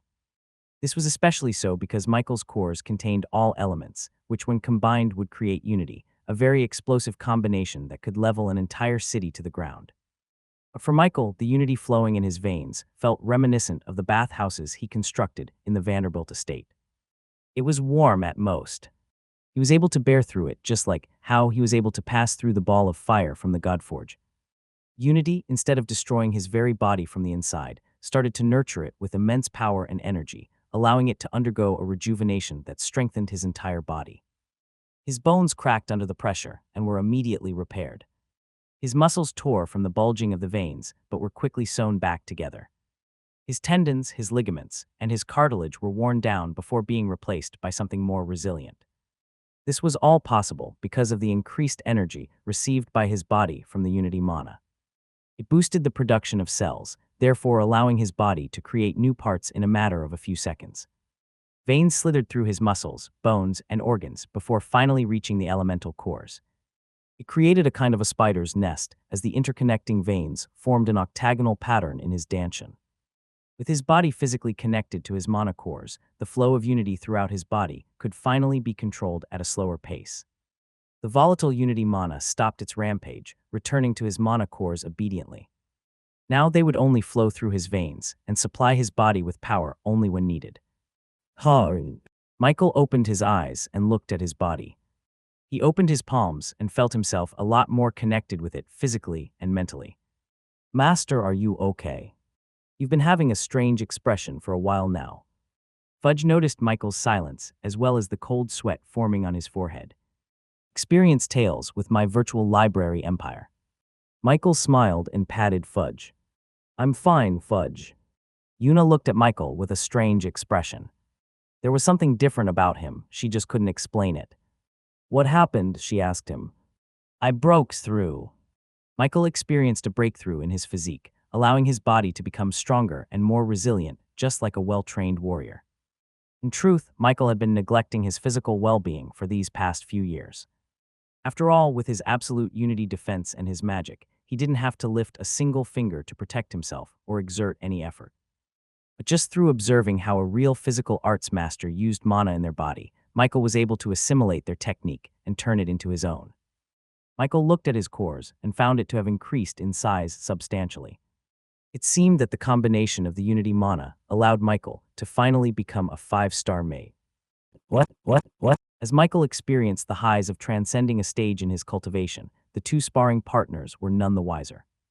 Jaco was using all of his instincts just to survive the onslaught from Agnes' heavy-handed attacks.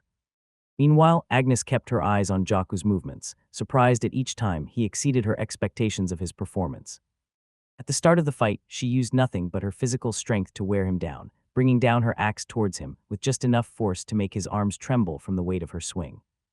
She even adjusted her speed to just barely be above that of what he could see and react to. Yet as the fight continued, she realized that Jaco had been contesting against her axe, with each clash becoming more and more equal in heaviness. His weaknesses such as his blind spots and his foot positioning were slowly getting fixed in the middle of the fight. It would only take one mistake for him to learn his lesson the next time, changing his positioning to cover any weakness.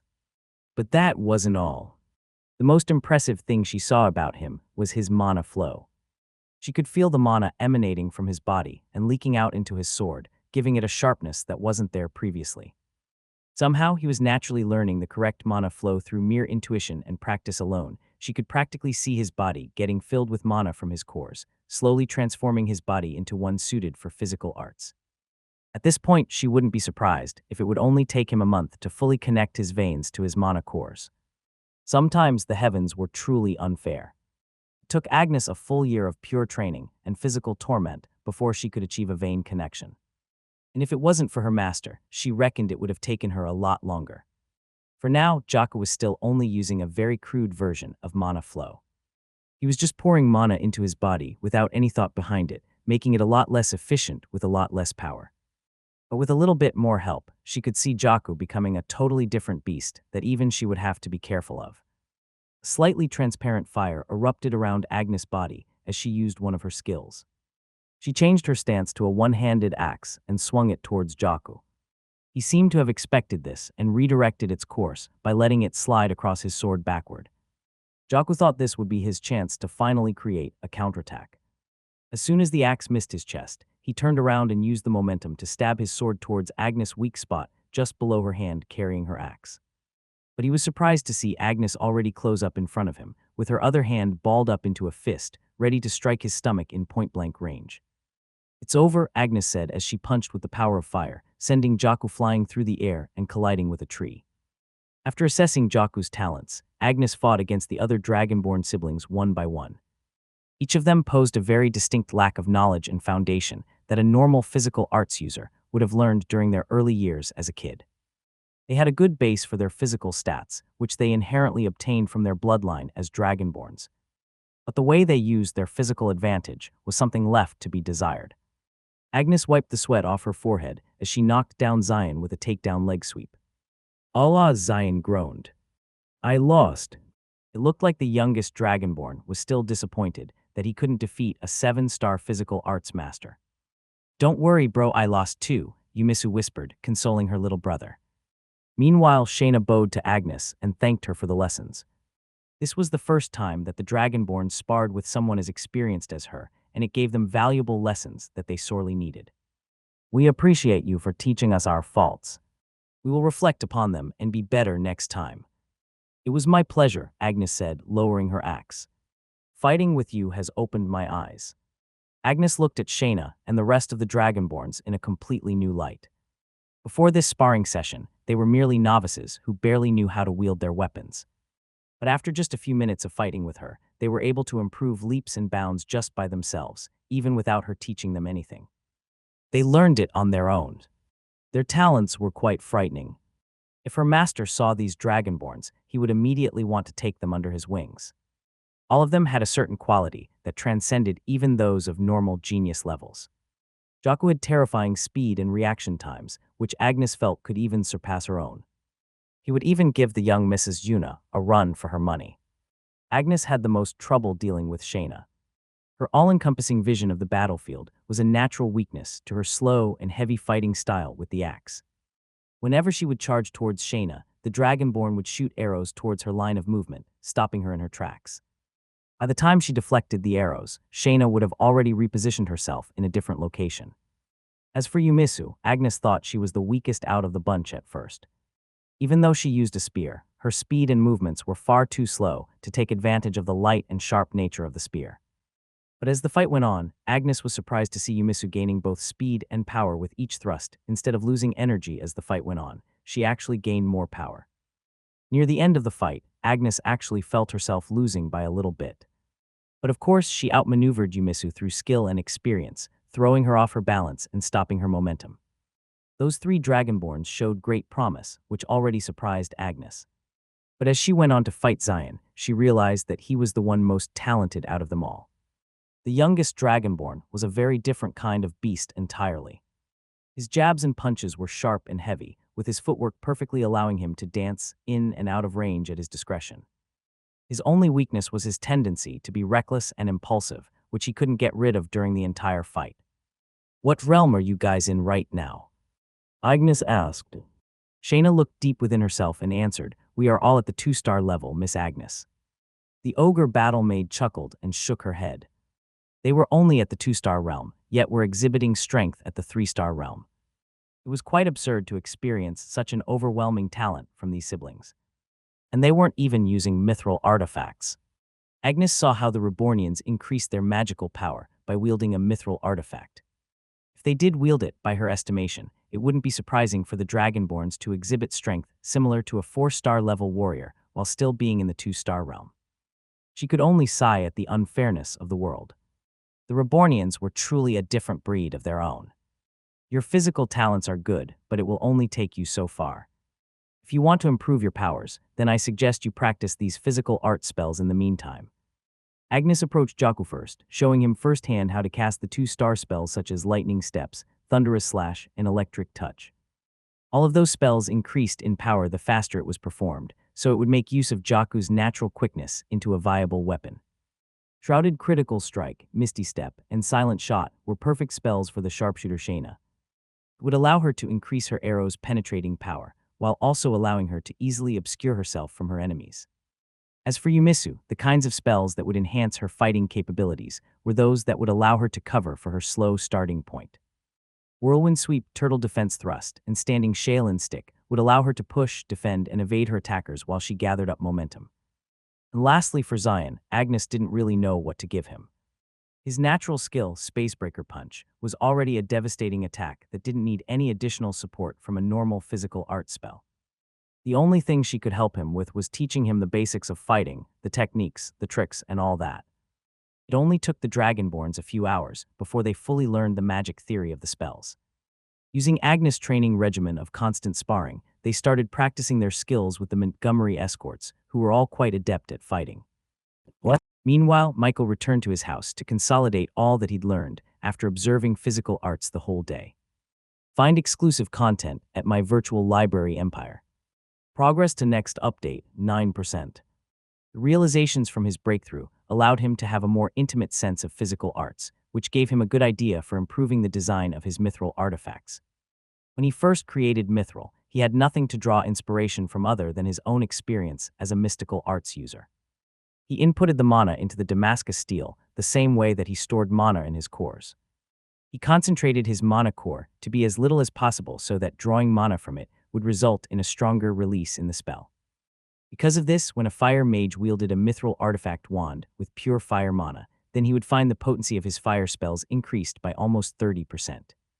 However, the downside of this was that he couldn't wield any other mithril artifact, or else it would interfere with the effects of the first artifact.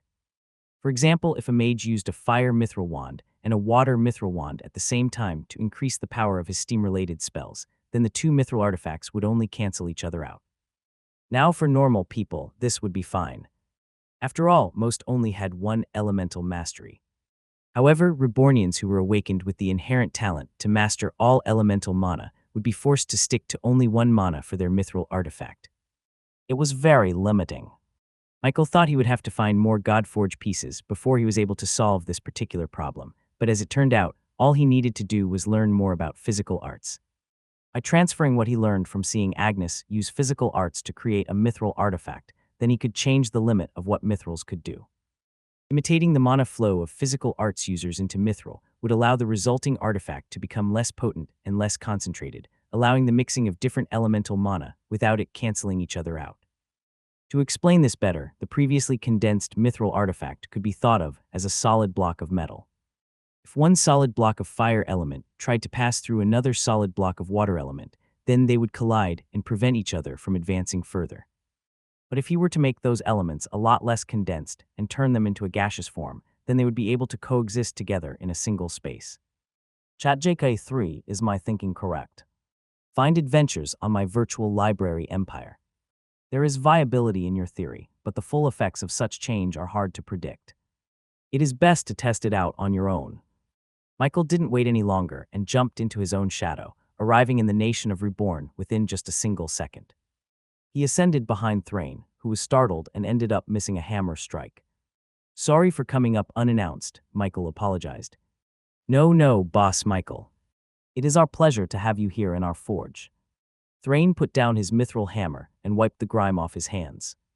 Michael looked around and saw multiple furnaces spewing fire and molten slag as dwarves worked on their projects nonstop. They hammered glowing metal in a rhythm, only stopping to greet Michael as they realized his presence. This was the Reborn Forge, where every metal product needed by the nation was made. Specifically, this place was where the ancient dwarves like Thrain worked to create mithril artifacts to supply for the growing population of Rebornians.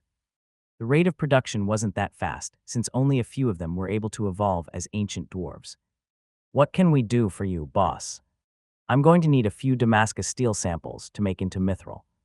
I think I'm on the verge of discovering something new," he said to Thrain. Dwarf's eyes widened before he quickly scrambled to the chest by his side, which was fully stacked with unprocessed mithril ores. "Is there a particular shape you're looking for?" "Make a full set of armor for me and the Dragonborns," Michael requested.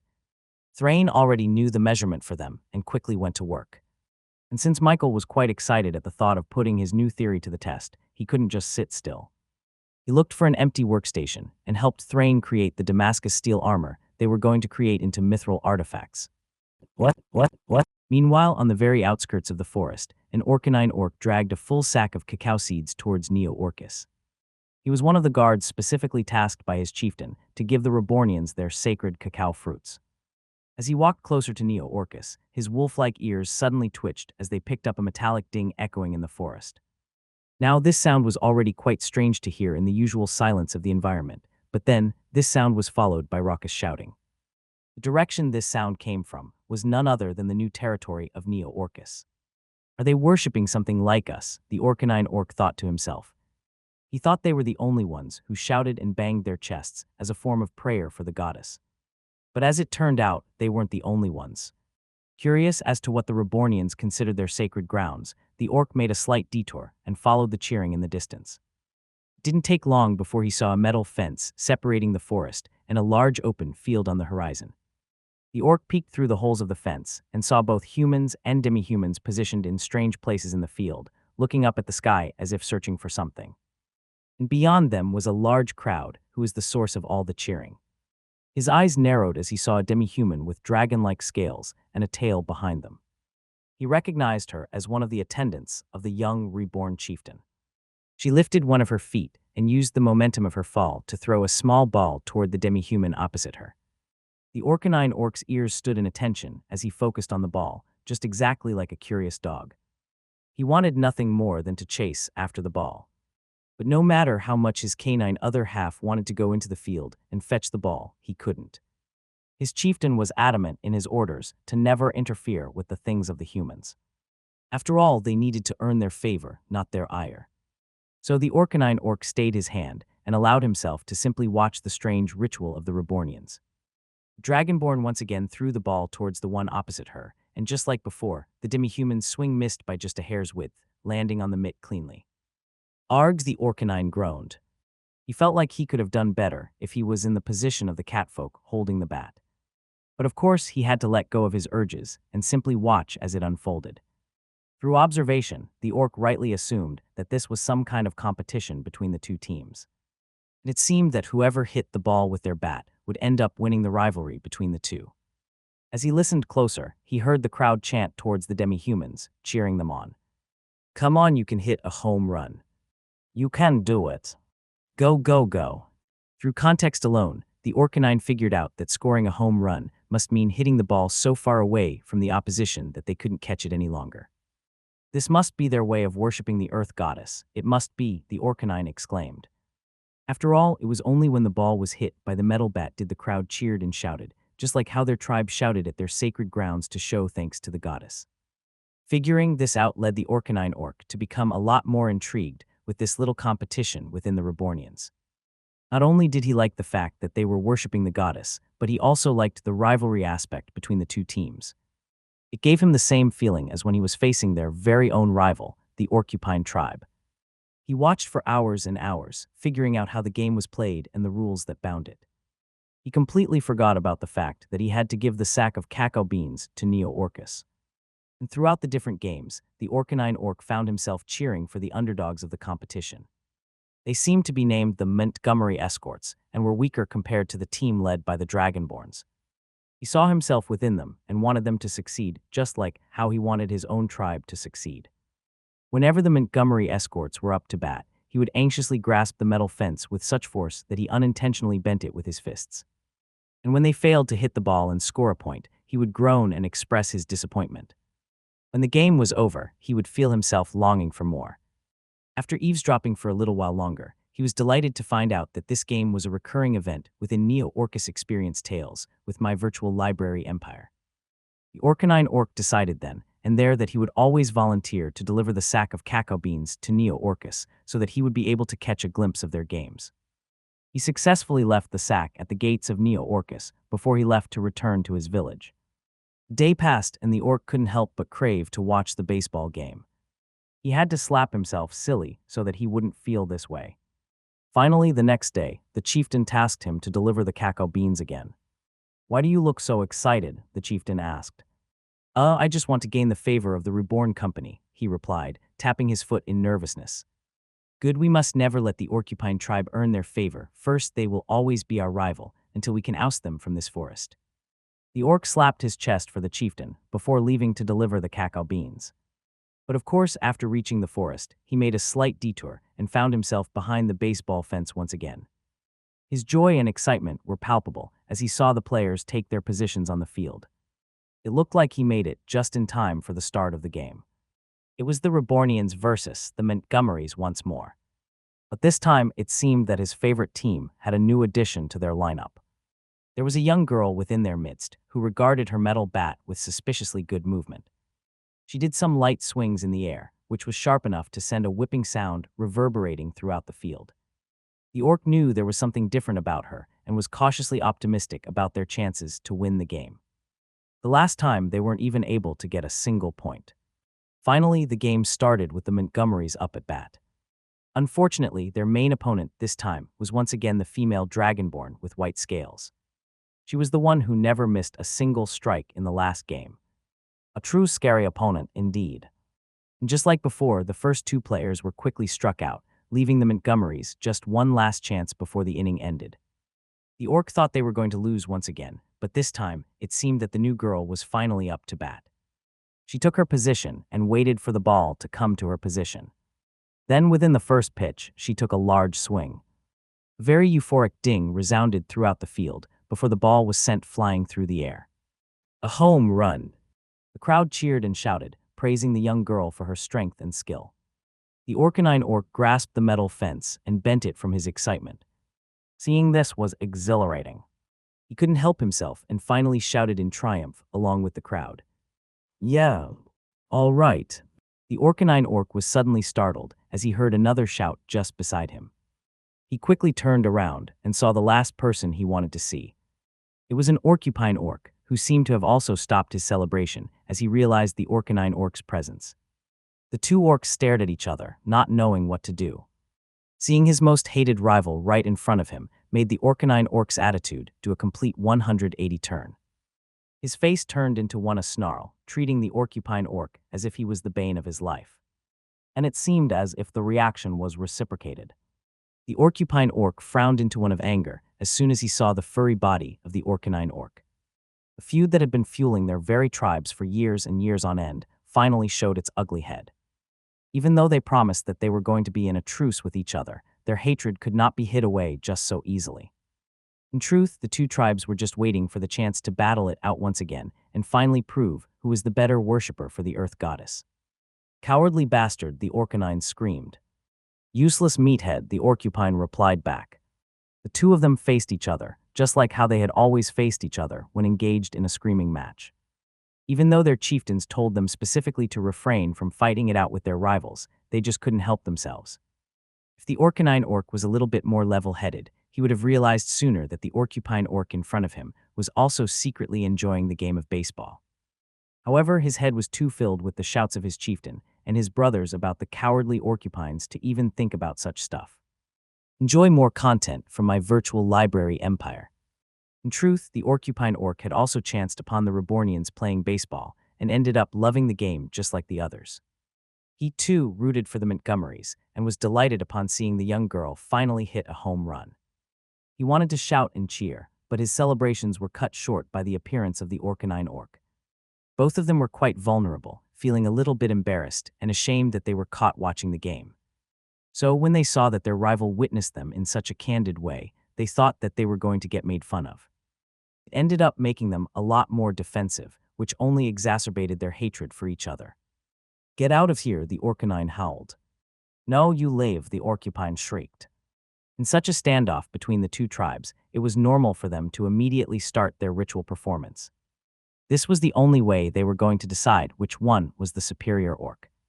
The Orcanine orc bent his knees low and braced his body, making his muscles and his fats tense up. He was preparing to slap his body to create a rhythmic beat that would surely make his rival back off. Similarly, the Orcupine orc shivered his body, creating a rattling sound as his quills and spines collided against each other. It was only through his most proud strumming performance would the Orcanine orc realize that he had tried to humiliate the wrong orc. But just as they were about to establish dominance against each other, they heard raucous cheering and shouting in the field. Both of them stopped what they were doing and looked at the state of the game. Unfortunately, it seemed that their slight victory just a few minutes ago was quickly taken back by the Dragonborns. They had scored a home run against the Montgomerys too. The orcs were disheartened upon seeing this, with their bodies visibly getting depressed. They sneaked glances at each other and realized that none of them were moving. This would have been the perfect timing for either of them to carry out their ritual performance and defeat the other orc. But they didn't. This meant only one thing: none of them wanted to destroy the secrecy of this place. If they banged their chests or strummed their quills, then the sound would travel far out into the forest, letting everyone know about this little spot in the field. And they didn't want that to happen.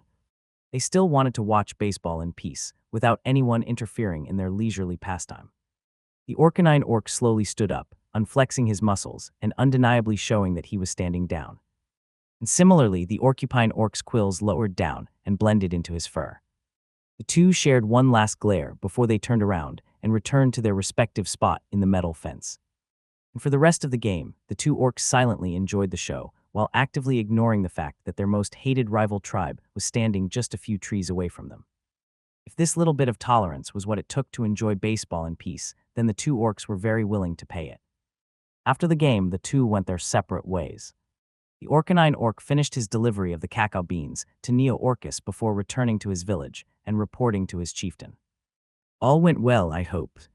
The orc just meekly nodded his head. He didn't want to speak.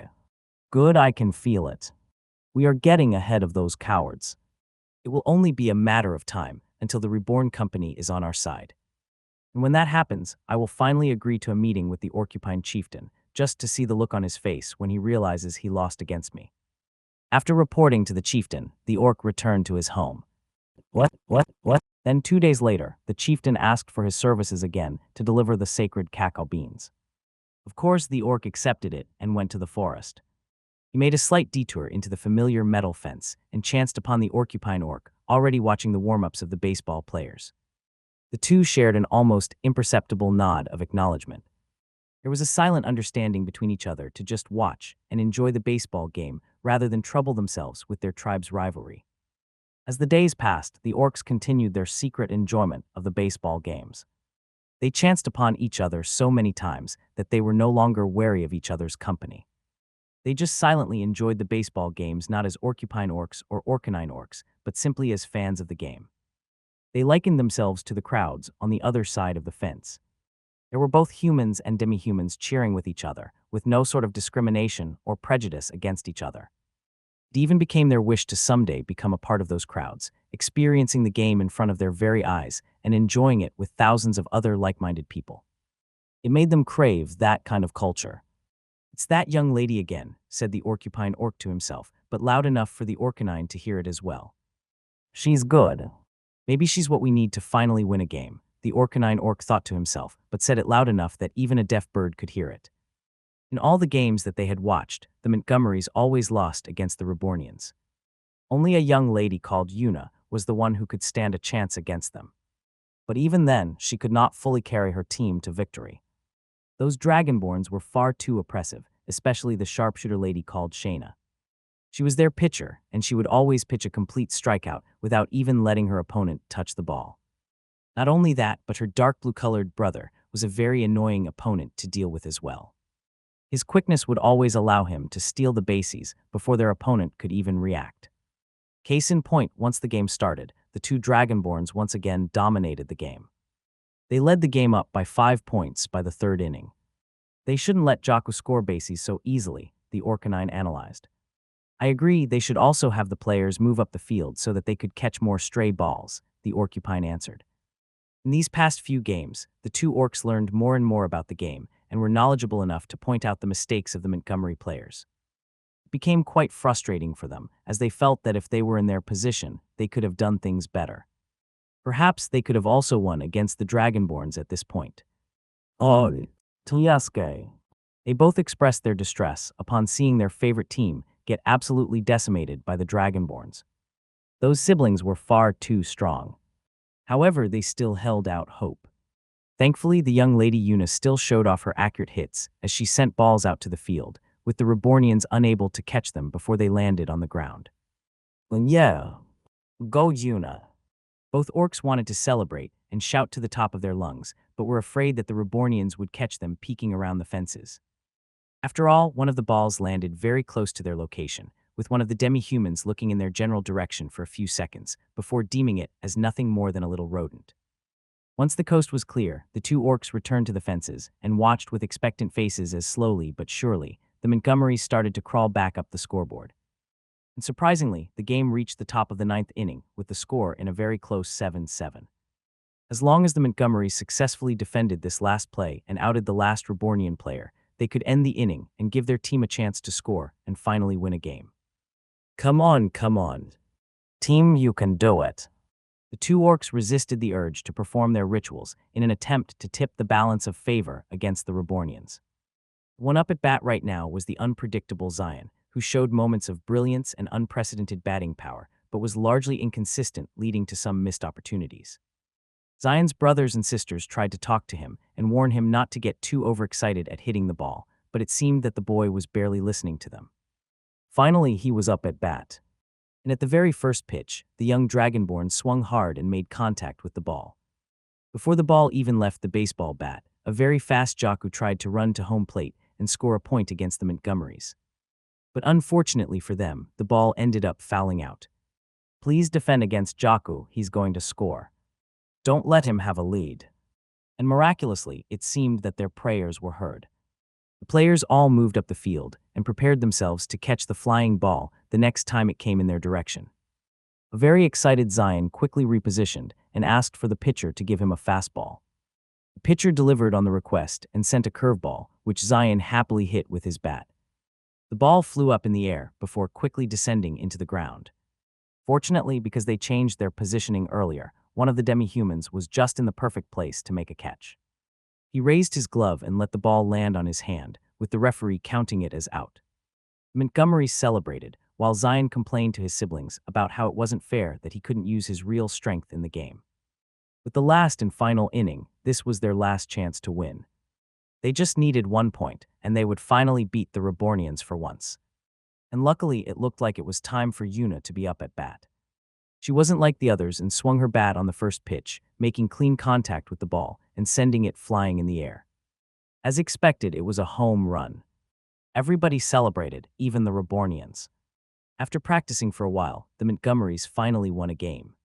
The crowd went wild, chanting some kind of song to dedicate to the winners. Yeah, we did it. The two orcs celebrated as well, even getting caught up in the crowd's celebration. Read exclusive content at my virtual library empire. As they chanted, the orcs couldn't help but subconsciously want to supplement it with a beat of their own. The Orcanine orc tapped his chest to create a beat, while the Orcupine orc strummed his quills to create a rhythm. The resulting sound created a surprising resonance that spread out to the field, alerting the attention of the sharp-eyed Shayna. Now the two orcs quickly realized their mistake and immediately stopped what they were doing. This brief blunder wouldn't have mattered much if they were simply performing their rituals separately and with the same hostility against each other. However, their unexpected camaraderie led their rituals to coincide with each other into a strange resonance never before seen in the current world. It created an effect that made anyone who listened make their intake of earth mana increase drastically. Instead of it simply trickling slowly from the ground, their rituals seemed to have made their bodies into a giant magnet that siphoned the very earth from underneath their feet. This effect might have been brief and didn't last for very long, but there was one sharp-eyed dragonborn who quickly noticed the effects the resonance had on her body. Jaina felt the earth mana course through her veins before going to her cores, supplying it with a sufficient amount to finally break through to the next level. The mana cores in her body suddenly grew another layer underneath, finally starting Shayna's journey as an official 3-star realm demi-human. Read new chapters at my virtual library empire. In truth, the Dragonborns were already quite nearing their breakthrough from the very start. That was part of the reason why they had been playing baseball these past few days. According to Agnes, one of the best ways to advance their cultivation in physical arts was to train their body without using any skills or powers. It was quite counterintuitive, especially since all the mystical arts users they knew improved their cultivation by casting as many spells as possible. Agnes explained that physical arts users depended on their body more than their cores, so it would do them wonders if they trained their normal body for it to accommodate more mana from its surroundings. In her estimation, she believed that the Dragonborns would break through after a month of playing baseball and sparring every day. But Shayna was quite surprised to find out that she was 2 weeks early in her breakthrough. And it was all because of that weird sound that came from the forest. She narrowed her eyes and saw 2 orcs in the metal fences and rightly deduced that those sounds came from them. Upon walking towards them, the orcs immediately surrendered to Shayna and tried to ask her for forgiveness. "We beseech you to excuse our intrusion. Please have mercy." But contrary to what they thought, Shayna wasn't angry at them at all. In fact, she was quite excited at the thought of what she might have discovered. Her boss would surely like to hear how the orcs were able to increase her cultivation tremendously. What? While all of that was happening in Neo-Orcs, Michael was very busy in the forge, smacking molten metal and molding them into a more desirable shape. He had been experimenting with the mithril artifacts, changing the properties of the mana to imitate the way his new mana flow operated. It was hard at first. After all, the Damascus steel was hardwired to store mana in only one place at its very core. It wasn't like his own body, which could grow veins and new flesh to accommodate a different mana flow. In order to change it, he had to manipulate the very chemical composition of the material itself, which was quite a hard task to accomplish without the proper tools and equipment. Thankfully enough, Michael had just broken through to the 5-star realm and finally had access to the 5-star spells hidden inside ChatJK3's memory banks. Spell Metal Transmutation allowed Michael to temporarily turn the solid mithril ore into a very malleable and very liquidy material that was so much easier to work with. A combination of dark, poison, heat, and light energy flowed out of his very cores and started to break down the very molecular bond within the mithril. With his complete control over all mana, he was able to create almost microscopical tubes within the material, which acted sort of as veins of a body. Although it was possible, it took Michael quite a while before he was able to successfully manipulate a fist-sized mithril ore into its newest version. Michael wiped the sweat off his forehead and raised the finished product in the air. "Boss, that looks magnificent." Thrain and the rest of the ancient dwarves marveled at the new mithril artifact upon Michael's palms. The complexity of the piece itself was so unattainable for the dwarves that they could only compare it to a futuristic type of invention. "What does it do?" Thrain asked. Michael wanted to find that out for himself and injected it with fire and water mana. Now usually, the combination of such contrasting elemental mana would result in a lesser effect for the wearer. This would have only improved their water and fire spells, leaving other spells unaffected by the stat boost. It was incredibly inefficient, which was why most Rebornians simply chose one element for their mithril artifact since they could use it in a more varied selection of spells. This new version of the mithril artifact was meant to change that. As the fire and water mana was injected into the mithril, everyone saw glowing blue and red particles enter the different veins of the artifact. They started to infiltrate deeper, spreading more mana into the different areas of the mithril ore, as if two territories were trying to race on which would conquer more land. And soon enough, the two elements finally met at the core and center of the piece. The dwarves prematurely squinted their eyes, expecting a bright flash from the mithril. They already learned their lesson a year ago about looking straight into the piece right before the fire and water mana collided. If they didn't want to be temporarily blinded for a few seconds, then it would be best to turn their heads away. But surprisingly enough, the mithril artifact didn't produce any bright flashes. Instead, they saw both blue and red glowing particles being mixed together, creating a visual illusion of the color violet. Michael looked at the new mithril artifact in his hands. Then he snapped his fingers and created a fire that was as big as a basketball and bellowed out into a huge flame. That was supposed to be a simple one-star spell called Ember. It was supposed to only create a simple fire on top of his fingers, yet its strength was even enough to melt through leather armor. It was clear from the get-go that the mithril artifact in his hands had a huge effect on his spell power. As soon as he cast his spell, the artifact suddenly started glowing a bright red light, indicating that it was being used to empower a fire element spell. After he stopped his cast, the flame in his hands disappeared and the mithril artifact stopped glowing. Yet the blue and red glowing particles inside it were still ever present inside. Now this boosting effect shouldn't have happened at all with a normal mithril artifact. After all, it had both fire and water mana present inside the cores, meaning it could only boost fire and water spells.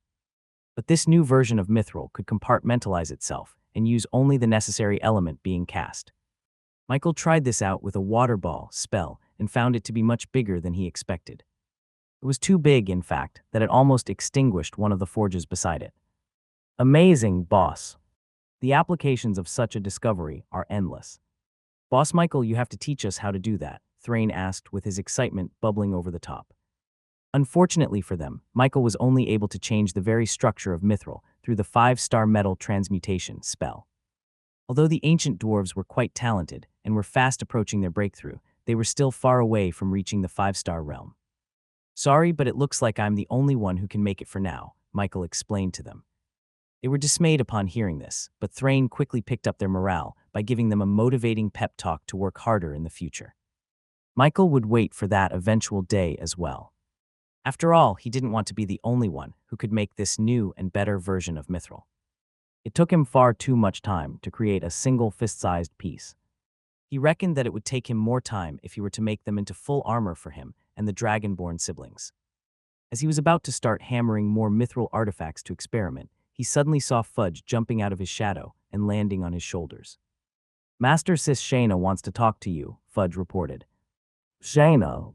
I wonder what she wants. Michael bid goodbye to the ancient dwarves and descended into the shadows.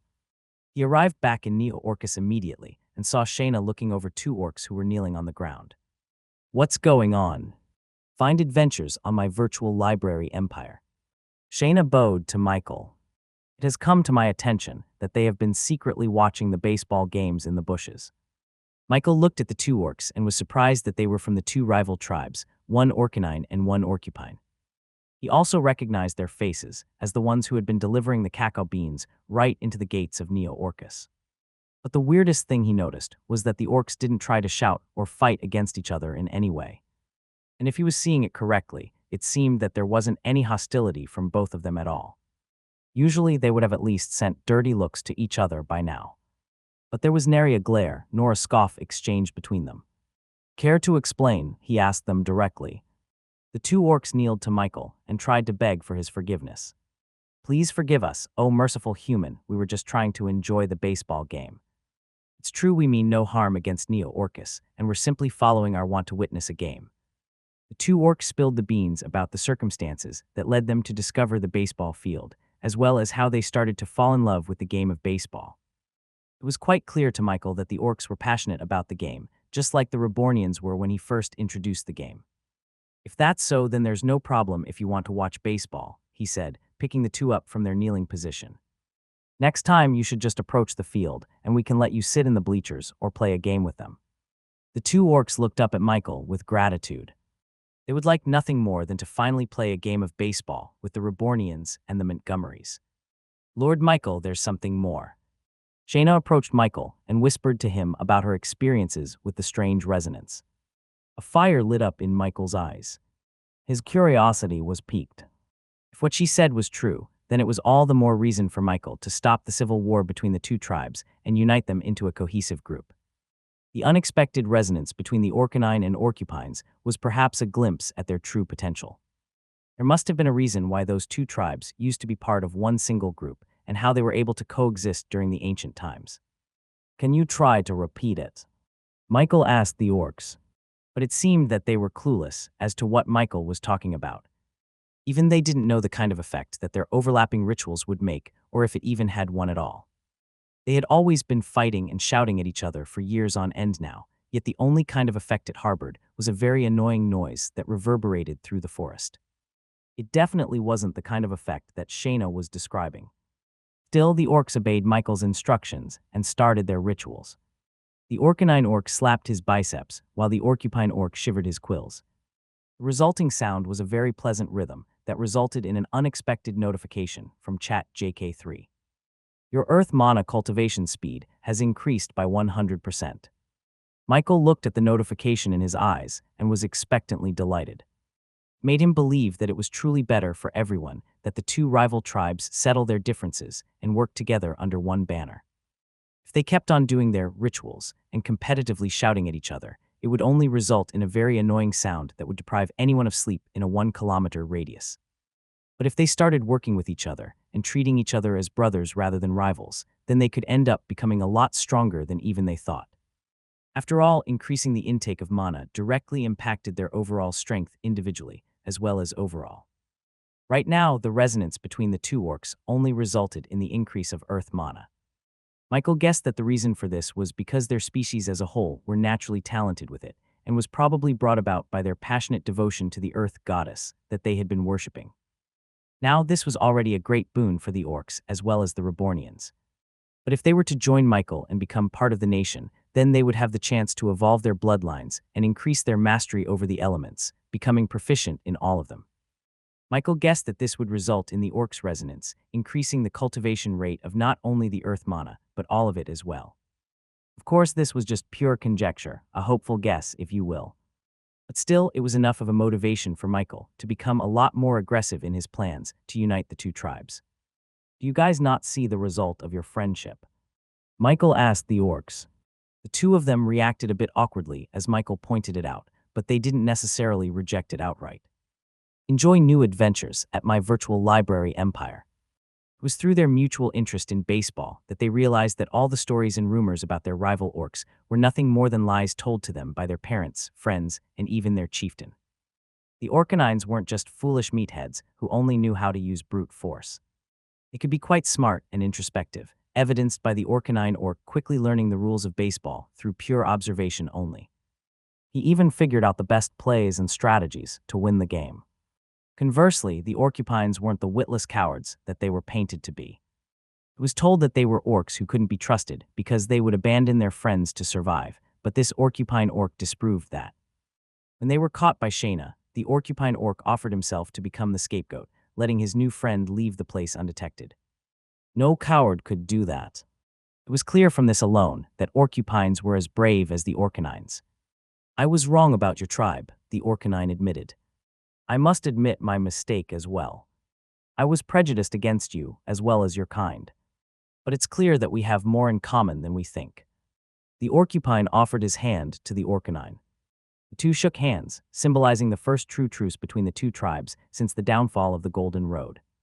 Why are your tribes fighting in the first place? Michael asked. Ever since I was born, I was taught to hate the Orcupines. My chieftain is clear in his dislike of the other tribe, and we followed his words without questioning it. That is my upbringing as well. My chieftain told us that Orcanine's way of ritual worship of the sacred grounds was nothing less than sacrilege. He said that it would be better in our hands. Michael looked at the sack of cacao beans beside the Orcanine orc. According to them, this was their sacred fruit, born from their sacred grounds. He had accepted this as a fact, but never really questioned why it was so. What's so special about cacao beans to you? That question had been lingering on the back of his mind this whole time. To answer his question, the two orcs each picked up a single cacao bean from their sacks and put it against their teeth. As they crushed it with their molars, their faces contorted into one of disgust as the bitterness of the seed spread throughout their mouth. But even as their brows furrowed, their lips pursed, and their eyes squinted, the orcs forcefully swallowed the cacao beans and consumed them in one go. Michael was a bit surprised to see their reaction to eating cacao beans. For something they treated with so much respect and adoration, he would have thought that the orcs developed a taste for its bitterness throughout the years they had been consuming it. But judging from their faces, it was clear that they detested eating cacao beans even now. This begged the question as to why they were bearing with its bitter taste and even performing rituals to thank the goddess for giving them this gift. The answer presented itself to Michael just a few seconds later. A visible red aura exploded out from the Orcanine's body, startling Shayna. She quickly moved in front of Michael, grabbing her bow tightly. There was determination in her eyes to protect Michael, no matter what it took. Not a millisecond after that, the Orcupine's body exploded with a blue aura as well, increasing his overall strength at least twice his normal base level. Shayna eyed the orcs with a glare, treating them as temporarily hostile. It was only when Michael gently put his hand on her shoulders did she finally be at ease. Michael knew that this was not an attack on him. This was merely a demonstration of the effects the cacao beans had on their bodies. The Orcanine orc grew a few inches taller, with his muscles increasing in mass in a matter of a few seconds. His increased size made him a lot more intimidating, especially with the perceived increase in strength that came with the enlargement. Meanwhile, the Orcupine orc had the opposite transformation. He became a lot thinner, with his quills becoming smaller. He looked a lot closer to a human than an orc. But despite his smaller stature, Michael could tell that it came with a great boost in speed, and control. Those quills reminded Michael of surgical-level needles, with their penetrating power becoming a lot more devastating despite looking so thin. ChatJK3, what am I seeing? His personal AI assistant sent out a beam of light mana toward the two orcs. Those mana then interacted with the light mana inside the orcs' bodies, which bounced back towards Michael. Those light mana contained all the necessary information needed to fully examine the orc's physiology. Analyzing complete. Orc. Species Orcanine Orcupine. Type demi-human. Enjoy new tales from my virtual library empire. Difficulty. Element Earth Fire. Skill. Sugar Rush. This skill allows the user to transform the energy he consumes from cacao beans into pure earth power. Their overall strength in the earth element will temporarily increase one level upwards. The orc's difficulty level was only 4 stars when Michael first met them, but with the new knowledge of their enhanced state, ChatJK3 then rated them an entire star higher. Michael could only marvel at the new power he saw from the orcs. It was hard to believe that they gained this power only from consuming a single piece of cacao bean. This is what helped us survive all these times, Sir Human. The gift of the goddess gives us the power to triumph over any adversity, the Orcanine said, slapping his newly enlarged body. It created a much louder smack that reverberated throughout the forest. We would be ungrateful if we did not appreciate cacao trees. Our rituals allow us to protect our sacred ground as well as revere the earth goddess, the Orcupine said, strumming his new quills. It now sounded like percussion chimes that rang out pleasantly to everyone's ears. Michael observed them for a few seconds before finally asking them a lot of questions back to back. How long does it last? It does not last long. In human terms, then it would only last a quarter of candlelight, the Orcanine answered. In other words, their transformation only lasted about 10 minutes. Although it might seem a little short, it was more than enough in a fight. Does it have any limitations? Can you eat cacao beans consecutively? Can you eat 2 cacao beans at the same time? Michael's eyes were full of curiosity, and it was even more evident with his questions. We can eat it many times, the Orcupine said. But it would not affect our transformation in any way. It wouldn't increase our strength, nor will it increase our time. So does that mean that theoretically, you could always be in your enhanced state if you just ate cacao beans all the time. The two orcs awkwardly nodded their heads. So then why don't you? Michael asked them. They could certainly make their enhanced state become permanent if they wanted to. After all, they must have an almost unlimited amount of cacao beans at their disposal, given that they were so generous in their gifts to the Reborn Company. We dislike its taste, the Orcanine confessed. If there is no need for it, then we would rather not eat it at all, even if we are starving. The Orcupine agreed. We believe that this is a test from the Earth Goddess. She made the cacao beans hard to consume so that we wouldn't get caught up in the power it gave us. Michael went silent for a few seconds, just looking at the orcs and the cacao beans. You hate it because it's bitter. Well then, why don't you try this? He reached down deep into his shadows and took out a single bar of chocolate from the bakery. It was still in its packaging wrapper, so the orcs didn't recognize it at first. But as Michael unraveled the paper, the faint but familiar scent of cacao beans wafted over their senses. It confused them.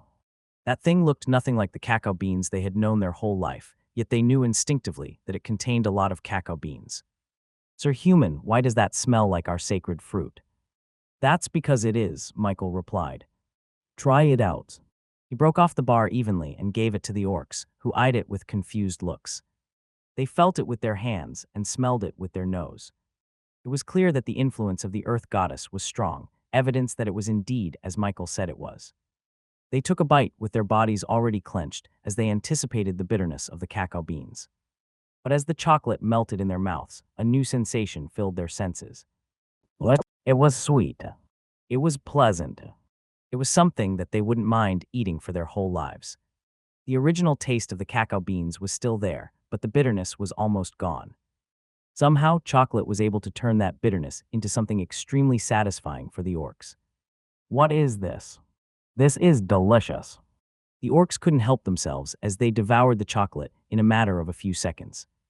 As people who had been so accustomed to the bitterness of the cacao beans, this was a very welcome change of taste. It felt like they had finally found the treasure of the Earth Goddess hidden inside the chocolate. It wasn't supposed to be bitter, it was supposed to be sweet all this time.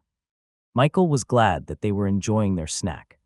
Seeing them react so positively to the chocolate meant that there was a chance that Michael could leverage chocolate into something that would push a change into the two orc tribes. He hoped that chocolate could unite the two.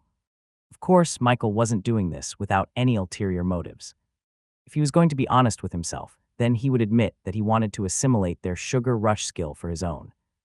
His desire for assimilating the orc tribes into his nation grew stronger as Michael envisioned the possibilities this could entail. If they became his citizens, he could awaken their talents and subsequently upgrade their skills and their affinity to mana.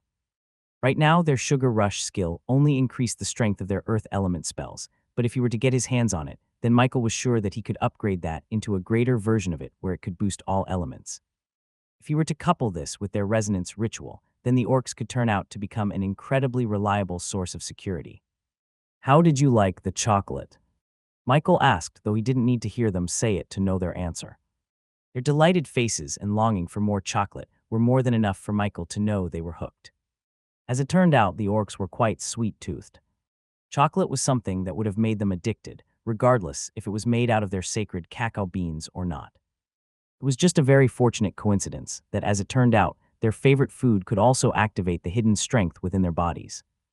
Enjoy more content from my virtual library empire. Every orc hated eating raw cacao beans, with some even foregoing consuming it entirely, choosing to not boost their strength even when they needed it. But with this chocolate, the orcs knew that their tribes would immediately consume all the chocolate they could see. You are truly the blessed son of the Earth Goddess, the Orcanine orc said to Michael, with his eyes glazing with amazement. Michael was a little bit surprised with his sudden show of devotion. What?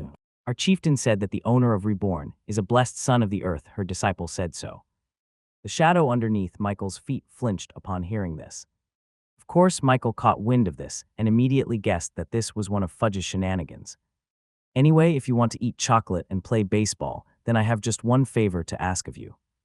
The orcs looked at Michael and kneeled, showing their readiness to do whatever he asked of them. Can you help my dragonborns? The two orcs looked at each other, not knowing what Michael was talking about. What? A couple of minutes later, everyone had gathered back into the designated open-field sparring gymnasium in Neo-Orcus. This was where Agnes trained the Dragonborns and the Rebornians about physical art spells. "Sir Human, what would you like us to do?" Michael then pointed at the Dragonborns, who had changed out of their baseball attire and into their fighting outfits. Opposite them were the Montgomery escorts, who had also changed into something a lot more appropriate. "I want you to perform your resonance ritual for as long as they are practicing their skills," he said to them. "If you do that, then I will compensate you for your efforts with more chocolate and a free pass to any of Neo-Orcus amenities available. That means you can play as much baseball as you want." The orcs looked at Michael, speechless. "Will that be hard?" he asked them. Training sessions lasted for a few hours, so he didn't know if the orcs had that much stamina to perform their rituals. No, Sir Human, the Earth Goddess created our bodies to have enough energy to give thanks to her for a full week nonstop, but is it really this easy?" They would have thought that precious chocolates would cost a little more effort from them. "If it's easy for you, yeah." "Oh, and you should wear these while you work," Michael said, as he clipped a set of portable mics on their bodies. This was directly connected to the speakers on the side. The speaker loudly copied the Orcanine's voice, which startled the both of them. Michael told them that there was nothing to be afraid of, and that these were just mithril artifact speakers meant to increase the effects of their resonance ritual. Of course, the orcs had no idea about any of this, but they trusted Michael enough to go through with it. Meanwhile, on the sparring field, Jaku faced Agnes once again. This time, they had been practicing every day, so Jaku was no longer the novice he once was. However, he still wasn't able to triumph against the famous Montgomery battle maid. As the two clashed weapons, Michael signaled for the orcs to start their rituals. "Bayu Tato. Ra ta. Their cries were a lot more intense as they took a bite out of the bar of chocolate. With their boosted bodies, their ritual performance became a lot louder and fiercer. Not only that, but their voices were transmitted into the mithril speakers, increasing its effects multiple times. As the resonance from their distinctly different booming slaps and chiming strums met in the air, everyone in the sparring field felt their blood boil in excitement. The adrenaline in their bodies made them feel like they were in an actual war, with the stakes in the realm of life or death. Even Agnes felt the hairs on the back of her head start to stand up, as if she was forced back to her childhood when she faced against hundreds of enemies. She could only laugh at how absurd everything about the Reborn Company was. This kind of atmosphere was the perfect environment for a warrior to enhance their senses and gather experience. Feeling their blood boil in both fear and excitement was a true fertilizer for increasing the strength of a physical arts user. That was why a lot of soldiers and warriors broke through during times of war and stagnated during times of peace. It was hard to stimulate a person's growth through practice because there was no real threat to force their bodies to evolve. But now Michael and his company found a way to produce the same effect without the inherent risk of war. She felt the mana in her body start to churn as it began taking in the earth mana from down below. Even though she didn't have an earth mana core, the earth mana took with it the fire mana inherent in the environment and dragged it into her body. As she looked forward, she saw a sense of relief in Jaku's eyes, with his body becoming a lot more relaxed. He broke through that easily. As the sparring sessions continued, the Dragonborns each finally took that next step and became 3-star level warriors of their own. Although their inherent talent and their hard work were the majority contributors to this breakthrough, it couldn't be denied that the strange effect of the orcs shouting influenced it to a big extent. And they weren't even the only ones benefiting from this. Even Agnes' demi-human allies were showing signs of increasing their cultivation by a large margin. They were Montgomery escorts with all the pills and help they could get to increase their strength. Yet this was perhaps the easiest way they had ever improved their mana cores. Agnes couldn't help but look at the man responsible for all of this and marvel at his potential. What? A couple of hours later, everyone was exhausted from their training sessions. Michael could tell that the fruits of their efforts were at least twice as much as when they had trained days before. He thanked the orcs for their tiring support, but they showed him that they didn't even break a sweat. This was easy for them, as they were truly grateful for the chocolate that he had given them. After giving them free rein to play baseball with the Rebornians, the two orcs finally returned to their respective forests. But before they left, Michael asked them for another favor. It would be great if you could change the perception of your rivals to your tribes. The two orcs wanted to do as Michael said, but they knew that it would be very hard to persuade their fellow tribesmen to suddenly become friends with their most hated opponents. This rivalry against the other tribe was taught to them from their very birth to their very death. If these orcs hadn't met each other, they wouldn't have realized that the rivalry between the two tribes was unnecessary. They wouldn't have known that all the prejudice and hatred against them were based on nothing but lies. The only way that they could persuade their fellow tribesmen was if they personally saw how similar they were to the other tribe. As long as they could see that their rivals were the same as them, then they would realize that both orcupines and orcanines were part of the same species. That would be hard, Sir Human. Fraternizing with the enemy could make us exiled, the orcanine said. That is the same for us, the orcupine agreed. Michael knew that it would be hard, but he still had hope. The fact that these two orcs could become friends was enough evidence to show that the unity of both tribes was possible. Well, if all else fails, then we still have one last bargaining chip, Michael said to them. Just lure them out with this. He showed them a bar of chocolate, which gave the two orcs some ideas on how to persuade their fellow tribesmen to become a part of their cause to unite the two tribes. What? Enjoy new tales from my virtual library empire. What? For the next few days, the two orcs began spreading rumors to their fellow tribesmen about a new miraculous food made out of cacao beans. And according to those rumors, this food didn't taste like bitter poison. Of course, not a lot of orcs believed it, and only a few approached him. Is it true? A female orcanine orc asked. Shush, don't tell anybody else. I only have a few with me. I don't want to share it with a lot of orcs. He then took out a bar of chocolate from his sack and showed it to the three orcs in front of him. They eyed the bar with curiosity. The orcs, seeing their eyes glaze with hunger, finally gave them each a piece of chocolate to eat. And as soon as it melted in their tongues, the female orc almost yelled out in surprise. He had to cover her mouth in order not to attract any more attention. The purpose of this little rumor was so that only a few people found out about chocolate. If the chieftain heard about this, he would want to monopolize it for their tribe, which would only exacerbate the existing rivalry between the two tribes. Slowly they would gather orcs and show them the truth about their supposed rivalry. Once the majority of orcs realized the stupidity of their conflict with each other, then the chieftains would be forced to reconsider their hatred against the other tribe.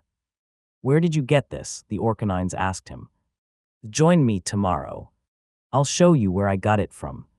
Next day, the orcanine orc was now accompanied by 3 more orcs to deliver cacao beans to Neo-Orcus. Are you saying that this chocolate is made by those humans? Is he truly blessed by the earth goddess, as the chieftain said? Shush, we're here, the orcanine said. But from what the others could see, they weren't even near the gates of Neo-Orcus at all. They were right in front of a metal fence, overlooking a large field full of humans and demi-humans. What are we doing here? They asked him. It's just a little detour. Just watch the game, he said to them. Ding! Seeing a home run stirred something deep within the orcanines. It made them feel excited. And so that was how more orcanines orcs became fans of baseball. Meanwhile, just a couple of trees away from them was another group now made out of orcupines. They too were starting to get hooked on this strange new game called baseball. It didn't take long before they were wholly engrossed in the game.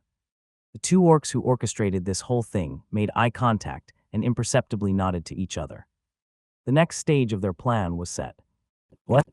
On the other side of Neo-Orcus, there was a caravan of carriages strolling through an unkempt road. Jimmy, the reporter and aspiring journalist, looked out the window and peered through the horizon, seeing something completely out of his expectations. What is that? He asked the chocolate merchants. That is Neo-Orcus. The construction period for Neo-Orcus had finally come to pass. All the buildings and structures had finally been finished, with just the decorating and finishing touches left to be filled. The locals of Neo-Orcus now had a place to call their home. They considered themselves extremely lucky, as their quality of life exceeded even that of royals and billionaires in the Queen's region. After all, Neo-Orcus had been built with the standards of the nation of Reborn, with all of its useful amenities and architecture. Not only that, but the railway system had also finished its construction, officially connecting the Queen's region to the King's region. Of course, if one wanted to go through this train system, then they would have to avail the tollway in the Dwarven Kingdom for a reasonable price. This meant that the Rebornians in Neo-Orcus could finally return to their nation in just a single day of travel, and vice versa. With this connection established, the flow of products became a lot smoother. All the goods in the King's region were made readily available to the locals of Neo Orcus. And hopefully in the future, the rest of the Queen's region would also avail of these products from this commerce hub. Michael thanked the engineers and construction workers for their hard work and offered them a holiday. But they declined. "Don't worry, boss, we still have a lot of energy to start the Golden Road project you've been envisioning," the sadder engineer said, with the rest of his comrades agreeing with his words. Now that the basics of Neo Orcus were finished, it was time for Michael to start his venture into the Queen's region. To do that, he needed to reconstruct the Golden Road, which connected all the territories into one interconnected path of roads. Read latest stories on my virtual library empire. This was quite a big undertaking, so it would be better to start it as soon as possible. After all, the engineers had to make sure that the roads were earthquake-proof, given this location's propensity to give out natural disasters like it was nothing. "All right, let's get to work then," Michael said as he looked at the big road leading towards the horizon. Right now, this road was split in half like a bread scoring. But soon it would become the famous Golden Road, both wide and flat, ready to be inhabited by merchants and businesses of all kinds. What? As Michael oversaw the work of the engineers, he suddenly saw something come towards them on the horizon.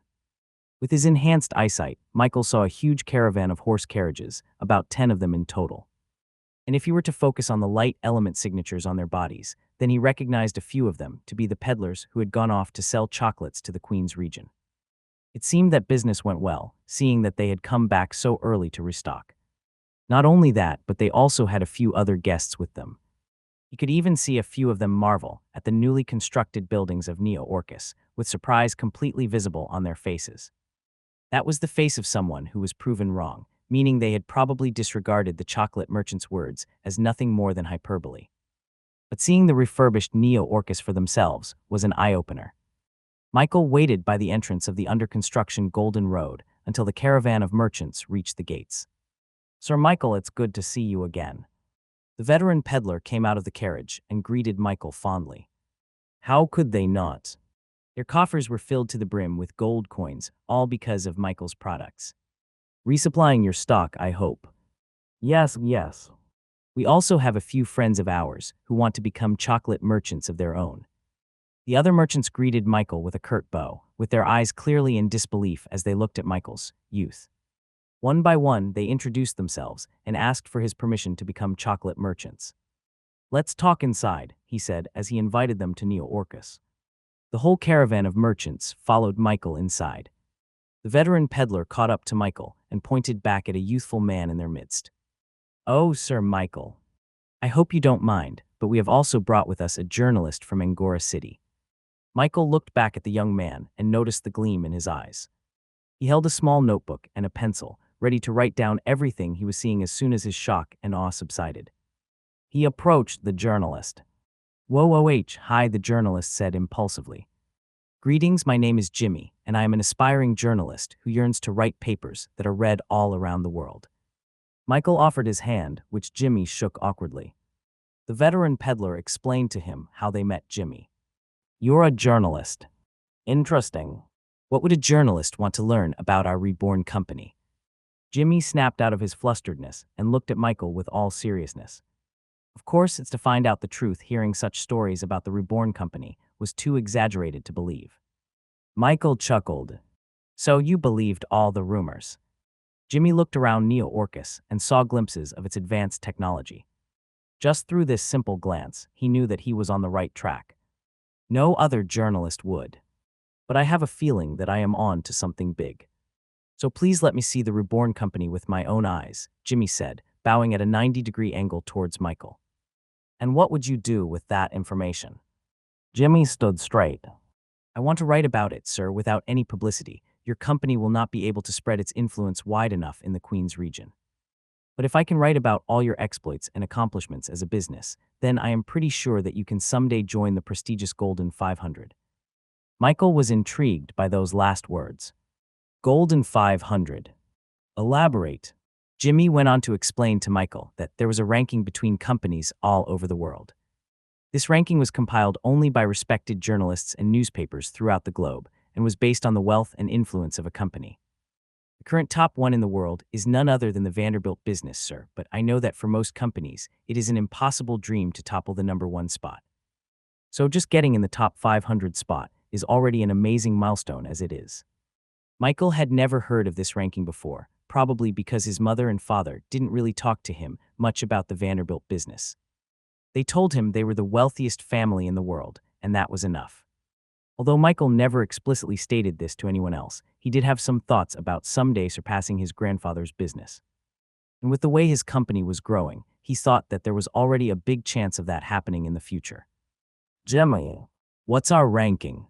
Michael asked directly. The junior newspaper journalist was a little bit awkward as Michael asked him that question. Although he wanted to tell the truth, he didn't want to offend the young master. He didn't want to get kicked out of Neo Orcus. Just tell me. I won't be mad. Jimmy cleared his throat and said, unranked. But from what I saw with the chocolate products, you stand a very good chance of breaking through the top 500 spot. It is very possible. Michael nodded, not looking the least bit upset. And what do you think we need to improve to climb up the ranks? Jimmy raised his hand and began to count his fingers. First, you need to have a lot more wealth under your banner. That is the most important aspect of the Golden 500, of course. But it is hardly the only thing that matters. Second, you need more territory. Without territory, you would have no base of operations. You would need somewhere to nurture your products. I think that you need to expand further beyond Neo Orcus. This place is too small. And third, you need security. You need people to protect the territory that you have. This one is not that important in the current state of the world, but there are always accidents, disasters, and unfortunate dealings in the world. So it would be best if you had people to protect your wealth and your territory. Michael listened to Jimmy's list and nodded. His thoughts were completely unknown to the anxious reporter. I have not offended you, have I? Michael waved off the young man's concern. No way. In fact, I should thank you. I have learned something good. Well, why don't we continue with our tour to Neo Orcus? Jimmy wiped off the cold sweat on his forehead. He thought that Michael would be mad that he didn't appraise his company a lot higher. Most business owners would be upset that they weren't higher up on the list, but it seemed that Michael was different and he didn't care about such rankings. And so Michael began guiding everyone in Neo Orcus. He first showed them the chocolate factory and the cookie bakery. It had expanded quite a lot, now with a lot of Rebornians working in tandem with Bait as the main leader of the whole operation. Experience more tales on my virtual library empire. Everyone was quite stunned as they saw the efficient production in the factory. This was the first time they ever saw conveyor belts and giant industrial-sized mixers and tubs working with extremely large batches at a time. They all watched as hundreds upon hundreds of cookies were being baked simultaneously in the large oven. Once it was done, the cookies were dumped into a storage bin where the workers collected and packaged them. What? There's no way this is possible. Of course, this was the first time that any of these Queens region locals saw electricity working in their lives. That energy comes from the new steam factory near the Dwarven Kingdom, Michael explained nonchalantly. Oh yeah. Why don't you guys come with me to the new train station? I'll show you the Dwarven Kingdom as well as the nation of Reborn. Now Jimmy and the merchants were all too stunned and dumbstruck upon seeing these amazing works of inventions, too surprised to even say anything else. They all had their jaws wide open as Michael guided them to the train station. They couldn't speak as they entered the train. They couldn't even shout out in surprise as the train made a guttural roar as it started its engine, starting its journey towards the Dwarven Kingdom. Even as the hours passed, these locals were still too stunned to process everything they had seen in such a short amount of time. Each time Michael introduced something to them, they would need another few hours to process everything they saw. This cycle would continue the whole journey through the railway, putting Jimmy and the merchants into a stun-locked position. Jimmy's eyes almost bulged out of his sockets as he saw the infamous volcano of the Dwarven Kingdom up close and personal once they took a brief stop at their train station. But before he could even utter his disbelief at this monumental scenery no one in the Queen's regions had ever seen before, he saw the literal king of the dwarves approach Michael and greet him as if they were lifelong friends. Jimmy then saw Michael give his friend a whole crate of this beverage called beer in exchange for an equivalent crate of the mythical Damascus steel. This felt like a fever dream for the rookie journalist. He was so surprised about everything that he completely forgot to even write anything down in his notebook. Never mind the fact that the Reborn Company was allied with the Dwarven Kingdom, Never mind the fact that they had an unlimited supply of Damascus steel. The most surprising thing for Jimmy was the fact that the entire King's region as a whole looked to be under the influence of the Reborn Company. Everywhere he looked, he saw nothing but Reborn Company logos flashed around every corner of every street. He especially didn't expect to see this in the Dwarven Kingdom, infamous for their disdain for humans. Yet now they were parading the very name of the man who made all of this possible, Michael. And as they continued their journey further inwards, Jimmy and the merchants were led into the King's region and the other territories that were connected to the railway system. It was clear that the railway system had just finished construction all over the King's region, evidenced by all the amazed and longing expressions of the people the train passed through. They cheered and awed whenever Jimmy peeked out of his window. He even saw people waving the very flag of the Reborn Company in the air, as if they were welcoming the arrival of someone, nothing less than a king. It was truly absurd. Usually, Jimmy would only see this type of behavior from royal territories with an actual king, but even then, their fervor for one person was very forced, as if their praise was nothing more than a necessity. But from what he could see with the general atmosphere in all the territories they went through in the King's region, everyone was genuinely happy with the Reborn Company. It was crazy for him that a simple company would be able to spread its influence all over a region with such positive reactions. People welcomed the Reborn products, choosing to use them in their daily lives. Be it shirts, stores, toys, or even food, everything had the Reborn Company name on it. How do you create so many products? I thought you guys only sold chocolate and cookies. Michael shrugged. It's all thanks to my citizens, of course. We have a lot of factories and production facilities in our nation. I'll give you a tour of them later. After gaining a lot of money and influence in the King's region, Michael decided to expand the selection of products in their company. It didn't matter if he didn't invent them, he would create an entirely new design or an innovative way of producing them much faster than anyone else. If Michael wanted to have a sense of monopoly over the King's region, then he would have to fulfill all the needs and wants of the citizens there. Food, materials, jewels, clothes, and everything else, Michael wanted the Reborn Company to produce it. Thankfully, the nation of Reborn had expanded a lot to accommodate all of this workload. It also helped that they had unique powers to help increase productivity, such as the mithril artifacts as well as the musician buffs. Once Michael explained this to Jimmy and the chocolate merchants, they couldn't help but be stunned into silence once again. Not even the Vanderbilt business had this kind of influence and reach in the Queen's region. It felt like the whole entirety of the King's region was under Michael's hands. That was the impression they got from touring every territory connected to the railway. After a few days of consecutive surprises, Michael finally gave them one last bombshell, the nation of Reborn. Although Michael had been talking about the nation of Reborn quite frequently during their travels, Jimmy regarded it as nothing special, thinking that it was just a small headquarters for their company. After all, most companies in the Golden 500 had their own country, which was just a place where all their employees gathered in one place.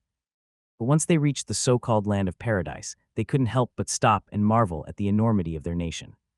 Even the most normal of houses here looked even better than the mansions and castles of royals in the Queen's region.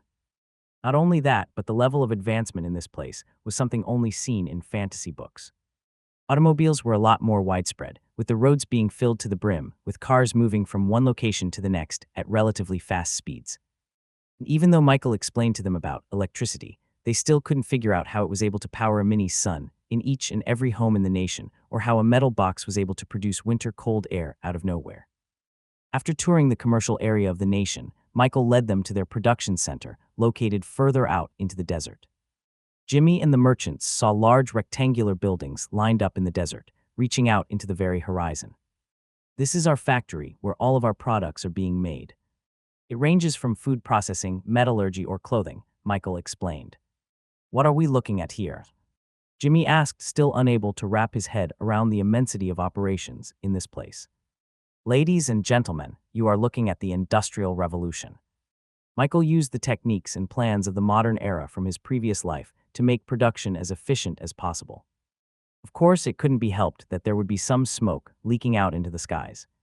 There were voluminous amounts of white smoke coming out of the vents and rising towards the large cloud in the sky. But instead of polluting the air, a strange cumulonimbus cloud seemed to suck up all this smoke, making itself grow a little bit bigger each time. I'm already feeling more mana from the cloud, Michael commented. He was incredibly thankful that he discovered this mutated cloud that ate smoke and released elemental mana. If not for these, then he wouldn't be so brazen in his construction of so many factories. "So what do you guys think about my nation as a whole?" he asked Jimmy. The rookie journalist shook his head in disbelief. Not even the most eloquent of reporters would be able to describe everything about the Reborn Company. "If I tried, I am sure that it would only be a pale illustration of the real thing. Find more chapters on my virtual library empire. And even then, I am not sure that anyone would even believe anything I write. No one in the Queen's region would ever believe a fraction of what he planned to write in the paper." Jimmy was sure that it wouldn't even be published. His bosses would accuse him of making things up. This was how absurd everything was in the King's region. After the week-long tour, they made their journey back to the Queen's region via railway. It took them less than 2 days of travel before they arrived at the train station, welcomed by the Dragonborns and the locals of Neo-Arcus. Jimmy thanked Michael for giving him a deep insight into the inner workings of his company. It was already late in the night, with the midnight oil burning. Yet Jimmy couldn't sleep. He got up off his bed and went to the desk, staring at the empty blank page in his notebook as he tried to absorb his thoughts about the Reborn Company. First of all, his previous assumptions about them were terribly wrong. He thought they were an upstart company that had their start in Neo-Orcus. As it turned out, it was just their expansion. They were already well established in the King's region. Even well established seemed more of an understatement. They ruled King's region was the more appropriate term. While the Golden 500 fought against each other to wrestle merely an inch of territory from one another in the Queen's region, the Reborn Company quickly took control of an entire region of their own, with none the wiser. If you were to estimate it, the Reborn Company took control of about 40% of all the territories in the Royal Continent, the very land in which all of them stood right now. This was an unprecedented amount of territory, something that the Vanderbilt business was unable to do even in its prime. Sure, they had territories all over the world, but they had never taken control of such a large space in the Royal Continent. No company was able to do so until Reborn. Just from this fact alone, Jimmy was sure that the Reborn Company was already part of the top 250 of the Golden 500. And that was just their territory.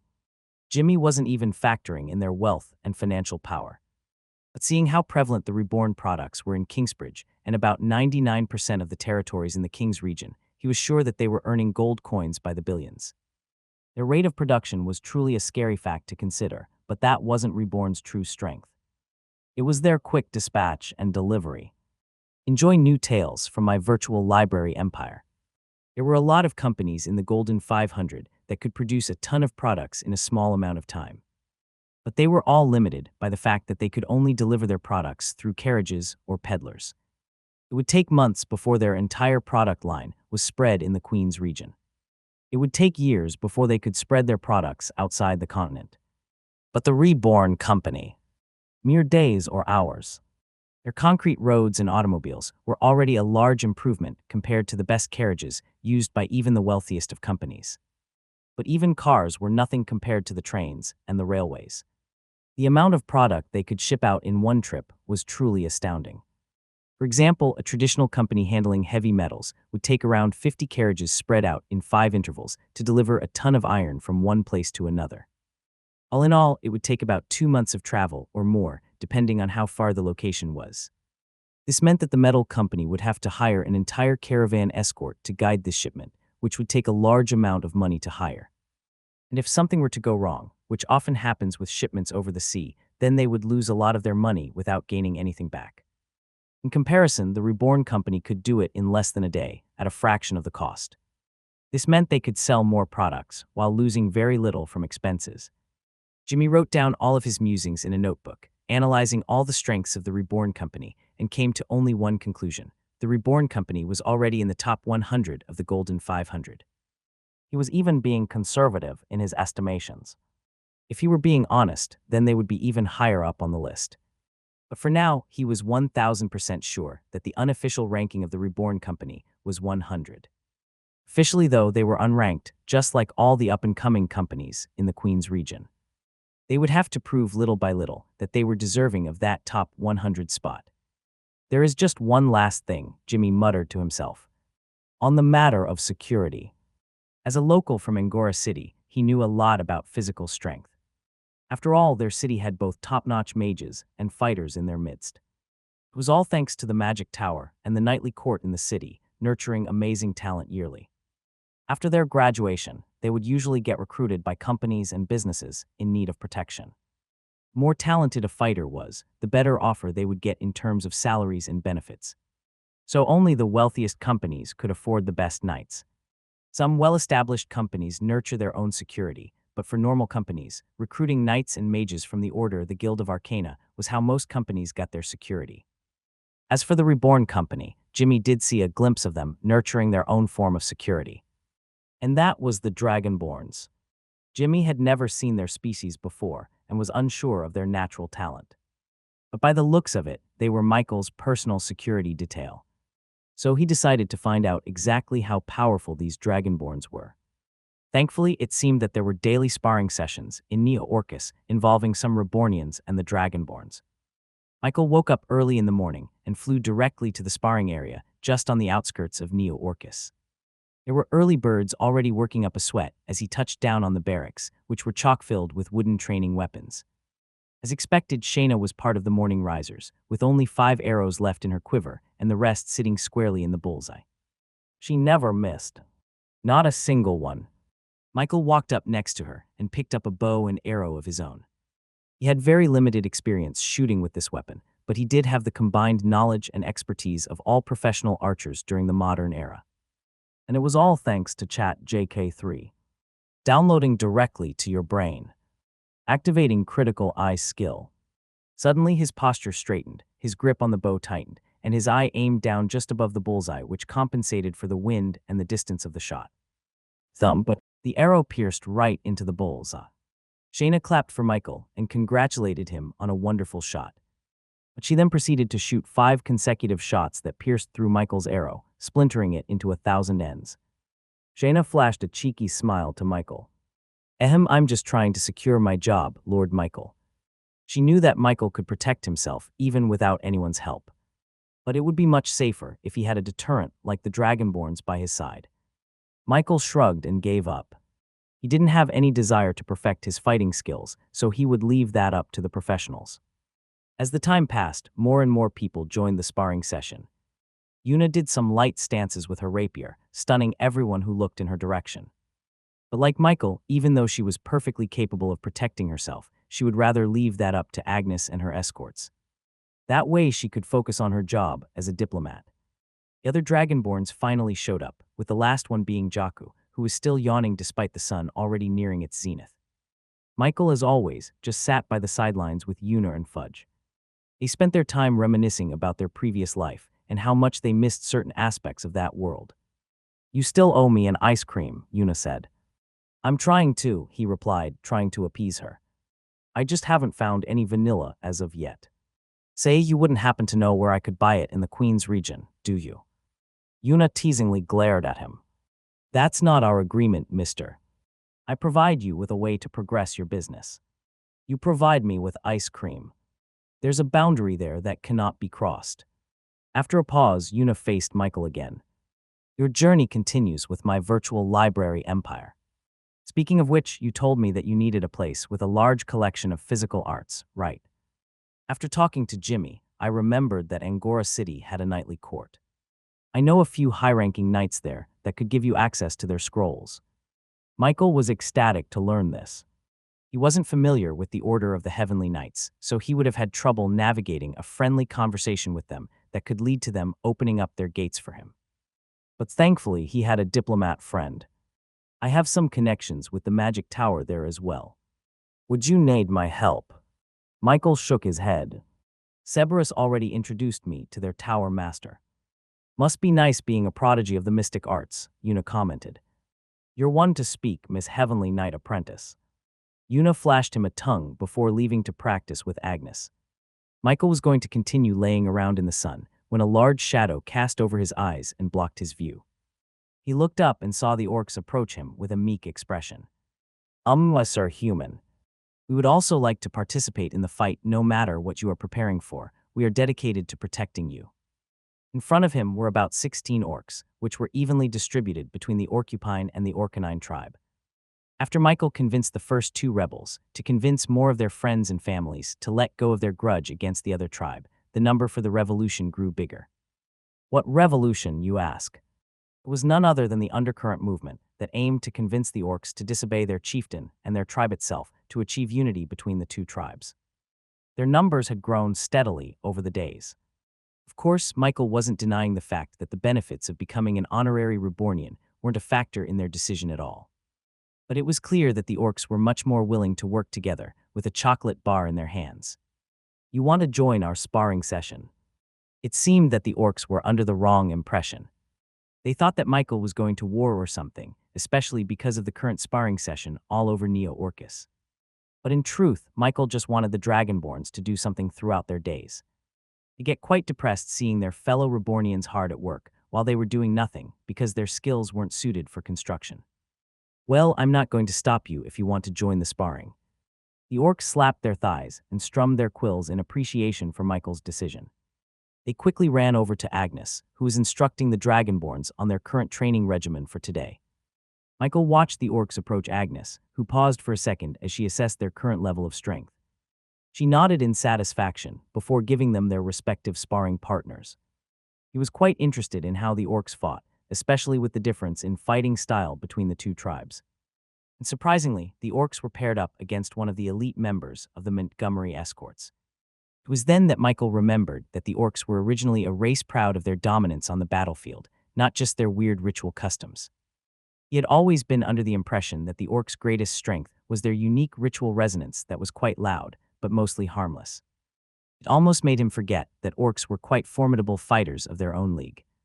They were renowned for being the top escort security options during the glory days of the Golden Road after all. Let's see what you have in store, Michael muttered to himself as he focused on the orcs. His eyes gleamed, showing that even his personal AI assistant was paying attention. For the first few blows, the orcs used their natural dominant physical strengths to overwhelm the demi-humans from the Montgomery side. The Orcanines used their larger muscle mass to overwhelm the smaller opponent. Their fighting style was attack, attack, and attack. Explore more at my virtual library empire. This was completely different from the Orcupines, who stayed on the defensive for the whole fight, waiting for that perfect timing to strike. They exchanged moves with their sparring partners, gaining advantage by the smallest bit. But they were still fighting against the elites, personally trained by Agnes. They won't go down without a fight. The demi-humans fought back, using their skill and finesse to retake advantage from the orcs. This prompted the orcs to finally use their inherent skills and learn spells. The Orcanines began slapping his pectoral muscles, creating a shockwave that threw his opponent off balance. The Orcupines shot out hundreds of quills at once and used their learned spells to manipulate them into assaulting their opponent. Michael's eyes widened as he saw an entirely new perspective on physical arts spells. It was completely different from the way Agnes used her mana cores. Magic theory acquired. Magic theory acquired. Magic theory acquired. What? Throughout the entire training session during the whole day, Michael was just absorbing spell after spell from the orcs. He felt like he copied so many spells that he could somehow mix and match all the magic theories and create something entirely new out from all of them. Hey ChatJK3, can you make a new physical art spell that is appropriate for the Dragonborns? I can certainly do that. I will now prepare each of the Dragonborns their new spells based on the orcs' fighting style. Jakku, deadly sound of sword. This spell creates a dangerous sonic boom each time a sword is swung in the air. The damage dealt by the sonic boom depends on the speed of the user. Shaina, quill release shot. This spell allows the user to gain back control of the arrow they had shot to a target. Yumeso, ritual pump up. This spell allows the user to gain momentum and power before a fight by performing a ritual procession. Zion, muscle punch. Punching the critical muscles of a target may temporarily disable their defenses.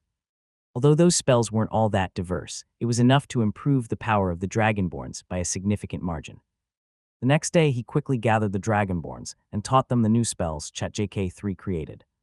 They were quite excited about this, treating it as his birthday gift to them. They arrived at the training grounds and began practicing their newfound spells. Unfortunately, it seemed they were quite a bit too enthusiastic about this, as they accidentally set off a mini earthquake in the ground. The loud booming skills of the orcs and the inherent physical strength of the dragonborns created a resonance in the ground, making it sway back and forth for a little bit. What? Early in the morning, Jimmy was jolted awake by the sudden earthquake that shook his bed. He feared for his life, thinking that the roof would suddenly cave in and trap him in the rubble. He had read news about this exact kind of scenario before, especially in Orcus Town, with most ending in disaster. This was not how he wanted his name to be published in the newspaper. But as the earthquake continued, he was surprised to see that there was barely any movement from the structure at all. A minute later, the earthquake subsided and the quiet morning returned to normal. He slowly walked out of his room, expecting to see people panicking from the aftereffects of the earthquake. But he was surprised to see that daily life in Neo Orcus continued like nothing had happened at all. He began questioning some locals and found out the reason for their nonchalance. Why didn't they panic?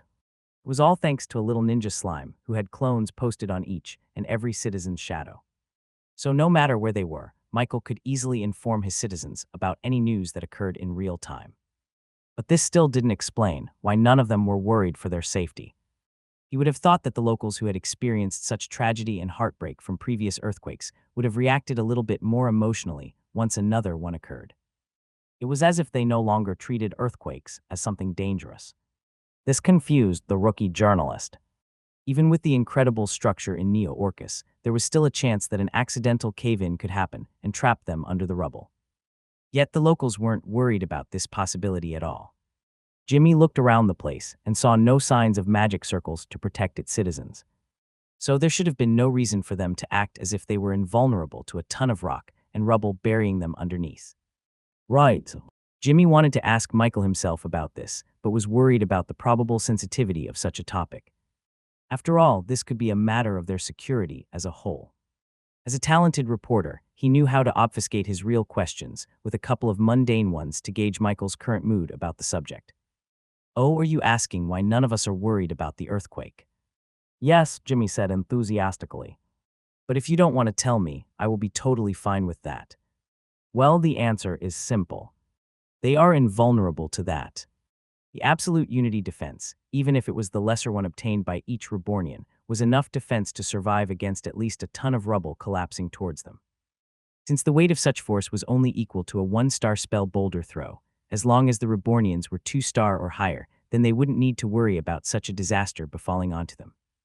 Basically, anyone who had been a Rebornian for longer than a month was safe from any natural catastrophe, be it drowning, being engulfed in flames, or being dropped from a tall height. Michael thought it was a pretty good natural defense for his citizens before he found a superior one. He even thought it was just adequate. But judging from the looks every Queen's Region local was giving him, there was something wrong with his thinking. Is that bad? He asked them. Bad? Jimmy cried out. That's insane. Your citizens just have this kind of defense skill automatically. And why did I just now figure out that you can awaken everyone's talent, both human and demi-human? Michael thought it was pretty obvious. But Jimmy was still probably trying to process everything he saw in the King's Region that he neglected to understand why every Rebornian could wield magic proficiently. Experience tales with my virtual library empire. Don't big companies also have this sort of defense? Michael asked innocently. No, was the resounding answer. There are some companies or royal territories that have their own set of defense and attack spells, but they aren't given to just any one of their citizens. Money doesn't grow on trees. They need a lot of resources to nurture their citizens into becoming capable enough to become self-sufficient. They would rather foster a small army to protect their citizens rather than arm tens of thousands of their people to protect themselves. Hearing Jimmy's explanation made Michael a little bit more aware of his nation's specialness. He thought any successful company would do what he did. Michael turned to Yuna. Is this true? He asked her. Yes. That's why I said you're a cheat. Your powers already put you miles ahead of your competition. In hindsight, Michael should have known. This was the power that a supreme skill gave their fortunate bearers. I guess I'm pretty good then, Michael muttered, as if this was the first time he realized it. I'm sorry to interrupt, but the fact that you can create customized physical arts skills should have been your first clue, Agnes butted in. She recognized the Dragonborn's new spells taught by Michael. Although different, the basis of power was extremely similar to the ones that the orcs displayed just a day ago. You must have created those spells in one day, am I correct? We have never seen their spells till yesterday. Yeah. But can a high-level physical arts master be able to do that as well? He asked, completely clueless. No was once again the resounding answer. Technically they can do it, but not as fast as you were able to do it, explained Agnes. One of the prerequisites in becoming a titled knight was to create your own physical arts spell. Normally, it would take them 1 or more years of tedious research and painstaking practice before their new technique was judged by veteran knights. It's basically their thesis paper, Una whispered to Michael. How would you feel if someone just printed a 100-page technical paper in one night? Michael graduated at a time when AI wasn't a thing.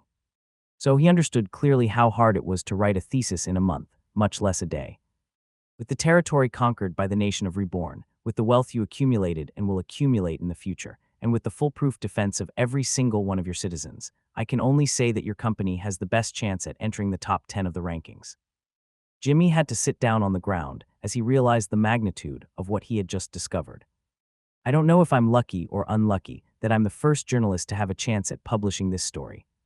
This may be the best up-and-coming story in the current world, but may be unbelievably so. Unless they see the current state of the King's region for themselves, I'm afraid it would be hard for them to believe such a story. But worry not. I will do my best to spread the news with my captivating writing. I'll spend my entire career following your company, you can count on that. Jimmy made a declaration of intent, which Michael was glad to hear about. I guess you'll be the nation of Reborn's first correspondent, Michael said. I will make sure that your company's ranking in the Golden 500 will be published worldwide, that's my goal. Una approached Michael. This is good for you. Having a published ranking will do well when negotiating with other territories. It makes your influence a lot more solid and makes my job so much easier. Seeing no downside, Michael shook hands with the rookie journalist. We'll work together then. You can have full access to the nation of Reborn as you do your research. That's great, I'll work on it right now. Jimmy scooted off to his guest house and began to prepare a worthy publication that would introduce the Reborn Company to the Queen's region. Meanwhile, the sparring session continued normally as it would. The rebel orcs were a bit late in their arrival because they had to sneak out of their tribe, but they still had enough time to spar and play a bit of baseball before the sun set. They were going to spar with the Dragonborns, but Fudge seemed to have other plans. Master, can I please have the orcs as my assistants? Fudge said, hopping on top of Michael's head. What will you do with them? He asked suspiciously. Well, Master, I sensed a bit of their talent in the shadows. Fudge inherited Michael's golden nose skill, so he had a sense of which people were talented based on intuition alone. Are you sure about this? Michael asked the ninja Slime. Yes, Master. After pretending to be the snake tempter sent by the goddess, I found out that they had a natural affinity to shadows as well. It's not just 1 or 2 of them, it's all of them. So let me get this straight. You want the orcs to become ninjas like you? Michael asked, trying to make sense of it all. You got it exactly right, Master. They already like me, so they will do as I say. Michael looked at Fudge with a serious face. You want the orcs, the big and intimidating demi-humans, to become one of your sneaky little ninjas. He couldn't imagine a scenario in which the orcs tiptoed in the darkest of nights and tried to infiltrate a room without anyone knowing. Just their immense weight alone would send even a metal floor creaking with a loud sound. It's all right, Master, they can become good ninjas like me. I'm sure of it, Fudge said, his voice emanating an unusual confidence. Fudge was rarely wrong about this thing, so Michael gave him the benefit of the doubt. All right, but don't get too overboard with this. Michael then saw the violet slime hop over to the orcs, who quickly kneeled after seeing the slime's presence. It looked like his infiltration as the messenger of the goddess worked entirely too well, as they were treating him with reverence even when he was no longer the snake tempter in their sacred grounds. He was sure that with Fudge's skill, they could eventually make a good group made out of the best ninjas in the world. This whole thing made Michael think about the importance of security. Jimmy seemed to have a good sense of its importance, but Michael never really bothered with it before. There wasn't really any need for it back in the King's region. Sure, there were a few instances in which force was needed to make things more peaceful, but nothing too much. But it looked like physical strength was far more important in the Queen's region. He walked over to Una and asked her exactly about this question. This world is still stuck in the medieval times, she said. So there are some times when conflicts are resolved through wars or physical fighting. It's not as prevalent thanks to my grandmother's efforts to lessen deaths, but of course, there are still conflicts that cannot be solved through diplomatic options.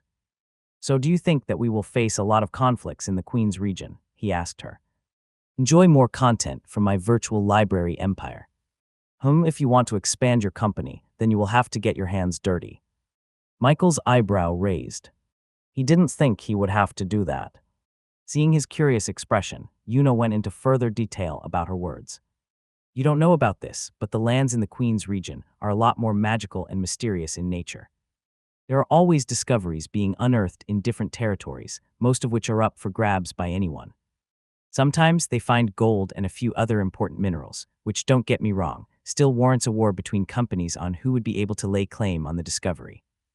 Usually, it would be settled with a behind-the-scenes agreement between the different parties. But there are a few discoveries that are far too valuable to share. For example, a pocket dimension left behind by a previous civilization would have even the top 10 companies vying for control. If you want to get an inheritance left behind by a 9-star wizard, then you would either have to negotiate with the Guild of Arcana or be the first one to loot it before anyone even finds out that it existed in the first place. That's why physical strength is key to becoming one of the top companies in the world. You have to have the power to monopolize all the good discoveries in the land, or else you'll be left behind. Michael's eyes were opened with Yuna's explanation. The Queen's region was a far more exciting place, filled with a lot more mysteries than he thought it to be. Pocket dimensions, inheritances, vaults, tombs. It was practically an adventurer's dream to hear those words. Even if Michael wasn't an adrenaline junkie type of guy, he was still intrigued to find out what kind of treasure was buried under those lands. I am always at your service to help with anything you need, Michael. And it looked like ChatJK3 was excited as well. He could already hear it salivating for more knowledge to consume, eventually upgrading its software once again. This was perhaps what tempted Michael the most. If he could find ancient knowledge about the history of the world before the current one, then he could probably find more clues as to where the rest of the Godforge pieces were located. It looks like I need to up my army game, Michael said to himself. Took you long enough, Yuna commented. Most inheritance and tombs that I have heard of are filled with traps and dangerous spells. You'd need an army to safely reach the treasure room. Michael already had the Dragonborns as his personal bodyguards. But if he wanted to increase his army strength, then he needed to find a lot more bodies to fill a regiment. There were a lot of prospects talented in the physical arts back in the King's region, but he just delegated them to become security guards and such. Maybe I should start training them. Problem is, I don't have anyone to lead them. Unlike Yuna, Michael didn't have an Agnes to rely on. There was practically no one in their nation who was proficient in the physical arts. He would have to find someone in the future. But for now, he would have to rely on Agnes' good graces to train his Rebornians. Michael was suddenly awoken from his relaxing sleep by Shayna, who came knocking at his door. He found this weird because she would have been training in the sparring grounds by now. He opened the door and let her in. Lord Michael, I have received news from the Orc chieftains, Shayna reported. They are now requesting a meeting with all 3 leaders, you, the Orcanine chieftain, and the Orcupine chieftain in one place. Michael thought it was about time that they finally decided to meet with him. He had been waiting for quite a while, but they had always postponed it for some reason. It wasn't because they hated the Reborn Company, or else they wouldn't have continued to give gifts of cacao beans to them regularly. He only found out a while later from Fudge that the chieftains were trying to gain his favor first before going on a meeting with him. They thought that if he liked their tribe instead of the other one, then it would be more likely for him to give them his support and eventually kick the other tribe out of the forest. Of course, Michael wasn't going to let that happen. Both tribes were important in his chocolate business, as they were the only ones who could protect the sacred cacao trees from the eventual earthquakes that would plague this territory. Okay, set the date, he said to Shayna, who bowed and left his room. A while later, she came back to him and told him that the orcs agreed on a meeting tonight set in a neutral part of the forest. They requested the meeting to be completely confidential. Should I reject their request? Michael shook his head. No, this is good. If they have their own guards with them, then it would be more likely for them to fight it out against each other. He could already picture what would happen if both orc tribes were allowed to bring their own people. He reckoned that the meeting would turn into nothing but a screaming match between the two chieftains' tribes. "All right, Lord Michael, but just for your safety, we will be posted near the meeting place undetected from anybody. We will be asking Sir Fudge for his help on this one." Jaina's voice was one of insistence. She would not take no for an answer regarding his safety, even though there was no danger to be had in the meeting. The orcs may be brash and loud, but they were not violent beings in nature. Michael didn't argue with Shayna and let her plan it out. All he had to do now was to prepare for the meeting. He had to make sure that he had enough leverage for the chieftains to agree with his plan for their tribe's unity. What? A few hours later, the sun had finally set on the horizon, leaving just a sliver of light from the moon shining down on the forest. Even though darkness was supposed to fill the ground, there were actually torches placed around the trees, which guided Michael toward their meeting location. The flickering flames of the torches gave the atmosphere in the forest a more tribal feel. Michael thought he was walking into one of those popular survival TV shows in his previous world, where people would get kicked out of the show through a voting period. He just hoped that none of the tribes would be kicked out of this meeting. As he walked closer to the meeting place, he sensed two distinct auras of life mana in front of him. One was burning hot life mana, while the other was a cool and calm life mana. Both of them were strong in their own right, but were completely different from one another.